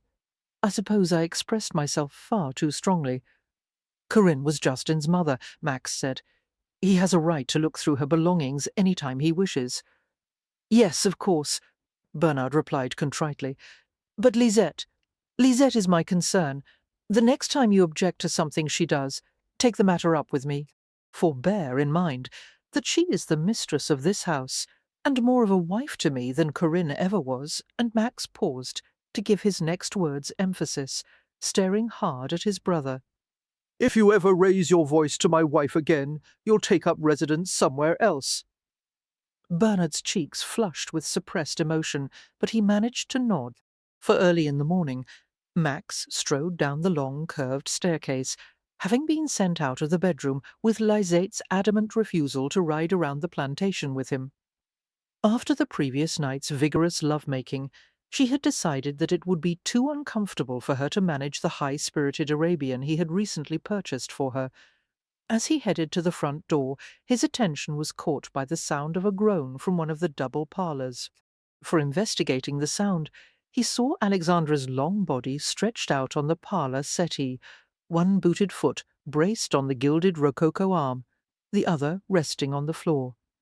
His hair was wild, his face unshaven, and his clothes were dishevelled. There was a sour, alcoholic smell in the air. What a pretty sight, Max remarked sardonically. A Valorant after a night of self-indulgence. He jerked the drapes away from the windows, letting in a flood of brilliant sunshine, for Alex groaned as if he had just been stabbed. "Oh, you evil bastard! 4th night this week," Max said casually. "Even for you, that is an excess." Alex tried to burrow into the settee like a wounded animal seeking refuge. "Go to hell. Not until I find out what is bothering you. At this rate, you'll kill yourself by the end of the week." Alex made a smacking noise and caught the scent of his own breath. His face crumpled in disgust, for he squinted at Max and raised an unsteady finger to point at him. "You," he said heavily, "tipped your wife this morning, didn't you?" Max smiled pleasantly. "I can always tell by the disgusting smirk on your face. Tell me married life suit you? Good, too bad you ruined it for the rest of us. Oh? Don't look at me like that. Did you ever think I might like to have a wife, a woman to cover whenever I felt like it, maybe even have children some day? Why don't you? Why?" For Alex wobbled to a sitting position, holding his head as if he feared it would topple from his shoulders. "After you ruined the Valoran name, do you think a decent family would give their daughter to a brother of yours? All fine and good for you now. You've got Lisette, but me, Alex, taste tour," Max said, his amusement replaced by compassion. He sat in a nearby chair. "Hush!" He had never seen his youngest brother so miserable. "For I should wait until you're sober before attempting this, but we're going to try talking about it anyway." "All right," Alexandra said gamely. "Now, this is about Henriette Clement, isn't it? Yes? You're in love with her? You desire permission to court her? Yes? But you don't believe her father will give his consent?" "I know he won't. I've already tried." Max frowned. "You've asked for Clement's leave to court Henriette, and he refused?" "Yes." For Alexandra began to nod, and stopped with a wince. "And she loves me, I think." Leaning forward, Max spoke slowly. "I will take care of it. For your part, I want you to, Alexandra. Are you listening? Stay here and rest today and tonight. No more drinking. Do you understand?" "No more," Alex repeated obediently. "I'm going to tell Noeline to bring you her special remedy." "Bon Dieu, no. You'll do it," Max said evenly. "If you want Henriette, for by tomorrow morning, I want you looking like a fresh-faced boy." "I can do it," Alex said after a moment's painful thought. "Good." Max smiled and stood up. "You should have talked to me about this before, instead of drinking yourself into a stupor. I didn't think you could do anything." Alex paused. "Still don't, really." "People can be managed," Max assured him. Alex looked up at him quizzically. "Are you going to threaten a duel?" "No," Max said with a laugh. "For I think the Valorans have had enough of dueling. Max, if you persuade Clement to say yes, I'll kiss your feet." "That won't be necessary," Max said dryly. Jacques Clement greeted Max in the hallway with wry amusement. "I expected you would be here today, Valorand. Here on your brother's behalf, oui? Father is having café in the breakfast room?" Max leaned against one of the elaborately carved columns framing the wall, for he was in no hurry to confront Jacques' father, Diron Clement, who was a venerable lion of a man and in a perpetually bad temper. Descended from the first French settlers in the Louisiana Territory, Creole in every drop of his blood, Diron had no tolerance for those who wished Louisiana to become part of the United States, or for those who were on friendly terms with the American governor. The old man was experienced and clever, and had proven himself to be a survivor, for along with Victor Valorand, Diron had been richly rewarded by the Spaniards for using his influence to soothe the discontent in the city when they took possession of it from the French 40 years earlier. Now Diron was wealthy and influential enough so that he never had to do anything he didn't wish. Victor and Dyron had been good friends. Unfortunately, Dyron's warm feelings for Victor had never extended to Max. For one thing, their political beliefs were too sharply opposed. For another, Corinne's death had widened the gulf between them, as Diron hated scandals. Max glanced upstairs. Jacques, He said speculatively. has your sister indicated that she feels any sort of affection for Alexandra? Henriette is a little goose, Jacques said. She always has been. Tell your brother he could find another girl just like her for far less trouble. Does that mean she would not welcome his suit? She fancies herself madly in love with him. And this scenario of star-crossed love only makes it worse. Max finished for him. How does your father regard the matter? He disapproves, of course. Truthfully, it wouldn't be a bad match, Jacques. Jacques shrugged. My friend, I know what Alexandra is like. You will never make me believe that he will stay faithful to Henrietta. This so-called love will last a year at most, and then he will take a mistress, and Henrietta will be devastated. For better for her to marry without the illusion of love. With a well-arranged match, she will know exactly what to expect. On the other hand, perhaps a year of illusion is better than no love at all. Jacques laughed. What an American notion! Love before marriage is their way. Creoles will never take to it. And I warn you, don't try to convince that crusty old man upstairs otherwise, or he'll have your head. My thanks for the warning. I'll go see him now. Would you like me to accompany you? Max shook his head. I know the way. The Clement home was designed with simplicity and elegance. The red pine floors were polished to a ruby gleam, the rooms filled with dark oak and fine hand-knotted carpets. As Max walked up the staircase, he ran his fingers lightly over the balustrade, remembering sliding down it when he and Jacques were boys. He stopped in the hallway upstairs, sensing someone's gaze upon him. For looking over his shoulder, he saw that one of the panelled doors was partially ajar. Henriette stared at him through the narrow crack, her eyes filled with pleading. Max guessed that some watchful tante was nearby, and Henriette did not dare say a word for fear of detection. He gave her a short, reassuring nod. Throwing aside caution, Henriette opened the door wider, and suddenly there was a burst of chatter from inside the room, a woman's voice scolding the wayward girl.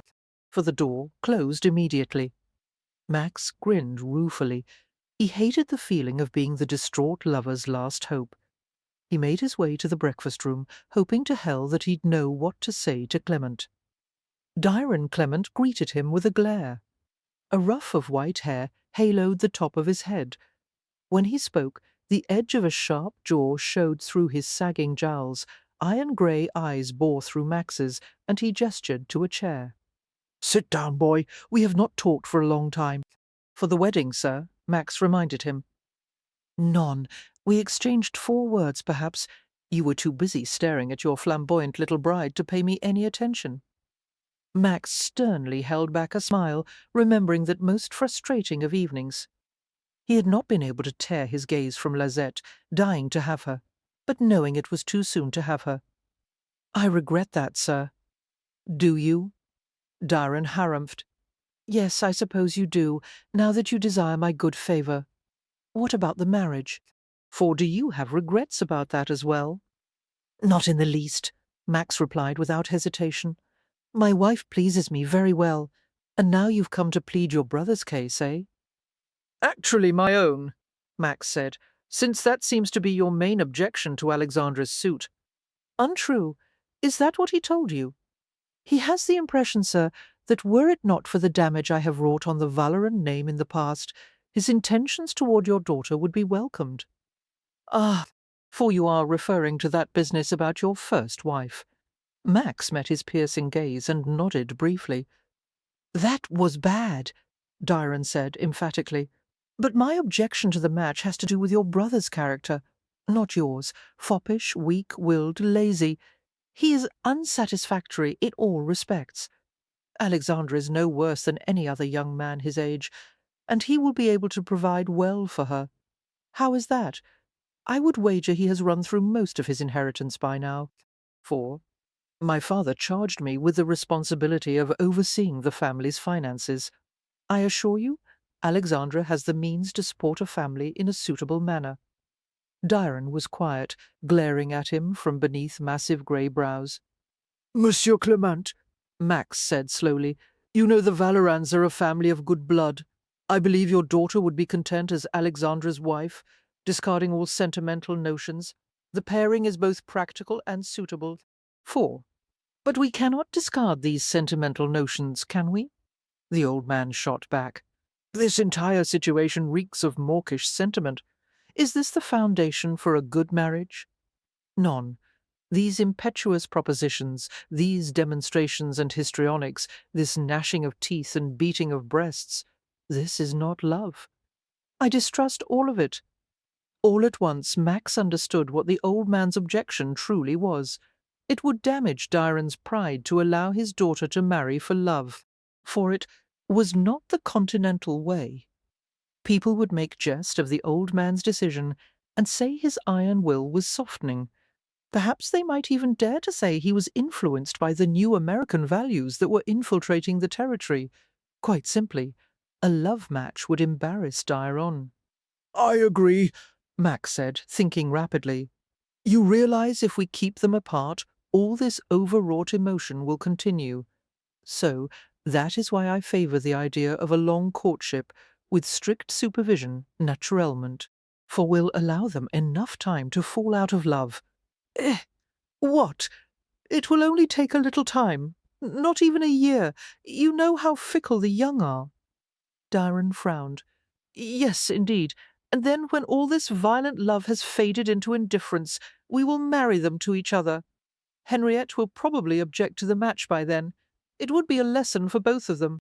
For then, through the years, Alexandra and Henriette will slowly develop the sensible kind of affection for each other that my parents did, as you and your wife did. Diron stroked his chin. Max nearly held his breath, waiting for the answer. There is something to the idea. It makes sense to me, Max said blandly, sensing the old man was secretly relieved to be handed a solution to the dilemma. This way Henriette would have the husband she desired, and Diron's pride would be preserved. 4. Yes, that is what we will do. Bien. Max adopted a matter-of-fact expression. Now, about the dowry. We will discuss that at a more appropriate time. Diron interrupted grumpily. Already thinking of the dowry, how like a Valorand. Pretend not to love her? Alex exclaimed. I do not understand. Trust me, Max said, catching Lisette around the waist as she passed him. He pulled her onto his lap. For the sooner you and Henrietta convince everyone that you are indifferent to each other, the sooner you can marry. Only you could come up with such a convoluted scheme, Alex said sourly. You want her, Max said flatly. That is how you can have her. Lisette cuddled against her husband, stroking his hair. It was very clever of you, Max. Not at all, he said modestly, enjoying her praise. Her voice lowered. For it will be a happy ending. All thanks to your romantic nature, she said, and he exchanged a slow grin with her. Alexandra made a sound of disgust and stood up to leave. Imagine Max having a romantic nature, he muttered. I must be having a nightmare. In the weeks to come, Alexandra's romance with Henriette Clement continued on its precarious way. On countless evenings he sat with her in the parlour, the entire Clement family in attendance. For when he took her on sedate carriage drives, her mother and aunt accompanied them. He never dared meet Henrietta's eyes in church or at the balls they attended. The nearness of Henrietta and the rigorously imposed distance between them caused Alexandra's feelings to ascend to new heights of longing. The tiniest signs from Henrietta were significant, the way her footsteps slowed when she had to leave him, the flash of her gaze when she allowed herself to look at him.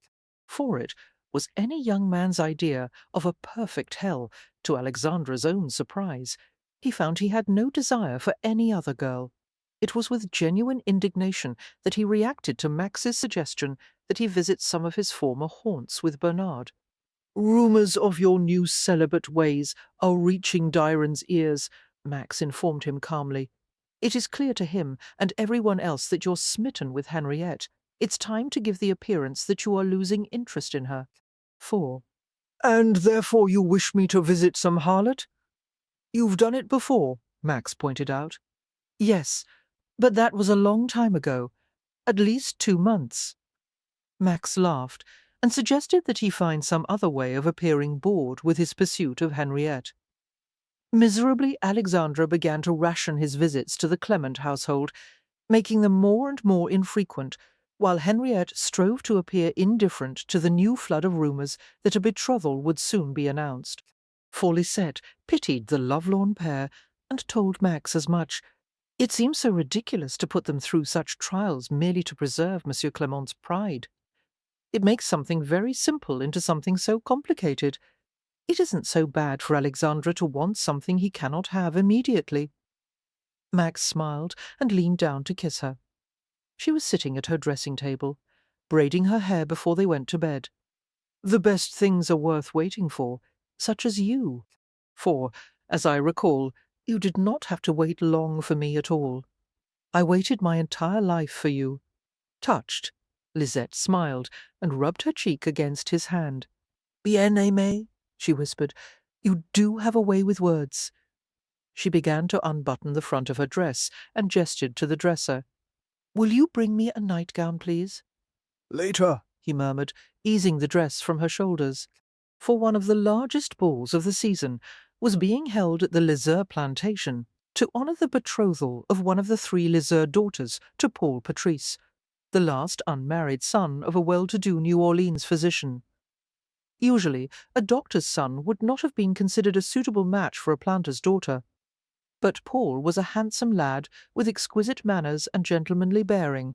For only 3 years older than Justin and Philippe, he was perfectly willing to surrender his bachelorhood in exchange for marriage into a wealthy family. 18 years of freedom, and now Paul wishes to shackle himself. Justin had commented sourly. Next year, probably a baby mon Dieu, hasn't he thought about what he is doing? He could not do better than Félicie Lezeur, Philippe replied, a touch dreamily. Marriage is not as bad a fate as you seem to think, Justin. For Justin looked at him as if he'd gone mad. Then his mouth curled in a ridiculing sneer. I suppose you'll be married before too long. I hope so. I hope I will be able to find the right girl. I know what kind of girl you'll choose, Justin continued, bookish and sensible, with spectacles pinching the end of her nose. You'll discuss art and music and all those boring Greek tragedies. Affronted, Philippe closed the Latin book before him. For she will be beautiful, he said with dignity, and gentle and quiet, and you will be jealous. Justin snorted. I'm going to sail to the east and have my own harem, 50 women. 50? Lisette repeated with a laugh, having just come into the room. That will keep you very busy indeed, Justin. He dropped his sneer and gave her an angelic smile. But if I find someone like you, petite maman, I'll have only one. She laughed at his outrageous charm, and her smiling gaze turned to Philippe. For tonight, peut-être you will catch sight of the girl you dream of. Are you leaving in the carriage with Bernard and Alexandre? She did not mention Irénée, who was afflicted with a touch of rheumatism and would not attend the ball. Philippe nodded. Yes, father made it clear you and he were going alone in the first carriage. Alone? Justin mused thoughtfully. Why would father want to be alone in the carriage with you when he could have Philippe and me there? For, well, I suppose he might try to. Justin! Philippe exploded, mortified at his brother's impudence. He threw a pillow cushion at Justin's head. Justin ducked it with a protest.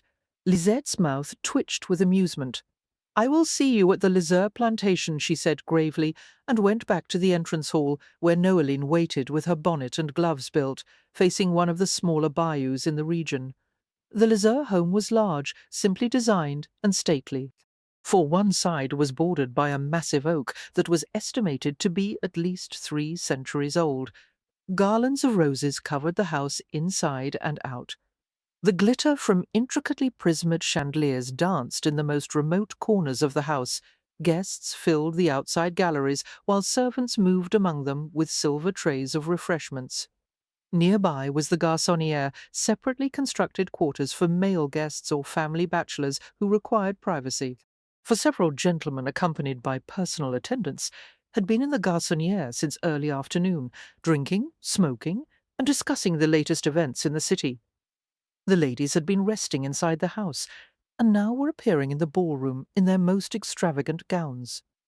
A special orchestra had been summoned from New Orleans to supply the music, and the lively strains of a quadrille filled the air. Lisette, Max said, as he helped her from the carriage. A word of warning? yes? For she looked at him with wide, innocent eyes.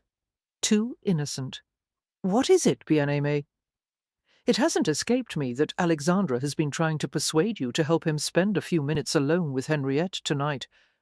You're planning something, aren't you? She appeared to be surprised. I don't know what you're talking about. Max gave her a warning glance. If they manage to give a convincing show of indifference to each other, they'll be married in a matter of months. For if, however, they are discovered in a clandestine meeting, there will be nothing I can do to help them. They won't be caught together, Lisette assured him. Alex could lose Henriette over such a trifling thing. You do not understand the extent of Diron's pride. I do. I understand perfectly. Lisette tried to move away, but he kept his hands at her waist, staring down at her. Max, she protested, I haven't done anything. Keep it that way, he advised, and let go of her. For Max kept his gaze on Alexandra and Lisette for the next 2 hours, but neither of them made a move to leave the ballroom. He relaxed after a glass or two of the fine wine being served to all the guests. The vintage had been made from vineyards on the Lisa plantation. Max congratulated Lisa both on the excellent wine and on the match between Félicie and Paul Patrice, and the two of them engaged in a casual conversation as others joined them. For, from a distance, Lisette stood with Alexandra and watched her husband with a rush of pride. Max was dressed in stark black and white, a wine glass poised between his long fingers as he conversed with the men around him. He was elegant, virile, and devilishly handsome, and he was hers. Alexandra followed her gaze. It's not easy, he remarked, having Max as a brother. For Lisette frowned at him, thinking of all the times she had seen Max smooth the way for his brothers, doing what he could to ensure they had whatever they desired, assuming their debts and responsibilities without one word of reproach. Alex's statement struck her as being singularly ungrateful. Max does many things for you, Non. He does, but for years Bernard and I had to contend with the standards Max set. Everything he did was perfect. And then when he fell so utterly in disgrace, it was a disaster for all of us. The Valoran name was blackened, and Bernard and I suffered, as well as Max. And you resent him for that? No, I might have once, but not now. But Bernard, Alexandra stopped, evidently thinking better of what he had been about to say. What? Lisette prompted. He shook his head. It's nothing. Tell me, Alex, or I will not help you with Henrietta. He scowled. For I was only going to say that Bernard seems to find it difficult to completely forgive Max. But then, Bernard is the next oldest son. He has always been compared to Max and found lacking. That is hardly Max's fault, Lisette said coolly. Rem Alex, you and Bernard must stop using him as a convenient excuse. You must take responsibility for your own actions. Max has quite enough to contend with. All right, he said, holding up his hands in mock self-defense. I won't say any more. But why is it, ma sœur, that you are allowed to criticize Max, but you won't let anyone else? She grinned suddenly. Because I'm his wife! Max did not notice the exact moment when his wife disappeared. As he gradually became aware of her absence, he politely separated himself from the group in the ballroom and wandered past the open doors leading to the outside galleries. There was no sign of his wife. "Damn it, Lisette, what are you doing?" he muttered softly, for he went to the garden. knowing that if Lisette had engineered a meeting between Alexandra and Henriette, it would probably take place there. The Lisieux garden was large and intricately designed, filled with exotic trees, flowers, and plants from Europe and the Orient. Its artificial lagoons were stocked with fish and crossed by charming bridges. An indignant peacock scuttled out of the way as Max strode through the rose-covered arch that marked the entrance to the main path. For the way became darker, the lanterns more infrequent, until he reached the corridor of tall yews. A fountain of cherubs and spouting fish marked the centre of the garden, from which several paths branched off. Max cursed softly. There was little chance of finding his wife or her fellow companions. His only recourse was to return to the drawing-room and wait. Suddenly he heard footsteps on the gravelled path. Withdrawing into the shadows, he watched the approaching figure. It was Diron Clement. Evidently the old man had noticed his daughter's absence. He tromped past Max without seeing him. Max grimaced, taking note of the belligerent set of Diron's head. There would be hell to pay if he found Henriette with Alexandra. The old man headed to the left, on a path which, if Max's memory served him, led to a tiny pagoda. An unwanted smile pulled at his lips. In his younger days he had made use of the pagoda himself. He still retained a fond memory or two of the place. For no, Alexandra would not conduct his tryst there. It was too obvious. Taking a chance, Max chose the opposite direction, a path which led to a hothouse filled with exotic fruit trees. Keeping to the shadows, he drew closer until he saw Lisette standing at the corner of the hothouse. An owl hooted in the distance, and she jumped, looking from side to side. The sight of her there, after she had promised not to take part in any illicit meeting between Alex and Henrietta, made him grin ruefully, for he was going to have to teach her that she could not tweak his nose and dance away without fear of retribution. Lisette sighed, wishing she were back in the ballroom. She wondered if Max had noticed yet that she was missing. A night owl gave a low cry, and she started a little. Suddenly a hard arm snaked around her waist from behind. A large hand covered her mouth as she yelped with fright. She was dragged back against a surface as unyielding as a brick wall. For as she pried frantically at the hand over her mouth, she heard a familiar voice in her ear. Had I known you desired a tour of the gardens, sweet, I would have offered to accompany you. Lisette sagged in relief, gasping as the hand was removed from her mouth. Max! She turned and wrapped her arms around his neck. You startled me. She dropped her forehead against his chest. I intended to. Lisette winced as she saw his ominous expression. Where are they?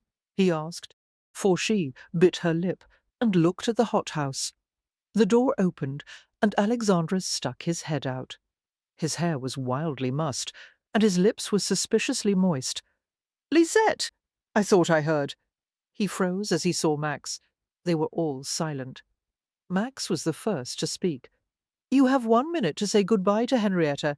Make it meaningful. Your separation may be permanent." Alexandra disappeared inside the building. Lisette decided to explain as quickly as possible, for she spoke without pausing for breath. "Max, they only wanted 5 minutes together, and I had already promised them I would help, so I couldn't go back on my word, and if you had only seen how happy they were when I brought Henriette here, you would have understood why I had to. When we get home, I'm going to take you over my knee and ensure that you will not be able to sit comfortably for a long time." Lisette blanched. "You wouldn't." "I'm going to enjoy it immensely," he assured her, for her arms dropped from around his neck. "Max, let's discuss this." She paused as she realized that Max was not listening. He was gazing into the distance, his eyes alert. "What is it?" she asked.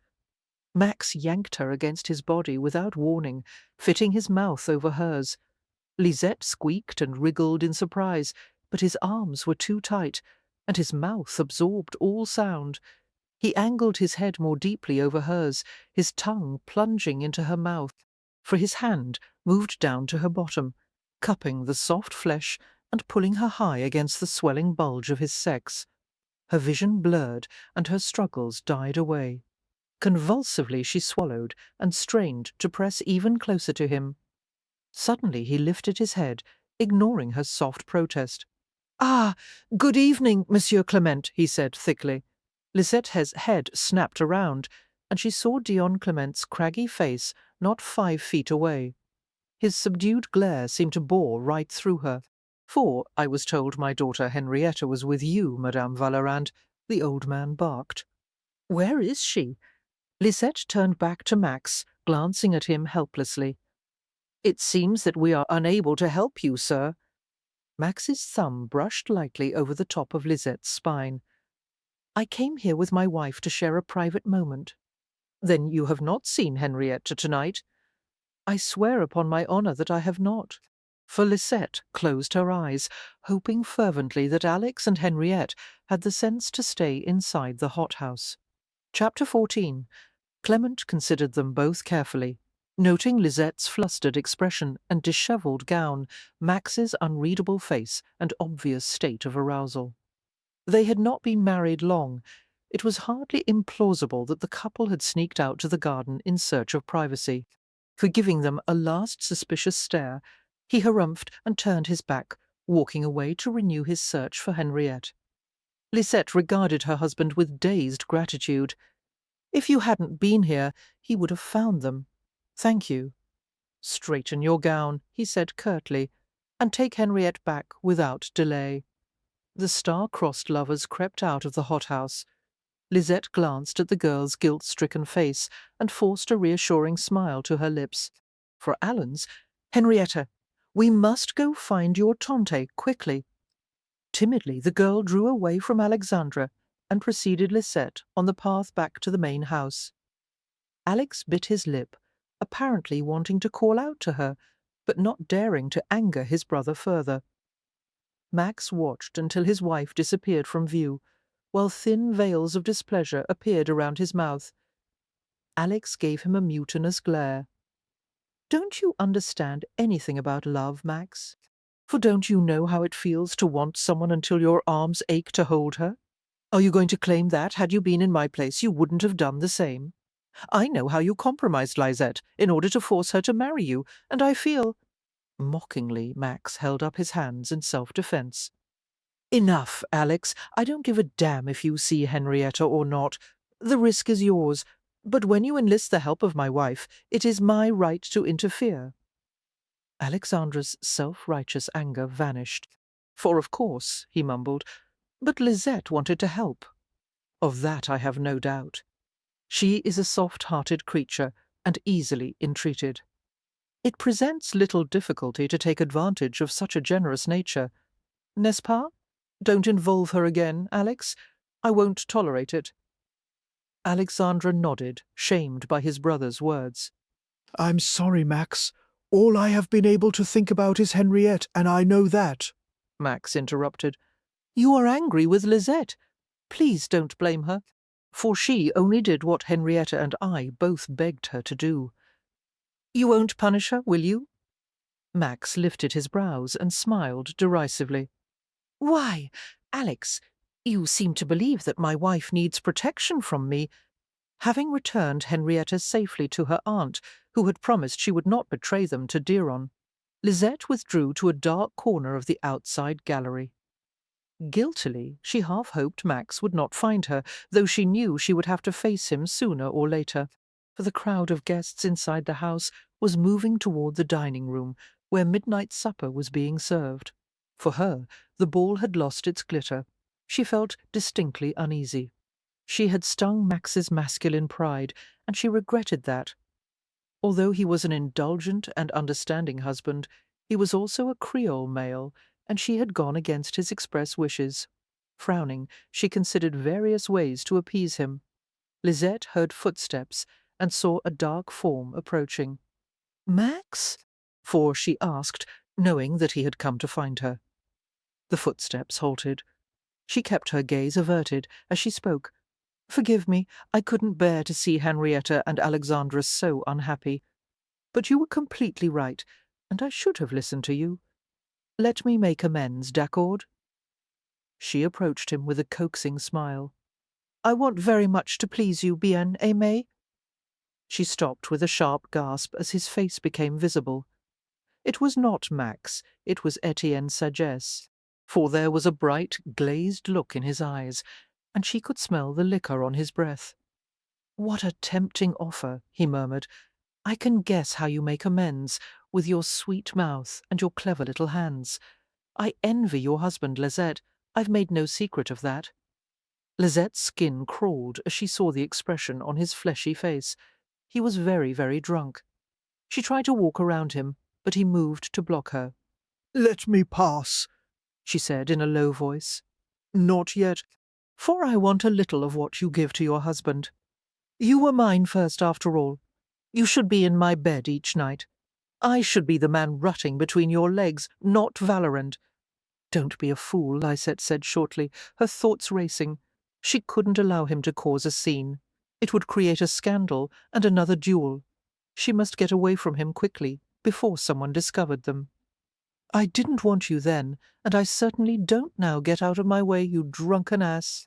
For he smiled, his lips gleaming wetly. What fire and spirit you have! Perhaps you are not the most beautiful woman in New Orleans, but you know how to keep a man's cock satisfied, don't you? He lurched toward her.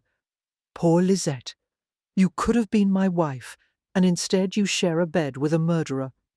I think you killed her. Sagesse smiled. No, it wasn't I. Corinne was no threat to me.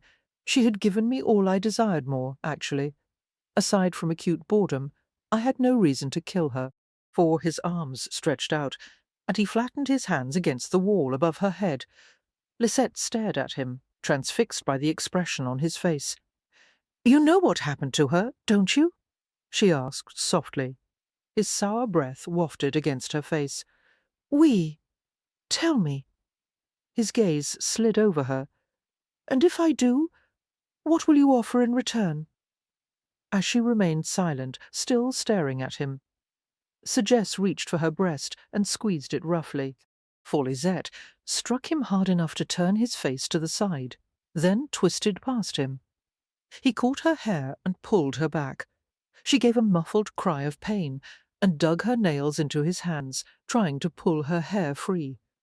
His words struck her cheek in rapid bursts.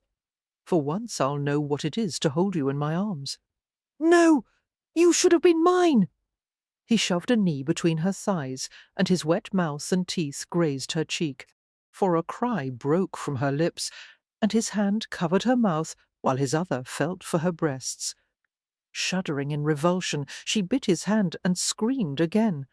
Suddenly there was a furious shout from behind her, and Lisette was yanked away with a force that snapped her head back. She stumbled as she was released and steadied herself against a narrow wooden column. Shivering, she watched Justin launch himself at Sagesse, going for his throat. For as the pair fought, Lisette flinched at the sound of each blow. No, Justin! Frantically, she looked for help. The guests had noticed the disturbance, and a crowd gathered around them. Someone pointed to her. She drew as far back into a shadow as possible, pushing back her tumbled hair, pulling up the front of her gown to cover her breasts. A man darted forward from the crowd and dragged Justin away from Sagesse. It was Bernard. Calm down, you fool! For he muttered, struggling to restrain the writhing boy. Damn you! Justin cursed. Let go! I'll tear him apart! Several Sagesse relatives appeared, among them Etienne's brother-in-law, Séverin Dubois. They gathered around Etienne, arguing fiercely as they began to drag him away to the garçonnière. Etienne's behaviour had disgraced the entire family. Humiliated, they wanted only to conceal him before more damage to their honour could be done. For Lisette shrank back in embarrassment as she felt a multitude of gazes upon her. She wished she could disappear. Did they think she had brought this on herself? That perhaps she had allowed Etienne to seduce her, as he had seduced Corinne? She started as she heard a voice close by her ear. Lisette? Philippe was beside her, looking down at her with concerned blue eyes. He put an arm around her shoulders, as if he thought she might faint. She leaned against him, taking comfort in his presence. For Philippe was so calm and steady, so unlike his hot-headed brother, who was still swearing and fighting to be free of Bernard's grasp. Following her gaze, Philippe glanced at his red-faced brother. A faint smile touched his mouth. "He will never forgive Bernard for pulling him off Seductive," he commented.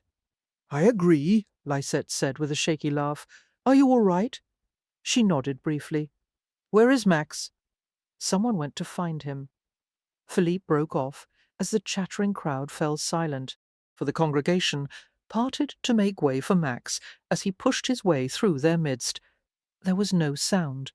Even Justin was still. Max stopped, his gaze darting from Lisette's flushed face to Justin's. Turning, he saw Etienne Sagesse propped up in the midst of relatives, and Lisette went cold as she saw the bloodlust in her husband's eyes. "Max, no," she said sharply. He didn't seem to hear her as he stared at Sagesse. "For by God, I'll kill you," he said in a murderous voice that curdled everyone's blood, including Lisette's, before anyone could react. He had reached Etienne in 2 strides. Lisette put her hands over her mouth to suppress a scream as she saw her husband turn into a stranger. Tearing through the Sagesses, Max leapt on the drunken man and smashed his head against the floor. It took the combined efforts of Bernard, Alexandre, Justin, and Philippe to pull him off, for Séverin Dubois broke through the tumult, while Max strained against the arms that held him back. Dubois spoke in a calm, authoritative voice that reached through Max's blind fury. "There is no excuse for the insult to your wife, Vallerand. Etienne was entirely at fault. On behalf of the Sagesse family, I offer the humblest apologies. All I can do is swear that it will not happen again." "No, it won't," Max sneered, "because this time I won't make the mistake of letting him live. Get him a sword, for I'll finish it now." "You cannot duel with him," Dubois countered. "He is not in a fit condition. It would be murder. Then tomorrow morning." "It would be murder," Dubois repeated, shaking his head. Suddenly Etienne's slurred voice interrupted. His relatives had helped him up from the floor. His nose was bleeding, but he made no effort to blot it. "But Max has a taste for murder." Max's arms struggled against his brother's restraining hands. "For let me go," he growled, but Bernard and Alex only tightened their hold on him. "Etienne," Dubois said sharply, "be quiet." Sagesse staggered forward with a half-grimace that resembled a smile. "For years you've lied to yourself about what happened to Corinne," he said to Max. "Why can't you stand the truth? The pieces are all there, and yet you've never put them together. You could find the answers under your own roof, but you don't want to." For he cackled as he saw the sudden blankness on Max's face. "What a fool you are, Etienne! Enough!" Dubois snapped, taking hold of Sagesse's collar and dragging him away. Max stared after them, as if in a dream. Abruptly, he shook off his brother's hands and glanced around wildly for Lisette. She stood alone near the gallery railing, her hair falling from its pins in wild curls. He reached her at once and seized her narrow shoulders in his hands. Lisette could not control her trembling, for I believe he knows who killed Corinne, Max. Max gripped her head in his hands and spread rough kisses of reassurance and ownership across her face. "Did he hurt you?" he asked hoarsely. "No, not at all." His large hand roamed over her shoulders, back, and hips. Lisette knew that people were staring, but she relaxed against him, not caring what anyone thought. His body was rigid, his heart thundering with alarm and aggression. "This won't happen again," came his scratchy whisper, "for I'll kill him if I have to." She jerked her head back, startled. "Don't say that. Everything is all right, Max." His eyes were black and fathomless, his face pale beneath its swarthy tan. "It's not," he replied softly. "But it will be." Her lips parted to reply, but he eased her away from his body and pushed her toward Alexandre. "Take her home. What are you going to do?" Lysette asked. He refused to explain. "I'll be home soon. Come with me now," she begged. For exchanging a glance with Alex, he turned and left. "Max!" she cried, following him. Alexandra caught her arm. Don't worry, Lisette. Max is only going to talk with Severin and one or two of the Sagesses. I am certain that Jacques Clement will be there to help mediate. His attention turned to Bernard, who was standing nearby. Are you going with him? Bernard shook his head. I'd be of little use, he said, and added venomously, especially since I wish we had let Max kill the insolent bastard, for Justin's voice cut through the silence. If father doesn't, I will. They glanced at the boy, who had been forgotten in the disruption. Alex frowned, while Bernard laughed scornfully. Little braggart, Bernard said. Lisette went to the boy immediately, taking his hand and pressing it between her own. Justin, don't say such things. I watched Seductive all evening, he said roughly, while he was watching you. When you disappeared, he went to look for you. For that was when I followed him, and— Thank you, she interrupted gently. Thank you for rescuing me. Now it is all over, and we can.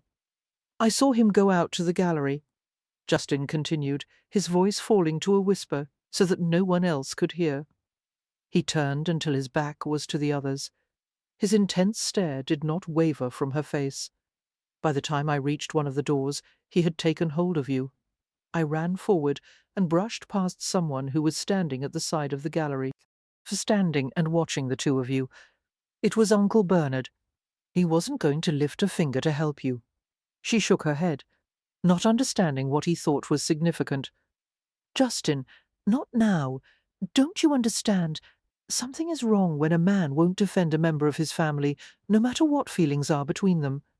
It was not only an offence against you, but against father and me, and I am tired, she whispered back, unwilling to hear more. For tempers were too high, and the boy was clearly incensed. All of this could be sorted out later. Lisette huddled in bed alone, her teeth chattering. Her gaze moved restlessly through the dimly lit room. The events of the night kept churning through her mind, and she could not rid herself of the feeling that something terrible had been set in motion, something neither she nor Max could change. She had never seen Max out of control as he had been tonight. For a moment she had thought he would kill Seductive right before her eyes. She pressed her hands to the side of her head to drive away the dark images, but they persisted mercilessly, as did the echo of Max's vow. By God, I'll kill you. Lisette groaned and turned over, burying her face in the pillow. The house was silent. The Valorens had all retired except for Bernard, who had chosen to spend the night somewhere else. They had all agreed not to mention anything about the evening to Irénée, for it seemed that hours dragged by before Lisette heard the sounds of someone's arrival. She bolted out of bed. As she reached the bedroom door, Max stepped inside. He did not appear surprised to find her awake. What happened? She asked, slipping her arms around his waist. She felt the tension in his body, a simmering, barely contained violence. His hand swept down her back, and he hugged her briefly before holding her away in order to look at her. "Ça va?" "Yes, I'm fine. Now that you're here," for a furrow gathered between her brows as she tried to read his mood. Is there going to be a duel tomorrow?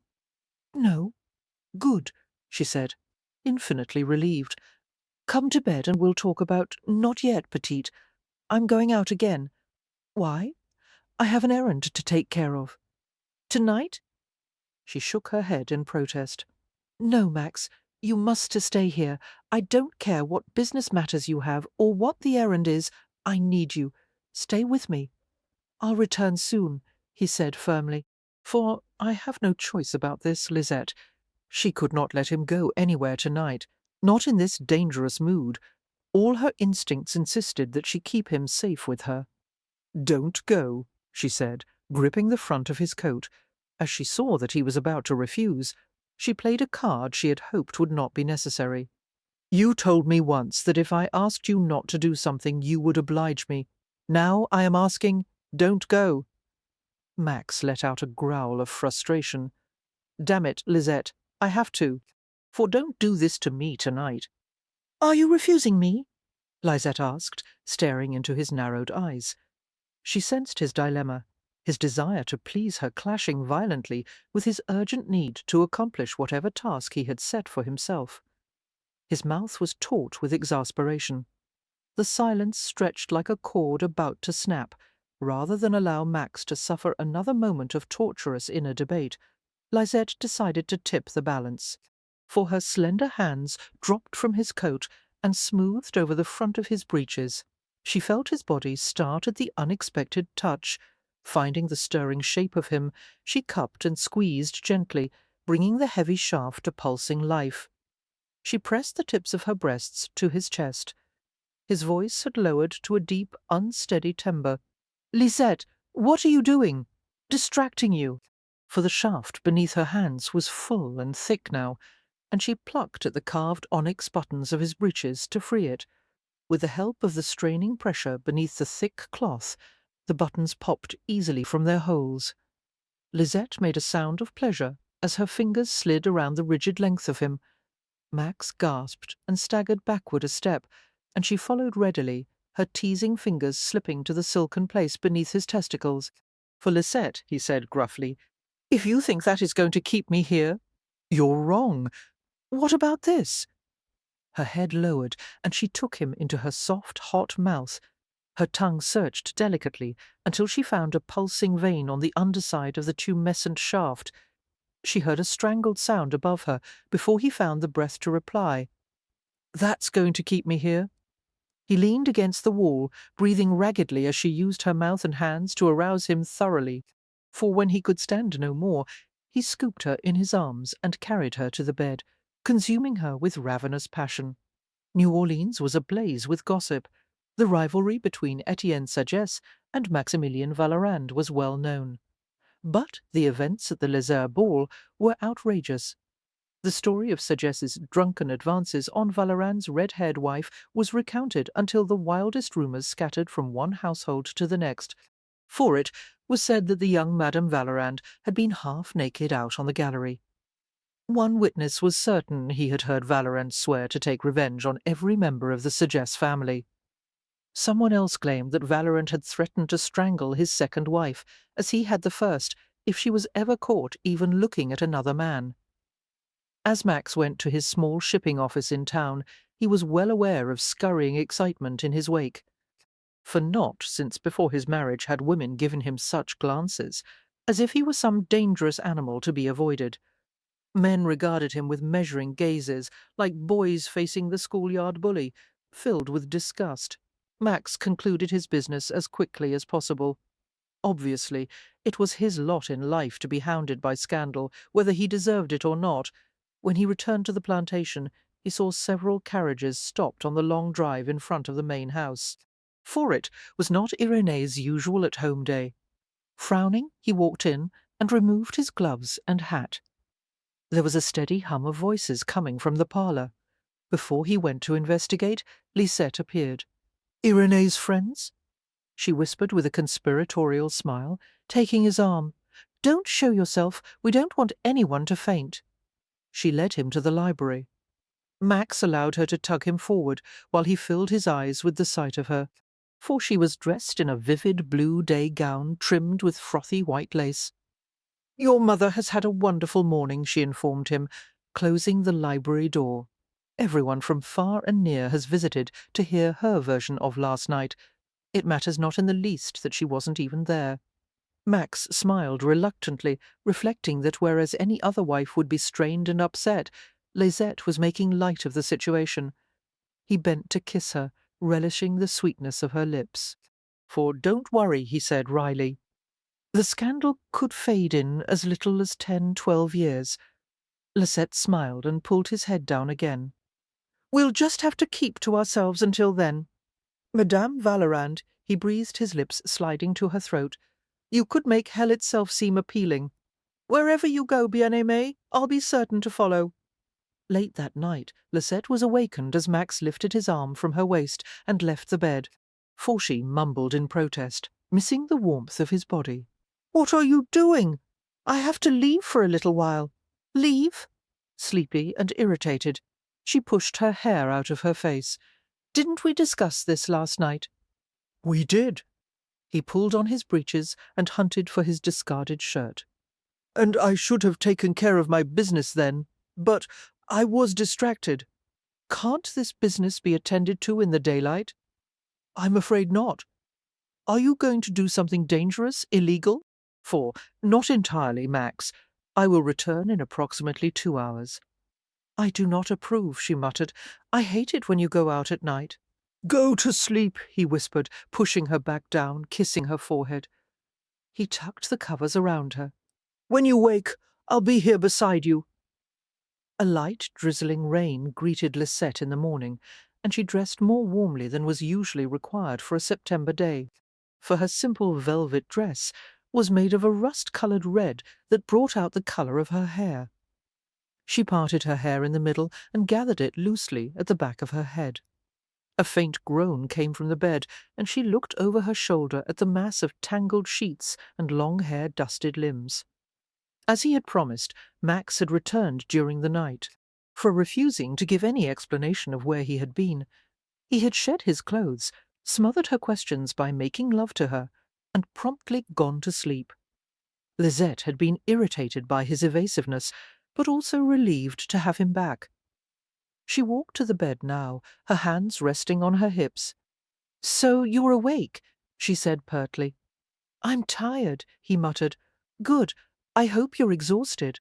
For maybe tonight you will stay in your own bed instead of going on some mysterious errand that you can't even explain to your own wife." Max sat up, the bed linens falling to his waist as he rubbed his face.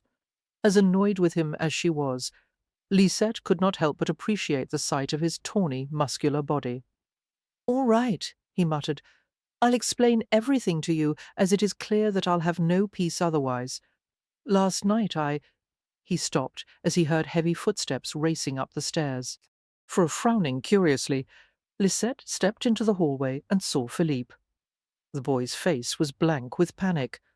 "Where is Justin?" he cried as soon as he saw her. "Is he home?" "I don't know," she said, partially closing the bedroom door, while Max pulled on a robe. "I think he is roaming about town with friends. Why? What is the matter?" Philippe fought to catch his breath. "I went to my fencing lesson," he gasped. "I heard news about Etienne Sagesse." For Lisette was gripped by an ominous chill as he paused. She felt Max's presence behind her, and she leaned back against him. Go on. Max said, opening the door wider. What about Sagesse, Philippe? "I heard that he was found last night in the Vieux Carré near Rampart Street.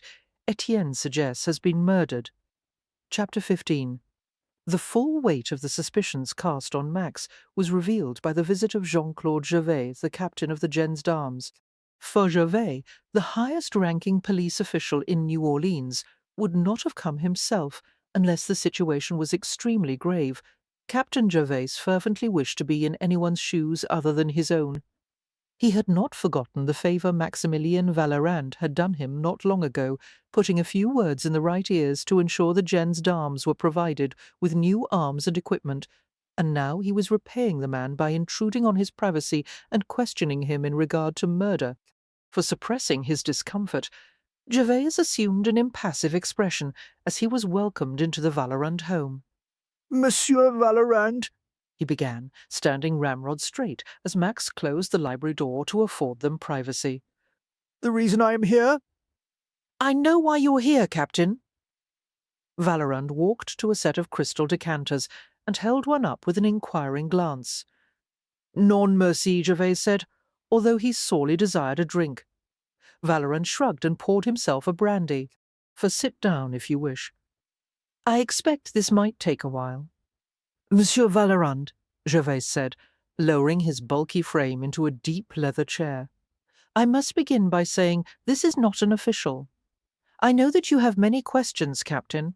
To save time, let us both be direct." Vallerand smiled slightly. "We'll save small talk for a more pleasant occasion, oui?" Gervais nodded. "For is it true, monsieur, that you threatened Etienne Sagesse's life the night before last, on the premises of the Lisieux plantation?" Vallerand nodded. "Sagesse had just insulted my wife. Naturally, I wanted to beat him to a pulp, but a fight was prevented by both our families, and I was persuaded not to challenge him to a duel because of his condition. Yes, I have been told that he drank. Only a Creole would understand the delicate significance Gervais placed on the last two words, for the phrase was an indictment of his masculinity, honour, and character. It was unpardonable for a Creole to drink more liquor than he was able to hold. Gervais clasped his hands loosely, resting them on his plump thigh. "Monsieur, your wife and Monsieur Sagesse were at one time betrothed, were they not?" Valorant's sable eyes narrowed. "They were.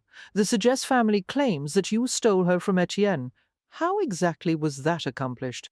For Valorant was about to reply when there came a gentle knock, and the door was pushed open, a crack. "Oui," Valorant said abruptly. Gervais heard a woman's quiet murmur. "I would like to listen, Mon Mari. If it would not displease you, I promise not to interfere." Valorant sent a questioning glance to Gervais.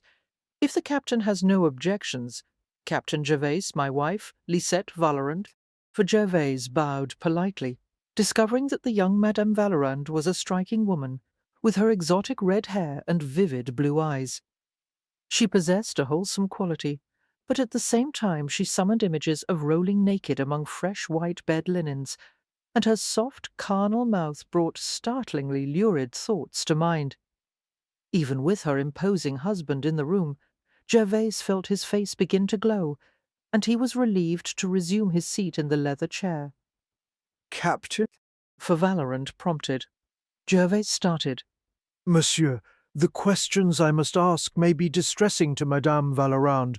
We may be frank in front of my wife, Valorant said, sitting beside his wife. Yes, the theft of Etienne Sagesse's betrothed. Theft?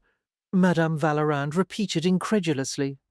I would hardly call it that. When I first arrived in New Orleans, I left the Sagesse home of my own accord because of Monsieur Sagesse's ungentlemanly behaviour toward me.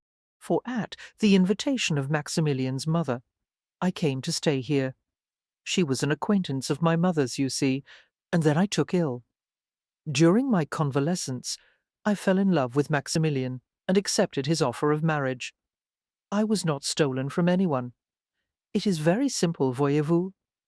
Indeed, Gervais muttered. Monsieur Valorand, you duelled with Monsieur Sagesse over this matter, did you not? Yes. Would you say it deepened the enmity that already existed between you? For no, Valorand said shortly. In fact, I ended the duel prematurely. Why? I pitied him. Any man who was there will concur that I could have easily killed him on the spot in legitimate defence of my honour. But I have finally reached the age, Captain, when a man desires a measure of peace. I even dared to hope that the feud between the Sagesses and Valorands might come to an end. His brows quirked as he saw that even his wife was looking at him sceptically. It's true, he said mildly, for even with the knowledge of Sagesse's relationship with your first wife, the captain asked. Hatred is a draining emotion, Valorand replied. It leaves room for little else. He glanced at his wife with a slight smile. I finally began to relinquish it when I realized how much richer life could be without it. His attention swerved back to the captain. Not that I forgave Sagesse, you understand. His betrayal struck deep, and I have as much pride as any man. But I became tired of nursing the old bitterness, and I wished to put the past behind me. But Sagesse made that impossible. I wouldn't say that. There was virtually no communication between us after the duel. Captain Gervais asked several more questions about the affair between Corinne and Etienne, and then he changed tack. Monsieur Valorand, you were seen by 2 witnesses in the Vieux Carré last night. Your purpose there? For Valorand's expression became guarded, and he hesitated before replying. I was visiting my former placé. Both Lisette and Captain Gervais flushed. Mariame? Lisette thought wildly. What in God's name had he been doing with Mariame? She blinked as she realized Captain Gervais was speaking to her. Madame Valorand, if you wish to leave the room. No, I'll stay, she said tonelessly, Clearly dismayed, Gervais resumed the questioning. "Your mistress?" he asked Max. "Yes, for several years." For Lisette only half listened to the rest of the interview. Her mind buzzed with distasteful possibilities. Either Max had lied to her, and was still keeping Mariamé as a mistress, or he was lying to Captain Gervais in order to cover up the true reason he had been in the Vieux Carré. Finally, Captain Gervais stood up to indicate the questioning was over. "Monsieur Vallerand," he said solemnly, "I feel obligated to bring certain facts to your attention, unofficially, of course." For Max inclined his head, his gaze fastened alertly on the captain's face. "It is important for the people of New Orleans to feel the law is being executed as competently now as it was before the American possession," Gervais said. "The public has little faith in any of the institutions of government, including, I regret to say, my own force. Etienne Sagesse was of an old and recognized family, and his death is considered a great loss. People demand quick retribution for such a crime, for moreover, a fair trial cannot be guaranteed to anyone. The court system is in turmoil. One would be a fool to hang his life on the hopes of fairness and justice." Max nodded slowly. "Especially," Gervais added, "when several prominent men in the community have come forth to denounce you. One of these men is the judge of the county court. They are calling for your arrest. It is more than simple sabre-rattling, monsieur. Do any of these men, by chance, belong to the Mexican Association?" For Max asked. "Most of them, I believe," Gervais replied, a bit surprised by the question. Burr's friends, Lisette realized in outrage. The associates of Aaron Burr were calling for his arrest, most likely having promised Burr they would do what they could to take revenge on Max for his disdain of their cause. "There could be no better opportunity than this. I am giving you time to make plans, monsieur." Gervais looked at Max squarely. "Because I shall be forced to arrest you quite soon. He paused. "Have you any questions for me, monsieur?" "Just one," Max said tersely. "How was Monsieur Sagesse murdered?" "He was strangled," Gervais replied. "It takes great strength, monsieur, to kill a man of Sagesse's size in such a manner." He looked pointedly at Max's deeply muscled chest and shoulders. "Not many men could have accomplished that." Lisette could not make a sound as Max guided the captain to the front door. She pressed her fists against her stomach, for she felt as if she were in a nightmare, and she longed to wake up from it. A minute that seemed like a year went by, and then Max returned to her. He dropped to one knee beside the chair, taking both her cold fists in his warm hand. "Sweet," he murmured, "look at me." She gave him a fixed, frantic stare. "I did see Mariamé last night," Max said. "I had to make arrangements for her son by another man to flee the territory, for he's of mixed blood, and last week he was discovered having an affair with a white woman. His life is in jeopardy. You may have heard what they do to— Well, we won't go into that. A few days ago, Mariam sent me a message asking for help. Knowing what the boy means to her, I could not refuse." Lisette had barely listened to the explanation. "What Captain Gervais said about allowing time to make plans. He has given us time to get away. He meant escape, didn't he?" "Yes." Max sighed. "For that is what he meant. We must be gone by tonight, then. It won't take long for me to pack." "Mexico? No, France. We're not going anywhere," he said gently. Lisette gripped his coat lapels. "Yes, we are. I don't care where we live, as long as I can be with you. If you stay, they'll—" Her voice cracked. "I believe what Captain Gervais said, Max. I did not kill Etienne Sagesse. I know that, but we will never be able to prove it, and even if we could, no one would listen. For the American authorities want to show their power over the Creoles, and to take down a man of your position would make them feel as if they were finally in control of the city. We have to go. They will convict you. Don't you understand? If anything happens to you, Max, we're not going to run. That's no life for you. Or me." "No," she said, jerking away as he tried to comfort her. "No, don't say anything else." Rapidly, she gained control of herself. "For I am going upstairs to pack for both of us and the boys. Tell Noeline to have the trunks brought out. No, no, I will tell her. She jumped back as he reached out for her. Don't touch me.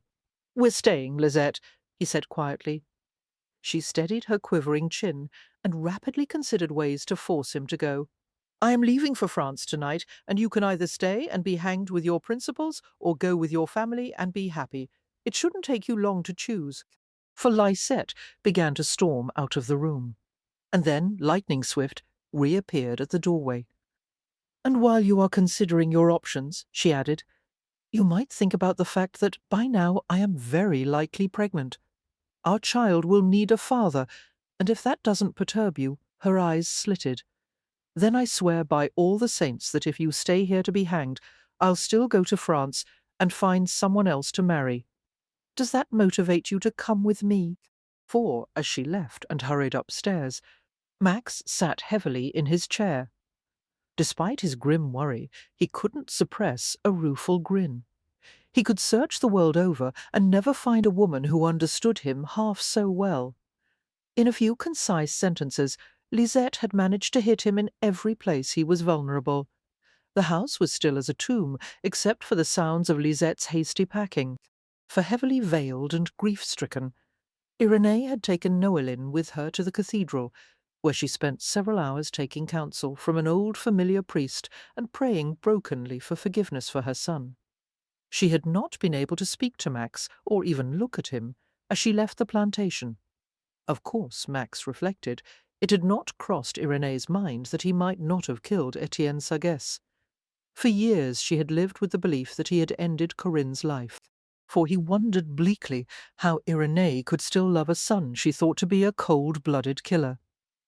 Prowling in and around the house until early evening, Max pondered the idea of escape and rejected it. Long ago he had acquired holdings in Europe in case his property in Louisiana was ever jeopardized. If forced to flee, he had the means to keep himself and Lisette in comfortable style for the rest of their lives.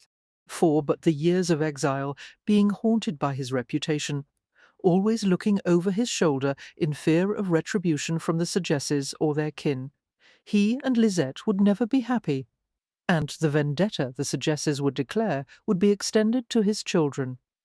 His sons' lives would be in danger until someone paid for the crime Max was accused of. He had to stay and fight to prove his innocence, halting at the foot of the double staircase. He glanced at the second floor, for Philippe had closeted himself in his room. After returning home and being told about Max's imminent arrest, Justin had left on some mysterious errand. A maid scurried by Max and went up the stairs carrying a leather valise, while Lisette urged her to hurry. Max shook his head ruefully. No one could fault the woman he had wed for lack of spirit.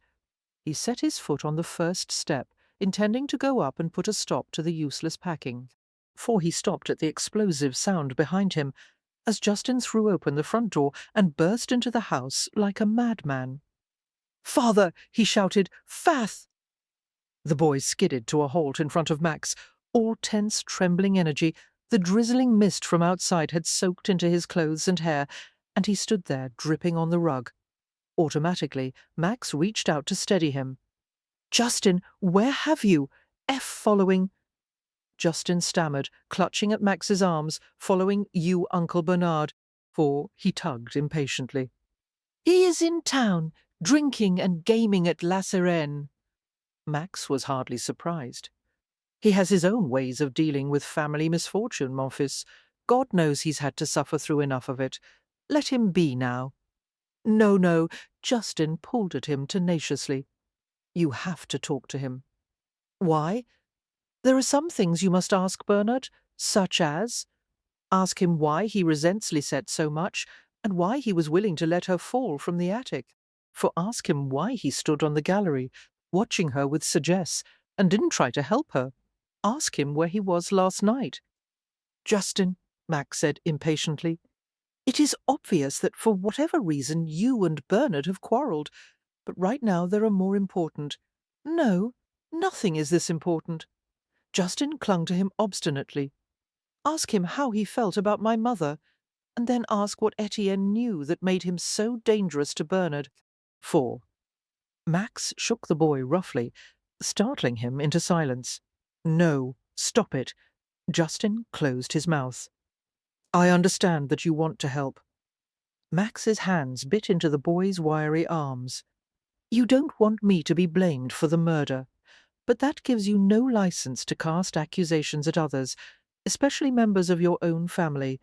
You may not be fond of Bernard, but come with me," Justin begged. "Talk to Bernard. If you do, you'll see what I'm trying to tell you, for it is the only thing I will ever ask of you. Damn you, don't try to claim you haven't the time. What else were you planning to do tonight? Wait to be arrested?" Max studied him, his face implacable, while Justin held his breath. Then Max nodded slightly. "All right." Justin threw his arms around his father and buried his head against his chest, then jumped away abruptly. "I don't want to come across any of the Sagesses. We must avoid the main road. We'll have to use it," Max said, for by now the other routes have turned to mud. He strode to the door, while Justin scampered after him. Renée Sagesse-Dubois sat alone in the parlour with a sealed letter in her lap, staring at it with redrimmed eyes. It was addressed to Maximilien Vallerand. She remembered watching Etienne write it just before the duel. Etienne had sealed it himself, adamantly refusing to tell her the contents. He had told her to give the letter to Maximilien if Vallerand proved the victor. Numbly Renée wondered why Vallerand had spared Etienne's life then, why he had ended the duel without real bloodshed. Etienne had mentioned it more than once in the months afterward, seeming to have even greater contempt for Maximilien. Since the duel, Renée had tried to return the letter to Etienne. He insisted each time that it remain in her possession, with the same instructions. Upon his death, he wanted her to place the letter in Maximilien's hands, but she could not, for, in spite of the promise she had made, Renée could not face the man who had killed her brother. "I'm sorry, Etienne," she whispered. "I cannot do it." Beginning to cry, she knocked the letter to the floor and hunched over in grief. After a long spasm of sobbing, Renée regained her composure. Her eyes were drawn again to the letter. What could Etienne have written? What were his true feelings for the man who had been his friend, enemy, and ultimately his murderer? For leaning over, Renée snatched the letter up and broke the scarlet wax seal. She began to read, using her fingers to wipe the stream of tears from her cheeks. The first page was too cryptic to understand. Frowning, she turned to the second. "Oh no," she murmured, the letter trembling in her hand. "Etienne, how can this be?" While Max rode along the mist-shrouded road with his son, he wondered grimly what madness had possessed him to head to town with Justin, for he would gain nothing by talking to Bernard, who was probably too deep in his cups by now to form a complete sentence. Why was Justin so determined to involve Bernard in this unholy mess? Max had to grit his teeth to keep from telling his son that he was going to turn back, but as Justin had pointed out, the boy had never asked for anything from him. Justin increased their pace until the horses' hooves were slogging a desperate canter through the mud, for they came to a curve and slowed, seeing 4 riders a short distance ahead. The riders fanned out instantly, forming a half-circle as they approached the pair. Max recognized Séverin Dubois, Etienne's 2 brothers, and a Sagesse cousin. It wasn't difficult to figure out their purpose. They had formed a lynching party to avenge the death of one of their own. Max's hand flew instinctively to his side. He swore under his breath, realizing that he had left his brace of pistols at home, for Justin cut his horse sharply to the right, preparing to flee. "No, Justin," Max said hoarsely. The riders were too close. It was useless to run, either not hearing him or ignoring the command. The boy continued on his reckless path. One of the Sagesses held his rifle by the barrel and used the heavy maplewood stock as a club. A hoarse shout was torn from Max's throat, and he was seized with panic. "Damn you!" he raged at the Sagesses, jumping from his horse. For running through the mud, he managed to reach his son in time to catch his limp form as it slid from the saddle. The horses stamped and shuffled. Severin Dubois watched calmly as Max lowered his son to the ground. Justice is uncertain these days, Dubois remarked. We felt it best to take matters into our own hands.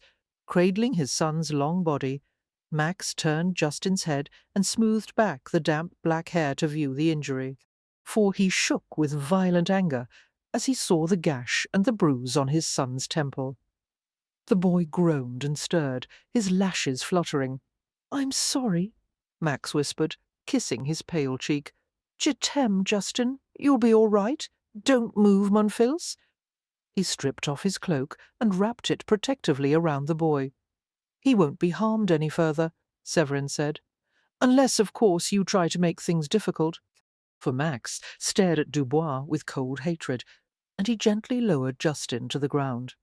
Standing, he did not resist as one of the Sagesses began to bind his wrists. Etienne Sagesses's sister was the last person Lisette had expected would call that evening. Still, she welcomed her with irreproachable politeness.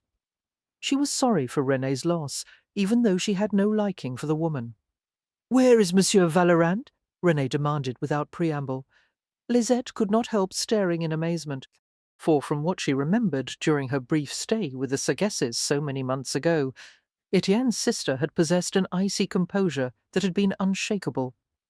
At the moment she seemed to be an entirely different woman, flushed and trembling with emotion. "I must speak to your husband," René said rapidly, refusing to go into the parlour. "Immédiatement." "I'm afraid he is not here," Lisette said. "Where is he? When will he return?" For Lisette gave the older woman an assessing glance, wondering if the Sagesses had sent her for some malicious purpose. "I do not know," she said truthfully. "I have something for him, something from my brother." "What is it?"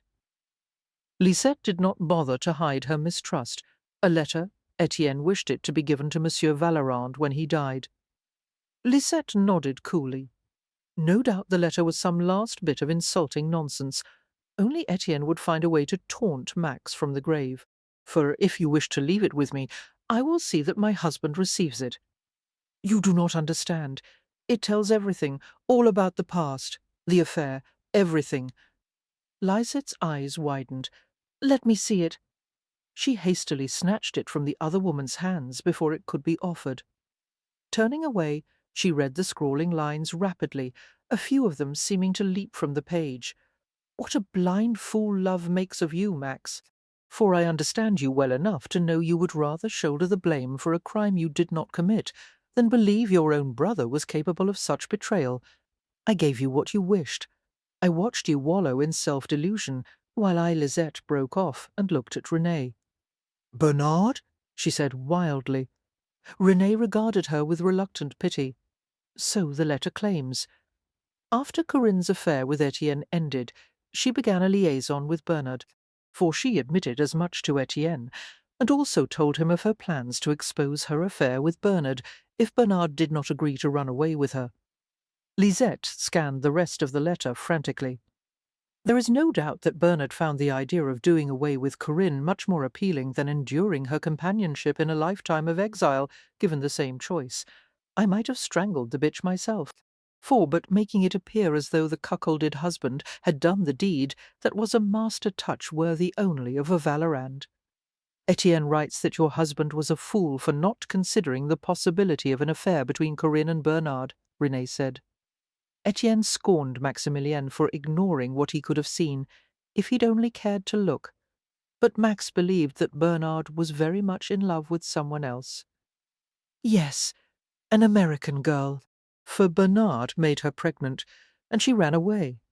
Oh, what was her name? Ryla Curran, René interrupted. In the letter Etienne makes a different claim. Bernard was interested in the girl, but never had an affair with her.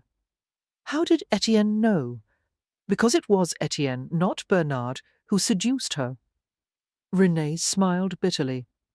Unfortunately, she wasn't the first young girl Etienne ruined or the last.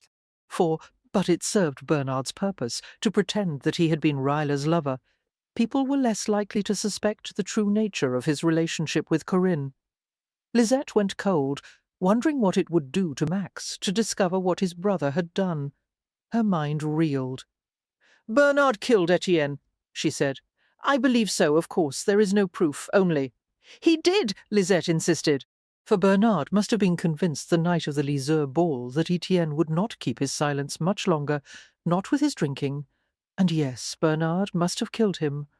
Only, for this second murder, Max will pay in full measure. "Do not panic," Renee said. "There is time. All that is necessary is to show the letter to the authorities when they come for your husband." Her lips thinned. "Unless Maximilien has already fled the territory, has he?" Lisette responded with a scathing glance, for Renee began to ask something else when they were distracted by a sudden intrusion. Max? Lisette asked, whirling around. "Where?" The words died away on her lips. Justin was leaning against the doorframe, gasping and panting, having run for miles without stopping. His face was bluish-white under its tan, and his forehead was bruised and bloody. Every inch of him was soaked and spattered with mud. "I need help. Where is Alexandra?" With Henriette and the Clements, she answered automatically. For Justin, what? The boy interrupted her with a hoarse call toward the stairs. "Philippe! Philippe! Come here!" Philippe appeared at the top of the stairs, took one look at his brother, and began to hurry down. Justin glanced beyond Lisette to René Dubois. "How neighbourly of you," he said. His mouth spasming with hatred. "Keeping my stepmother company while your husband and your brother's butcher my dizziness overtook him," and he sagged against the doorway, holding his head. "For my father," he finished with a gasp, and reached out to Lisette as she went to support him. He held her tightly, oblivious to the mud on his clothes and hands. "They took him," he gasped, struggling to stay conscious. "I don't know where. They'll kill him. Oh, God, they might have already." The small group led Max's horse off the main road and through mud-bogged side avenues. The Sagesses were determined to punish the man they were certain had murdered Etienne. For in this territory, where power seemed to change hands almost monthly, the definitions of right and wrong were variable. In their minds, the only certain means a man had of extracting justice was to rely on his own family. Hands bound behind him, Max waited tensely while they took his horse's reins and rode to a remote corner of the Sagesse plantation, out among fields left to lie fallow for the season. For when they stopped near a grove of trees and began to dismount, Max took action, kicking his horse into a sudden leap sideways, hoping the reins might be yanked out of Severin Dubois' grasp. Dubois took the end of the rope binding Max's wrists and pulled, toppling him to the ground.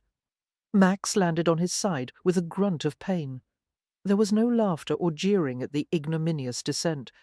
This was a serious business, and the Sagesses were acting not out of petty vengeance, but moral obligation.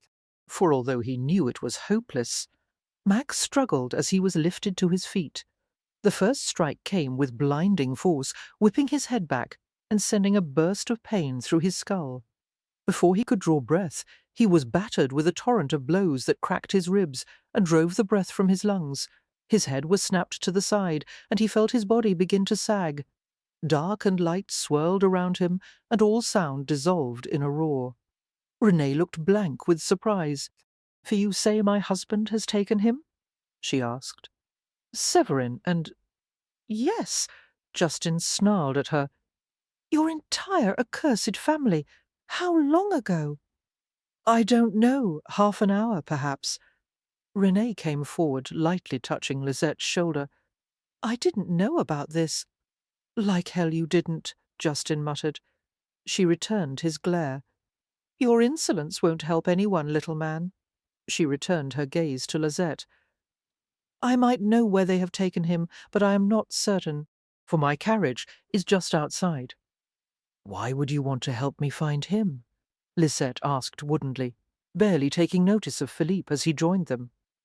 It was wrong of Etienne to keep silent all those years when he knew that Maximilien was innocent. No one can make reparation for what Etienne has done, and no one. "Perhaps," Justin interrupted icily, "we could make speeches later and try to find my father before your family stretches his neck. for grunting with pain. He pushed open the front door and gestured to the carriage. Philippe escorted Lisette outside, and Justin took Renée's elbow in a hard grasp. She glared at him. "You are ruining my gown with your dirty hand, boy." Justin did not let go of her, using her to maintain his precarious balance. "Tell me where we're going, and why you think my father is there," he said as they went down the front steps. "You're probably leading us on a merry chase to keep us from finding him." "For I have already explained," René said haughtily, "and we are going to a field on the northwest corner of my plantation, a private and secluded place." A trace of malice entered her voice. "With trees aplenty for hanging. Severin killed a man there once before. I know, because I followed him." "And the man's offence?" They stopped at the door of the carriage. René shoved his hand away from her elbow. They faced each other, and she decided to shock the arrogant boy into silence. "For Severin suspected him of being my lover," she said. Pleased with her own boldness, she waited for a youthful blush that never came. Was he? Justin's dark eyes were far too adult for a boy his age. "Yes," she said, hoping to shock him. His gaze slid over her with a purely sexual speculation. "You must be good to make a man risk his life for it." To her annoyance, René was the one who blushed as she climbed hastily into the carriage, for the Sagesses had gathered underneath an ancient oak tree and wrapped a rope around the thickest limb. "We'll wait until he comes to," Severin Dubois said, and the men grunted as they lifted Max's slumping body onto the saddle of the fidgeting black stallion.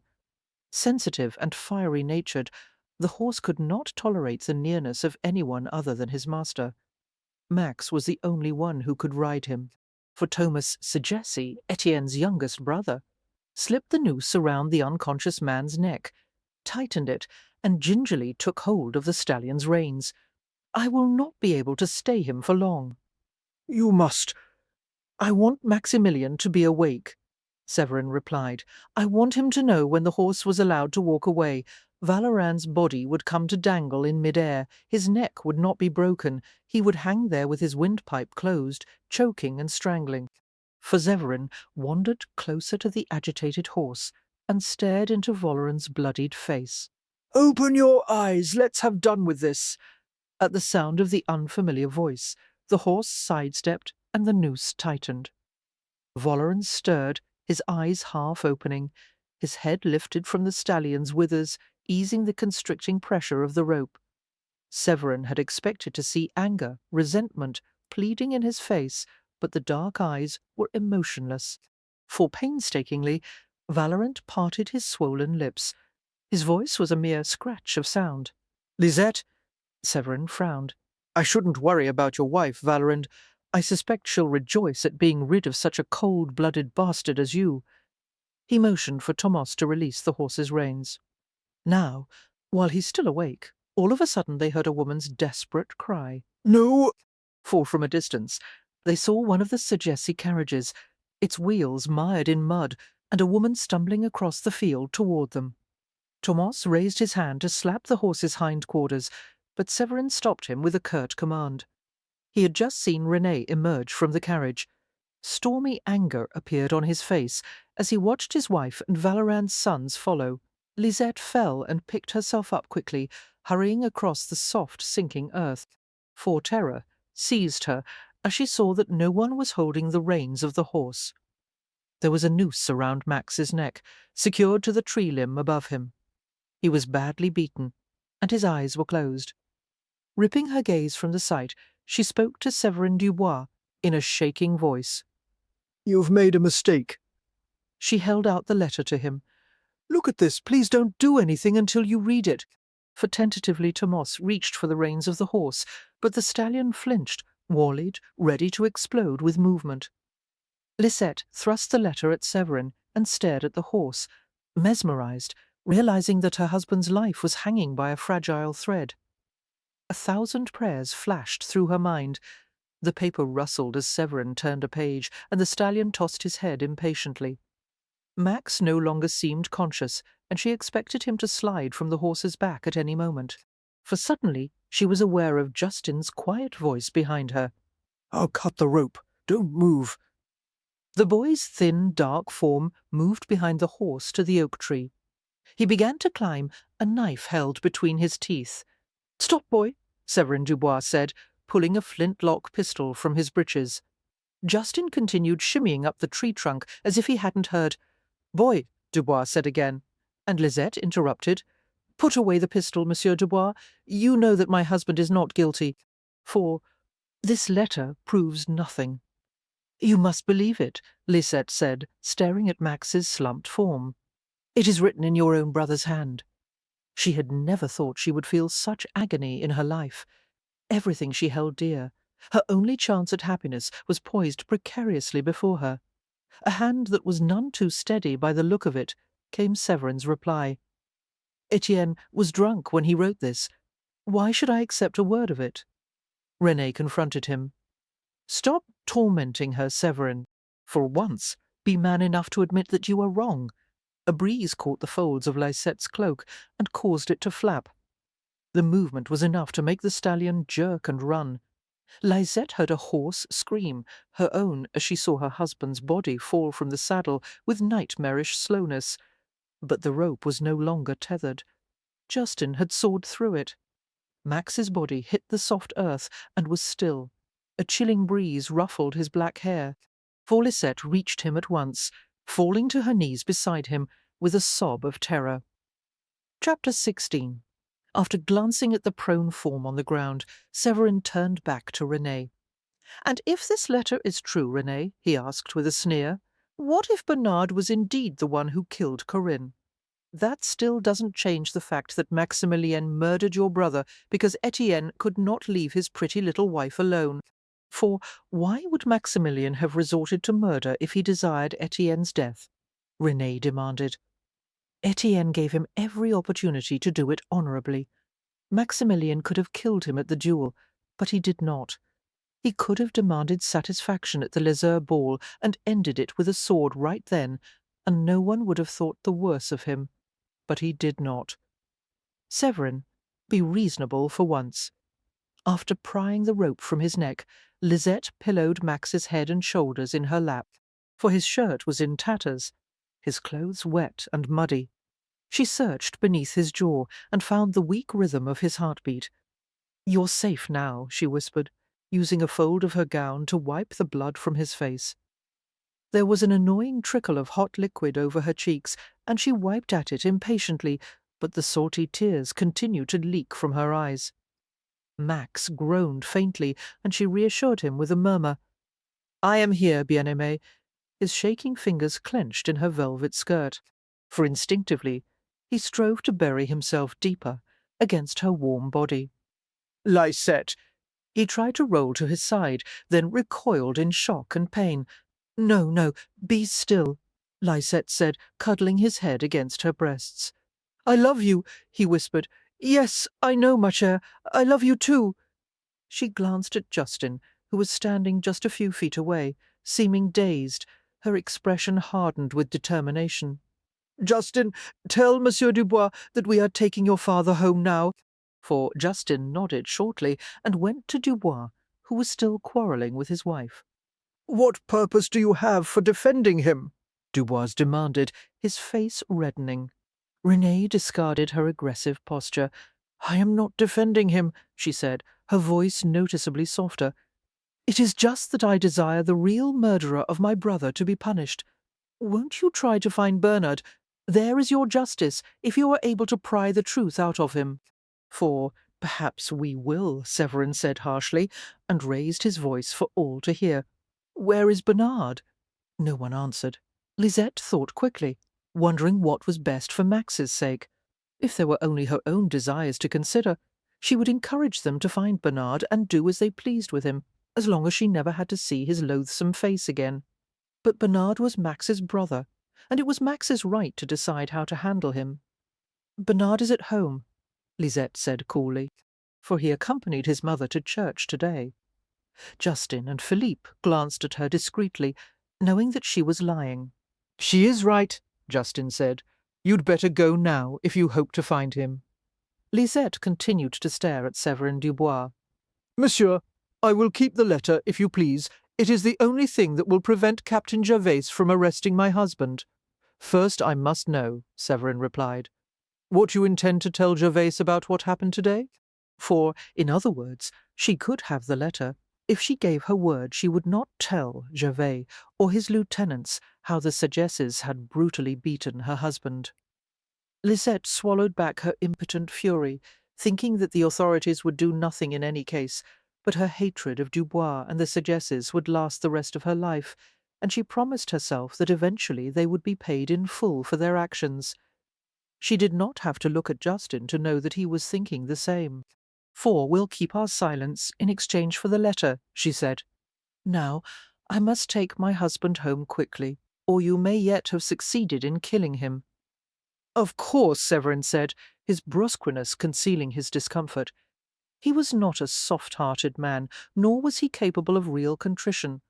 But something about the way Valoran's young wife stared at him elicited an unwanted feeling of shame. For she is quite young to have such a sharp tongue, Dubois muttered to René sotto voce, turning away and gesturing the Sagesse brothers to the mired carriage. "I see why they call her La Mariée du Diable. She is a strong girl," René replied, a shadow of melancholy crossing her face. "I wish she had been Etienne's. She might have been able to change him." The Sagesses and their brother-in-law rode away toward the road leading to the Valoran plantation, for René's carriage moved along the side of the field and came to a stop nearby, and she opened the doors herself, giving rapid orders to the coachman. Philippe came to crouch by Lisette. "I don't understand," he said. "You know that Bernard is at La Sirène. Why did you tell them he was at home?" "To allow us time," Lisette replied, using her cloak to shield Max's face from the rain. "Time for what?" Philippe asked. "To warn Bernard before they find him." "No," Philippe said in outrage. "For why should Bernard be warned? Why shouldn't we allow the Sagesses to have him? Because your father would not want that. Now, let us move him to the carriage." Despite the twins' lankiness, they were strong boys, and they managed to carry their father's unconscious form to the carriage. He did not make a sound, and Lisette wondered with growing dread how badly he was hurt. After Max was safely inside, Justin took Lisette's arm and drew her a short distance away, for his face was lined with exhaustion, but his expression was hard and sober. "I'll go to Bernard," he said quietly. "What should I say to him?" "Tell him." Lisette paused. "Tell him that the Sagesses are looking for him, for tonight at least. I believe he can safely hide in the new warehouse Max built on the riverfront." She frowned. "How will you reach town?" For Justin nodded back in the direction of the black stallion, which had bolted only a short distance away and was grazing warily underneath a tree. "I'll take father's horse." "You can't," Lisette protested, knowing how volatile the stallion was. "I can," Justin said flatly. Lisette knew that he would not make the claim unless he was certain. She would not give her consent, however, until one point was made. "I am placing my trust in you," she said. "For that you will do as you say, and not allow your own temper to best you. Give the message to Bernard, and leave. No accusations, no arguments. I am trusting you not to lift your hand against him, Justin. Will that be too difficult for you?" His blue eyes did not move from hers. "No." He took her slender hand, lifted it to his lips, and pressed the back of it against his cheek. "Take care of him," he said huskily, and walked her back to the carriage. For La Sirène was filled with all the noise, music, and good-natured brawling of any slightly disreputable drinking establishment on the waterfront. On any other occasion, Justin would have relished the opportunity to visit the place. It was the kind of tavern he liked, making no pretence at sophistication, yet discriminating enough that the vulgar, blustering Kinetocks from upriver were not allowed. Entering the tavern, Justin pushed through the crowd to the gaming rooms in the back, for he located his uncle easily. Bernard was sitting at a table with a group of friends idly rearranging a hand of cards.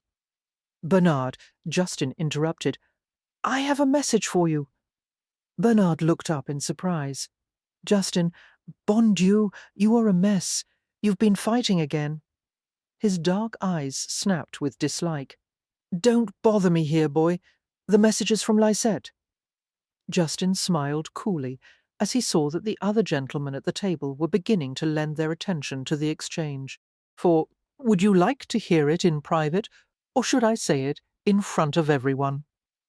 Insolent whelp. Bernard threw his cards down on the table and stood up, yanking Justin to the corner. "Now tell me, and then be gone with you." Justin shook off his hand and stared at his uncle with hot blue eyes. "It would have been 3 murders," he murmured, "because of you. They nearly killed father this evening." Bernard's face went blank. "What nonsense is this?" For Lisette's message, Justin said, "is that the Sagesses know you killed Etienne. They are looking for you. If you value your life, you'd better find a way to disappear. Lisette suggests that you hide at the new warehouse on the quay." Bernard did not react, except for a violent twitch at the corner of his mouth. "It's a lie," he said softly. "It's a bluff to make me admit to something I— Perhaps it is," Justin replied. "Why don't you stay and find out? I think you should." He smiled thinly, for really— Bernard stared at the boy in incredulous fury. He lifted his hands as if he would throttle Justin. Justin did not move. "Don't try it," he said softly.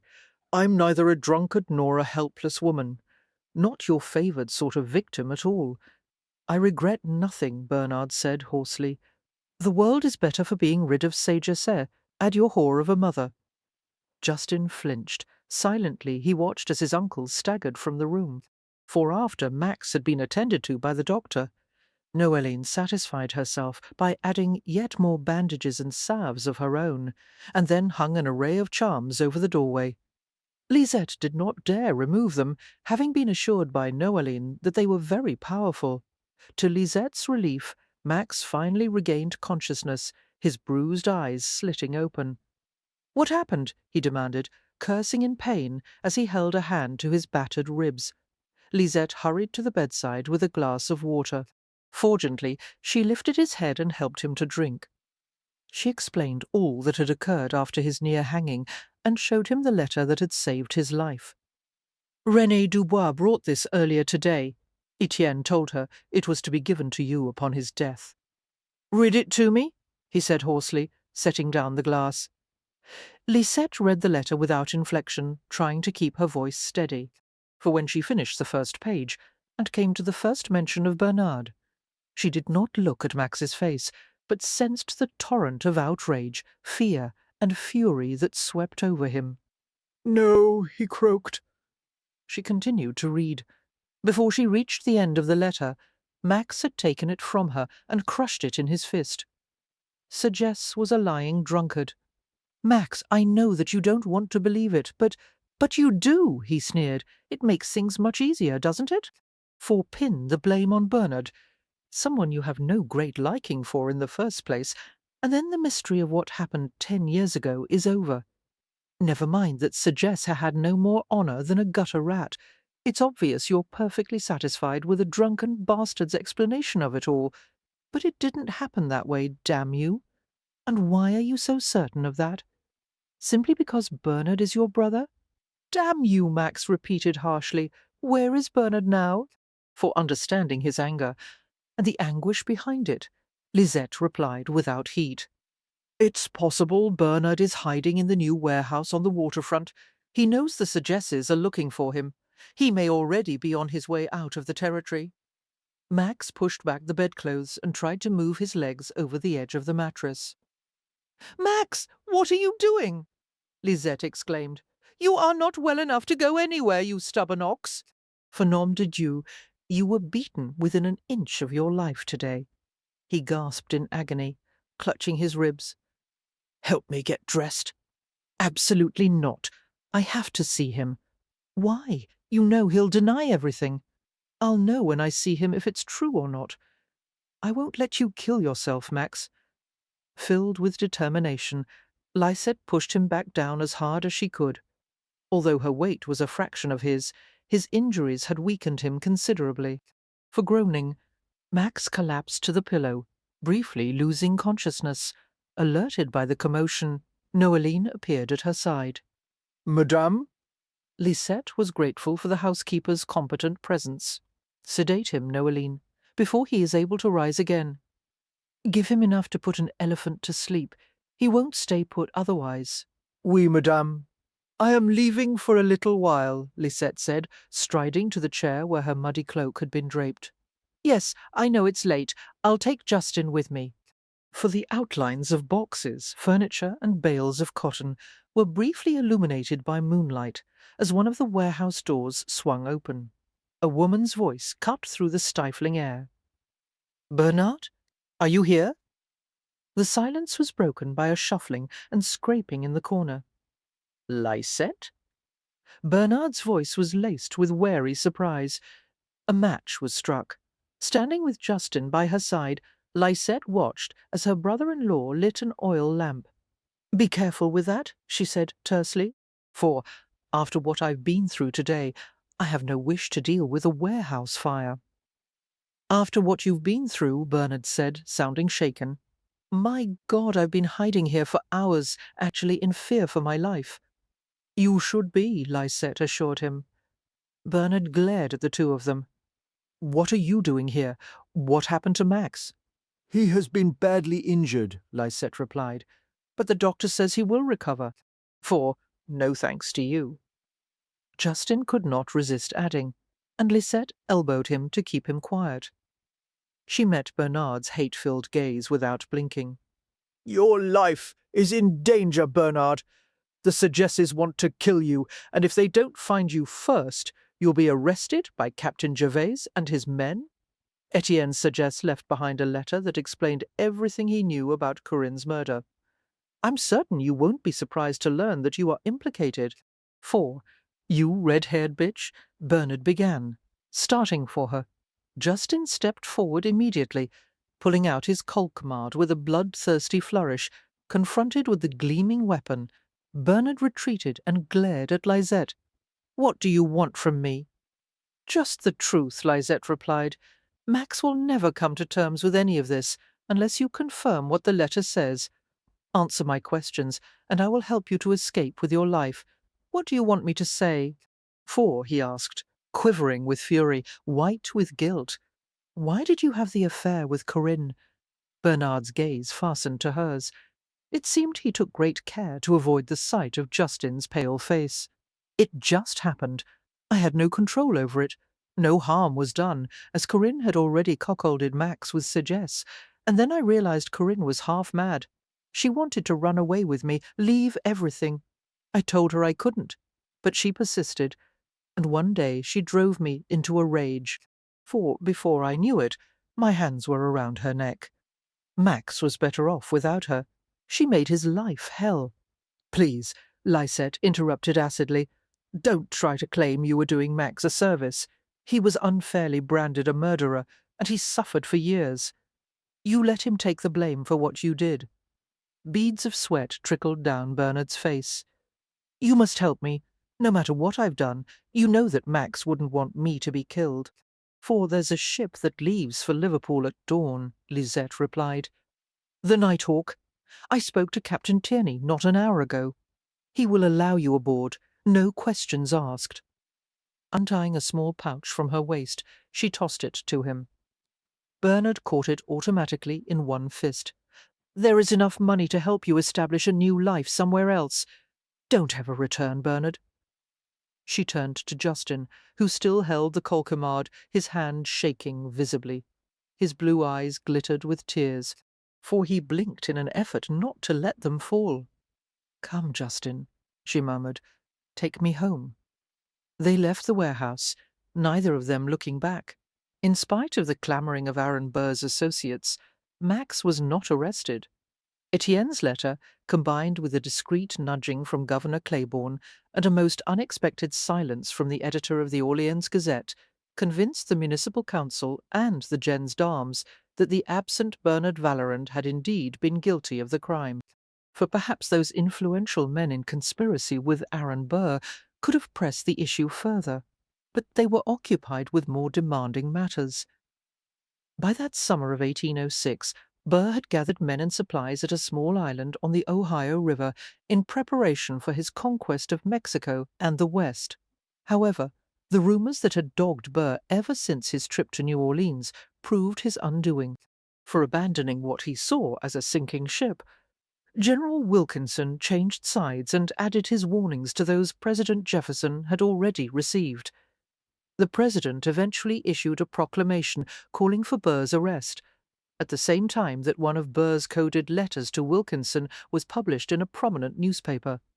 When Irenee was told about what Bernard had done, she was as grief-stricken as if he had died, for it was difficult for a mother to accept that her child could be capable of such evil, and the shock of the news seemed to age her immeasurably.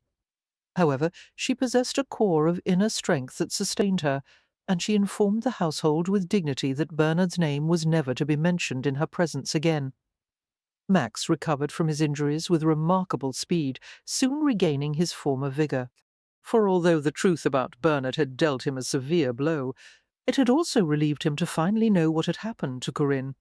With his name cleared and his reputation restored, Max was finally at ease with himself and the world, and Lisette kept him far too busy to dwell on his dark past, engaging him with her warmth and love until he could find no room in his heart for anything but happiness. For in the spring, Alexandra married Henriette Clement, and the wedding proved to be an occasion of great happiness for all concerned. For a while it had seemed that the scandal of Etienne Sagesse's death would prevent Diron Clement from allowing his daughter to marry a Vallerand. However, the old man was persuaded to see the rightness of the match, and he gave his consent with a show of calculating authority, terrified that someone might see the soft-hearted motives beneath all his scheming. For Lisette was thrilled when she received a letter from her sister Jacqueline, a gentle-spirited letter asking her forgiveness for the long silence between them. It led Lisette to hope that Jeanne and Gaspard would relent soon and recognize her marriage to Max. At Lisette's insistence, Jacqueline and her elderly husband came to stay at the plantation for nearly a month. Although Max disliked the intrusion on his privacy, he endured the visit because it brought Lisette such happiness. For soon after Alexandra's wedding, Philippe left for France to continue his studies and visit all the places he had read and dreamed of for so long. Although the family begged and prodded Justin to go as well, the boy chose to stay behind, declaring that he had no interest in mouldy museums and ancient ruins. For, with his brother gone, Justin often prowled around New Orleans alone, sometimes standing at the riverfront for hours and gazing after every departing ship, as though it were his only chance of escape. Justin had changed after the events of the past autumn, becoming a far more mature and considerate young man, the defiance of his boyhood finally slipping away. For he spent much of his time in his father's company, the two of them deepening their relationship and becoming closer than anyone ever could have expected.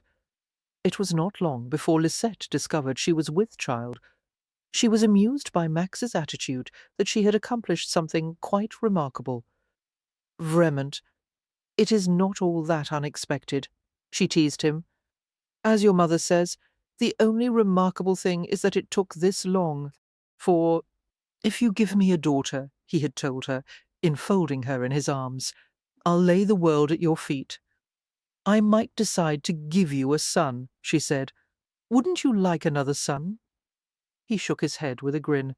"No, Petite, we need more women in the family." Max had been excluded from Corinne's pregnancy, as was the usual way, and in truth none of it had been significant to him until the twins had been born. With Lisette, however, he took an indelicate interest, for if there had been a question in anyone's mind about whether or not Maximilien doted on his wife, it was forever banished. Each time Lisette experienced a twinge of discomfort or a trace of nausea, the family physician was summoned and soundly berated if he did not arrive immediately. Irenee told one of her friends in strictest confidence that despite the doctor's protests, Maximilien insisted on staying in the room while Lisette was being examined, for the elderly ladies exclaimed over it with horrified delight during an entire Thursday afternoon, to Lisette's disgruntlement. She was compelled by convention to enter confinement. When the baby began to show, as was the Creole custom, she had to withdraw from public view and attend only small gatherings at home or private parties with close friends, for to relieve Lisette's boredom for the last 2 or 3 months of the pregnancy. Max curtailed his activities in town and spent most of his time at the plantation. He brought her books, games, engravings, and on one Saturday evening he even hired actors from the St. Pierre to perform a play in their drawing-room. On the night of that memorable occasion, Lisette was feeling particularly content, marvelling at the fact that her husband would go to such lengths to please her. For she smiled and snuggled in Max's arms as he carried her upstairs, resting her hand on the taut curve of her stomach. "How lucky I am to be your wife," she said. Max smiled sardonically. "Not long ago you wouldn't have found anyone to agree with you. Well, now they all see how they misjudged you, and they realize what a wonderful man you are, bien-aimé. I don't give a damn what anyone thinks of me," he said, his eyes dark and warm, "just so long as you are happy. I could be happier. Oh," for his brow raised, "tell me what you want, my love, and it's yours." Lisette played idly with the knot of his cravat. "I will let you know when we're in bed." Max laughed softly. "For a woman who is enceinte, you are remarkably passionate, petite. Is that a problem?" A wicked gleam entered his eyes.